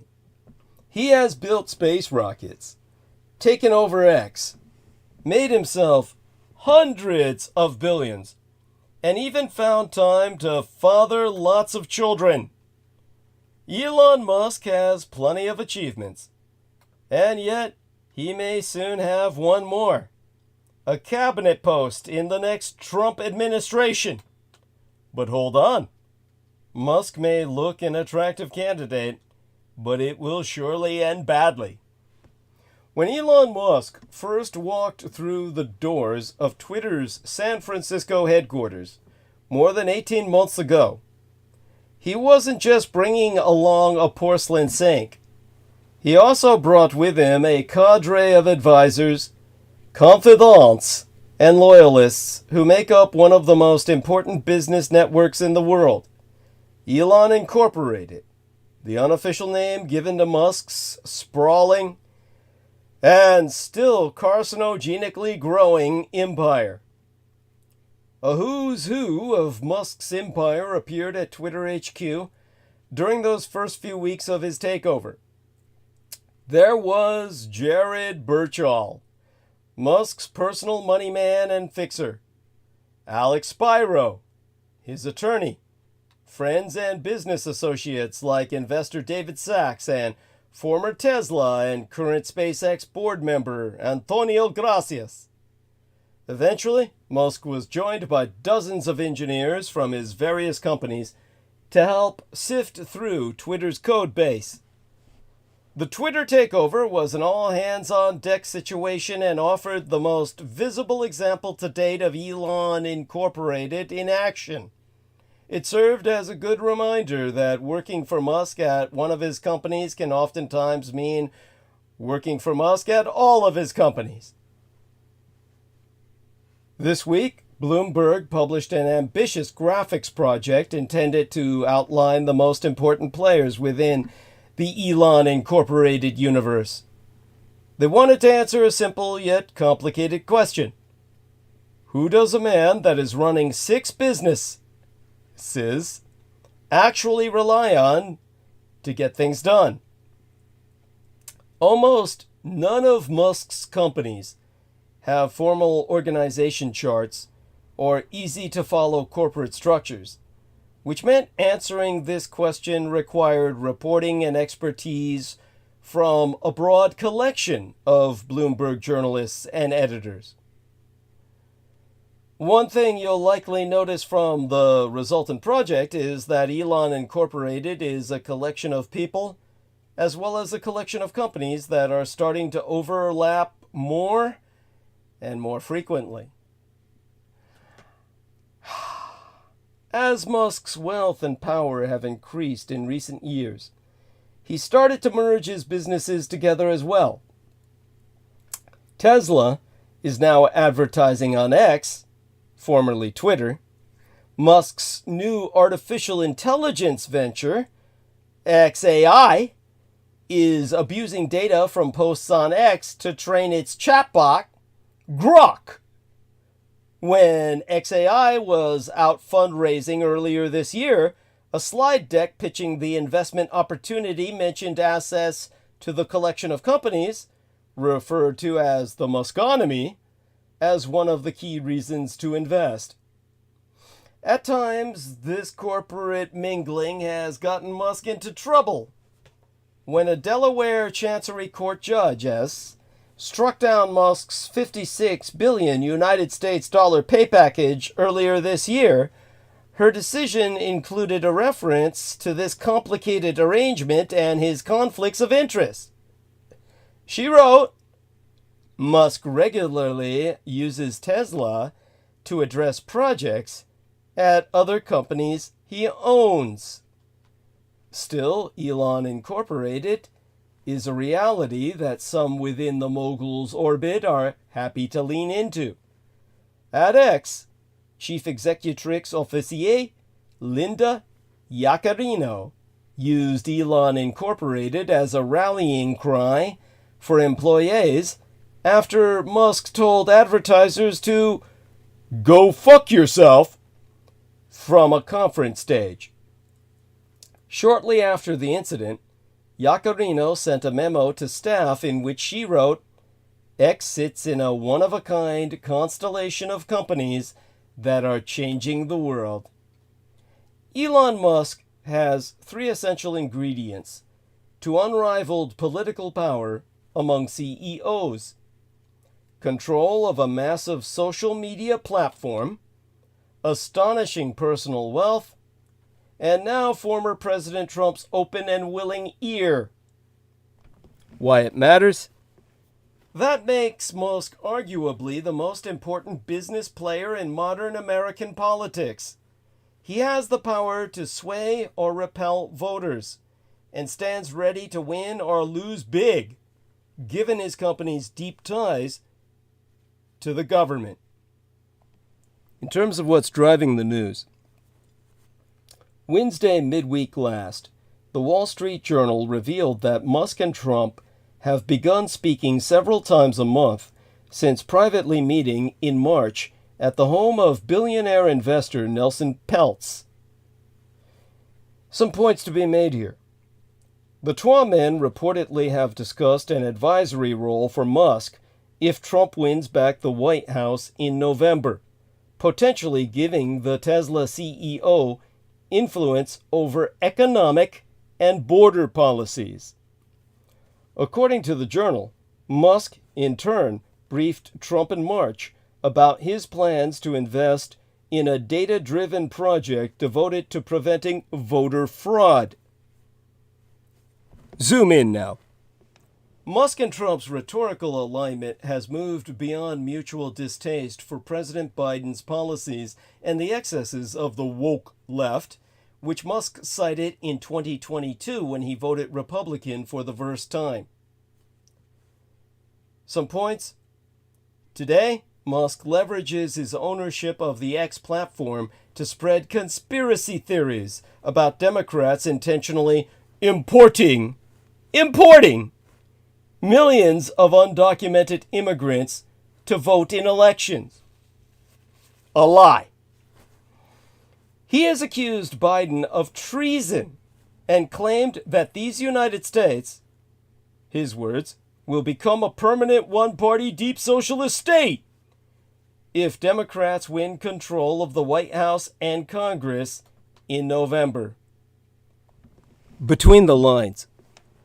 As owner of the de facto town square, Musk has made no secret about his views on the state of American politics, even without explicitly endorsing a candidate for president.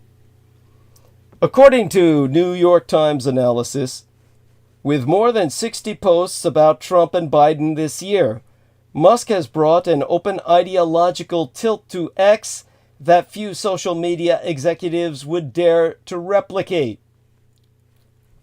The big picture? What remains less clear is how much of Musk's heightened political engagement is driven by business interests versus a deep-rooted ideology. Sometimes the twain go hand in hand. The points to be made being that Musk has cozied up to right-wing leaders like Argentina's president Javier Milei, Brazil's ex-presidente Jair Bolsonaro, and India's Prime Minister Narendra Modi, then secured corporate benefits in the countries they lead. With Trump, who has vowed to dismantle Biden's electric vehicular policies and escalate his trade war with the People's Republic of China, one of Tesla's top markets, no less, Musk's priority is likely a détente with hostile American regulators. Asked last year if he was becoming more political, Musk told the Lex Fridman podcast, "I guess if you consider fighting the woke mind virus, which I consider to be a civilizational threat, to be political, then yes." The intrigue being that Musk is one of the world's richest men. Yet, he appears unwilling to spend money, at least so far, in his mission to defeat Biden. According to the Journal, instead of writing checks, Musk and like-minded moguls plan to galvanize America's business elite to oppose Biden through dinner parties and salon-style gatherings. The prosecution was a complex case to make under New York state law, but Manhattan District Attorney Alvin Bragg and his assistants ultimately fed crow to talking heads who doubted them. Moreover, Bragg's team had to contend with the spectacle of calling witnesses, including Stormy Daniels, the porn starlet who Trump paid off to hide a 2006 affair, mustachioed tabloid editor David Pecker, and jilted personal lawyer and ex-convict Michael Cohen. Nevertheless, the jury convicted Trump in 10 hours. He could be sentenced to as many as 4 years in prison, but as a first-time offender, there is a significant chance he will avoid time behind bars in this case.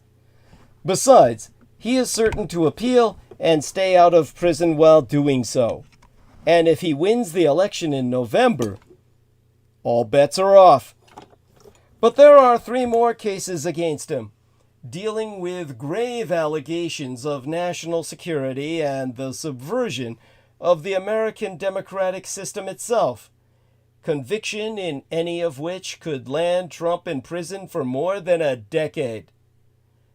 United States Special Counsel Jack Smith has obtained indictments alleging Trump mishandled and hid top-secret documents implicating America's national defenses and led an effort to stay in power despite losing the 2020 election to Joseph Biden.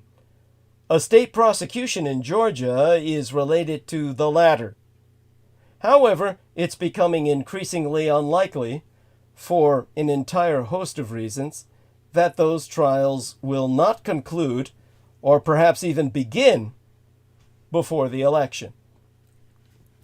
Everything about these 4 prosecutions is unprecedented in our nation's history. What comes of them is anyone's guess.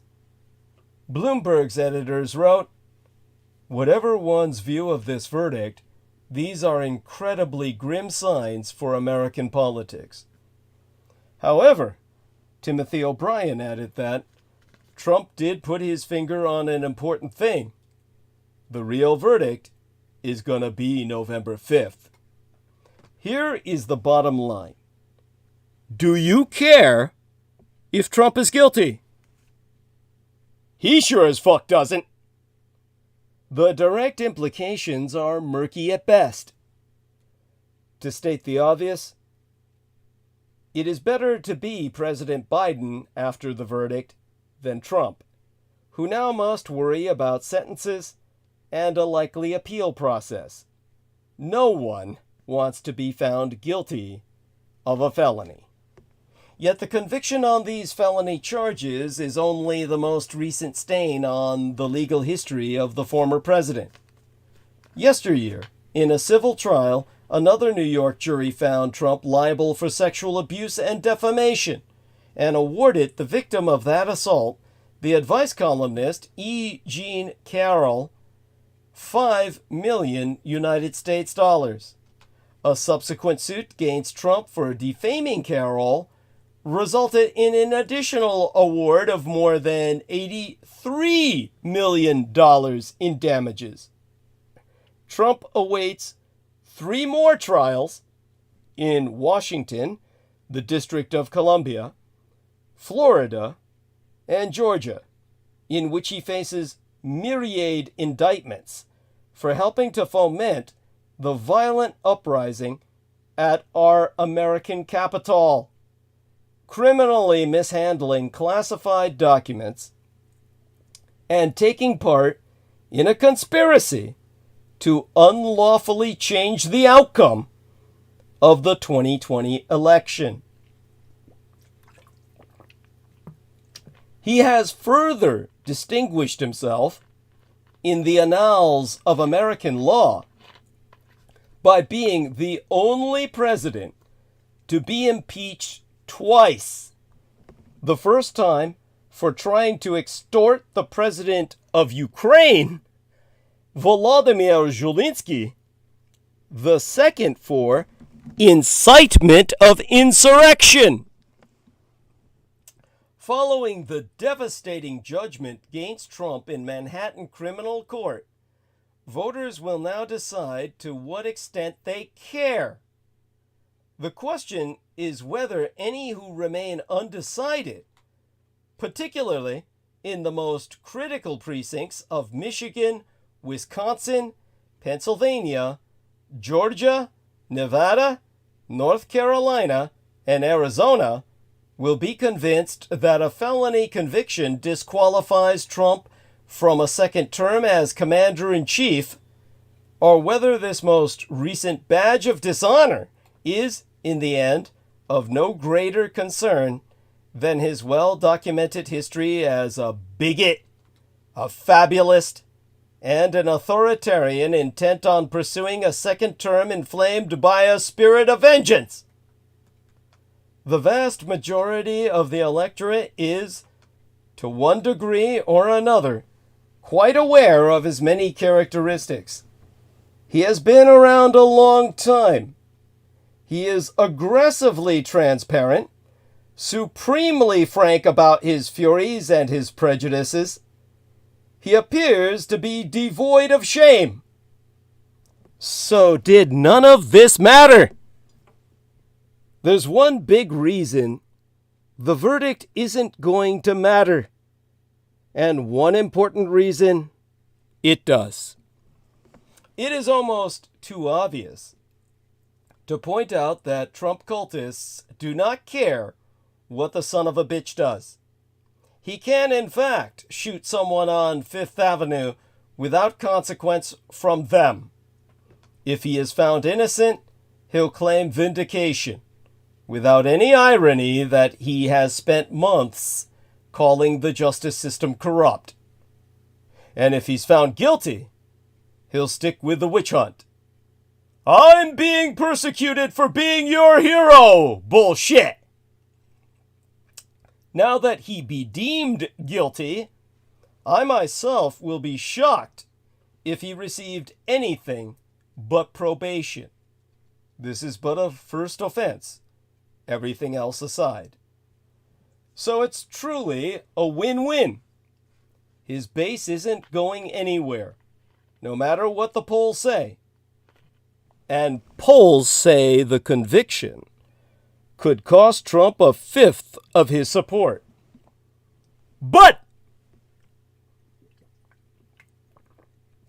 justice actually does matter, especially when it comes to sons of bitches like Donald Trump. White-collar crimes are hard for us to conceptualize because they don't involve guns or masks or deeds done in the dark of night.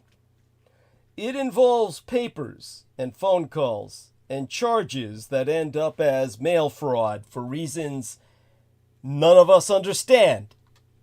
By some definitions, white-collar crime is committed by rich people in positions of trust and somehow just isn't as bad as, say, holding up a gas station. Trump is right on this. He is, like most powerful people, getting different treatment from the justice system, just not in the way he means. In the past 20 years, the justice system has significantly cut the number of white-collar cases it even takes to trial, opting for settlements or fines or other resolutions that often feel like fancy-do justice. But the perpetrators do profit, and harm is done. In 2021, losses from white-collar crime cost somewhere in the range of, at the very least, 1.7 trillion United States dollars. In 2016, a white-collar crime may have cost a fair election. But rather than betray regret about a hush money payment to Stormy Daniels, an adult film actress with whom he allegedly enjoyed a brief interlude, and she stressed how brief it was, or even issue denials under oath, Trump, in his many press conferences outside the courtroom at 100 Center Street, exploited the trial as a means of illustrating the ongoing narrative of his persecution at the hands of the Biden administration and the deep state. His victimhood, he has told his supporters, is your victimhood. I am you. My retribution will be your retribution. All while the jury deliberated. For Trump, the wait meant a resumption of insane tweeting. He was not allowed to leave the courthouse while the jury was there. He spent much of Wednesday the week before last on his Truth Social with gems like these. It is ridiculous, unconstitutional, and un-American that the highly conflicted radical left judge is not requiring a unanimous decision on the fake charges against me brought by Soros-backed DA Alvin Bragg. a third world election interference hoax. No, that law requires a unanimous decision by all 12 jurors, so this is typical Trump fuck shit. He even found time to weigh in on other controversies, like Supreme Court Justice Samuel A. Alito Jr. flying weird flags and denying it means anything. I have to drink on that one. Not alcohol, believe it or not, but I choke on this. Congratulations to United States Supreme Court Justice Samuel Alito for showing the intelligence, courage, and guts to, he puts guts in quotation marks. I'm not quite sure what he means by that. To refuse stepping aside from making a decision on anything January 6th related. But the tweet that we should pay attention to is this one. Mother Teresa could not beat these charges. These charges are rigged. The whole thing is rigged. Within hours after comparing himself to Mother Teresa, he had sent this one out in a fundraising email. So it appeared Trump was already practicing post-conviction talking points for when a guilty verdict would come down. There were even rumors that he's had merch ready to sell, one way or another. Run from justice tennis shoes. Perp walk walkers. As the trial wore on, he managed to monetize this tall tale. His fundraising increased, particularly among smaller donors. Such is his talent for self-pity and demagoguery. According to Politico magazine, his continuing legal jeopardy may be the most effective tool he has going. Trump's personal adventures, or should I say misadventures, and interesting accounting practices, to say the least, appear to have given little pause to even the most self-righteous Russo-collaborationist red Republican insurgent leaders. Mike Johnson, the Speaker of the House, has called the Bible the bedrock of his personal worldview. And yet, in the wake of the allegations provided by Daniels, Trump's former consigliere, Michael Cohen, and other witnesses, he still visited the Center Street Courthouse to show his treacly obeisance to Trump and to denounce the proceedings as a sham. The picture is no different among Trump's former Republican rivals. Early critics, such as Senators Marco Rubio of Florida and J.D. Vance of Ohio, are now puppy-eager supporters vying for the vice presidency, or at least a cabinet position. More persistent naysayers, such as Governor Chris Sununu of New Hampshire, have also fallen into line. Trump's last real opponent in the Republican primary, his former envoy to the United Nations, Nikki Haley, spent months attacking his character. Every single thing Donald Trump has said or put on TV has been a lie. Not to mention her analysis of his mental stability. He is unhinged. He is more diminished than he was. Indeed, she blamed him for the party's losses in 2018, 2020, and 2022. And declared that she, at least, was brave enough to say so. Of course, many of the same politicians who now publicly embrace Trump privately dread him. They know what a disaster he's been and will continue to be for our party. They're just too afraid to say it out loud. Well, I'm not afraid to say the hard truths out loud. And she would, well, and yet, I must say, as the trial entered its last days, Nikki Haley herself predictably crumbled, saying out loud that she would cast her vote for Trump and, implicitly, her own integrity to the four winds. In return, Trump tossed Haley a crumb, suggesting vaguely that she might yet gain a place on his team in some form, probably blowing him off under the desk. Some of the titans of Wall Street are showing similar degrees of moral flexibility. Steven Schwarzman, a billionaire financier, who abandoned Trump not because of the insurrection in 2021, but after the Russo collaborationist Red Republican insurgent party's poor showing in the 2022 midterm elections, has now returned meekly to the fold.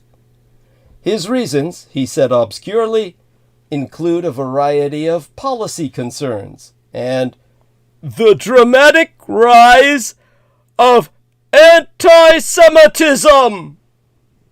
Trump, who has a long history of Judeophobic statements, said earlier this year that any Jewish person that votes for Democrats hates their religion. The hedge fund manager, Kenneth Griffin, has similarly overcome his doubts. He once called Trump a 3-time loser. Now he is back on board. So zoom in.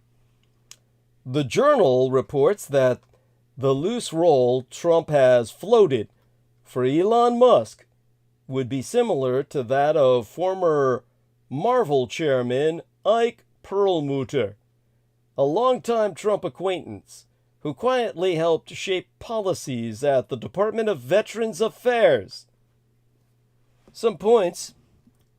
Musk, who said he voted Republican for the first time in 2022, has become a fierce critic of DEI policies and the Biden administration's handling of the southern border. For those of you who don't know what the fuck this idiot is talking about or referencing, DEI is an acronym. De in Latin means God, but DEI as an acronym means diversity, equity, and inclusion. As a discipline, DEI, or God, is any policy or practice designed to make people of various backgrounds feel welcome and ensure they have support to perform to the fullest of their abilities in the workplace. That's what diversity, equity, and inclusion means. Quite simply, it's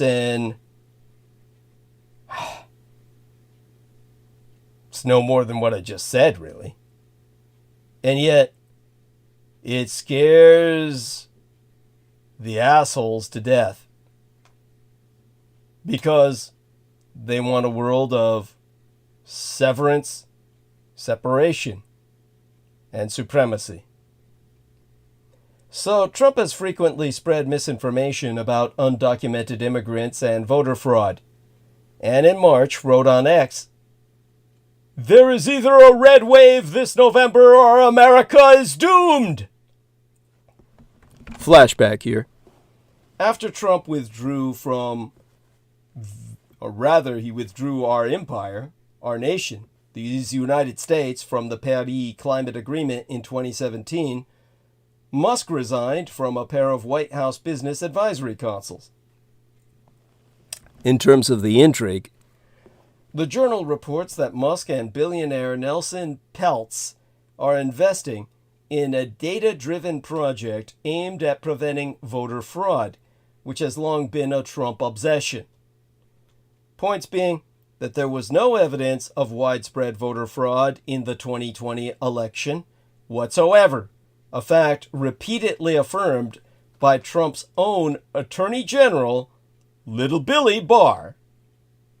Still, according to the Journal, Musk and Peltz told Trump about the plan at a meeting in March and briefed him on their private efforts to convince elite business leaders not to support Biden in November. In terms of what to watch, Tesla is facing multiple investigations from the Biden administration, giving Musk and Trump common cause to, despite their differences on climate policy and the importance of electric vehicles. Points being that still the details of Musk's potential role in a future Trump administration remain incomplete and unofficial. Trump campaign spokesman Brian Hughes told the Journal, President Trump will be the only voice of what role an individual plays in his presidency. If it all ever happens, however, it will only end in tears. Of course, it is easy to see the attraction for both men. For Trump, Musk brings money and influence, especially on his social media site X, formerly Twitter. He may well be able to swing a chunk of the liberal tech industry behind the Trump candidacy. And for the restless Musk, a government role would bring real power, plus perhaps a few lucrative rocket contracts. It would be but another chapter in an already toxic failure of the muskrat. To quote the futurist Jim Carroll, beware the idiot savant. Their hubris blinds them to their failure. My hosted digital transmission, believe it or not, is supposed to be mostly inspirational, upbeat, motivational, and thought-provoking. I do provide solutions after articulating problems. I do tell people to fight for the future because there is yet hope. I try not to be snippy, moody, pissy as a thing, but then along came my own natal menses, birth month, and the 1-year anniversary of Elon Musk taking over what was once a powerful and useful communications network known as Twitter, which by then already a stinking pile of garbage known as X. And I can't help myself from taking a shot at him as so many others ought to be doing. 1 year in, this last October, while Hamas was allegedly cutting off Jewish baby heads and shit, the numbers spracketh for themselves, with 3 charts from an article in the Wall Street Journal on Thursday, as dated the 26th day in October of yesteryear, telling the tale of his so-called brilliance. Consider that it takes a special skill to buy a company and then chase away many of your most active users. In a world in which online growth is everything, Musk has managed to degrow the platform with a number of bumbling, if not downright idiotic maneuvers, all of which would have been covered in so much detail over the 2023 year in our Lord. It takes a special skill to decimate your revenue by doing everything you can with the platform to make sure that it becomes such a toxic sewer of sludge that few advertisers of note really want to advertise there. It takes a special kind of skill to pay 44 billion United States dollars for something only to see its worth, in some estimates, about 8 billion United States dollars just a year later. In that vein, let's not forget the banks and other investors. It takes a special kind of skill to fall prey to the myth of the idiot savant, only to see the value of your equity investment trashed as a result of the actions of said savant. It's not worth going into the details of all the damage that he has done in his first year. It's simple to summarize the results this way. Fewer people want to participate in the network. Even fewer advertisers want to advertise there. Much of the information on the site has trended to the views of the hate-oriented right-wing vitriol that is common to the owner, himself, the muskrat. Reading Twitter today is much like going over to Trump's own truth.social. Few people signed up for his monthly free service, and many of whom promptly hid their participation as the blue badge transitioned from an identifier of credibility to a badge of shame. Musk himself has actively prompted his own posts over others and has actively pursued feeble-minded ideas about Ukraine, Israel, Gaza, and other topics of which he has no insight whatsoever. And in doing so, he has pretty much revealed to the world that beneath the veneer of the savvy CEO lies a soul full of right-wing racist hate. Eat shit, Elon. What happens here? Sometime in the preceding year, the futurist, as he calls himself, Jim Carroll, published a post about CEO hubris. It's worth a read today. You can find it at this link, which I will put in live stream for all to access. Well, there you go. Now, I'll, of course, as a favor to those who participate in our calls, also enter it into text of Skype. And from there, let's put it this way. The muskrat summarized, or rather, the man analyzing his bullshit, the futurist Jim Carroll summarized his research into 40 years of CEO missteps, actions by idiot savants, into a simple chart that captures it all. Musk ticks every single one of these bullets. Jim Carroll, the Carroll post about CEO hubris opened with these observations. Let's talk about hubris and arrogance. It kills. And it happens a lot. And now it happens faster. You can watch CEO arrogance happen live in real time. You are probably doing that right now. Think about it. In the olden days, like 10 to 20 years ago, it took years, if not decades, to watch organizations like Sears, Kodak, Blockbuster, and Nokia implode. Now, with Twitter, Facebook, and other tech firms, you can watch it happen before your very eyes. At blinding speed. It's the Icarus Show!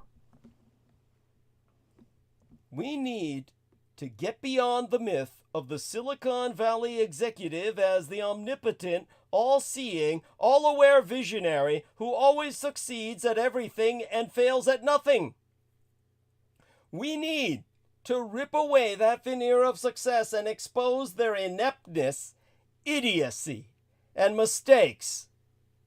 We need to keep in mind that while we believe they will always operate in the bright light of success, their arrogance and hubris will oft cause them to fall into the darkness of stupidity that defines their actual incompetence. Beware the idiot savant. They are all around you, and people fall prey to their spell all too often. Ergo, the muskrat might have something to contribute, after all, to a Trump kleptocracy, a government of thieves. Even so, it would be a mistake for both men. Here's why. Musk is a libertarian. It is pretty hard to find any coherent political philosophy in Trump's rambling speeches. But one thing is for sure.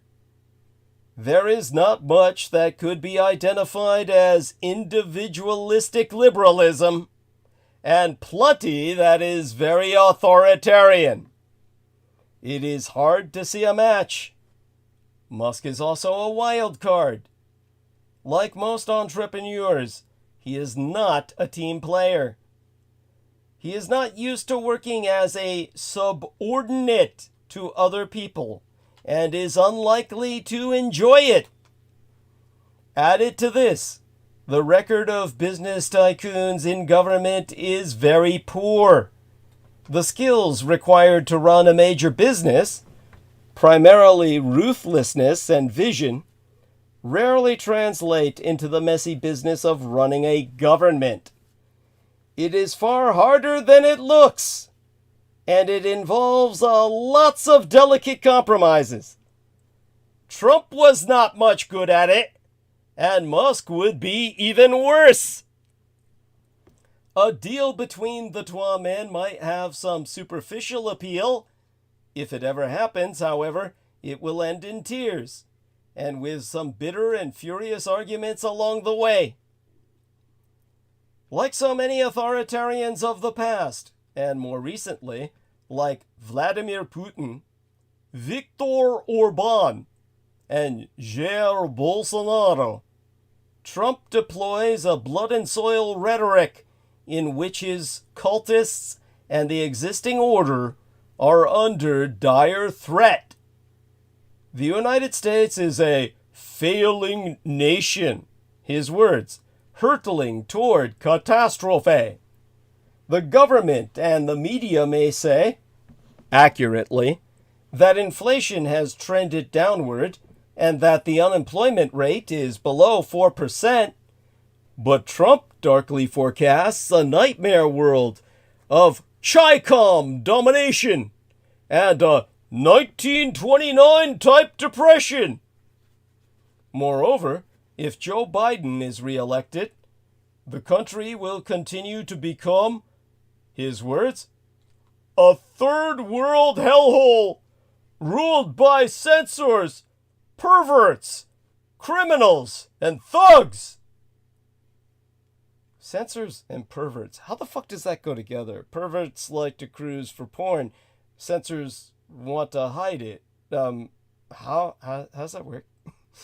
The 2024 election is, Trump's words, the final battle. And only he can redeem us from a Mad Max dystopia. Or, as he himself put it at a conference in Maryland last March, a lawless, open borders, crime-ridden, filthy communist nightmare. If we have learned anything about Trump, it is that, beneath all the insult-comic improvisations, he means what he says. His authoritarian entertainments are authoritarian intentions. Where he has had the power and the discipline to enact his intentions, he has done so. He set out to appoint justices to the Supreme Court to eliminate abortion rights, and he did so. He set out to erase the line between fact and lies, and he did so. He set out to call into question the efficacy of elections, and for millions of people, he succeeded.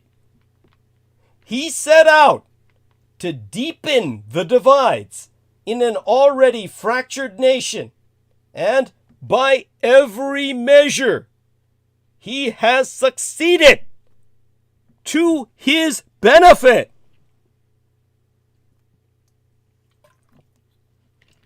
In his first term, he threatened the stability of international alliances, such as NATO. And in a second term, he will easily destroy them. Putin will be pleased.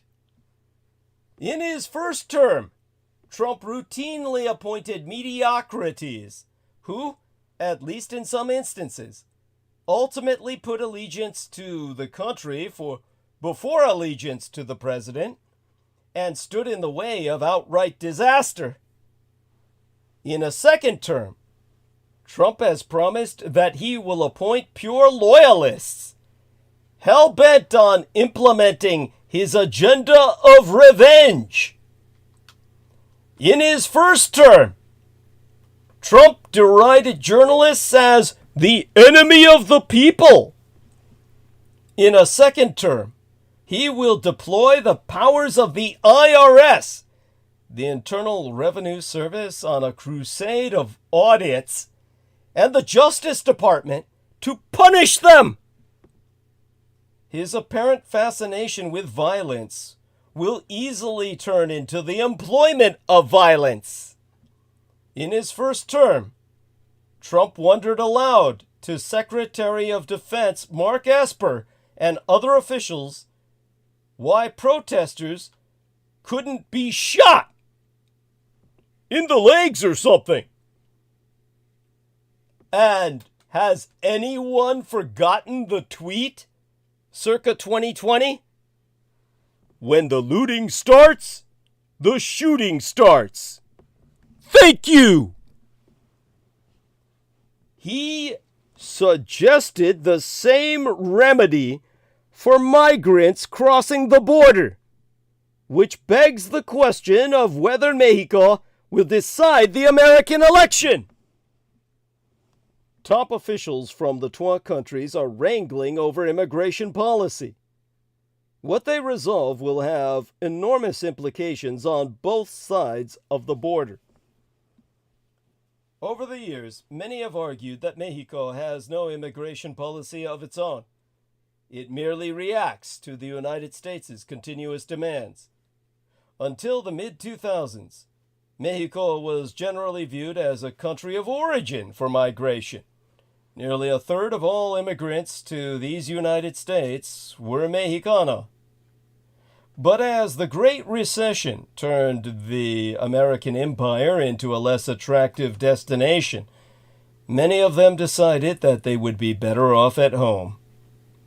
In the years that followed, migrants ventured from more distant places: Guatemala, El Salvador, Honduras, and Venezuela, but also Tajikistan and the Philippines. Last year, authorities at the border logged an unprecedented 2.5 million encounters with migrants, many of whom had traversed Mexico on their way north. In a month, the numbers of people from such countries as Colombia, Ecuador, and Nicaragua had increased between 20 and 70%. Heading toward the United States, they had to make their way through a country rife with corruption and violence. El Presidente Andrés Manuel López Obrador, I mean to say, known universally as AMLO because nobody can pronounce his fucking name, AMLO, his full initials, has persistently argued that changing migrants' incentives is more important than enforcement. Last year, he said, "People don't willingly leave their own hometowns. They do it out of necessity." The causes are complex and varied. In Venezuela, from which almost 8 million citizens have fled in recent years, an authoritarian regime and a failing economy are largely to blame. In Honduras, climate change is a major factor, as unprecedented droughts interfere with farming. Even incremental solutions to these kinds of problems are slow to implement, and migrants keep on coming. As president, Donald Trump was fixated on the idea that Mexico was trying to take advantage of these United States. Secretary of State Mike Pompeo recalled in his memoir that there was hardly a day when the subject didn't come up. Trump once mused, "Mike, how would we do if we went to war with Mexico?" At first, Trump's concern was largely about the economy, as officials negotiated the treaty that replaced NAFTA, the North American Free Trade Agreement. But in 2018, with migrant caravans making their way from Central America, his administration devised a new policy to deter people who wanted to file for asylum. Under existing law, asylum seekers were permitted to stay in these United States while their cases were processed, which could take us years. Trump staffers reasoned that if they were instead forced to wait in northern Mexico, their incentives would change. Trump grew annoyed by the numbers of migrants reaching the border to the point of raising the threat of tariffs. Even within his administration, people recognized that this would devastate the American automotive industry, which relies heavily on parts made in Mexico. Pompeo recalled that a top official said, "I have just 2 words for you on tariffs: Michigan, Ohio." To retaliate, the Mexican ambassador instructed her staff to compile a list of products on which Mexico could impose its own tariffs. In the end, a trade war was averted, as Mexico agreed to ramp up enforcement by deploying its National Guard along the Guatemalan border. But when the Trump administration pushed for a safe third country agreement, which would require migrants passing through Mexico to petition for asylum there instead of in these United States, Mexican officials refused. Perrin Roussel, the head of the Migration Policy Institute. They gave in to something that the Trump administration wanted, but they pushed back against the larger American ambition to make Mexico responsible for asylum seekers. They succeeded in not crossing their own red line. Still, many in Mexico have questioned where the line was drawn. López Obrador had initially vowed to promote curtains of development across the country, where migrants would find job opportunities and visas. Now anyone who set foot in Mexico was confronted by thousands of soldiers blocking the path. Although Ebrard argued that he had no choice but to accept the policy, diplomats felt that a core principle had been violated. Mexico had never before taken back foreign nationals. Now that a precedent had been set, how could they argue against it? Biden, during his campaign, offered a fresh start. In speeches, he vowed to restore the United States' historic role as a safe haven for refugees and asylum seekers. As the incoming administration considered the effects of reversing Trump's border policies, Mexicano officials offered a bit of advice. Go slowly to avoid inviting a spike in immigration. In office, Biden has vacillated between looser rules and tighter ones. Aaron Reichlein-Melnick, a policy expert at the American Immigration Council, called the president's record a mixed bag. A Mexicano official described it, less charitably, as schizophrenic. Biden has worked to rebuild the refugee system, to expand legal pathways to citizenship, and to enable humanitarian parole, temporary permission to stay and work for hundreds of thousands of migrants. At the same time, he has continued to crack down on arrivals at the border. His administration has devoted about $1 billion a year to addressing the underlying causes of immigration, but it has spent far more, at least $24 billion last year, to fund the agencies that handle enforcement. Biden's ambivalence has been exacerbated by court battles. When he tried to end Remain in Mexico, which he had called inhumane, a federal judge stalled the effort for more than a year. The administration waited until 2022 to attempt to lift Title 42, a COVID-era policy that Trump used to limit asylum, and then was blocked by another federal judge. By the time this administration succeeded, last May, the policy had enabled more than 12 million expulsions of migrants to Mexico. Throughout, Biden has been assailed by Republicans as weak on immigration and has sought Mexico's help to counter that perception. Though his administration has avoided its predecessor's belligerent rhetoric, its goal appears essentially the same: to push the border farther south and to hold Mexico responsible for managing the flow of migrants. As Title 42 drew to an end, the Biden administration asked Mexico if it would continue to take Venezuelan, Nicaraguan, Cuban, and Haitian migrants whom the United States turned away. Mexico agreed on the condition that these United States provide humanitarian parole to an equal number of people from those countries. Last December, the Biden administration faced a crisis. A huge influx of migrants had arrived at our border, and images spread of thousands of people wrapped in foil blankets alongside the Rio Grande.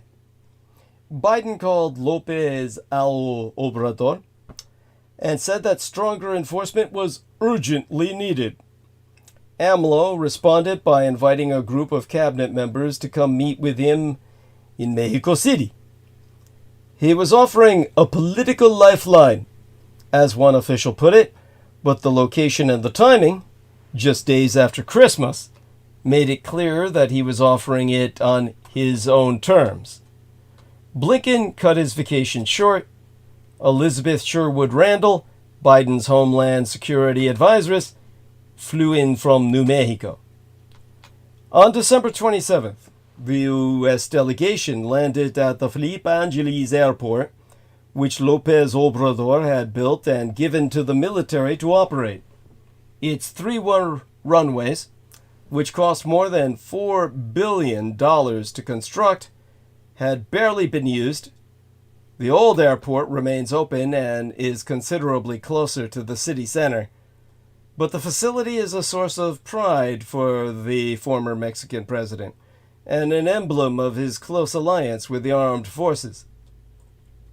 At the National Palace, AMLO's residence and office at the time, Barcena led her counterparts into an ornate room furnished with chandeliers and gilded mirrors, where they stood around a long table waiting for López Obrador.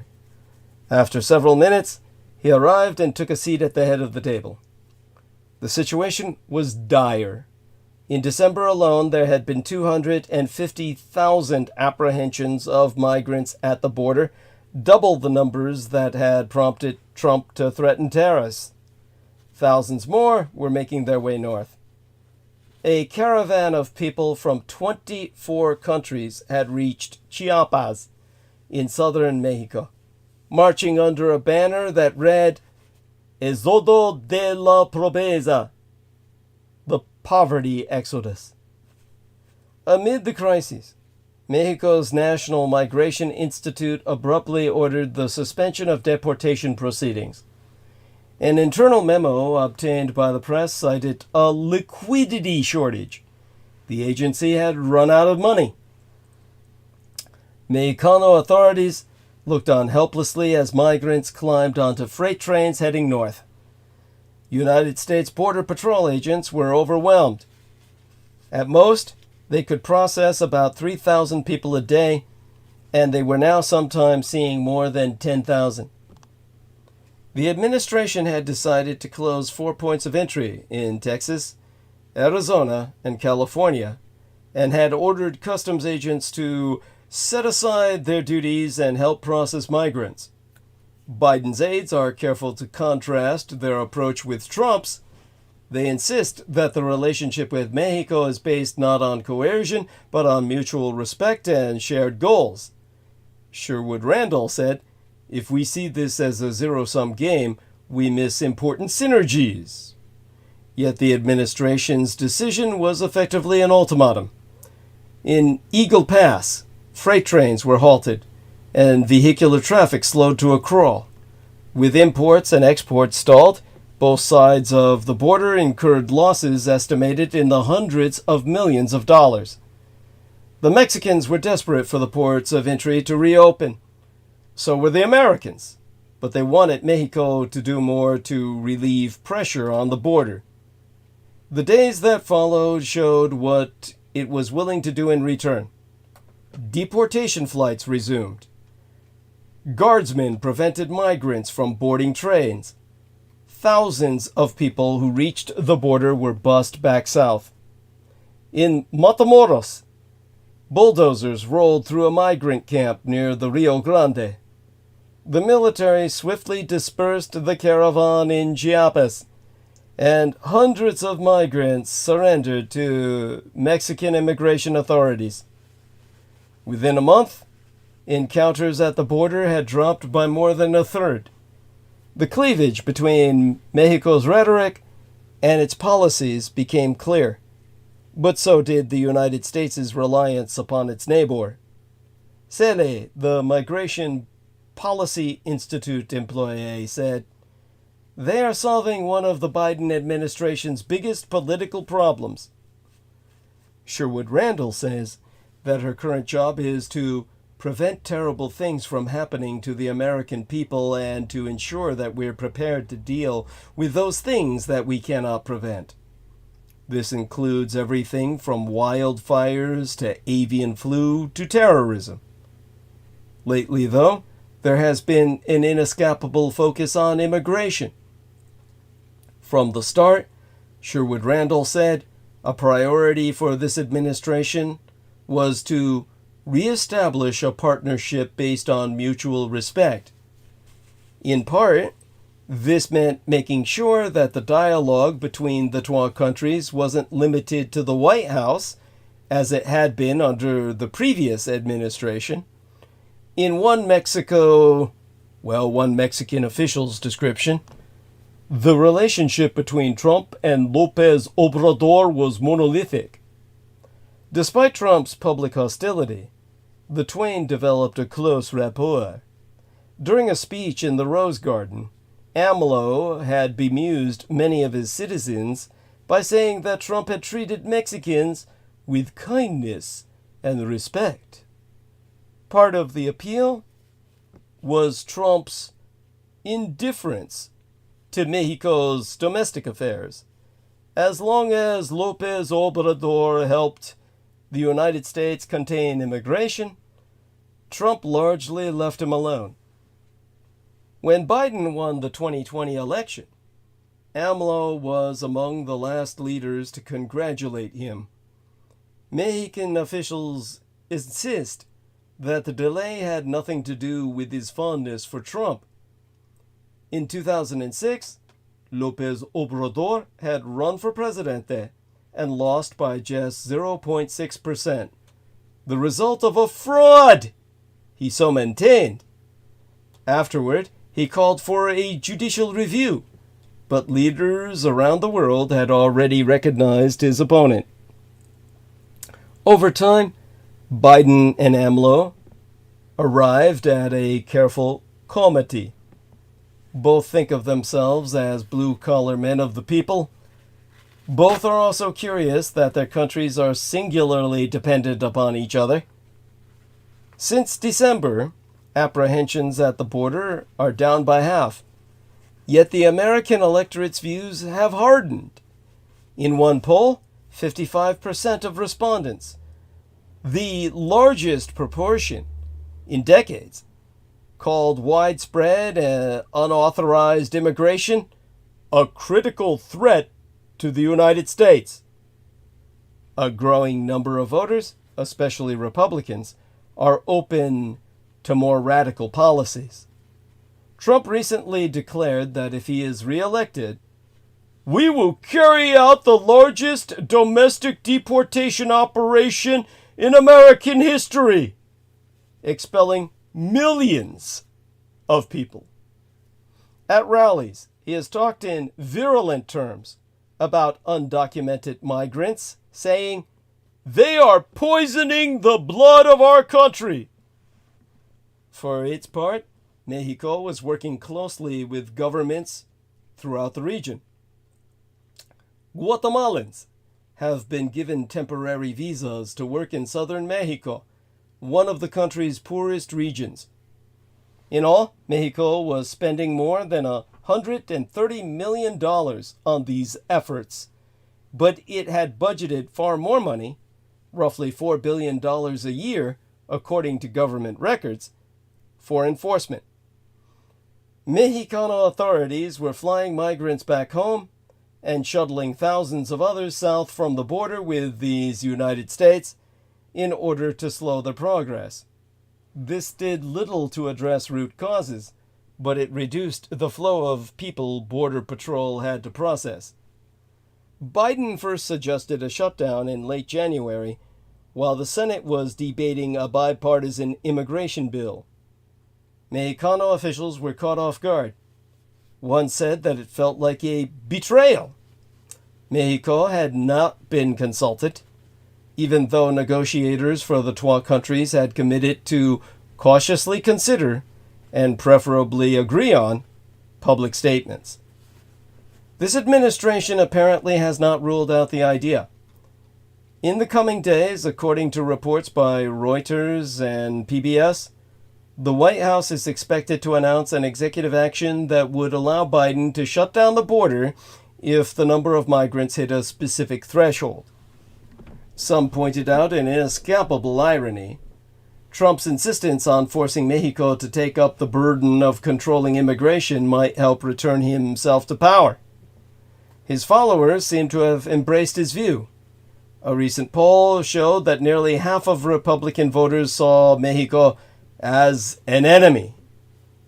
Last year, Mexico became the American empire's largest trading partner, with exchanges approaching $800 billion. We're trading $1.5 million per minute. Our economies are so integrated that any unilateral decision from these United States will backfire. Even Trump would be constrained by this reality. If he comes into office with an overly protectionist set of policies, Mexico will have to look for other paths. The Communist Chinese Empire is, well, the People's Republic of China is an empire that is constantly looking out for Mexico. The contributions of the Mexican community are not being appreciated. More than 37 million people of Mexicano descent live in these United States. They contribute $324 billion United States dollars a year to this economy and pay taxes without always reaping the benefits. 6 out of 10 farm workers, the people hired to harvest everything from grapes in Napa County, California, to strawberries in Tampa Bay, are Mexicana.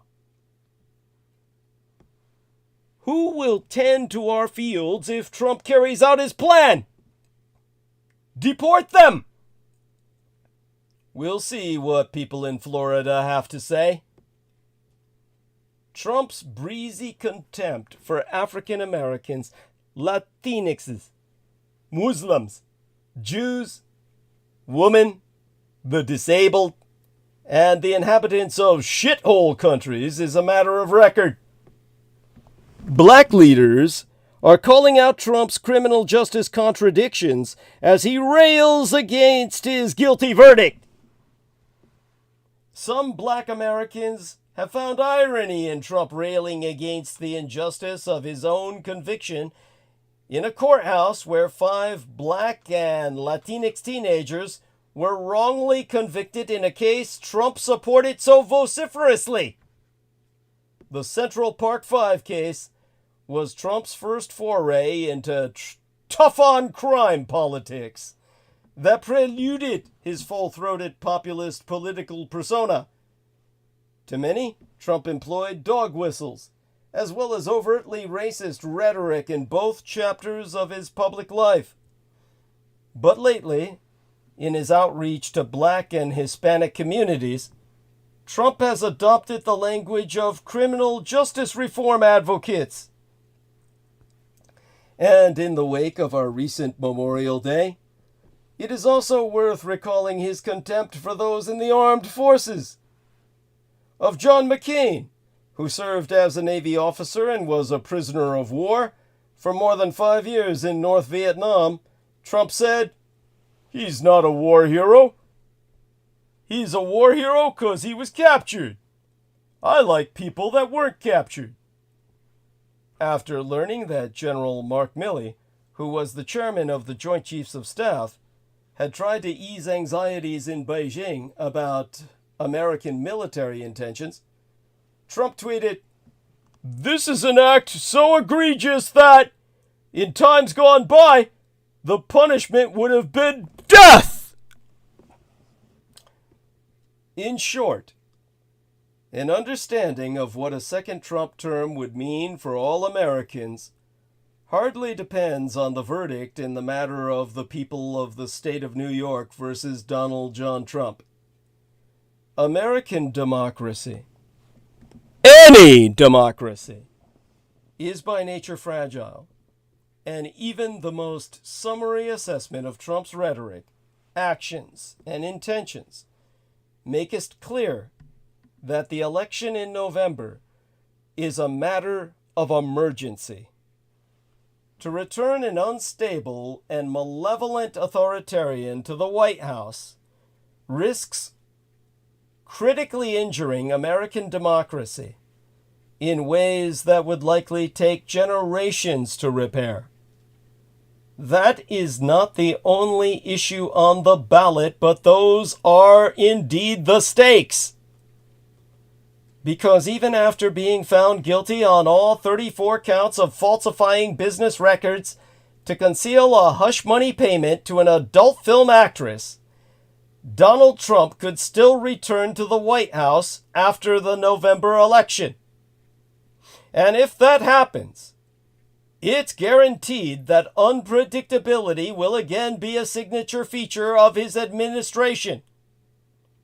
While some argue that this is an asset for these United States and our allies, I myself remain unconvinced. But understandably, the Empire of Japan is hedging its bets. But while a liberal Democratic Party bigwig's trip ď'Ēlicentric last month to Trump Tower raised eyebrows, Prime Minister Fumio Kishida's recent visit to North Carolina may ultimately prove more consequential for deepening the Japano-American alliance in the longer term, raising another question that has lurked behind the debates about westernization I articulated in depth the episode before last.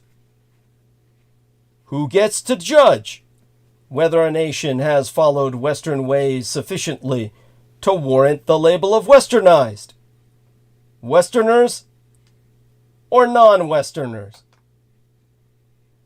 As articulated in painful detail the transmission before last. Edwin Oldfather Reichshauer's answer to this question is apparent.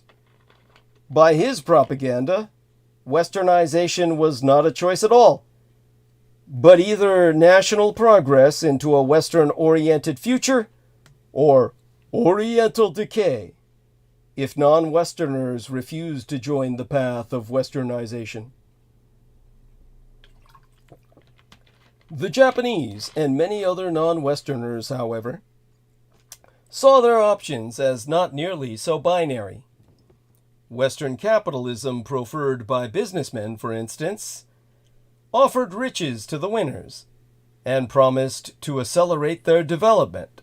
For instance, a promise that in the Japanese case worked, but rarely did development on the Western model go so well in other non-Western countries. As attractive as economic growth was, other parts of Westernization were equally repellent.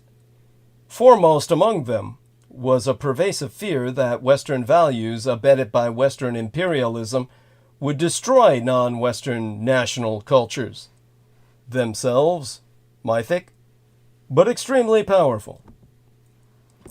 The Japanese responded to this fear with a campaign to protect their own values. Beginning in the 1910s through the 1920s, with the intellectual Yoshino Sakuzo's Minpon Shugi, the democracy movement.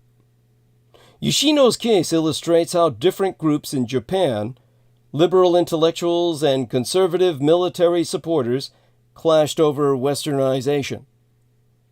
Mislabeled a Westernizer himself, Yoshino wanted to adapt, not imitate, Western-style democracy to the Japanese monarchy's requirements, replacing popular sovereignty with the emperor's benevolent rule. Emperor Hirohito actually appreciated, envisioned, and ultimately realized this concept. But he had to maintain total secular power to mobilize the public in full for a total war and win it before he could relent and release the reins and set his people free. The militarists and their allies who favored absolute monarchy held the Democrat Yoshino Sakuzo in visceral contempt for his efforts. When he left his post at Tokyo Imperial University for a better-paying position as a newspaper editor at the Asahi Shimbun, their allies at the paper sacked him. His career destroyed, Yoshino's health declined, and he died, scorned and penniless. The inspiration to an emperor, and ergo the father of an age, he would never see. Like Moses, he would never reach the promised land. Anti-Westernization fever increased with the rise of militarism in the 1930s, enforced by strict censorship and repression by the thought police, the Kempeitai. During the Pacific War, academics, now converted to anti-Westernization, held a Tokyo conference called Overcoming Modernity. It could just as readily have been called Overcoming Westernization, since they conflated the twain together, to obliterate Westernization completely from Japan. Not everyone agreed that Western influence and connections should cut so abruptly, however. A public opinion poll in 1940 showed Japanese businessmen against conflict with the West. Similar results came from the polling of American businessmen.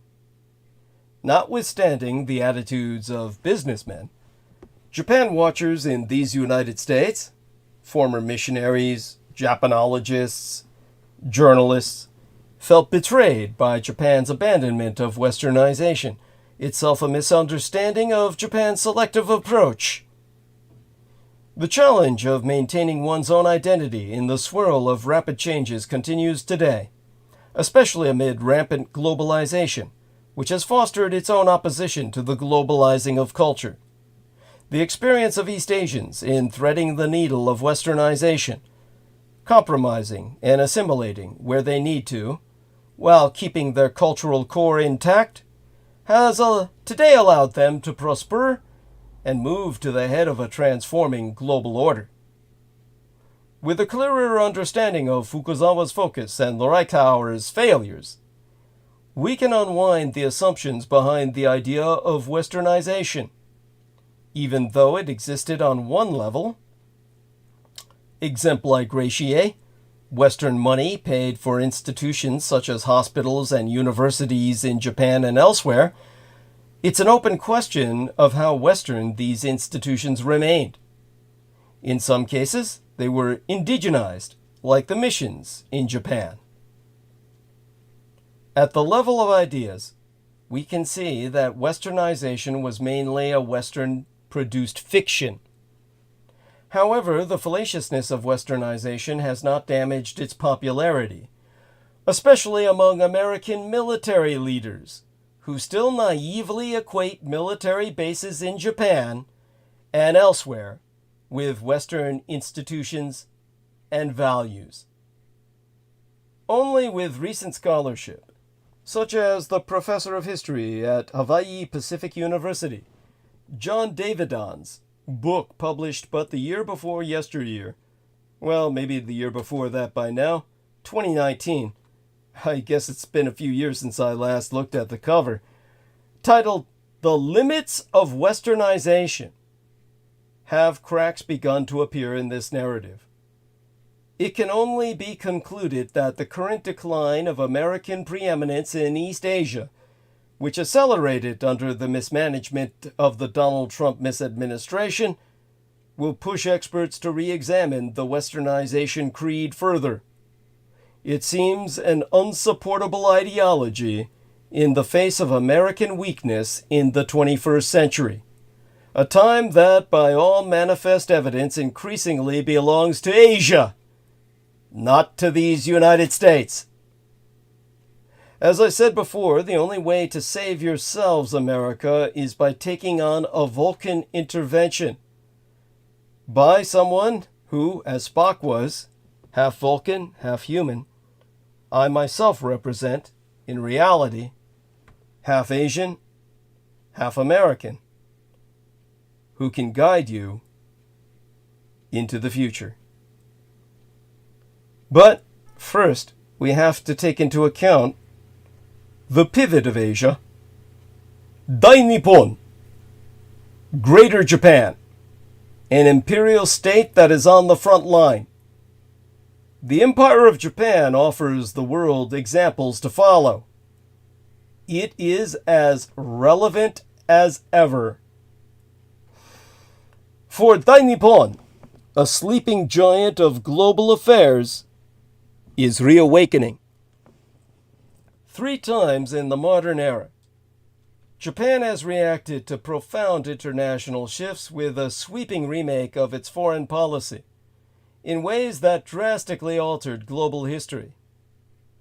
Dai-Nippon's latest imperial era began in spring of 2019, when a nondescript man in a dark suit revealed its name, Reiwa. The first character, Re, means auspicious or orderly. Wa means harmony or peace.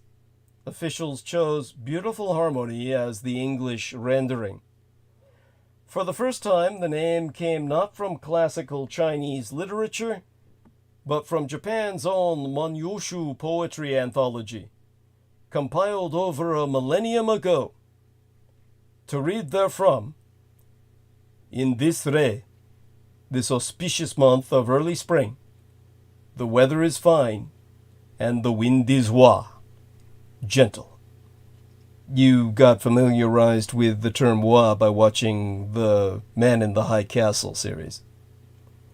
The early months of Reiwa were hardly auspicious, nor the winds gentle. In early 2020, COVID-19 blew in from the Chinese mainland. Japanese donned masks and stayed at home, fuming at politicians who continued to dine out. Communist China on the Asian mainland, the Empire of Japan's biggest trade partner, flexed its muscles and suppressed Hong Kong that summer. In the autumn, the Putinist president of these United States, Dai Nippon's chief ally, refused to accept his defeat at the ballot box. The pandemic postponed the 2020 Olympics, which Abe Shinzo had hoped to be the crowning achievement of his record-long tenure as prime minister. Ever fewer babies were born. Mr. Abe's intestinal illness led him to step down. The nondescript man in the dark suit, Suga Yoshihide, took cover by taking over. But after a single year, he too was gone. The empire is now undergoing a leadership transition in a sense, as the job of prime minister has passed from Yoshihide Suga to Fumio Kishida. This may seem like more of the same, as both men, like nearly all of Japan's post-war prime ministers, represent the Liberal Democratic Party, which, as I've always said, most consider neither liberal nor democratic.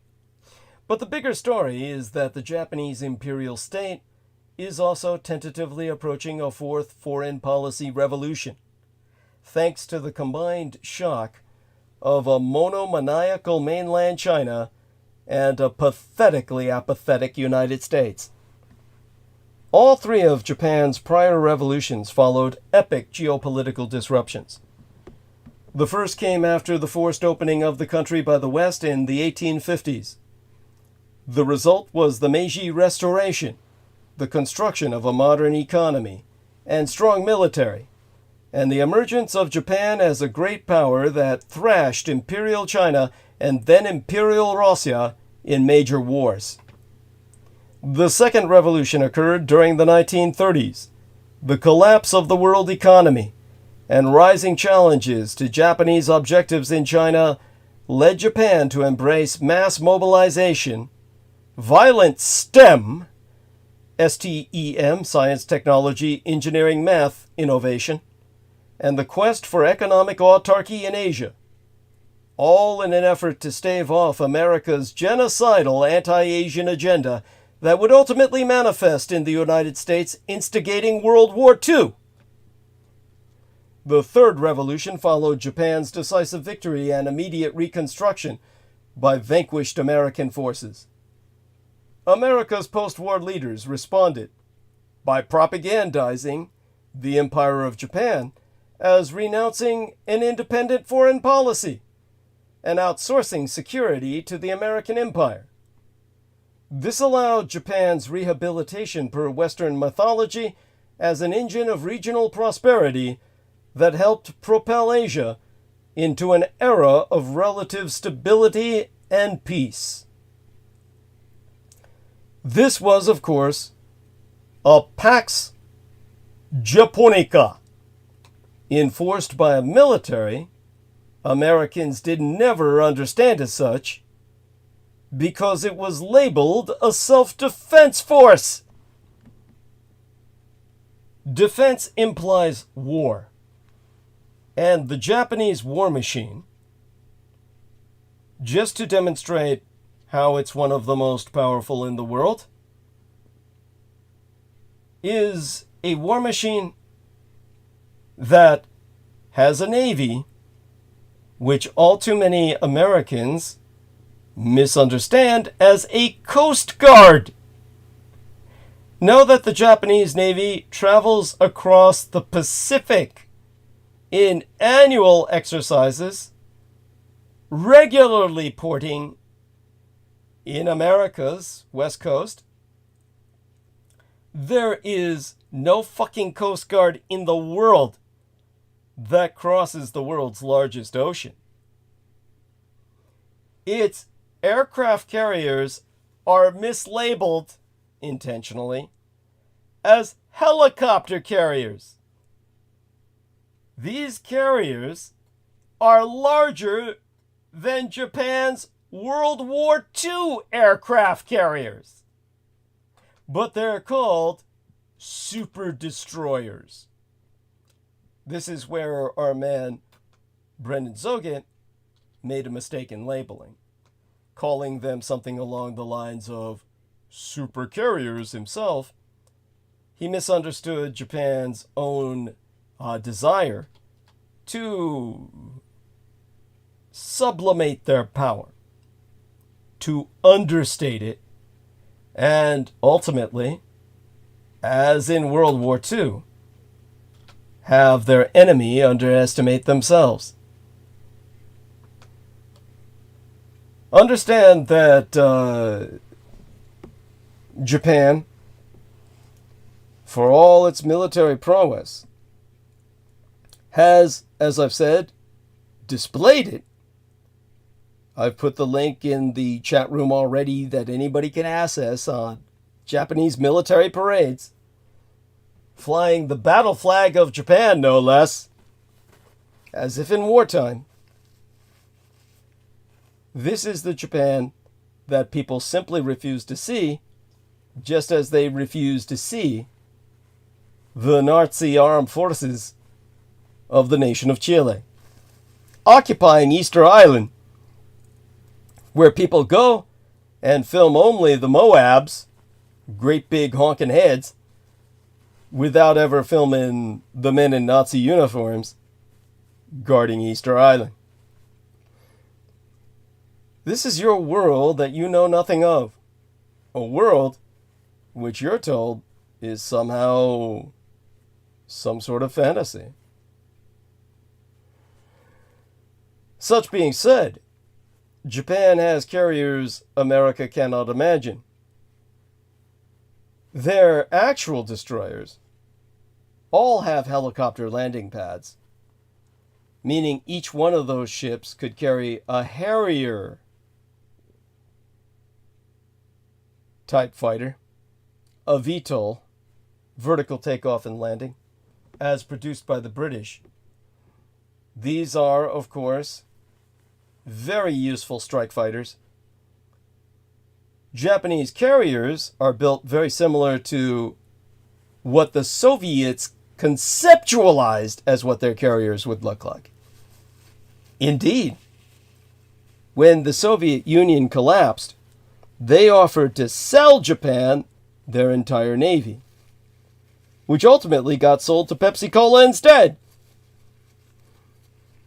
Japan refused to buy their navy because their ships were shit, but the design concepts were sound in terms of their operational ideology, meaning that Soviet carriers could never outcompete American carriers in plane-for-plane numbers that American supercarriers can amass or concentrate to project force.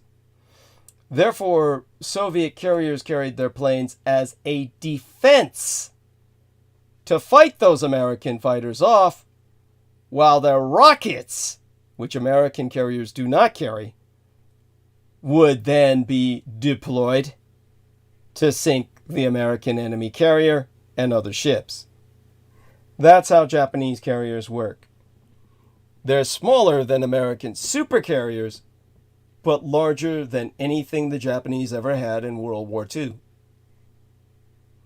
And yes, they could take on an American supercarrier by defending the flat top, the platform, with their planes, while sinking the American carrier with their ship killer rockets and missiles. War at sea is a missile war. Now, that mythical era of Japanese quiescence is ending. And the primary reason is Red China's bellicosity. The Communist Chinese Empire's militant belligerence. Beijing is challenging Tokyo's control of the Senkaku Islands in the East China Sea, and it is menacing my Taiwan, which shields the Empire of Japan's southern flank. The People's Republic of China is building naval and air capabilities designed to overawe Tokyo and other American imperial allies. Its leadership gives every indication that it would love to teach Japan, which ravaged China during World War II, a painful lesson. But Japanese security is simultaneously being challenged by an utterly unreliable United States. President Donald Trump withdrew from the Trans-Pacific Partnership, a trade deal intended in large part to keep market-Leninist China from dominating the region economically, and periodically threatened to blow up the bilateral alliance. President Joe Biden has restored a more normal rhythm in Japano-American relations, but has never brought America into a major Pacific trade deal or found a formula for reversing a deteriorating regional military balance. Also looming is the fear that Biden's presidency may simply be an interlude between Trump's abrasive unilateralism and a return to America first. The Empire of Japan is not sitting by as these threats gather. In 2016, Prime Minister Shinzo Abe's government originated the concept of a free and open Indo-Pacific. Dainippon was a central player in reviving the Quadrilateral Security Dialogue, or Quad, with the Commonwealth of Australia, India, and these United States. For years, Tokyo has been slowly unwinding constitutional constraints on its ability to project military power, which were never worth the paper they were printed on. The Japano-American alliance has taken on anti-Communist Chinese character, as Japanese imperial state air and naval forces lead American forces patrolling potential maritime flashpoints. Perhaps most notably, Japanese imperial state leaders have begun hinting that Tokyo must assist my Taiwan in a regional war to defend the world economy or otherwise beat back Communist Chinese aggression. The Empire of Japan is placing anti-ship missiles on the Ryukyu-Retto Islands, their archipelago running south nearly to my Taiwan, and making plans to use its submarines to choke off the Communist Chinese Empire's access to the open Pacific in case of war, which automatically reverses American role-playing, as Dainippon would thereby be defending these United States by defending herself, not the other way around. All of this is happening as Tokyo works with Washington to secure supply chains and speed innovation by democratic countries in key technologies, such as semiconductors, offer high-quality infrastructure assistance to developing nations, and otherwise contest Communist Chinese influence.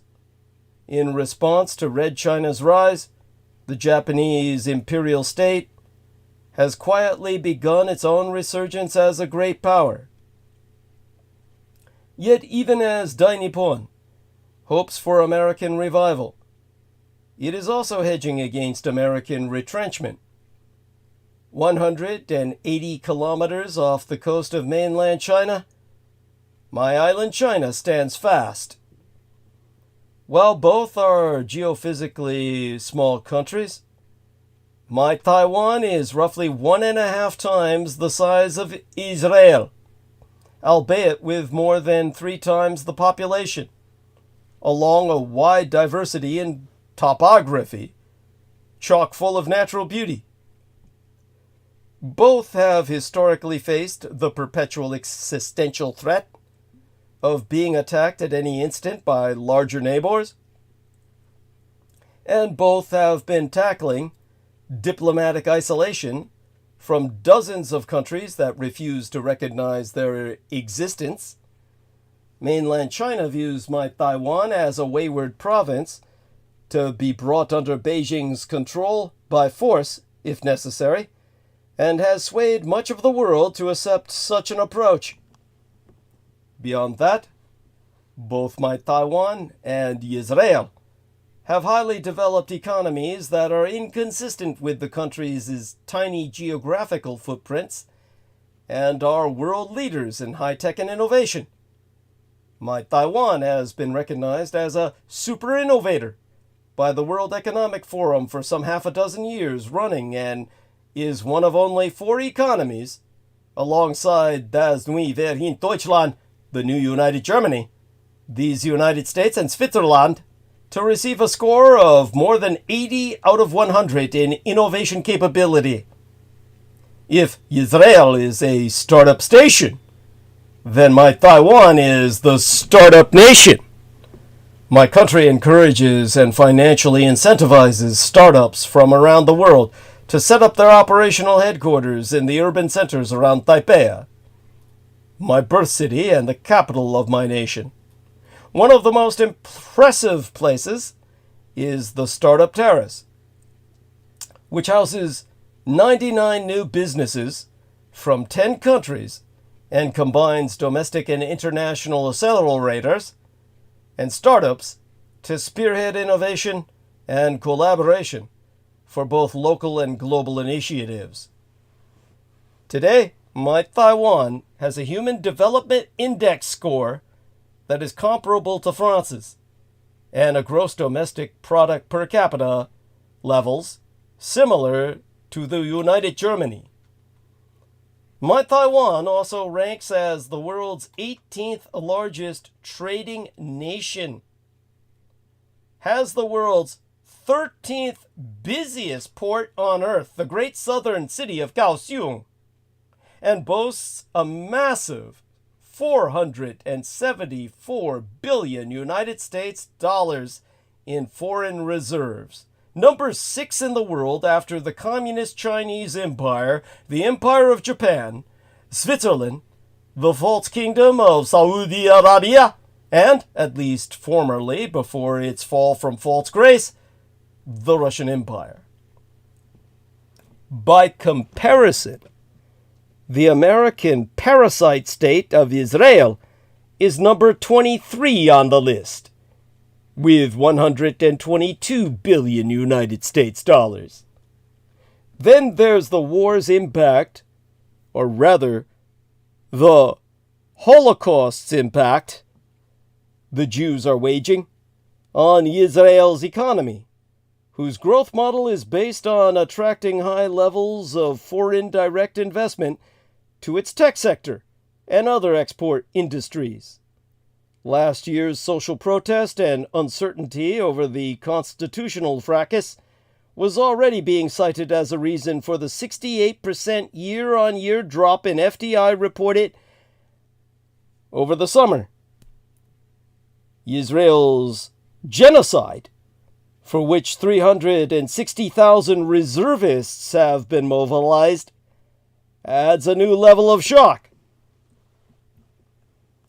In his Substack, the economist Adam Tooze wrote, "The tech lobby in Israel estimates that a tenth of its workforce has been mobilized. Construction is paralyzed by the quarantining of the Palestinian workforce in the West Bank.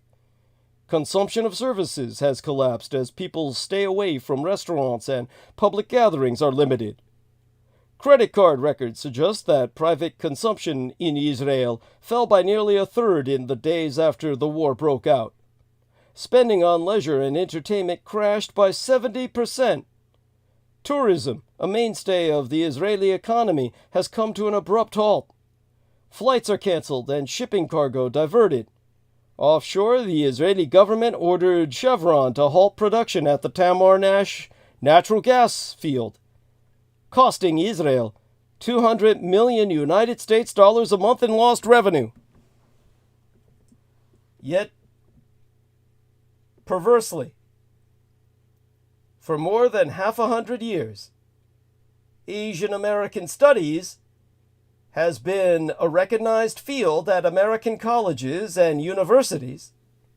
But outside of my Golden State nation of California, students who want to study it as a major or even a minor are usually out of luck.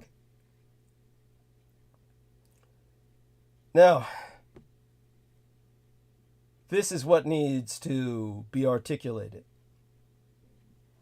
The importance of more and more people Asianizing America through education. Because the tide is finally beginning to turn. Duke University, where Dr. J.B. Rhine first pioneered the scientific study of psionics, the paranormal powers, psychic powers of the human mind, has created an academic minor in Asian American Studies in 2022.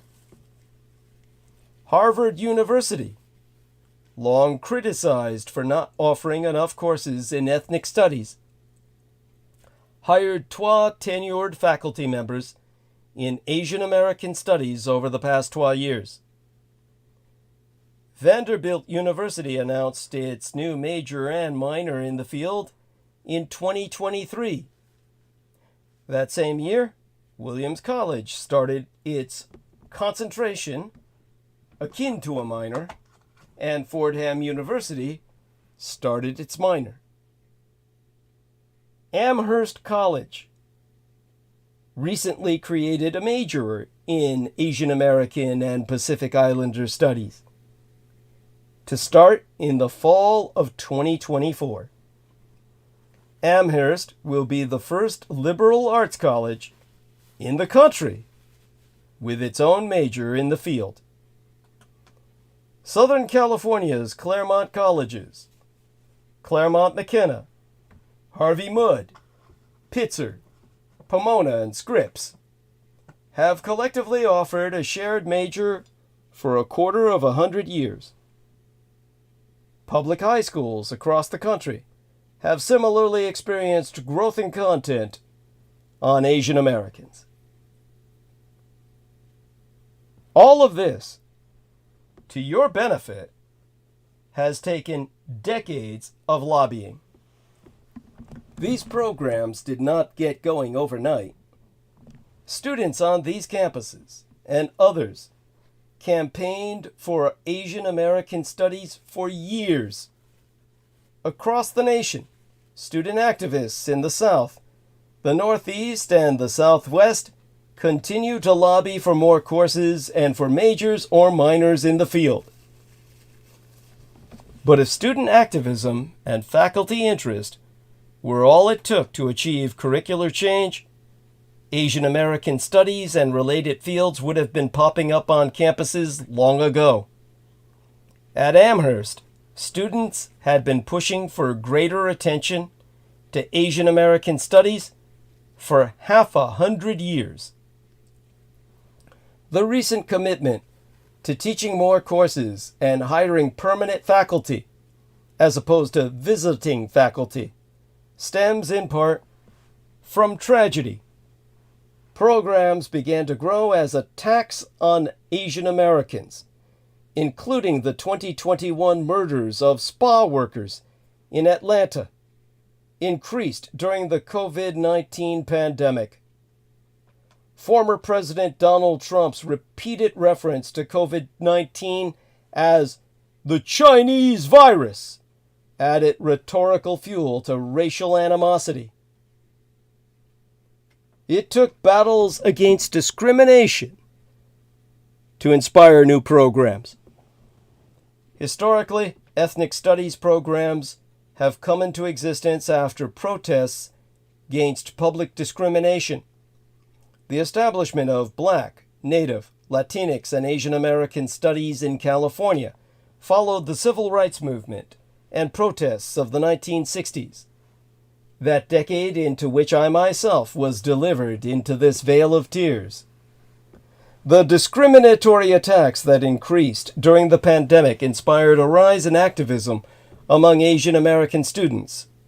They wanted to embrace their heritage and see their own histories and experiences represented in course offerings. The attacks also made university administrators recognize that, contrary to their stereotype as problem-free high achievers, Asian Americans experience a unique kind of discrimination in which they are forever foreign. They deserve greater attention in the college curriculum. As more schools join the roster of colleges offering programs in Asian American Studies, the material included within Asian American Studies is also expanding. The most common subjects in the Asian American program are cultural studies, literary studies, and other interdisciplinary areas in the humanities. The field also has drawn on history and sociology, subjects that similarly question popular perspectives about which racial groups have been in authority and why. Now, prominent topics within Asian American studies include critical race theory and critiques of these United States as an empire and United States militarization. Proponents of Asian American studies may be more likely to hold political views such as support for Palestinians and for affirmative action that share the perspectives found in these topics. Given that Asian American studies started in the 1960s and 1970s because of student activism, political activism has remained central to the field. The field's foundation in the humanities and humanistic social sciences, however, has meant that other disciplines have been left out. This is also changing.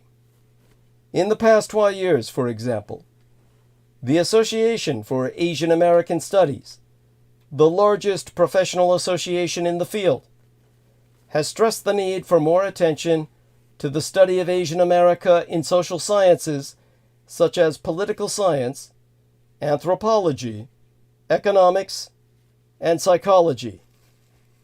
At an April 2024 symposium, the organization connected faculty from psychology, education, political science, and other disciplines to the field, and vice versa. It also provided a mentoring program for these faculty. The field will likely continue to add to its areas of representation as it expands on campuses. A more comprehensive look at Asian American experiences may lead to a better understanding of the recent conditions that caused the number of programs on college campuses to increase.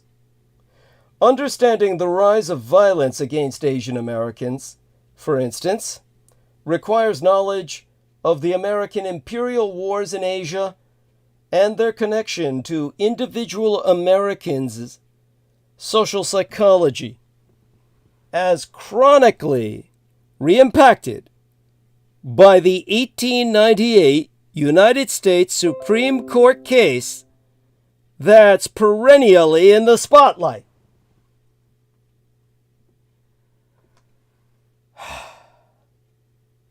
So let me breathe before I dive into this. On October 30th of 2018, Donald John Trump suggested that he could, with an executive order, bar children of foreign parents from becoming Americans by virtue of birth on United States soil. but the country's highest court confirmed birthright citizenship 120 years ago in United States versus Wong Kim Ark in a prevailing climate of racism. The plain language of the 14th Amendment to the U.S. Constitution explicitly provides for birthright citizenship.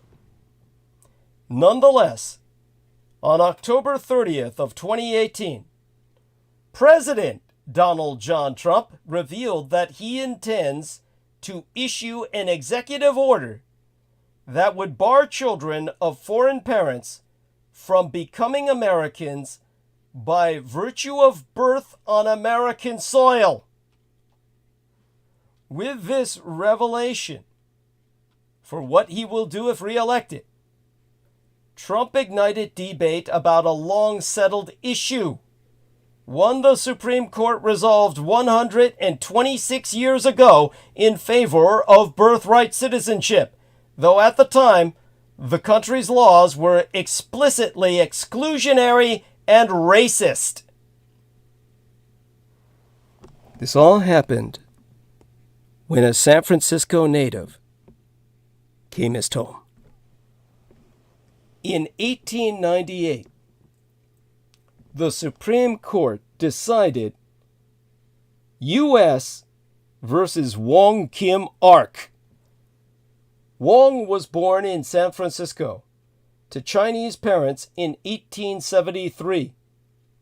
He lived in these United States all his life. His parents eventually left the country, and he visited them in China in his late teens and again in his early 20s.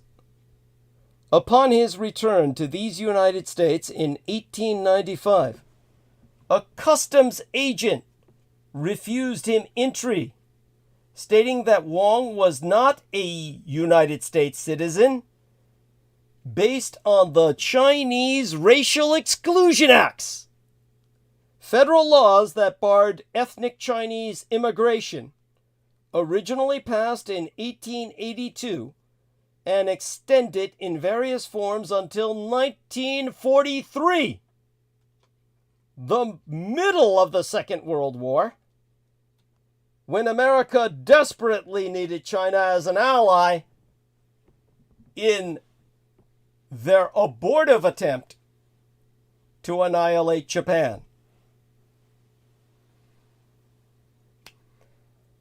Wong challenged this exclusion, arguing that he was a U.S. citizen based on the 14th Amendment.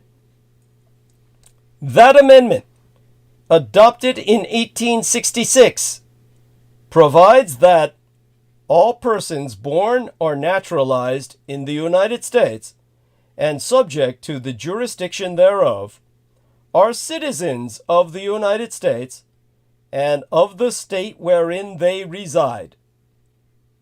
Wong argued that the Chinese Exclusion Acts, which barred immigrants, did not apply to him because he was an American by virtue of birth on United States soil. One thing was clear. The Supreme Court noted in the majority opinion, a United States citizen cannot be denied entry to the country based on exclusionary immigration laws rooted in racism. The majority wrote, "It is conceded that if Wong is a citizen of the United States, the acts of Congress, known as the Chinese Exclusion Acts, prohibiting persons of the Chinese race, and especially Chinese laborers, from coming into the United States, do not and cannot apply to him." So the question the justices had to answer was whether the 14th Amendment applies to any child born in these United States, or whether it had some built-in limitations, not evident from the plain language of the law. History, intent, and the 14th Amendment. Wong's opposition argued that accidents of birth could not confer citizenship. But ultimately, the High Court disagreed with this claim, finding that the 14th Amendment's declaratory language left no question as to who it protected. The justices also examined the history of birthright citizenship in English and international law. Jus soli, or citizenship based on birth in a territory, was well established for centuries in England. They so noted. And in fact, accidents of birth had long conferred citizenship. The court cited a pamphlet written in Philadelphia in 1853 that pointed out the right of citizenship is incident to birth in the country. The child of an alien, and remember, alien has always been used to refer to human foreigners, not extraterrestrials, if born in the country, is as much a citizen as the natural-born child of a citizen, and by operation of the same principle. As to the United States government's intent when the 14th Amendment was passed, the majority concluded that, to quote as they, in the forefront both of the 14th Amendment of the Constitution and of the Civil Rights Act of 1866, the fundamental principle of citizenship by birth within the Dominion was reaffirmed in the most explicit and comprehensive terms. The High Court ruled that Wong was not an immigrant because he was born in these United States to non-diplomats. His parents' origins and the exclusion of Chinese immigrants did not change that fact. It was evident to the justices that the 14th Amendment contained no secret limitations that contradict the clear declaration in the law. The majority opinion states, as appears upon the face of the amendment, as well as from the history of the times, this was not intended to impose any restrictions upon citizenship or to prevent any persons from becoming citizens by the fact of birth within the United States. It is declaratory in form and enabling and extending in effect.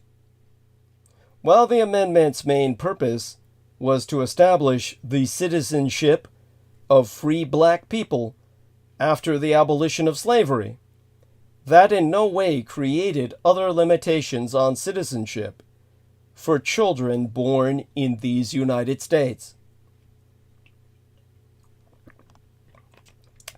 To writ, the opening words, all persons born, are general, not to say universal, restricted only by place and jurisdiction, and not by color or by race, according to the majority opinion.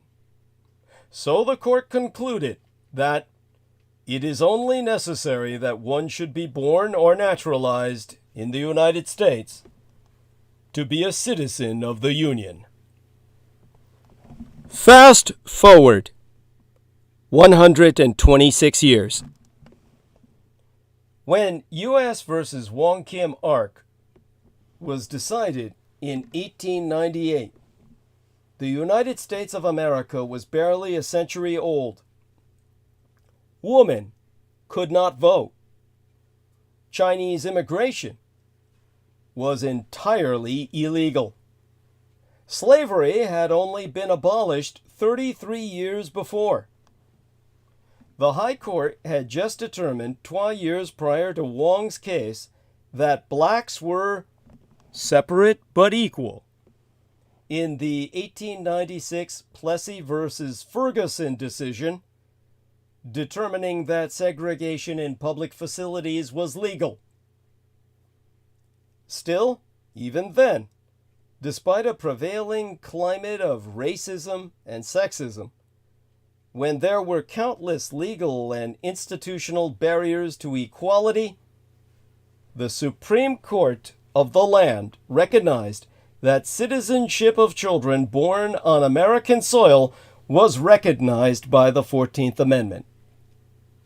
Now, Donald John Trump, if re-elected, intends with every fiber of his immoral, corrupt, putrescent being to turn back the clock on birthright citizenship as part of his clampdown on immigration.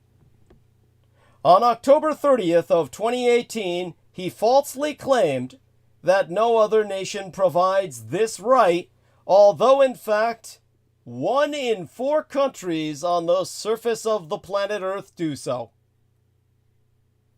The following day, Trump told the White House press pool, "Birthright citizenship is a very, very important subject. In my opinion, it's much less complex than people think." He contends that the process for denying the right is simple, arguing, "I think it says it very loud and clear in the Constitution that you don't have to go through the process of whatever they're talking about. And by the way, this is not a constitutional amendment. You don't need a constitutional amendment for birthright citizenship. I believe that you can have a simple vote in Congress. Or it's even possible, in my opinion, this is after meeting with some very talented legal scholars, that you can do it through an executive order." Should Trump ever issue that order, which he will do so immediately on re-election, it will be challenged and make its way to the Supreme Court. And United States versus Wong Kim Ark will come up in arguments. Though the precise context of that 19th century case is very different, and the facts of any new matter will be distinct as well, it would, by Vulcan logic, seem extremely unlikely that 21st century justices will interpret the 14th Amendment or the legal precedent supporting birthright citizenship as more restrictive today than jurists did in 1898. And yet,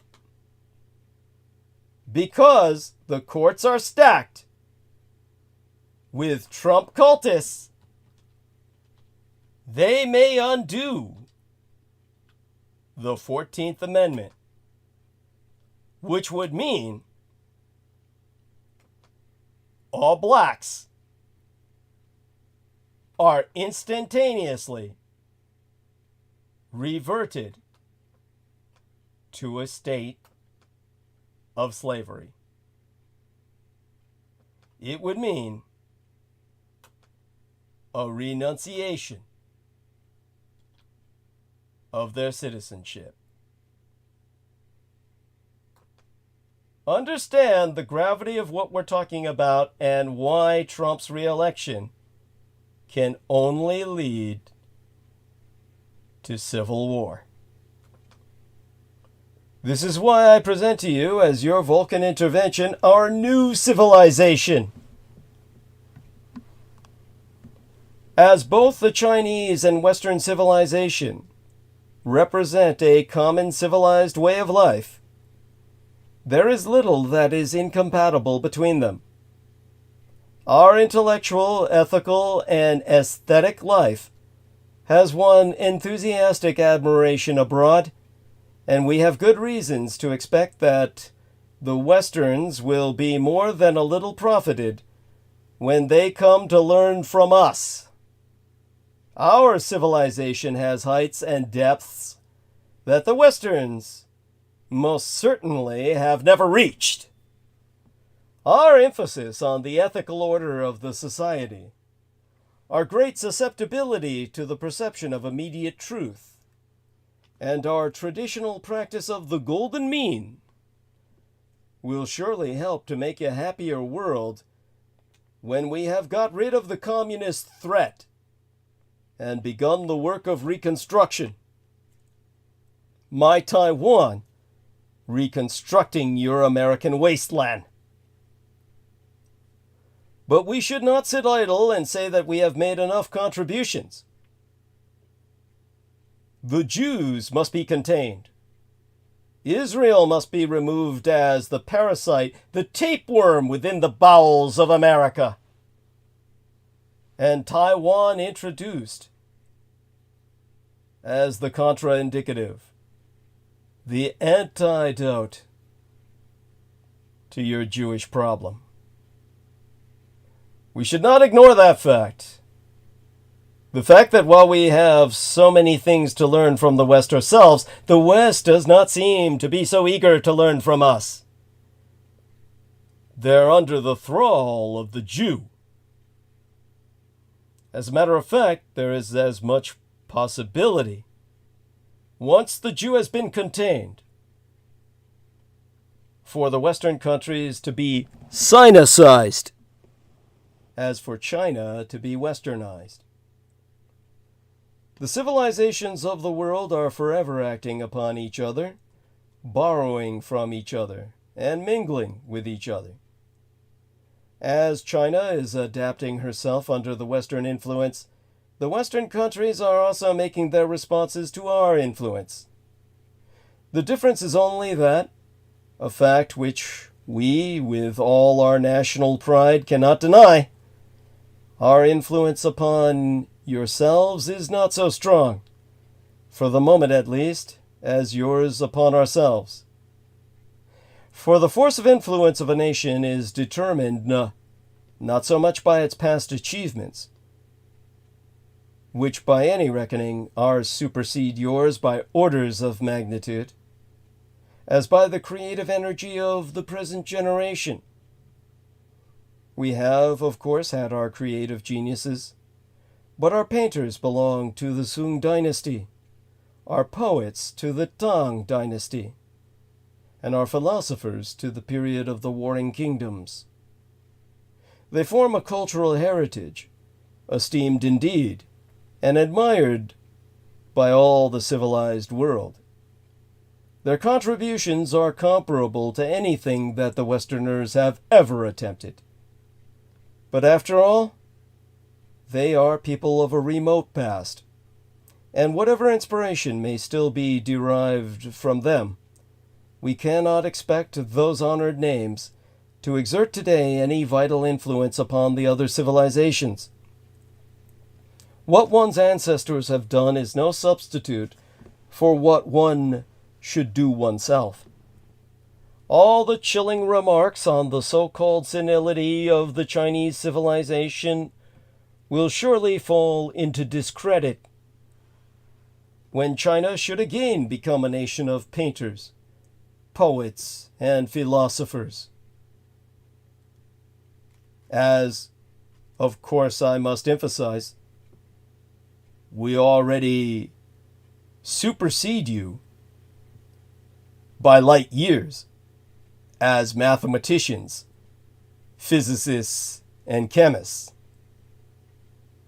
as the Western countries once were with the last industrial revolution. The new industrial revolution sources out of the island of Taiwan the way the age of steam once emerged out of England.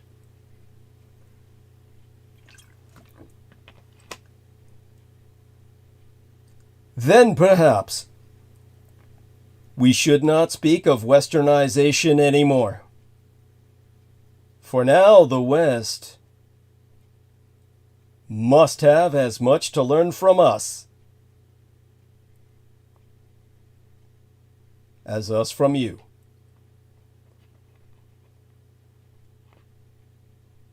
Westerners misperceive our present work as largely that of imitation. But imitation is necessary and laudable until it is superseded by creation. To defend our civilization on island China against communism is, as I have always interpreted, simply to preserve what we have already had. But to create, as we have done, is to have more things worth preserving. And perhaps better things as well. I don't believe, I know we shall come safely through the present crises, and that we together shall defeat the communists, as the Vulcans called upon the humans of planet Earth to defeat the Romulans. But the reconstruction of China after the communists are defeated will perhaps offer more difficult problems than even the communist aggression has given rise to. I know we have to, or rather, here I turn from certain knowledge to conviction. I believe we have the pluck to weather any difficulties, but survival is one thing. To live a fuller and more beautiful life is quite another. Our real test will come when China will prove to the world that she not only deserves all her past honors, but will have more new honors to reap. It is reasonable to expect that a rejuvenated China will make even more contributions than her old self. A China that has now settled in North America. Nemo, do say good morning to everyone, please. Yeah, good morning, hello. And support Douglas, send him donations, and buy his books on Amazon. Thank you so much, dear Nemo. Rest well. Love you dearly. And, of course, stay safe. You too. Yes. Blessed be thy dreams and sweet be thy slumber. And we'll be speaking soon enough. On Wednesday, yes? Yep. All right, have a good one. Yes, you Take as it well. easy, everyone. Bye for now. Bye. It should be self-evident that this is no time for unpredictability. The historian Philip Zelikow has warned, in his own chilling analysis, of the prospects for worldwide war in the next 3 years, seeing parallels between today and the tensest moments of that Third World War we misnomer as the Cold War. Here we have echoes of 1962, the Berlin crises, and a world teetering on war. With which, of course, checking into chat, some experts are concerned about the potential for worldwide conflict within the next few years as Red China, Russia, Iran, and North Korea are likely preparing for major confrontation. Historians worry the axis of upheaval may see a window of opportunity enact. Every now and then, I come across analysis so well circulated, acknowledged, and taken as authoritative, it is simply popularized to the extent that I am forced to stop and respond. The historian Philip Zelikow's recent ruminations on contemporary geopolitics is one such work. His warnings about the prospects for worldwide war in the next 3 years sadly tied together a slew of new writings and recent events that all underscore the dangers of the world we live in. Start with the emergence of the Axis of Upheaval, a cabal that includes Red China, Russia, Iran, and North Korea. The moniker was coined by Andrea Kendall Taylor and Richard Fontaine of CNAS, CNAS, an acronym for the Center for a New American Security, founded in 2007, the year my late and sainted legal father died. The Washington-based national security think tank. The group has been getting considerable attention in recent weeks since Red China, North Korea, and Iran have been identified as critical enablers of Moscow's war machine. In fact, however, the ties go back much further. Those countries have long felt a powerful attraction. Both Moscow and Beijing have courted Pyongyang and Tehran, seeing those governments as partners in projects to challenge Western power and prerogatives. The war has accelerated the deepening of their ties across virtually every dimension of international interaction. They are united by grievance.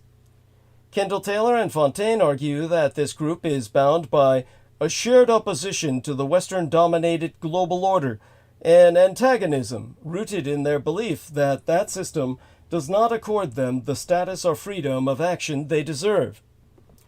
Those four countries seek to overturn existing rules, norms, and institutions that check the spread of their influence and power and are willing to court instability to achieve this objective.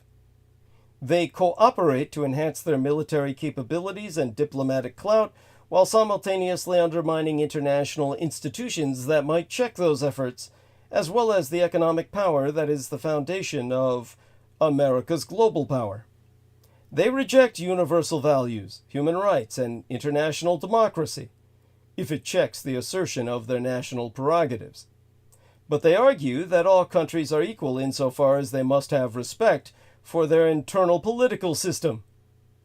Zelikow agrees with that formulation.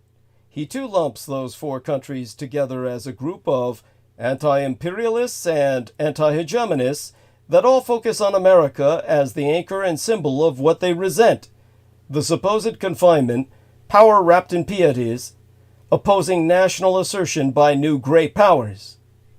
Bringing an historian's eye to the moment, he observes that this is the third time the American empire has faced a purposeful set of powerful adversaries in a rapidly changing and militarized period of history short of all-out war.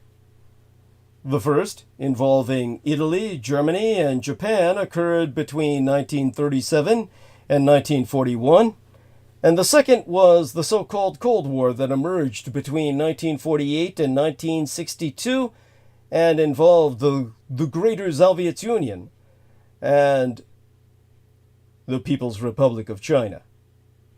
Drawing lessons from those episodes, you can read the entire piece in the Texas National Security Review. It's simply too long and nuanced to do it any justice here.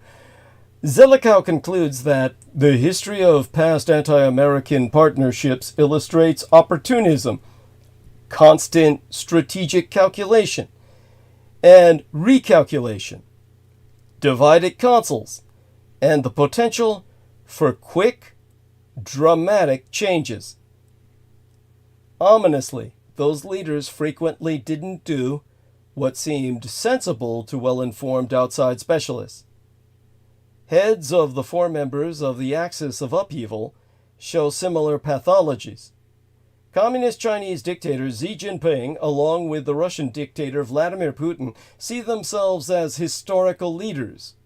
North Korea's Kim Jong-un likely does also. They think and act in bubbles and cocoons, insulated from all dissenting views and countervailing pressures. Meanwhile, propaganda ministries lay the foundation for war, sacrifice, and existential struggle. Significantly, Zelikow fears that this group has decided to double down as it prepares in earnest for a period of major confrontation. As a result, he believes we're entering an exceptionally volatile, dynamic, and unstable period of world history. During the next 12 or 3 years, the situation will probably settle more durably in one direction or another: a wider war or uneasy peace. There is a serious possibility of worldwide warfare. Ironically, a catalyst for conflict could be an ostensible peace overture. He points to CHICOM efforts to paint last year's summit between U.S. President Joe Biden and Xi as historic, and one that fostered a future-oriented San Francisco vision. This framework is based on mutual respect, peaceful coexistence, and win-win cooperation. It anticipates American renunciation of a new Cold War, the end of support for Taiwan's independence, and acceptance of the Communist Chinese Empire's political system as legitimate. Zelikow hears echoes of this moment in the spirit of Camp David, a phrase used by the Greater Soviet Union after a 1959 summit between then United States President Dwight David Eisenhower and the Greater Soviet's dictator Nikita Khrushchev. Then, too, the burden was on Washington to accept Moscow's claims and status, principally in Europe, to avert conflict. The American Empire was unwilling to step back, and the Berlin crises followed. Zelikow warns that the Communist Chinese government, like dictatorships of the past, will test American resolve, reasoning that Washington will not respond with military force to an indirect attack against its interests. Substitute Taiwan for Berlin to complete the analogy. His thinking aligns with that of Isaac Cardone and Jennifer Kavanaugh, two scholars at the Carnegie Endowment for International Peace, who wrote in Foreign Affairs this month that the threat of an amphibious invasion is the wrong focal point for American efforts to protect Taiwan. Rather, the world should expect more creeping encroachment and gray zone operations that demonstrate the limits of American power in Asia. The slow strangulation of Taiwan would greatly diminish Taiwan's autonomy and all American credibility. A study conducted by the AEI, the American Enterprise Institute, and the Institute for the Study of War, also published last month, tested that hypothesis with grim results. The authors designed a Chinese coercion campaign that put Taiwan, in their words, through 4 years of ever-increasing military pressure, physical and cyber warfare attacks, degrading essential services, a quasi-blockade through ship inspections, isolation through cyber warfare, and internet cable cutting, cognitive warfare, and kinetic operations on Taiwan's offshore islands. The effort aimed at destroying the link between the United States and Taiwan and the social contract between the Republic of China government and its people, such that a significant percentage of the populace is open to discussing peace with the People's Republic of China, seeing no plausible alternative. In the war game, it worked.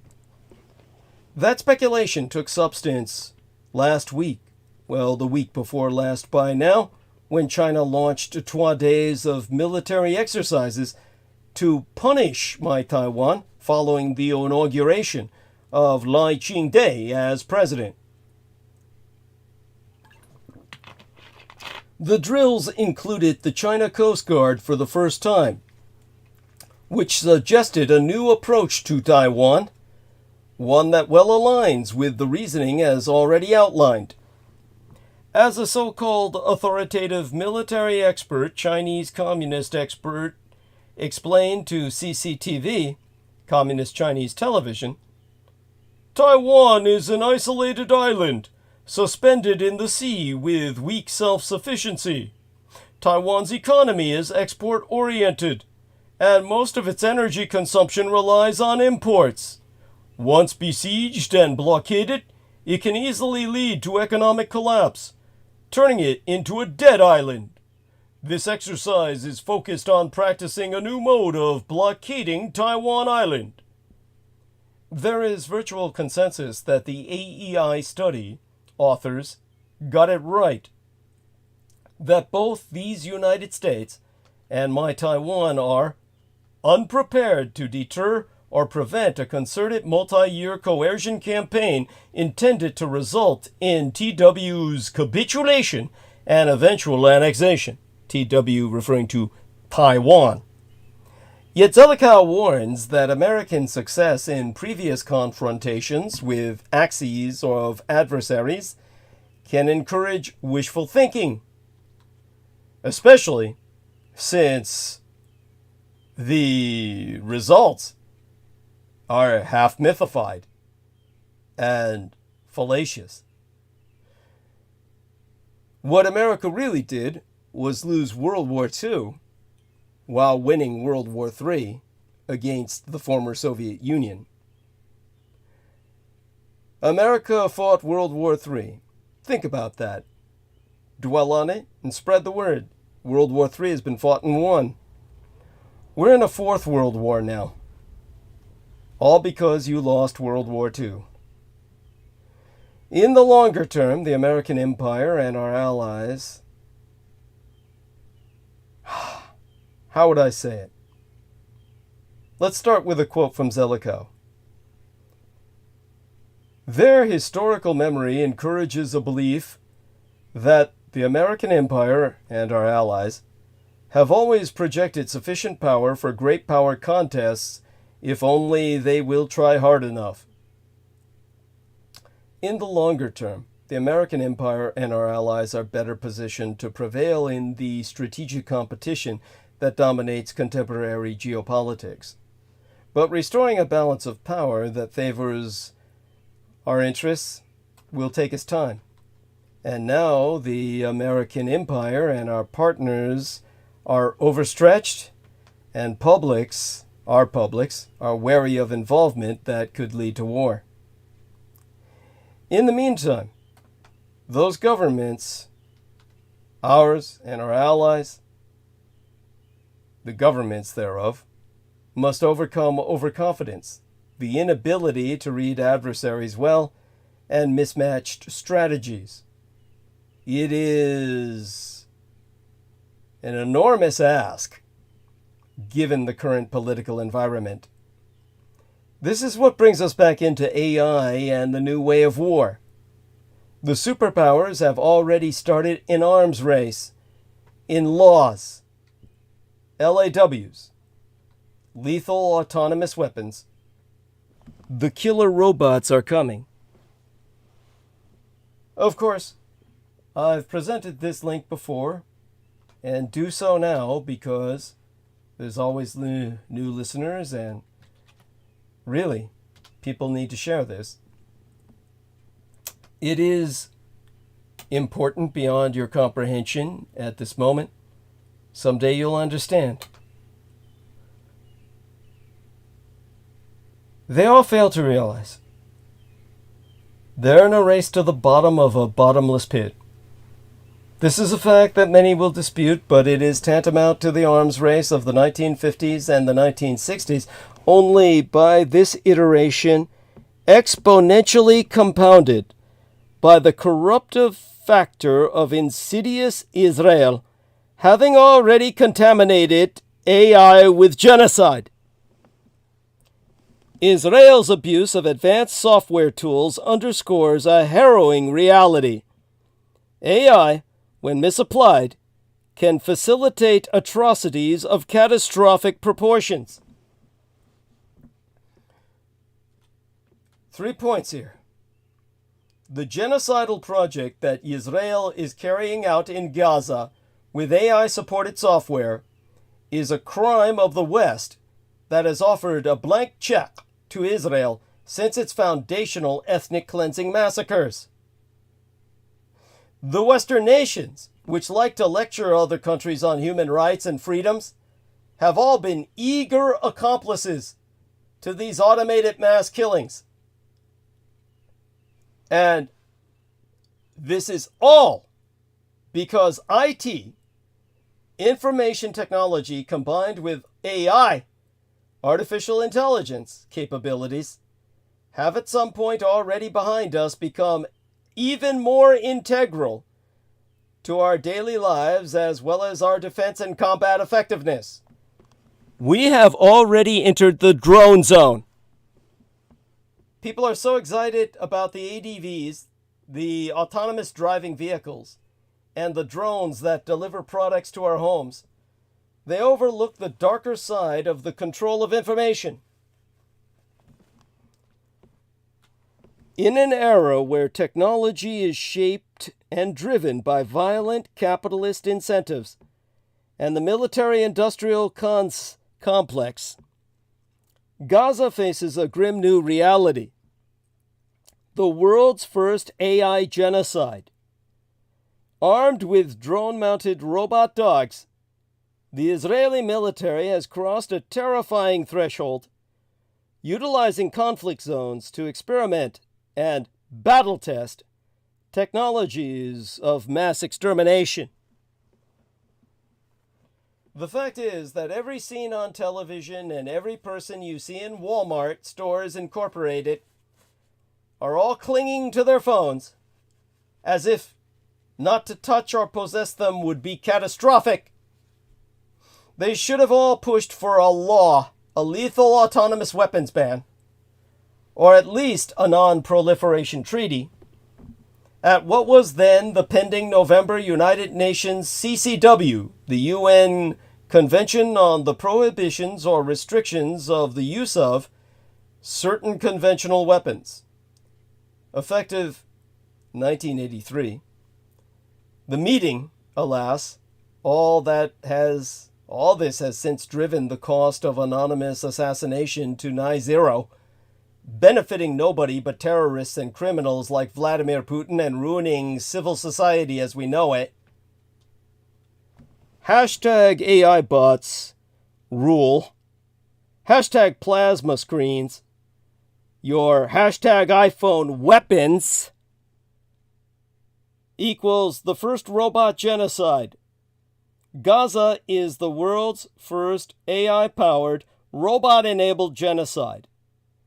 Israel has been experimenting with dystopian militarized robo-dogs in its ongoing extermination campaign.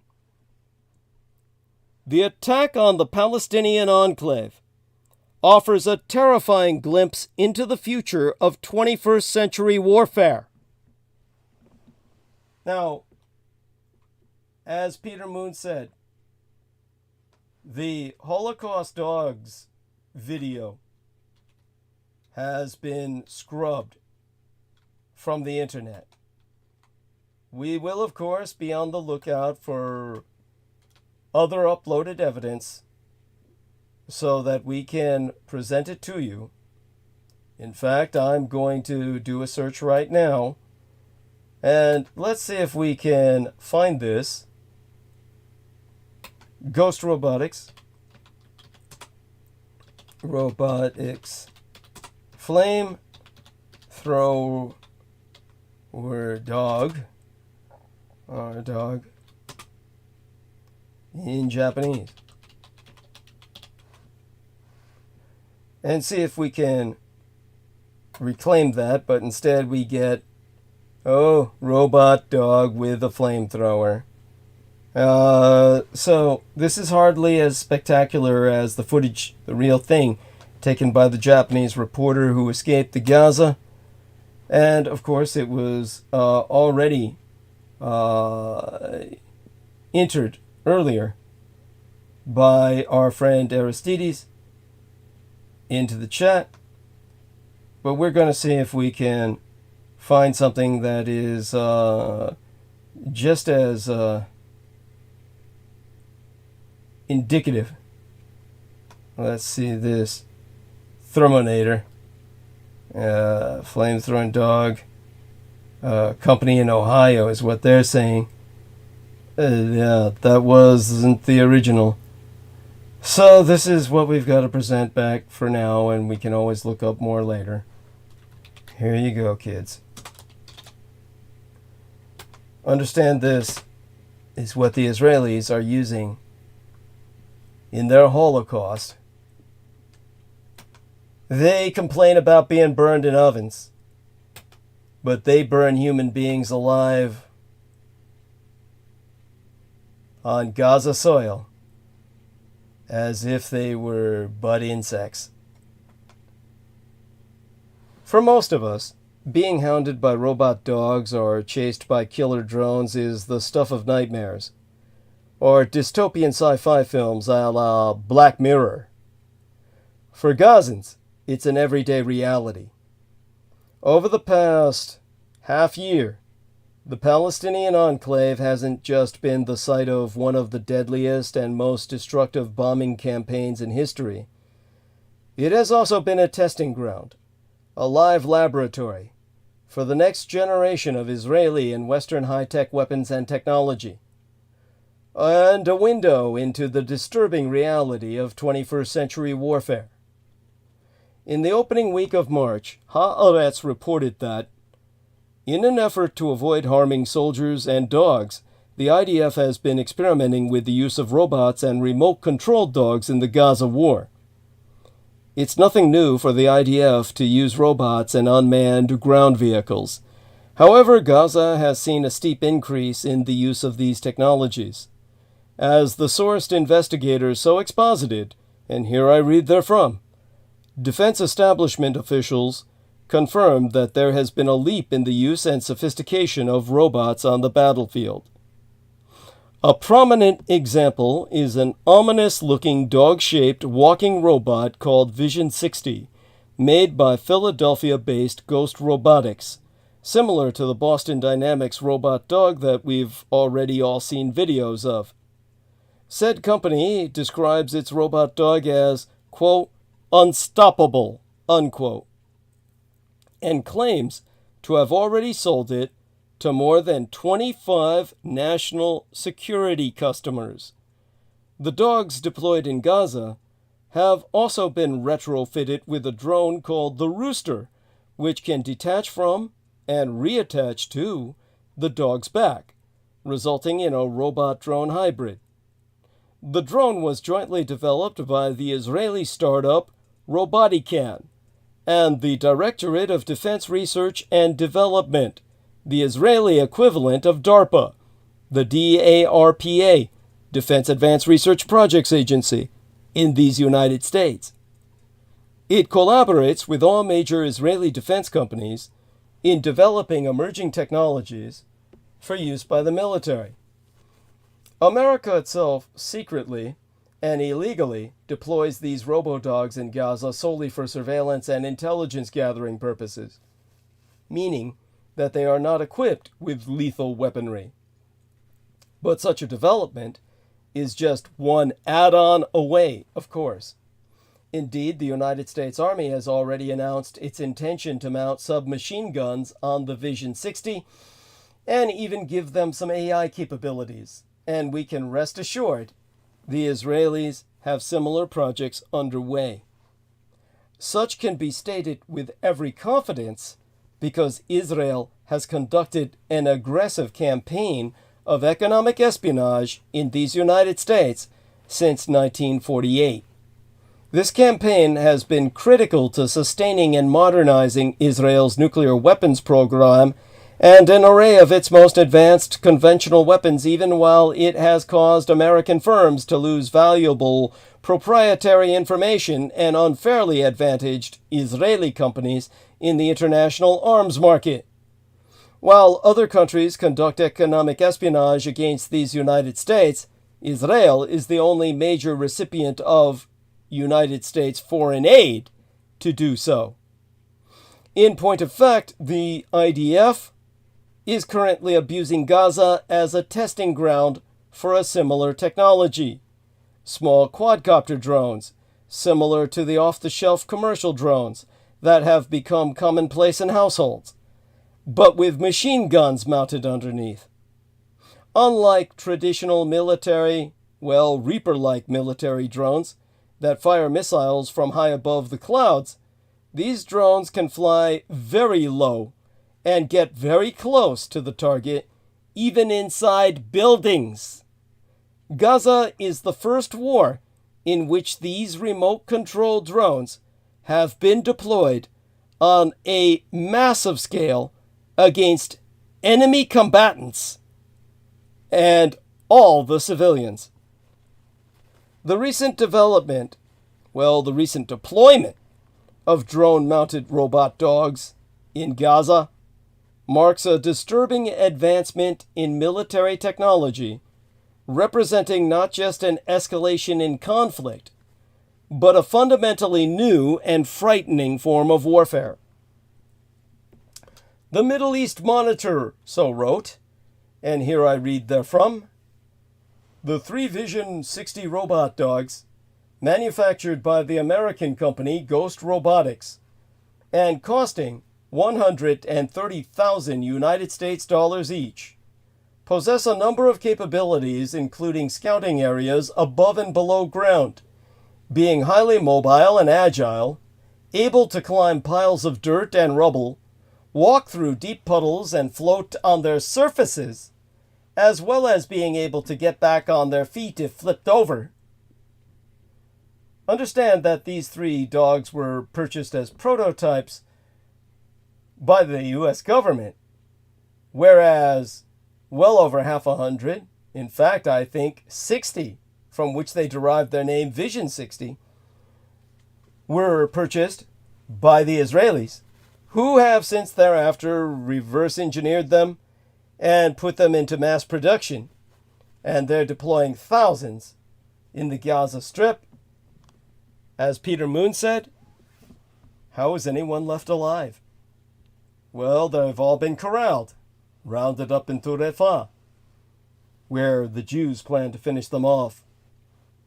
These machines, programmed to execute tasks with chilling efficiency, introduce a novel and terrifying actor onto the battlefield, especially in regions like the Gaza, where the population is notably young, with over half being children.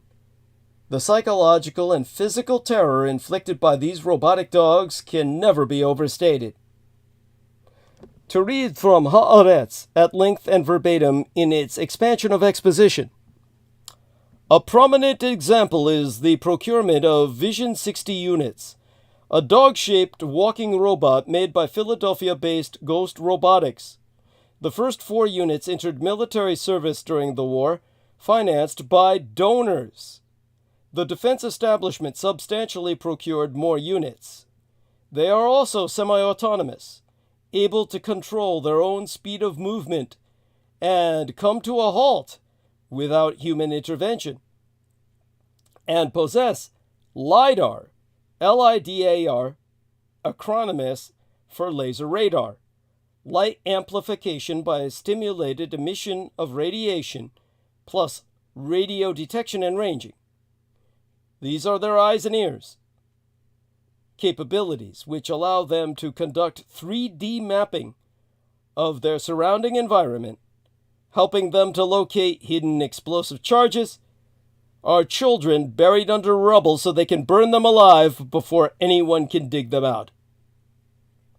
The robots' integration is the result of the recently announced collaboration between Ghost Robotics and Israeli startup Robotikan, which was founded in 2013 and currently operates with no external financing and has about 40 employees, all their mass production being automated.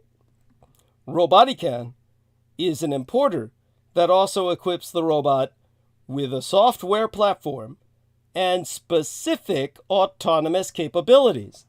Hunt down all children and slaughter them all by burning them alive. Not just killing them, but making certain they suffer the incredible agony of burning to death. Same sourced paper also discusses an unmanned bulldozer used by Israel occupation forces. And here I read therefrom. For the first time, the Panda, the remote-controlled D9 bulldozer, jointly developed by Israel Aerospace Industries subsidiary Alta Systems, the IDF Ground Forces Technology Division, and the Defense Research and Development Directorate, Israel's DARPA, has been used in the Gaza war. The D9 is remotely operated by a screen and joystick to carry out missions to expose ground and demolish buildings without jeopardizing soldiers. So this is just a video game to them. The Jews like to play a video game where they're killing real people. And they've turned Gaza into a parking lot.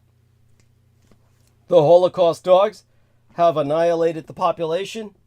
Then they send in what they call the killdozers to pave the bodies over so they can never be found, and turn Gaza into a parking lot. A mass cemetery of thousands of children under the tarmac. This mechanized form of violence adds a layer of dystopian horror to the lives of civilians already under severe starvation and genocide, furthering their reality even deeper into a living hell that was once confined to science fiction. Think of the global repercussions of autonomous warfare. The implications of this shift towards autonomous warfare technologies extend far beyond the immediate terror they inflict. The normalization of such machines on the battlefield raises profound ethical and strategic concerns, signaling a move towards more depersonalized forms of violence. In the bombshell piece, expounding upon Gaza as a mass assassination factory, and here I'd better give you some evidence. Obviously, some of these terms sound lurid. They are not. There is no bombastic need to exaggerate here. This is what we are up against. And understand, should you review this, again, it's all the Jew. The corrupter, the poisoner of wells.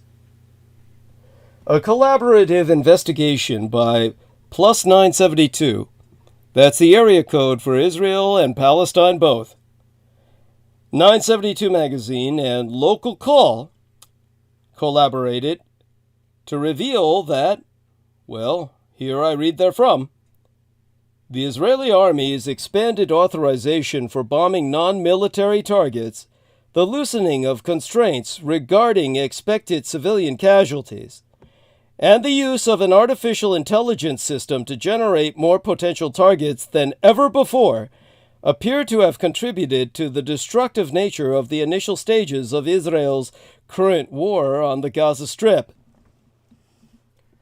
This trend towards automation in military operations is not confined to any single region, but is part of a global shift that has seen similar technologies being tested and deployed from Eastern Europe to Black Africa. The experience of Gaza, however, stands out due to the high concentration of civilians, particularly children, who are subjected to these horrifying experiments in warfare.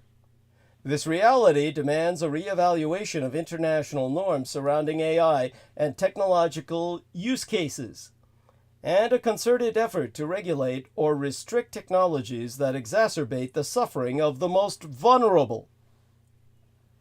What is happening in Gaza now provides a glimpse of how all wars will be fought in the future, with artificial intelligence. In The Spectator magazine last November, an Israeli aerostrike was exposed that brought down a 6-story building in Gaza City, reportedly killing more than 40 civilians. One of the residents, a man named Mahmoud Ashur, dug through the rubble with his bare hands, trying to find his daughter and her 4 children, a girl aged 8 and 3 boys of 6, 12, and 6 months, all killed.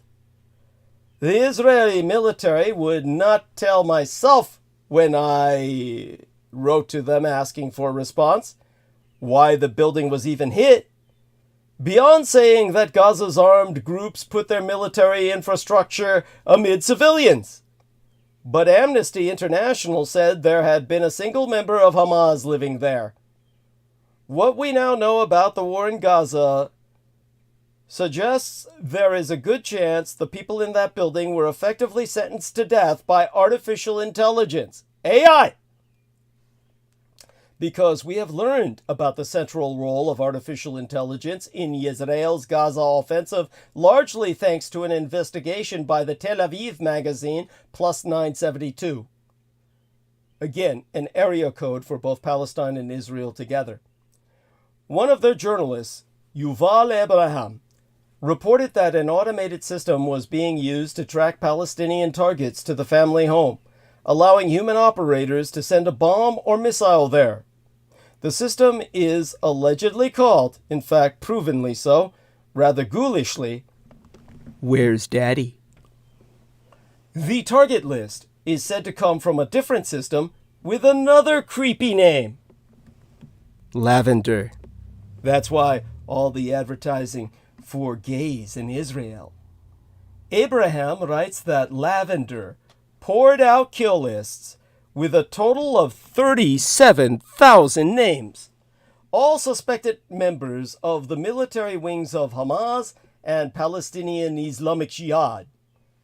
The army gave sweeping approval for officers to adopt Lavender's kill lists with no requirement to thoroughly check why the machine made those choices or to examine the raw intelligence data on which they were based. Abraham's investigation drew on interviews with half a dozen Israeli army officers who said they had been involved in the AI assassination program in Gaza. As you would expect, no names were published. One source said that the system was built to look for Palestinian militants at their homes because it was much easier to bomb a family's home than a military installation, which would probably be underground.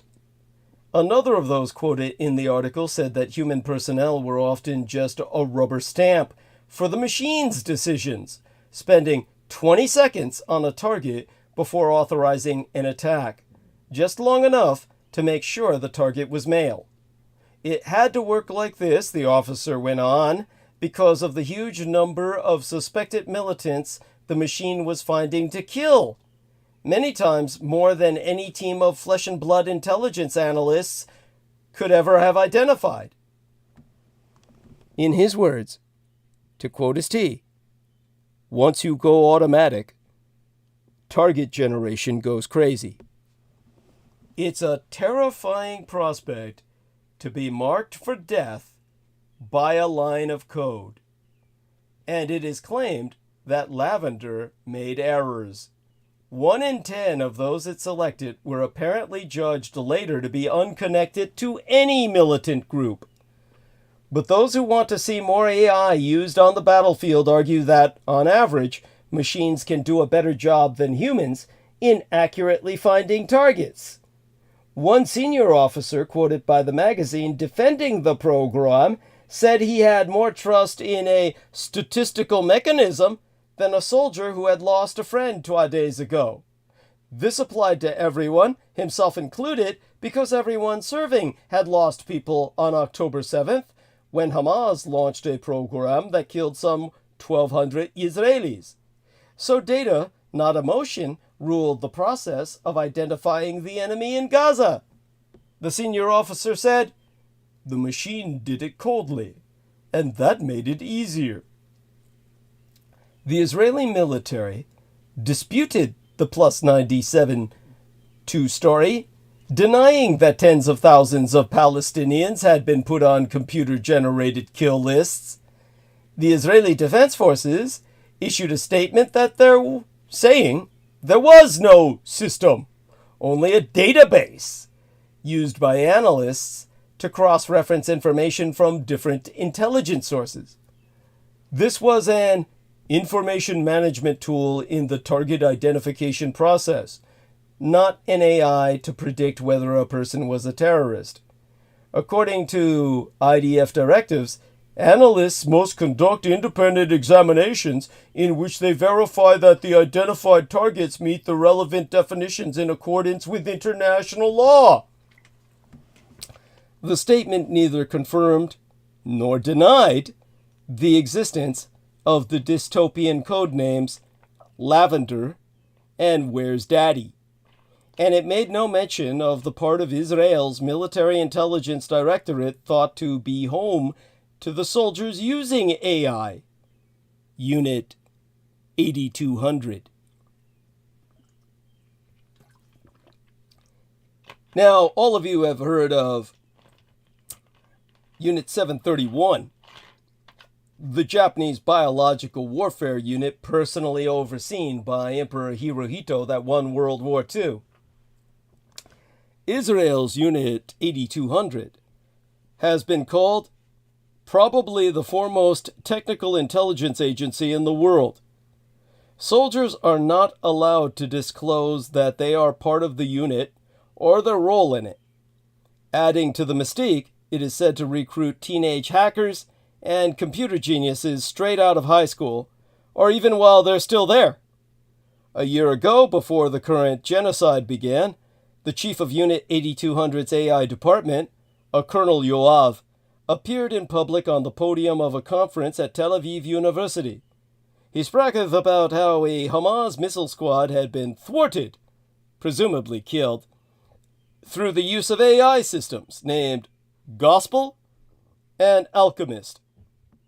What he described then sounds very much like the account in Plus 97.2 magazine, himself saying, "The machine was able to find the terrorists from a vast pool of people and transfer the information to the intelligence department's researchers.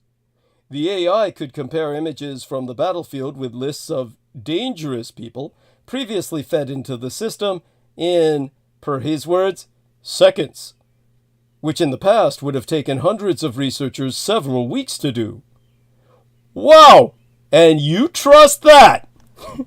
This was all foreshadowed in 2021 in a book titled The Human Machine Team, written by an Israeli military officer named on the cover only as Brigadier General YS.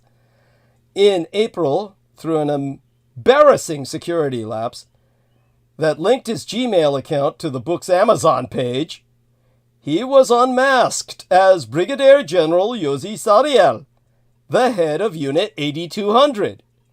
His book is a blueprint for an AI-driven war, his version of Michael Aquino's Psy-War, which would be psychological warfare 24 hours a day, 7 days a week, 364 days a year.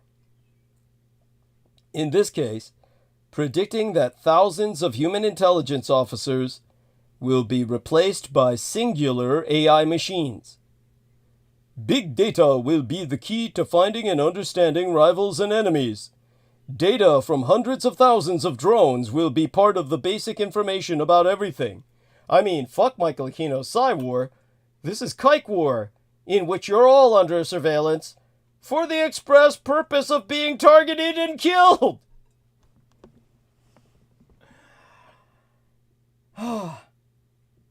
Sariel describes an army of the very near future, indeed the army now fighting in the Gaza, as machine and human, his words, bouncing data, ideas, and insights off each other.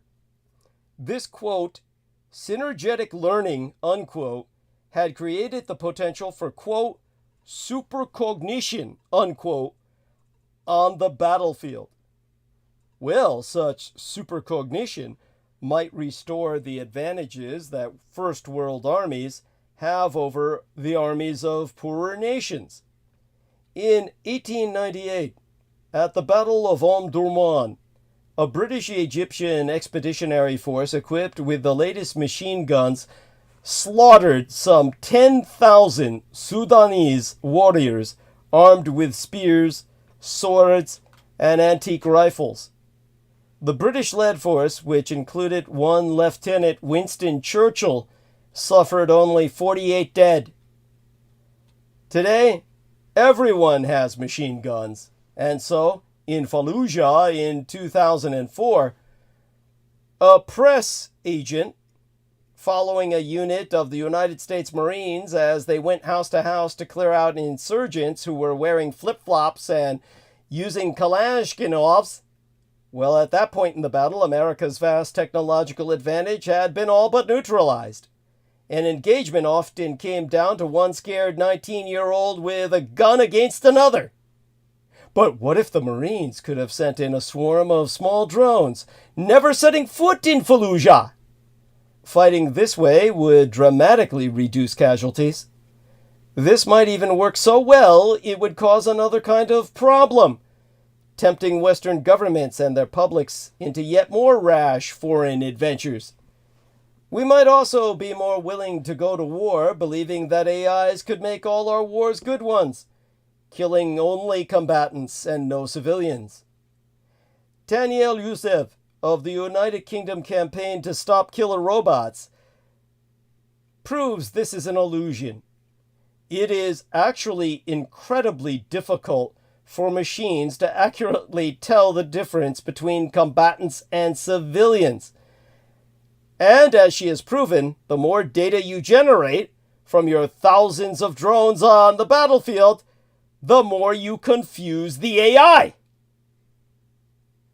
She has gone on record to confirm that there has been ludicrous, meaning laughably ridiculous overhype, of AI weapons by the people making money out of selling them. To quote she, "This isn't fairy dust. It's not magic. It's not special. It's just math." She believes there must always be a place in war for human emotion and empathy and human ways of understanding the world, honed over millions of years of evolution, and I agree with her. To quote she again, "A battlefield is the most hectic, chaotic, surprising environment by design. Remember, it's designed to surprise, so we can never train a computer system for every single surprising occurrence." Yet it is probably inevitable that armed combat will increasingly be automated. Many weapon systems removing humans from the decision-making altogether. An incident in 2007, the year of my father's murder, ancient history and tech time, show us why. Soldiers in the South African Army were training with a robotic anti-aircraft gun. The weapon was designed to use radars and a laser to lock onto aircraft and missiles, feeding the targeting data directly to a pair of 35mm cannons with no human intervention, even reloading on its own when the magazine's emptied. For some reason, at the time a software bug or a computer glitch was blamed, the machine opened fire on its own, killing 9 soldiers in front of it. There was nothing anyone could do. It took an eighth of a second from start to finish. The last bottleneck in the kill chain is the human who pulls the trigger or pushes that button, and a machine will always beat a human to the draw. Armies that automate their killing will beat those that do not. Everyone will be forced to fight this way, even, well, if only they have the technology. But while the robotic gun in South Africa was an automatic system, it did not think for itself. An AI does. Self-driving cars, the computers that are the world champions of chess and Go, and the so-called large language models that gave us ChatGPT are all self-taught. Humans gave them some minimal guidance and they figured out the rest. Well, they figured the rest out for themselves, using massive amounts of data. The Go computer that plays the Asian game the Chinese call Weiqi played 1.3 million games against itself before going on to beat every single human opponent it's ever faced. The trouble is that the programmers have little idea what these machines are even thinking, or how. Such AIs may be difficult to predict, not to say control. The dangerous marriage between AI and robotics is already happening, creating autonomous killing machines that can work with little or no human oversight.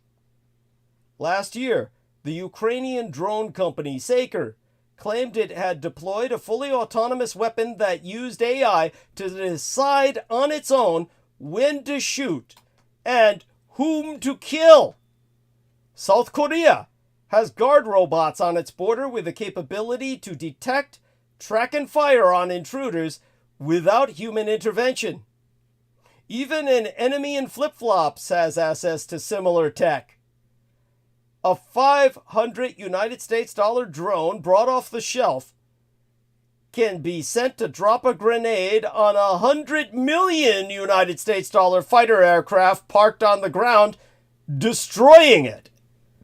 So, whether America's next war is against a sophisticated communist Chinese military in my Taiwan or a more rudimentary Hezbollah in Lebanon, an AI arms race is inevitable. The Pentagon is said to have some 800 AI programs in the works. In November of 2023, the Associated Press reported there is little dispute among scientists, industry experts, and Pentagon officials that the United States will, within the next few years, have fully autonomous lethal weapons. The widespread abuse of slaughter bots on the battlefield already has enormous implications, but so far these have been operational weapons, killing entire communities of people at a time. The risks from autonomous weapons are many orders of magnitude greater when it comes to nuclear arms.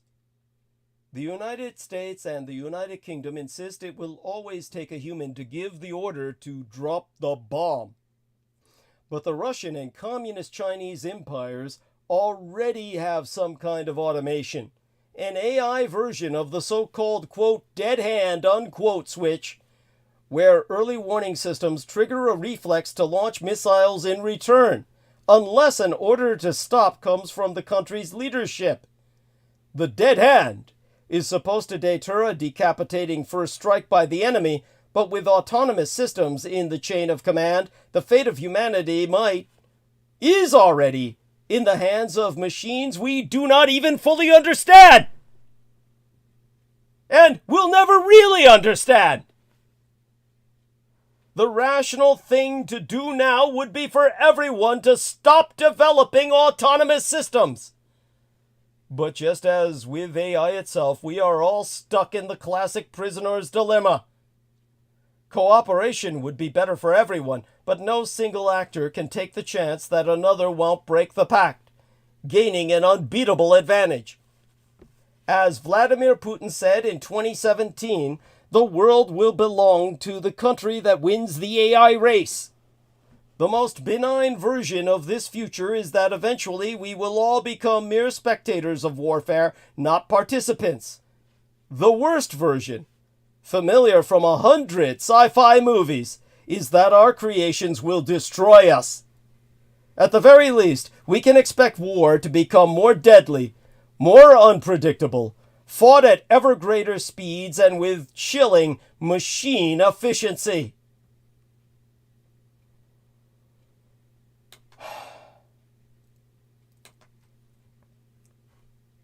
Honestly,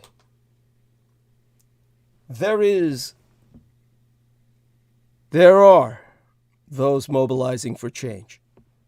The role of organizers in confronting technological tyranny must be articulated. The unsettling reality of robodogs and autonomous weapon systems patrolling as mechanized genocidal agents demands more than passive concern. It calls for active resistance and strategic mobilization by organizers and activists worldwide. This is news you can do something about. This new frontier of militarization, where technology increasingly serves oppressive regimes and exacerbates the suffering of vulnerable populations, particularly children, underscores the necessity for a united front against the manufacturers and proponents of such technologies. Campaigns like Stop Elbit Systems, No Tech for Tyrants, No Tech for Apartheid, and the BDS, the Boycott, Divestment, Sanctions movement, all represent vital efforts in this anti-Zionist direction, aiming to hold accountable those Jews, the fucking kikes who profit from the machinery of war and occupation. Organizers play a critical role in educating the public about the implications of these technologies, not just in terms of their immediate impact on the battlefield, but also in their broader societal and ethical ramifications. By raising awareness, galvanizing community action, and applying pressure on corporations and governments that develop, sell, and deploy these systems, especially to the fucking Jews, we can begin to challenge the normalization of mechanized violence and work towards a future where innovation serves humanity, not Holocaust. For in Putin's divine wisdom, he has rationalized that man can control artificial intelligence. He's partially right. That nation must also lead in raising generations of children who do not suffer from the PTSDs, the post-traumatic stress disorders imposed upon them by evil governance. Think of all the children in Gaza, the majority of the population the kikes are slaughtering. How they'll grow up. Damaged. Sure, the specters of war have haunted soldiers since humans first waged war on one another. Indeed, there's a 3,200-year-old Mesopotamian manuscript, the Mesopotamian tablets of Assyrian warriors haunted by ghosts, that document the earliest known cases of PTSD. PTSD, post-traumatic stress disorder, is a common theme in any discussion of modern war and its devastating ramifications. But did you know PTSD was never formally recognized or even described until 1980? Understand, I am complexly post-traumatically stress disordered. It's not a mental illness. It is a psychological injury so profound it alters the very shape of the brain.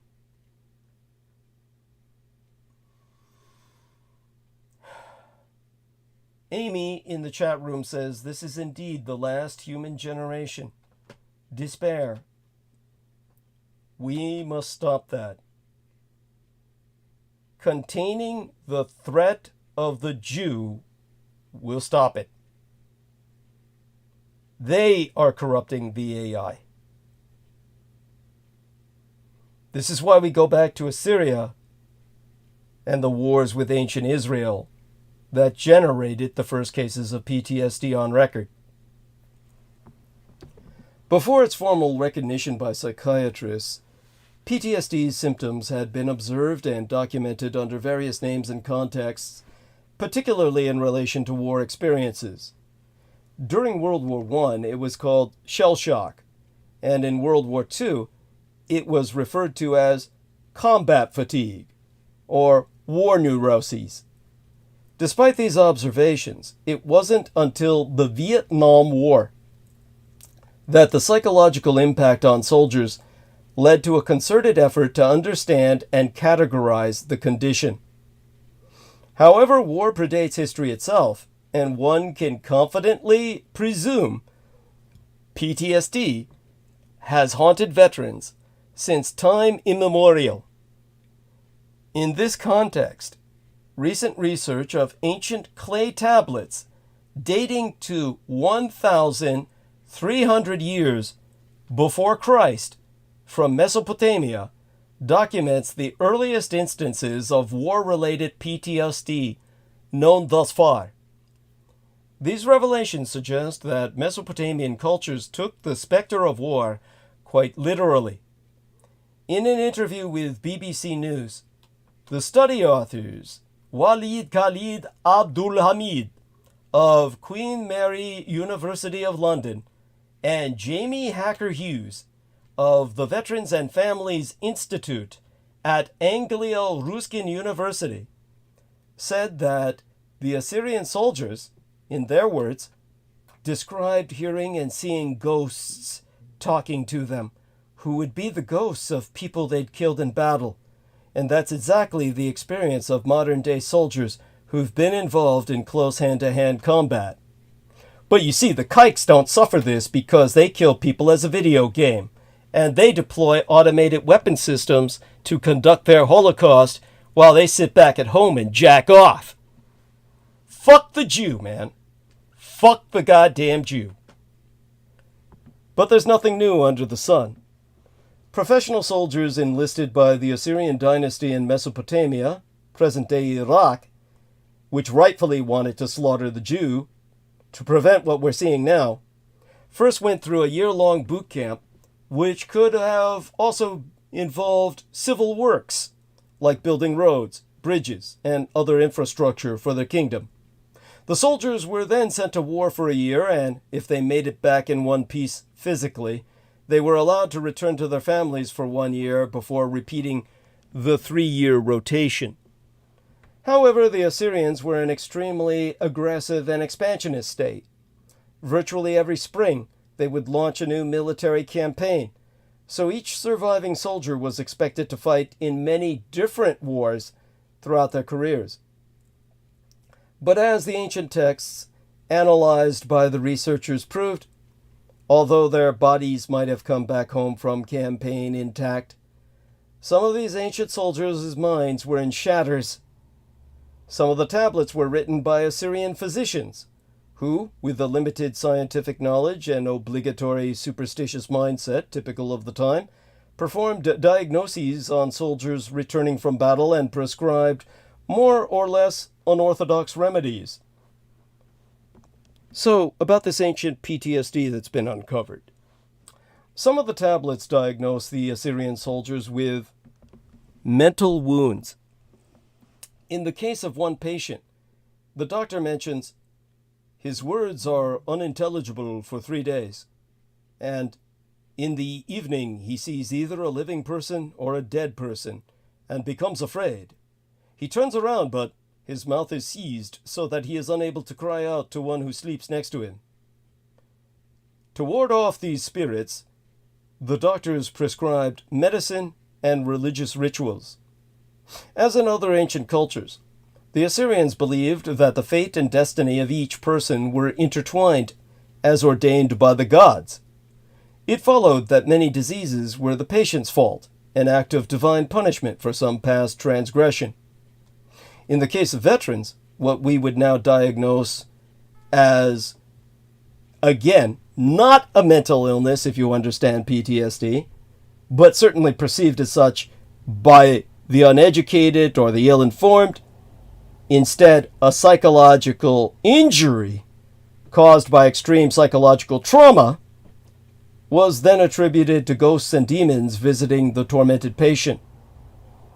However, we now conclude that flashbacks or re-experiencing is a core symptom of PTSD.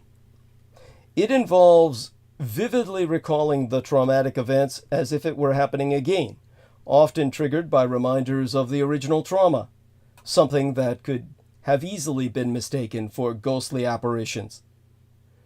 Before this study, the oldest reference to PTSD-like symptoms came from ancient Greece, in texts by Herodotus that claimed, in text by Herodotus describing the aftermath of the infamous Battle of Marathon, 490 years before the Christ.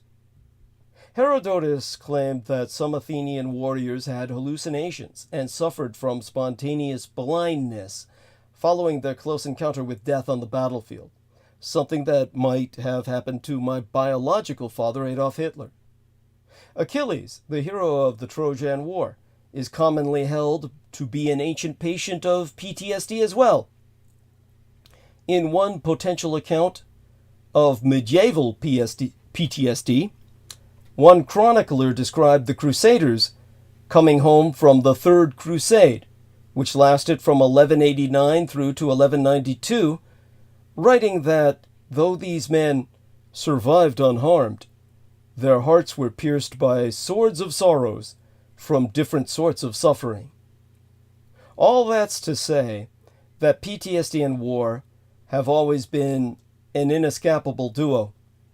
According to a 2016 study, 10% of male and 20% of female veterans who served on combat tours in the United States military suffer from PTSD, with some studies reporting much higher figures.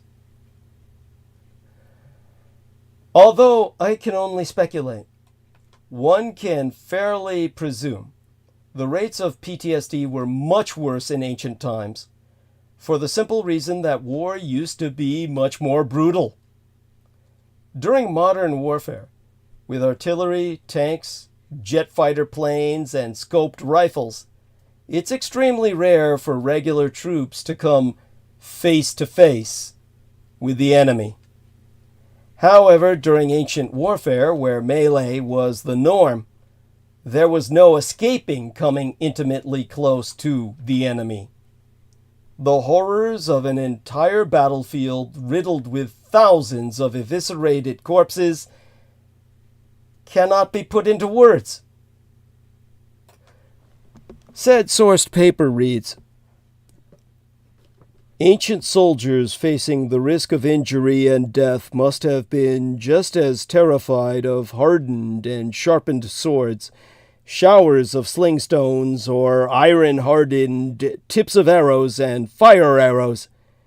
The risk of death and the witnessing of the death of fellow soldiers appears to have been a major source of psychological trauma.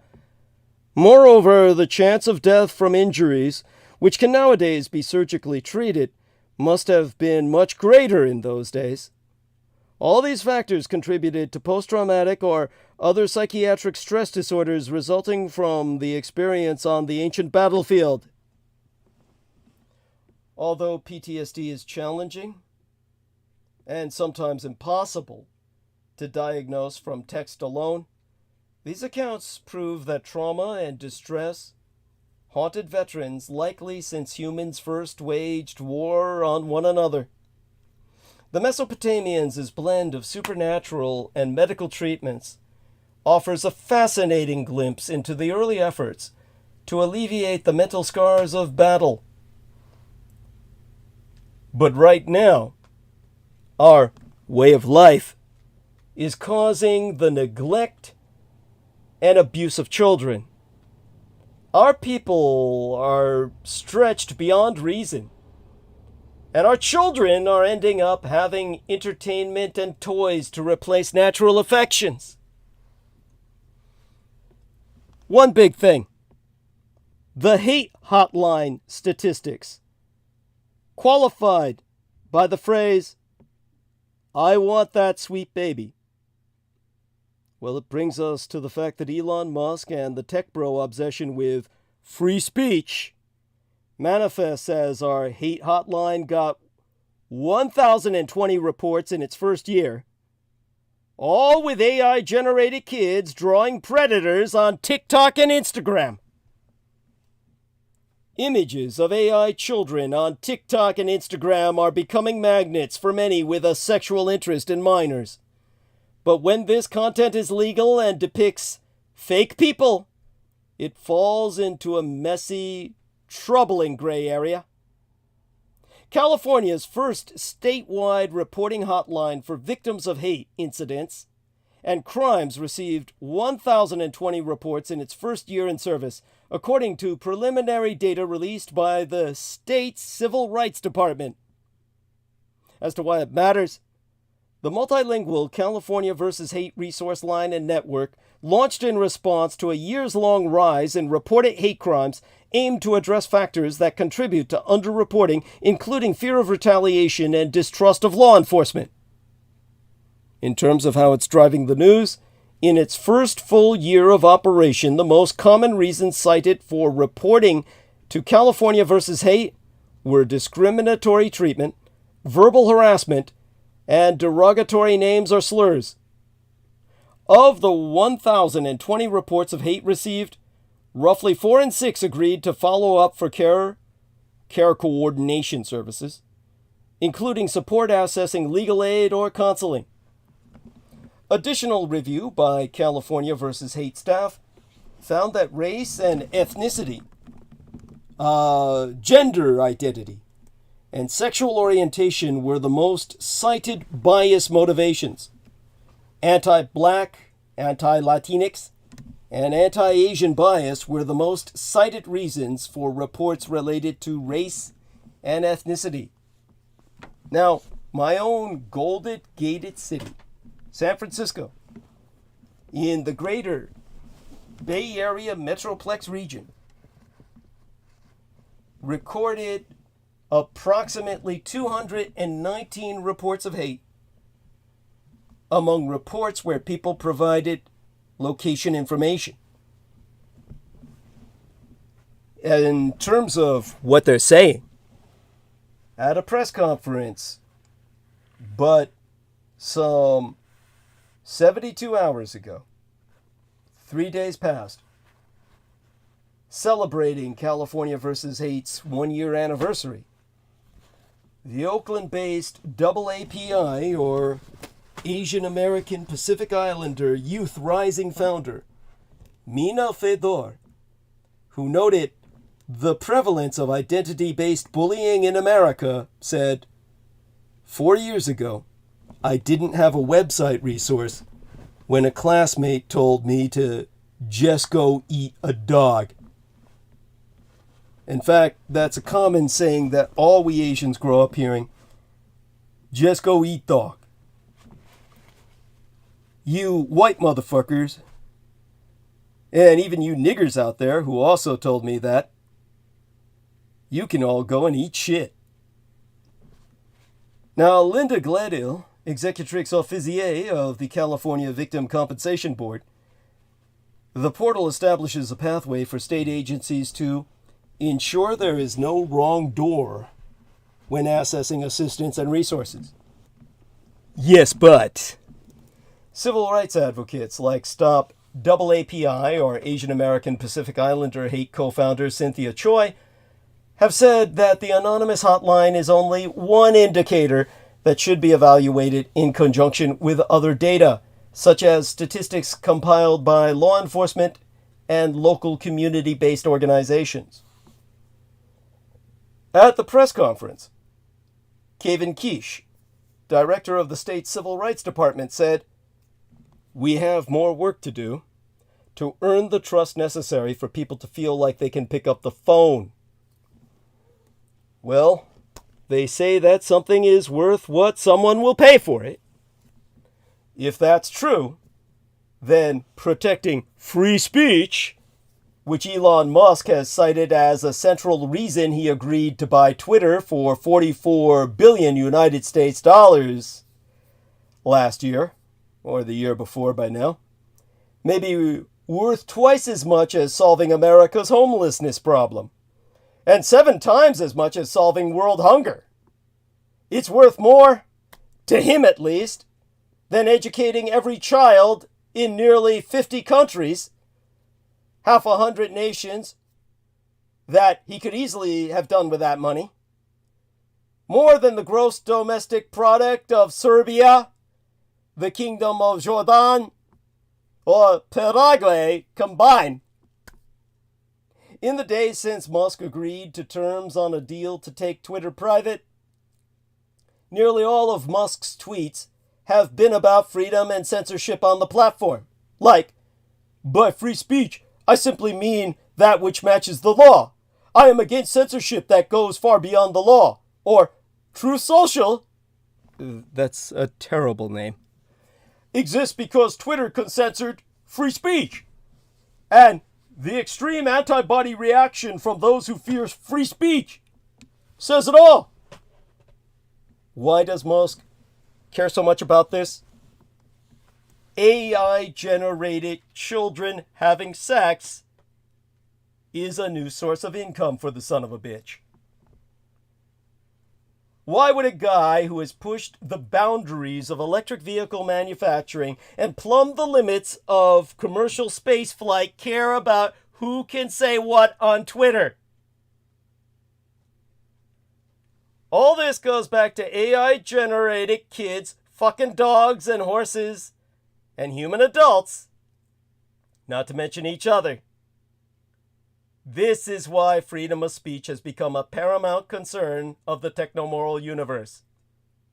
The issue has anchored nearly every digital media debate for the last half-decade. From the dust-up over Joe Rogan at Spotify to vaccine misinformation on Facebook. Meta founder Mark Zuckerberg gave a major speech at Georgetown in 2019 about the importance of free expression and has consistently relied on the theme when explaining why Facebook has struggled to curb disinformation on the platform. Oh, Sheila Gavin says, good morning, Douglas Dietrich. Thank you for your excellent commentary. Love you, dear Sheila. Oh, yes. Kisses at our lovely ladies. And let me enter that into the chat room because that's very important. And besides which, we only have a few minutes left. And I'll have to continue this discussion into the Wednesday program because, of course, these subjects are so vast that you cannot do them justice in the long term, really ever. They require constant expounding. So let me say, in order of appearance, order of appearance.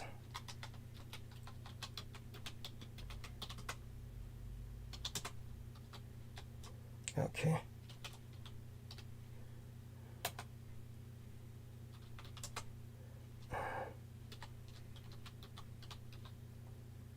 There we are. Okay, lovely ladies. Let's see if I can reclaim my train of thought. Now, business itself may be part of the motivation. Many of the most valuable digital platforms have business models that rely on mining user content for data and selling it to advertisers.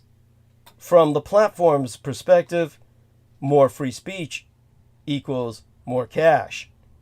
But free speech in the 21st century means something very different than it did in the 18th, when the founders enshrined it in the Constitution.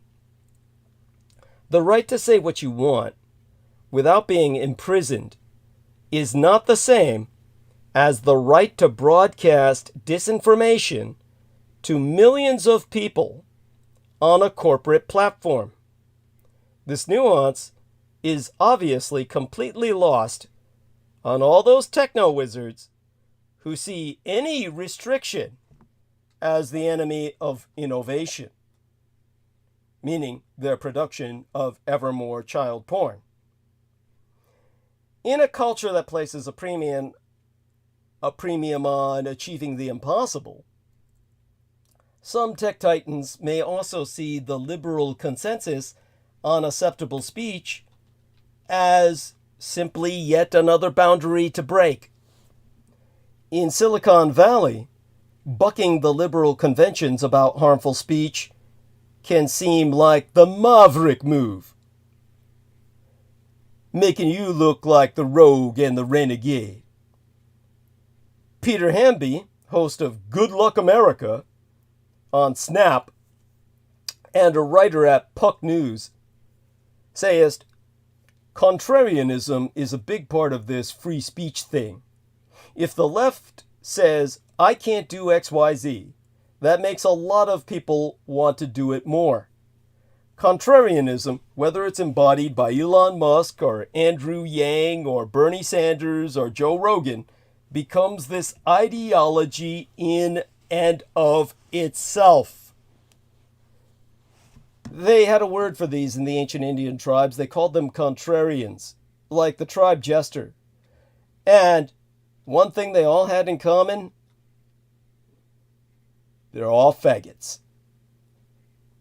A lot of times, an Indian queer would be a contrarian. In fact, it was requisite. You could not be a contrarian unless you were queer, which is what all these faggots are today. The tech bros. The tech fags. Jason Goldman, who was on the founding team at Twitter and served on the company's board from 2007 to 2010 before joining the Obama administration, says the tech rhetoric around free speech has become an obsession of the almost exclusively white male members of the tech elite. In fact, they are indeed exclusively white males who made their billions in the decades before a rapidly diversifying workforce changed the culture at many of the biggest companies in Silicon Valley. Emphasizing that it's naive to believe that Musk can throw out Twitter's guardrails without degrading the platform, Goldman says they would rather go back to the way things were and are couching that in terms of free speech, or we're not going to allow politics to be part of the conversation. To say you're just going to allow for any type of abuse or harassment is an inherently anti-speech position, because you are going to drive out a set of users who would otherwise use your product but no longer feel safe. In other words, the white motherfuckers and their niggers, their coon cadres, are monopolizing the platforms for the men. It's an all-boys club. And if that's not definitively faggotry, I don't know what is. Tech titans thus often have a different understanding of speech than the rest of the world, because most trained as engineers, not as writers, or readers, or listeners, and a lack of a humanities education, which is why I said it's so important, maketh them not just less attuned, but tuned out to the social and political nuances of speech itself. Emphasizing that engineers often see the world in terms of problems and solutions, and in that context, speech becomes a series of data points that get circulated through a data system rather than expressions of social or political ideas. And, in his words, tech culture is grounded in engineering culture, which imagines itself as apolitical. It does seem to be a dominant obsession with the most elite, the most driven Elon Musks of the world. Fred Turner, professor of communication at Stanford University and author of several books about Silicon Valley culture, who has proven that, to quote his T, free speech seems to be much more of an obsession among men, further says the drive to harness and define the culture around online speech is related to the entrepreneurial push. I did it in business. Well, I did it in business, I did it in space, and now I'm going to do it in the world. Rather, I fucked business, I fucked space, and now I'm going to fuck the world. Focusing on free speech as a way to rationalize, justify relaxing restrictions on the platform is just, Dr. Turner concludes, an engineering solution to a political problem. Whether it's an engineering problem or a political one, it's Elon Musk's problem now. Now, I'll go into it in depth when we return. Amy says, sending you much love or compassion, Hero Douglas. Thank you, honey. Blessed be thyself in turn. All right, ladies. come back on Wednesday. And hugs to the gentlemen. My love to all who support and sponsor myself. Let's raise as much money as we can with contributions so I can make it through the rest of the month. And we'll get back into these topics, as painful as they are, when we return practically tomorrow on Wednesday, which will be here before you know it. And, of course, my thanks to T-Tank Barry and all the gentlemen, Eric Cradle, our incredible Aristides, Nemo Albano, Brendan Zogit, Heather Holman. Love you, honey. If you're still out there, say good morning to everyone. You still there, baby? It's just Aristides. Hey, Ari, if you're awake, go ahead and say good morning. If not... Good morning. Oh, Jesus. That's cute. Good morning. Yes. Yeah. Well, there you go. It's nice. Yeah. Thank you. That's delightful. Thank you. And, right. Yes. Okay. Good. Thank you for asking. No, everything went smoothly. All right. Love you dearly. Stay safe and be well. I'm going to end the live stream, and then we'll basically pretty much end the call. We've got such good numbers now. Geez, I'm tempted to stay on, but hey, I got Dragon Boat Day to celebrate and a lot of blood and alcohol to consume. So I'm not... Yeah.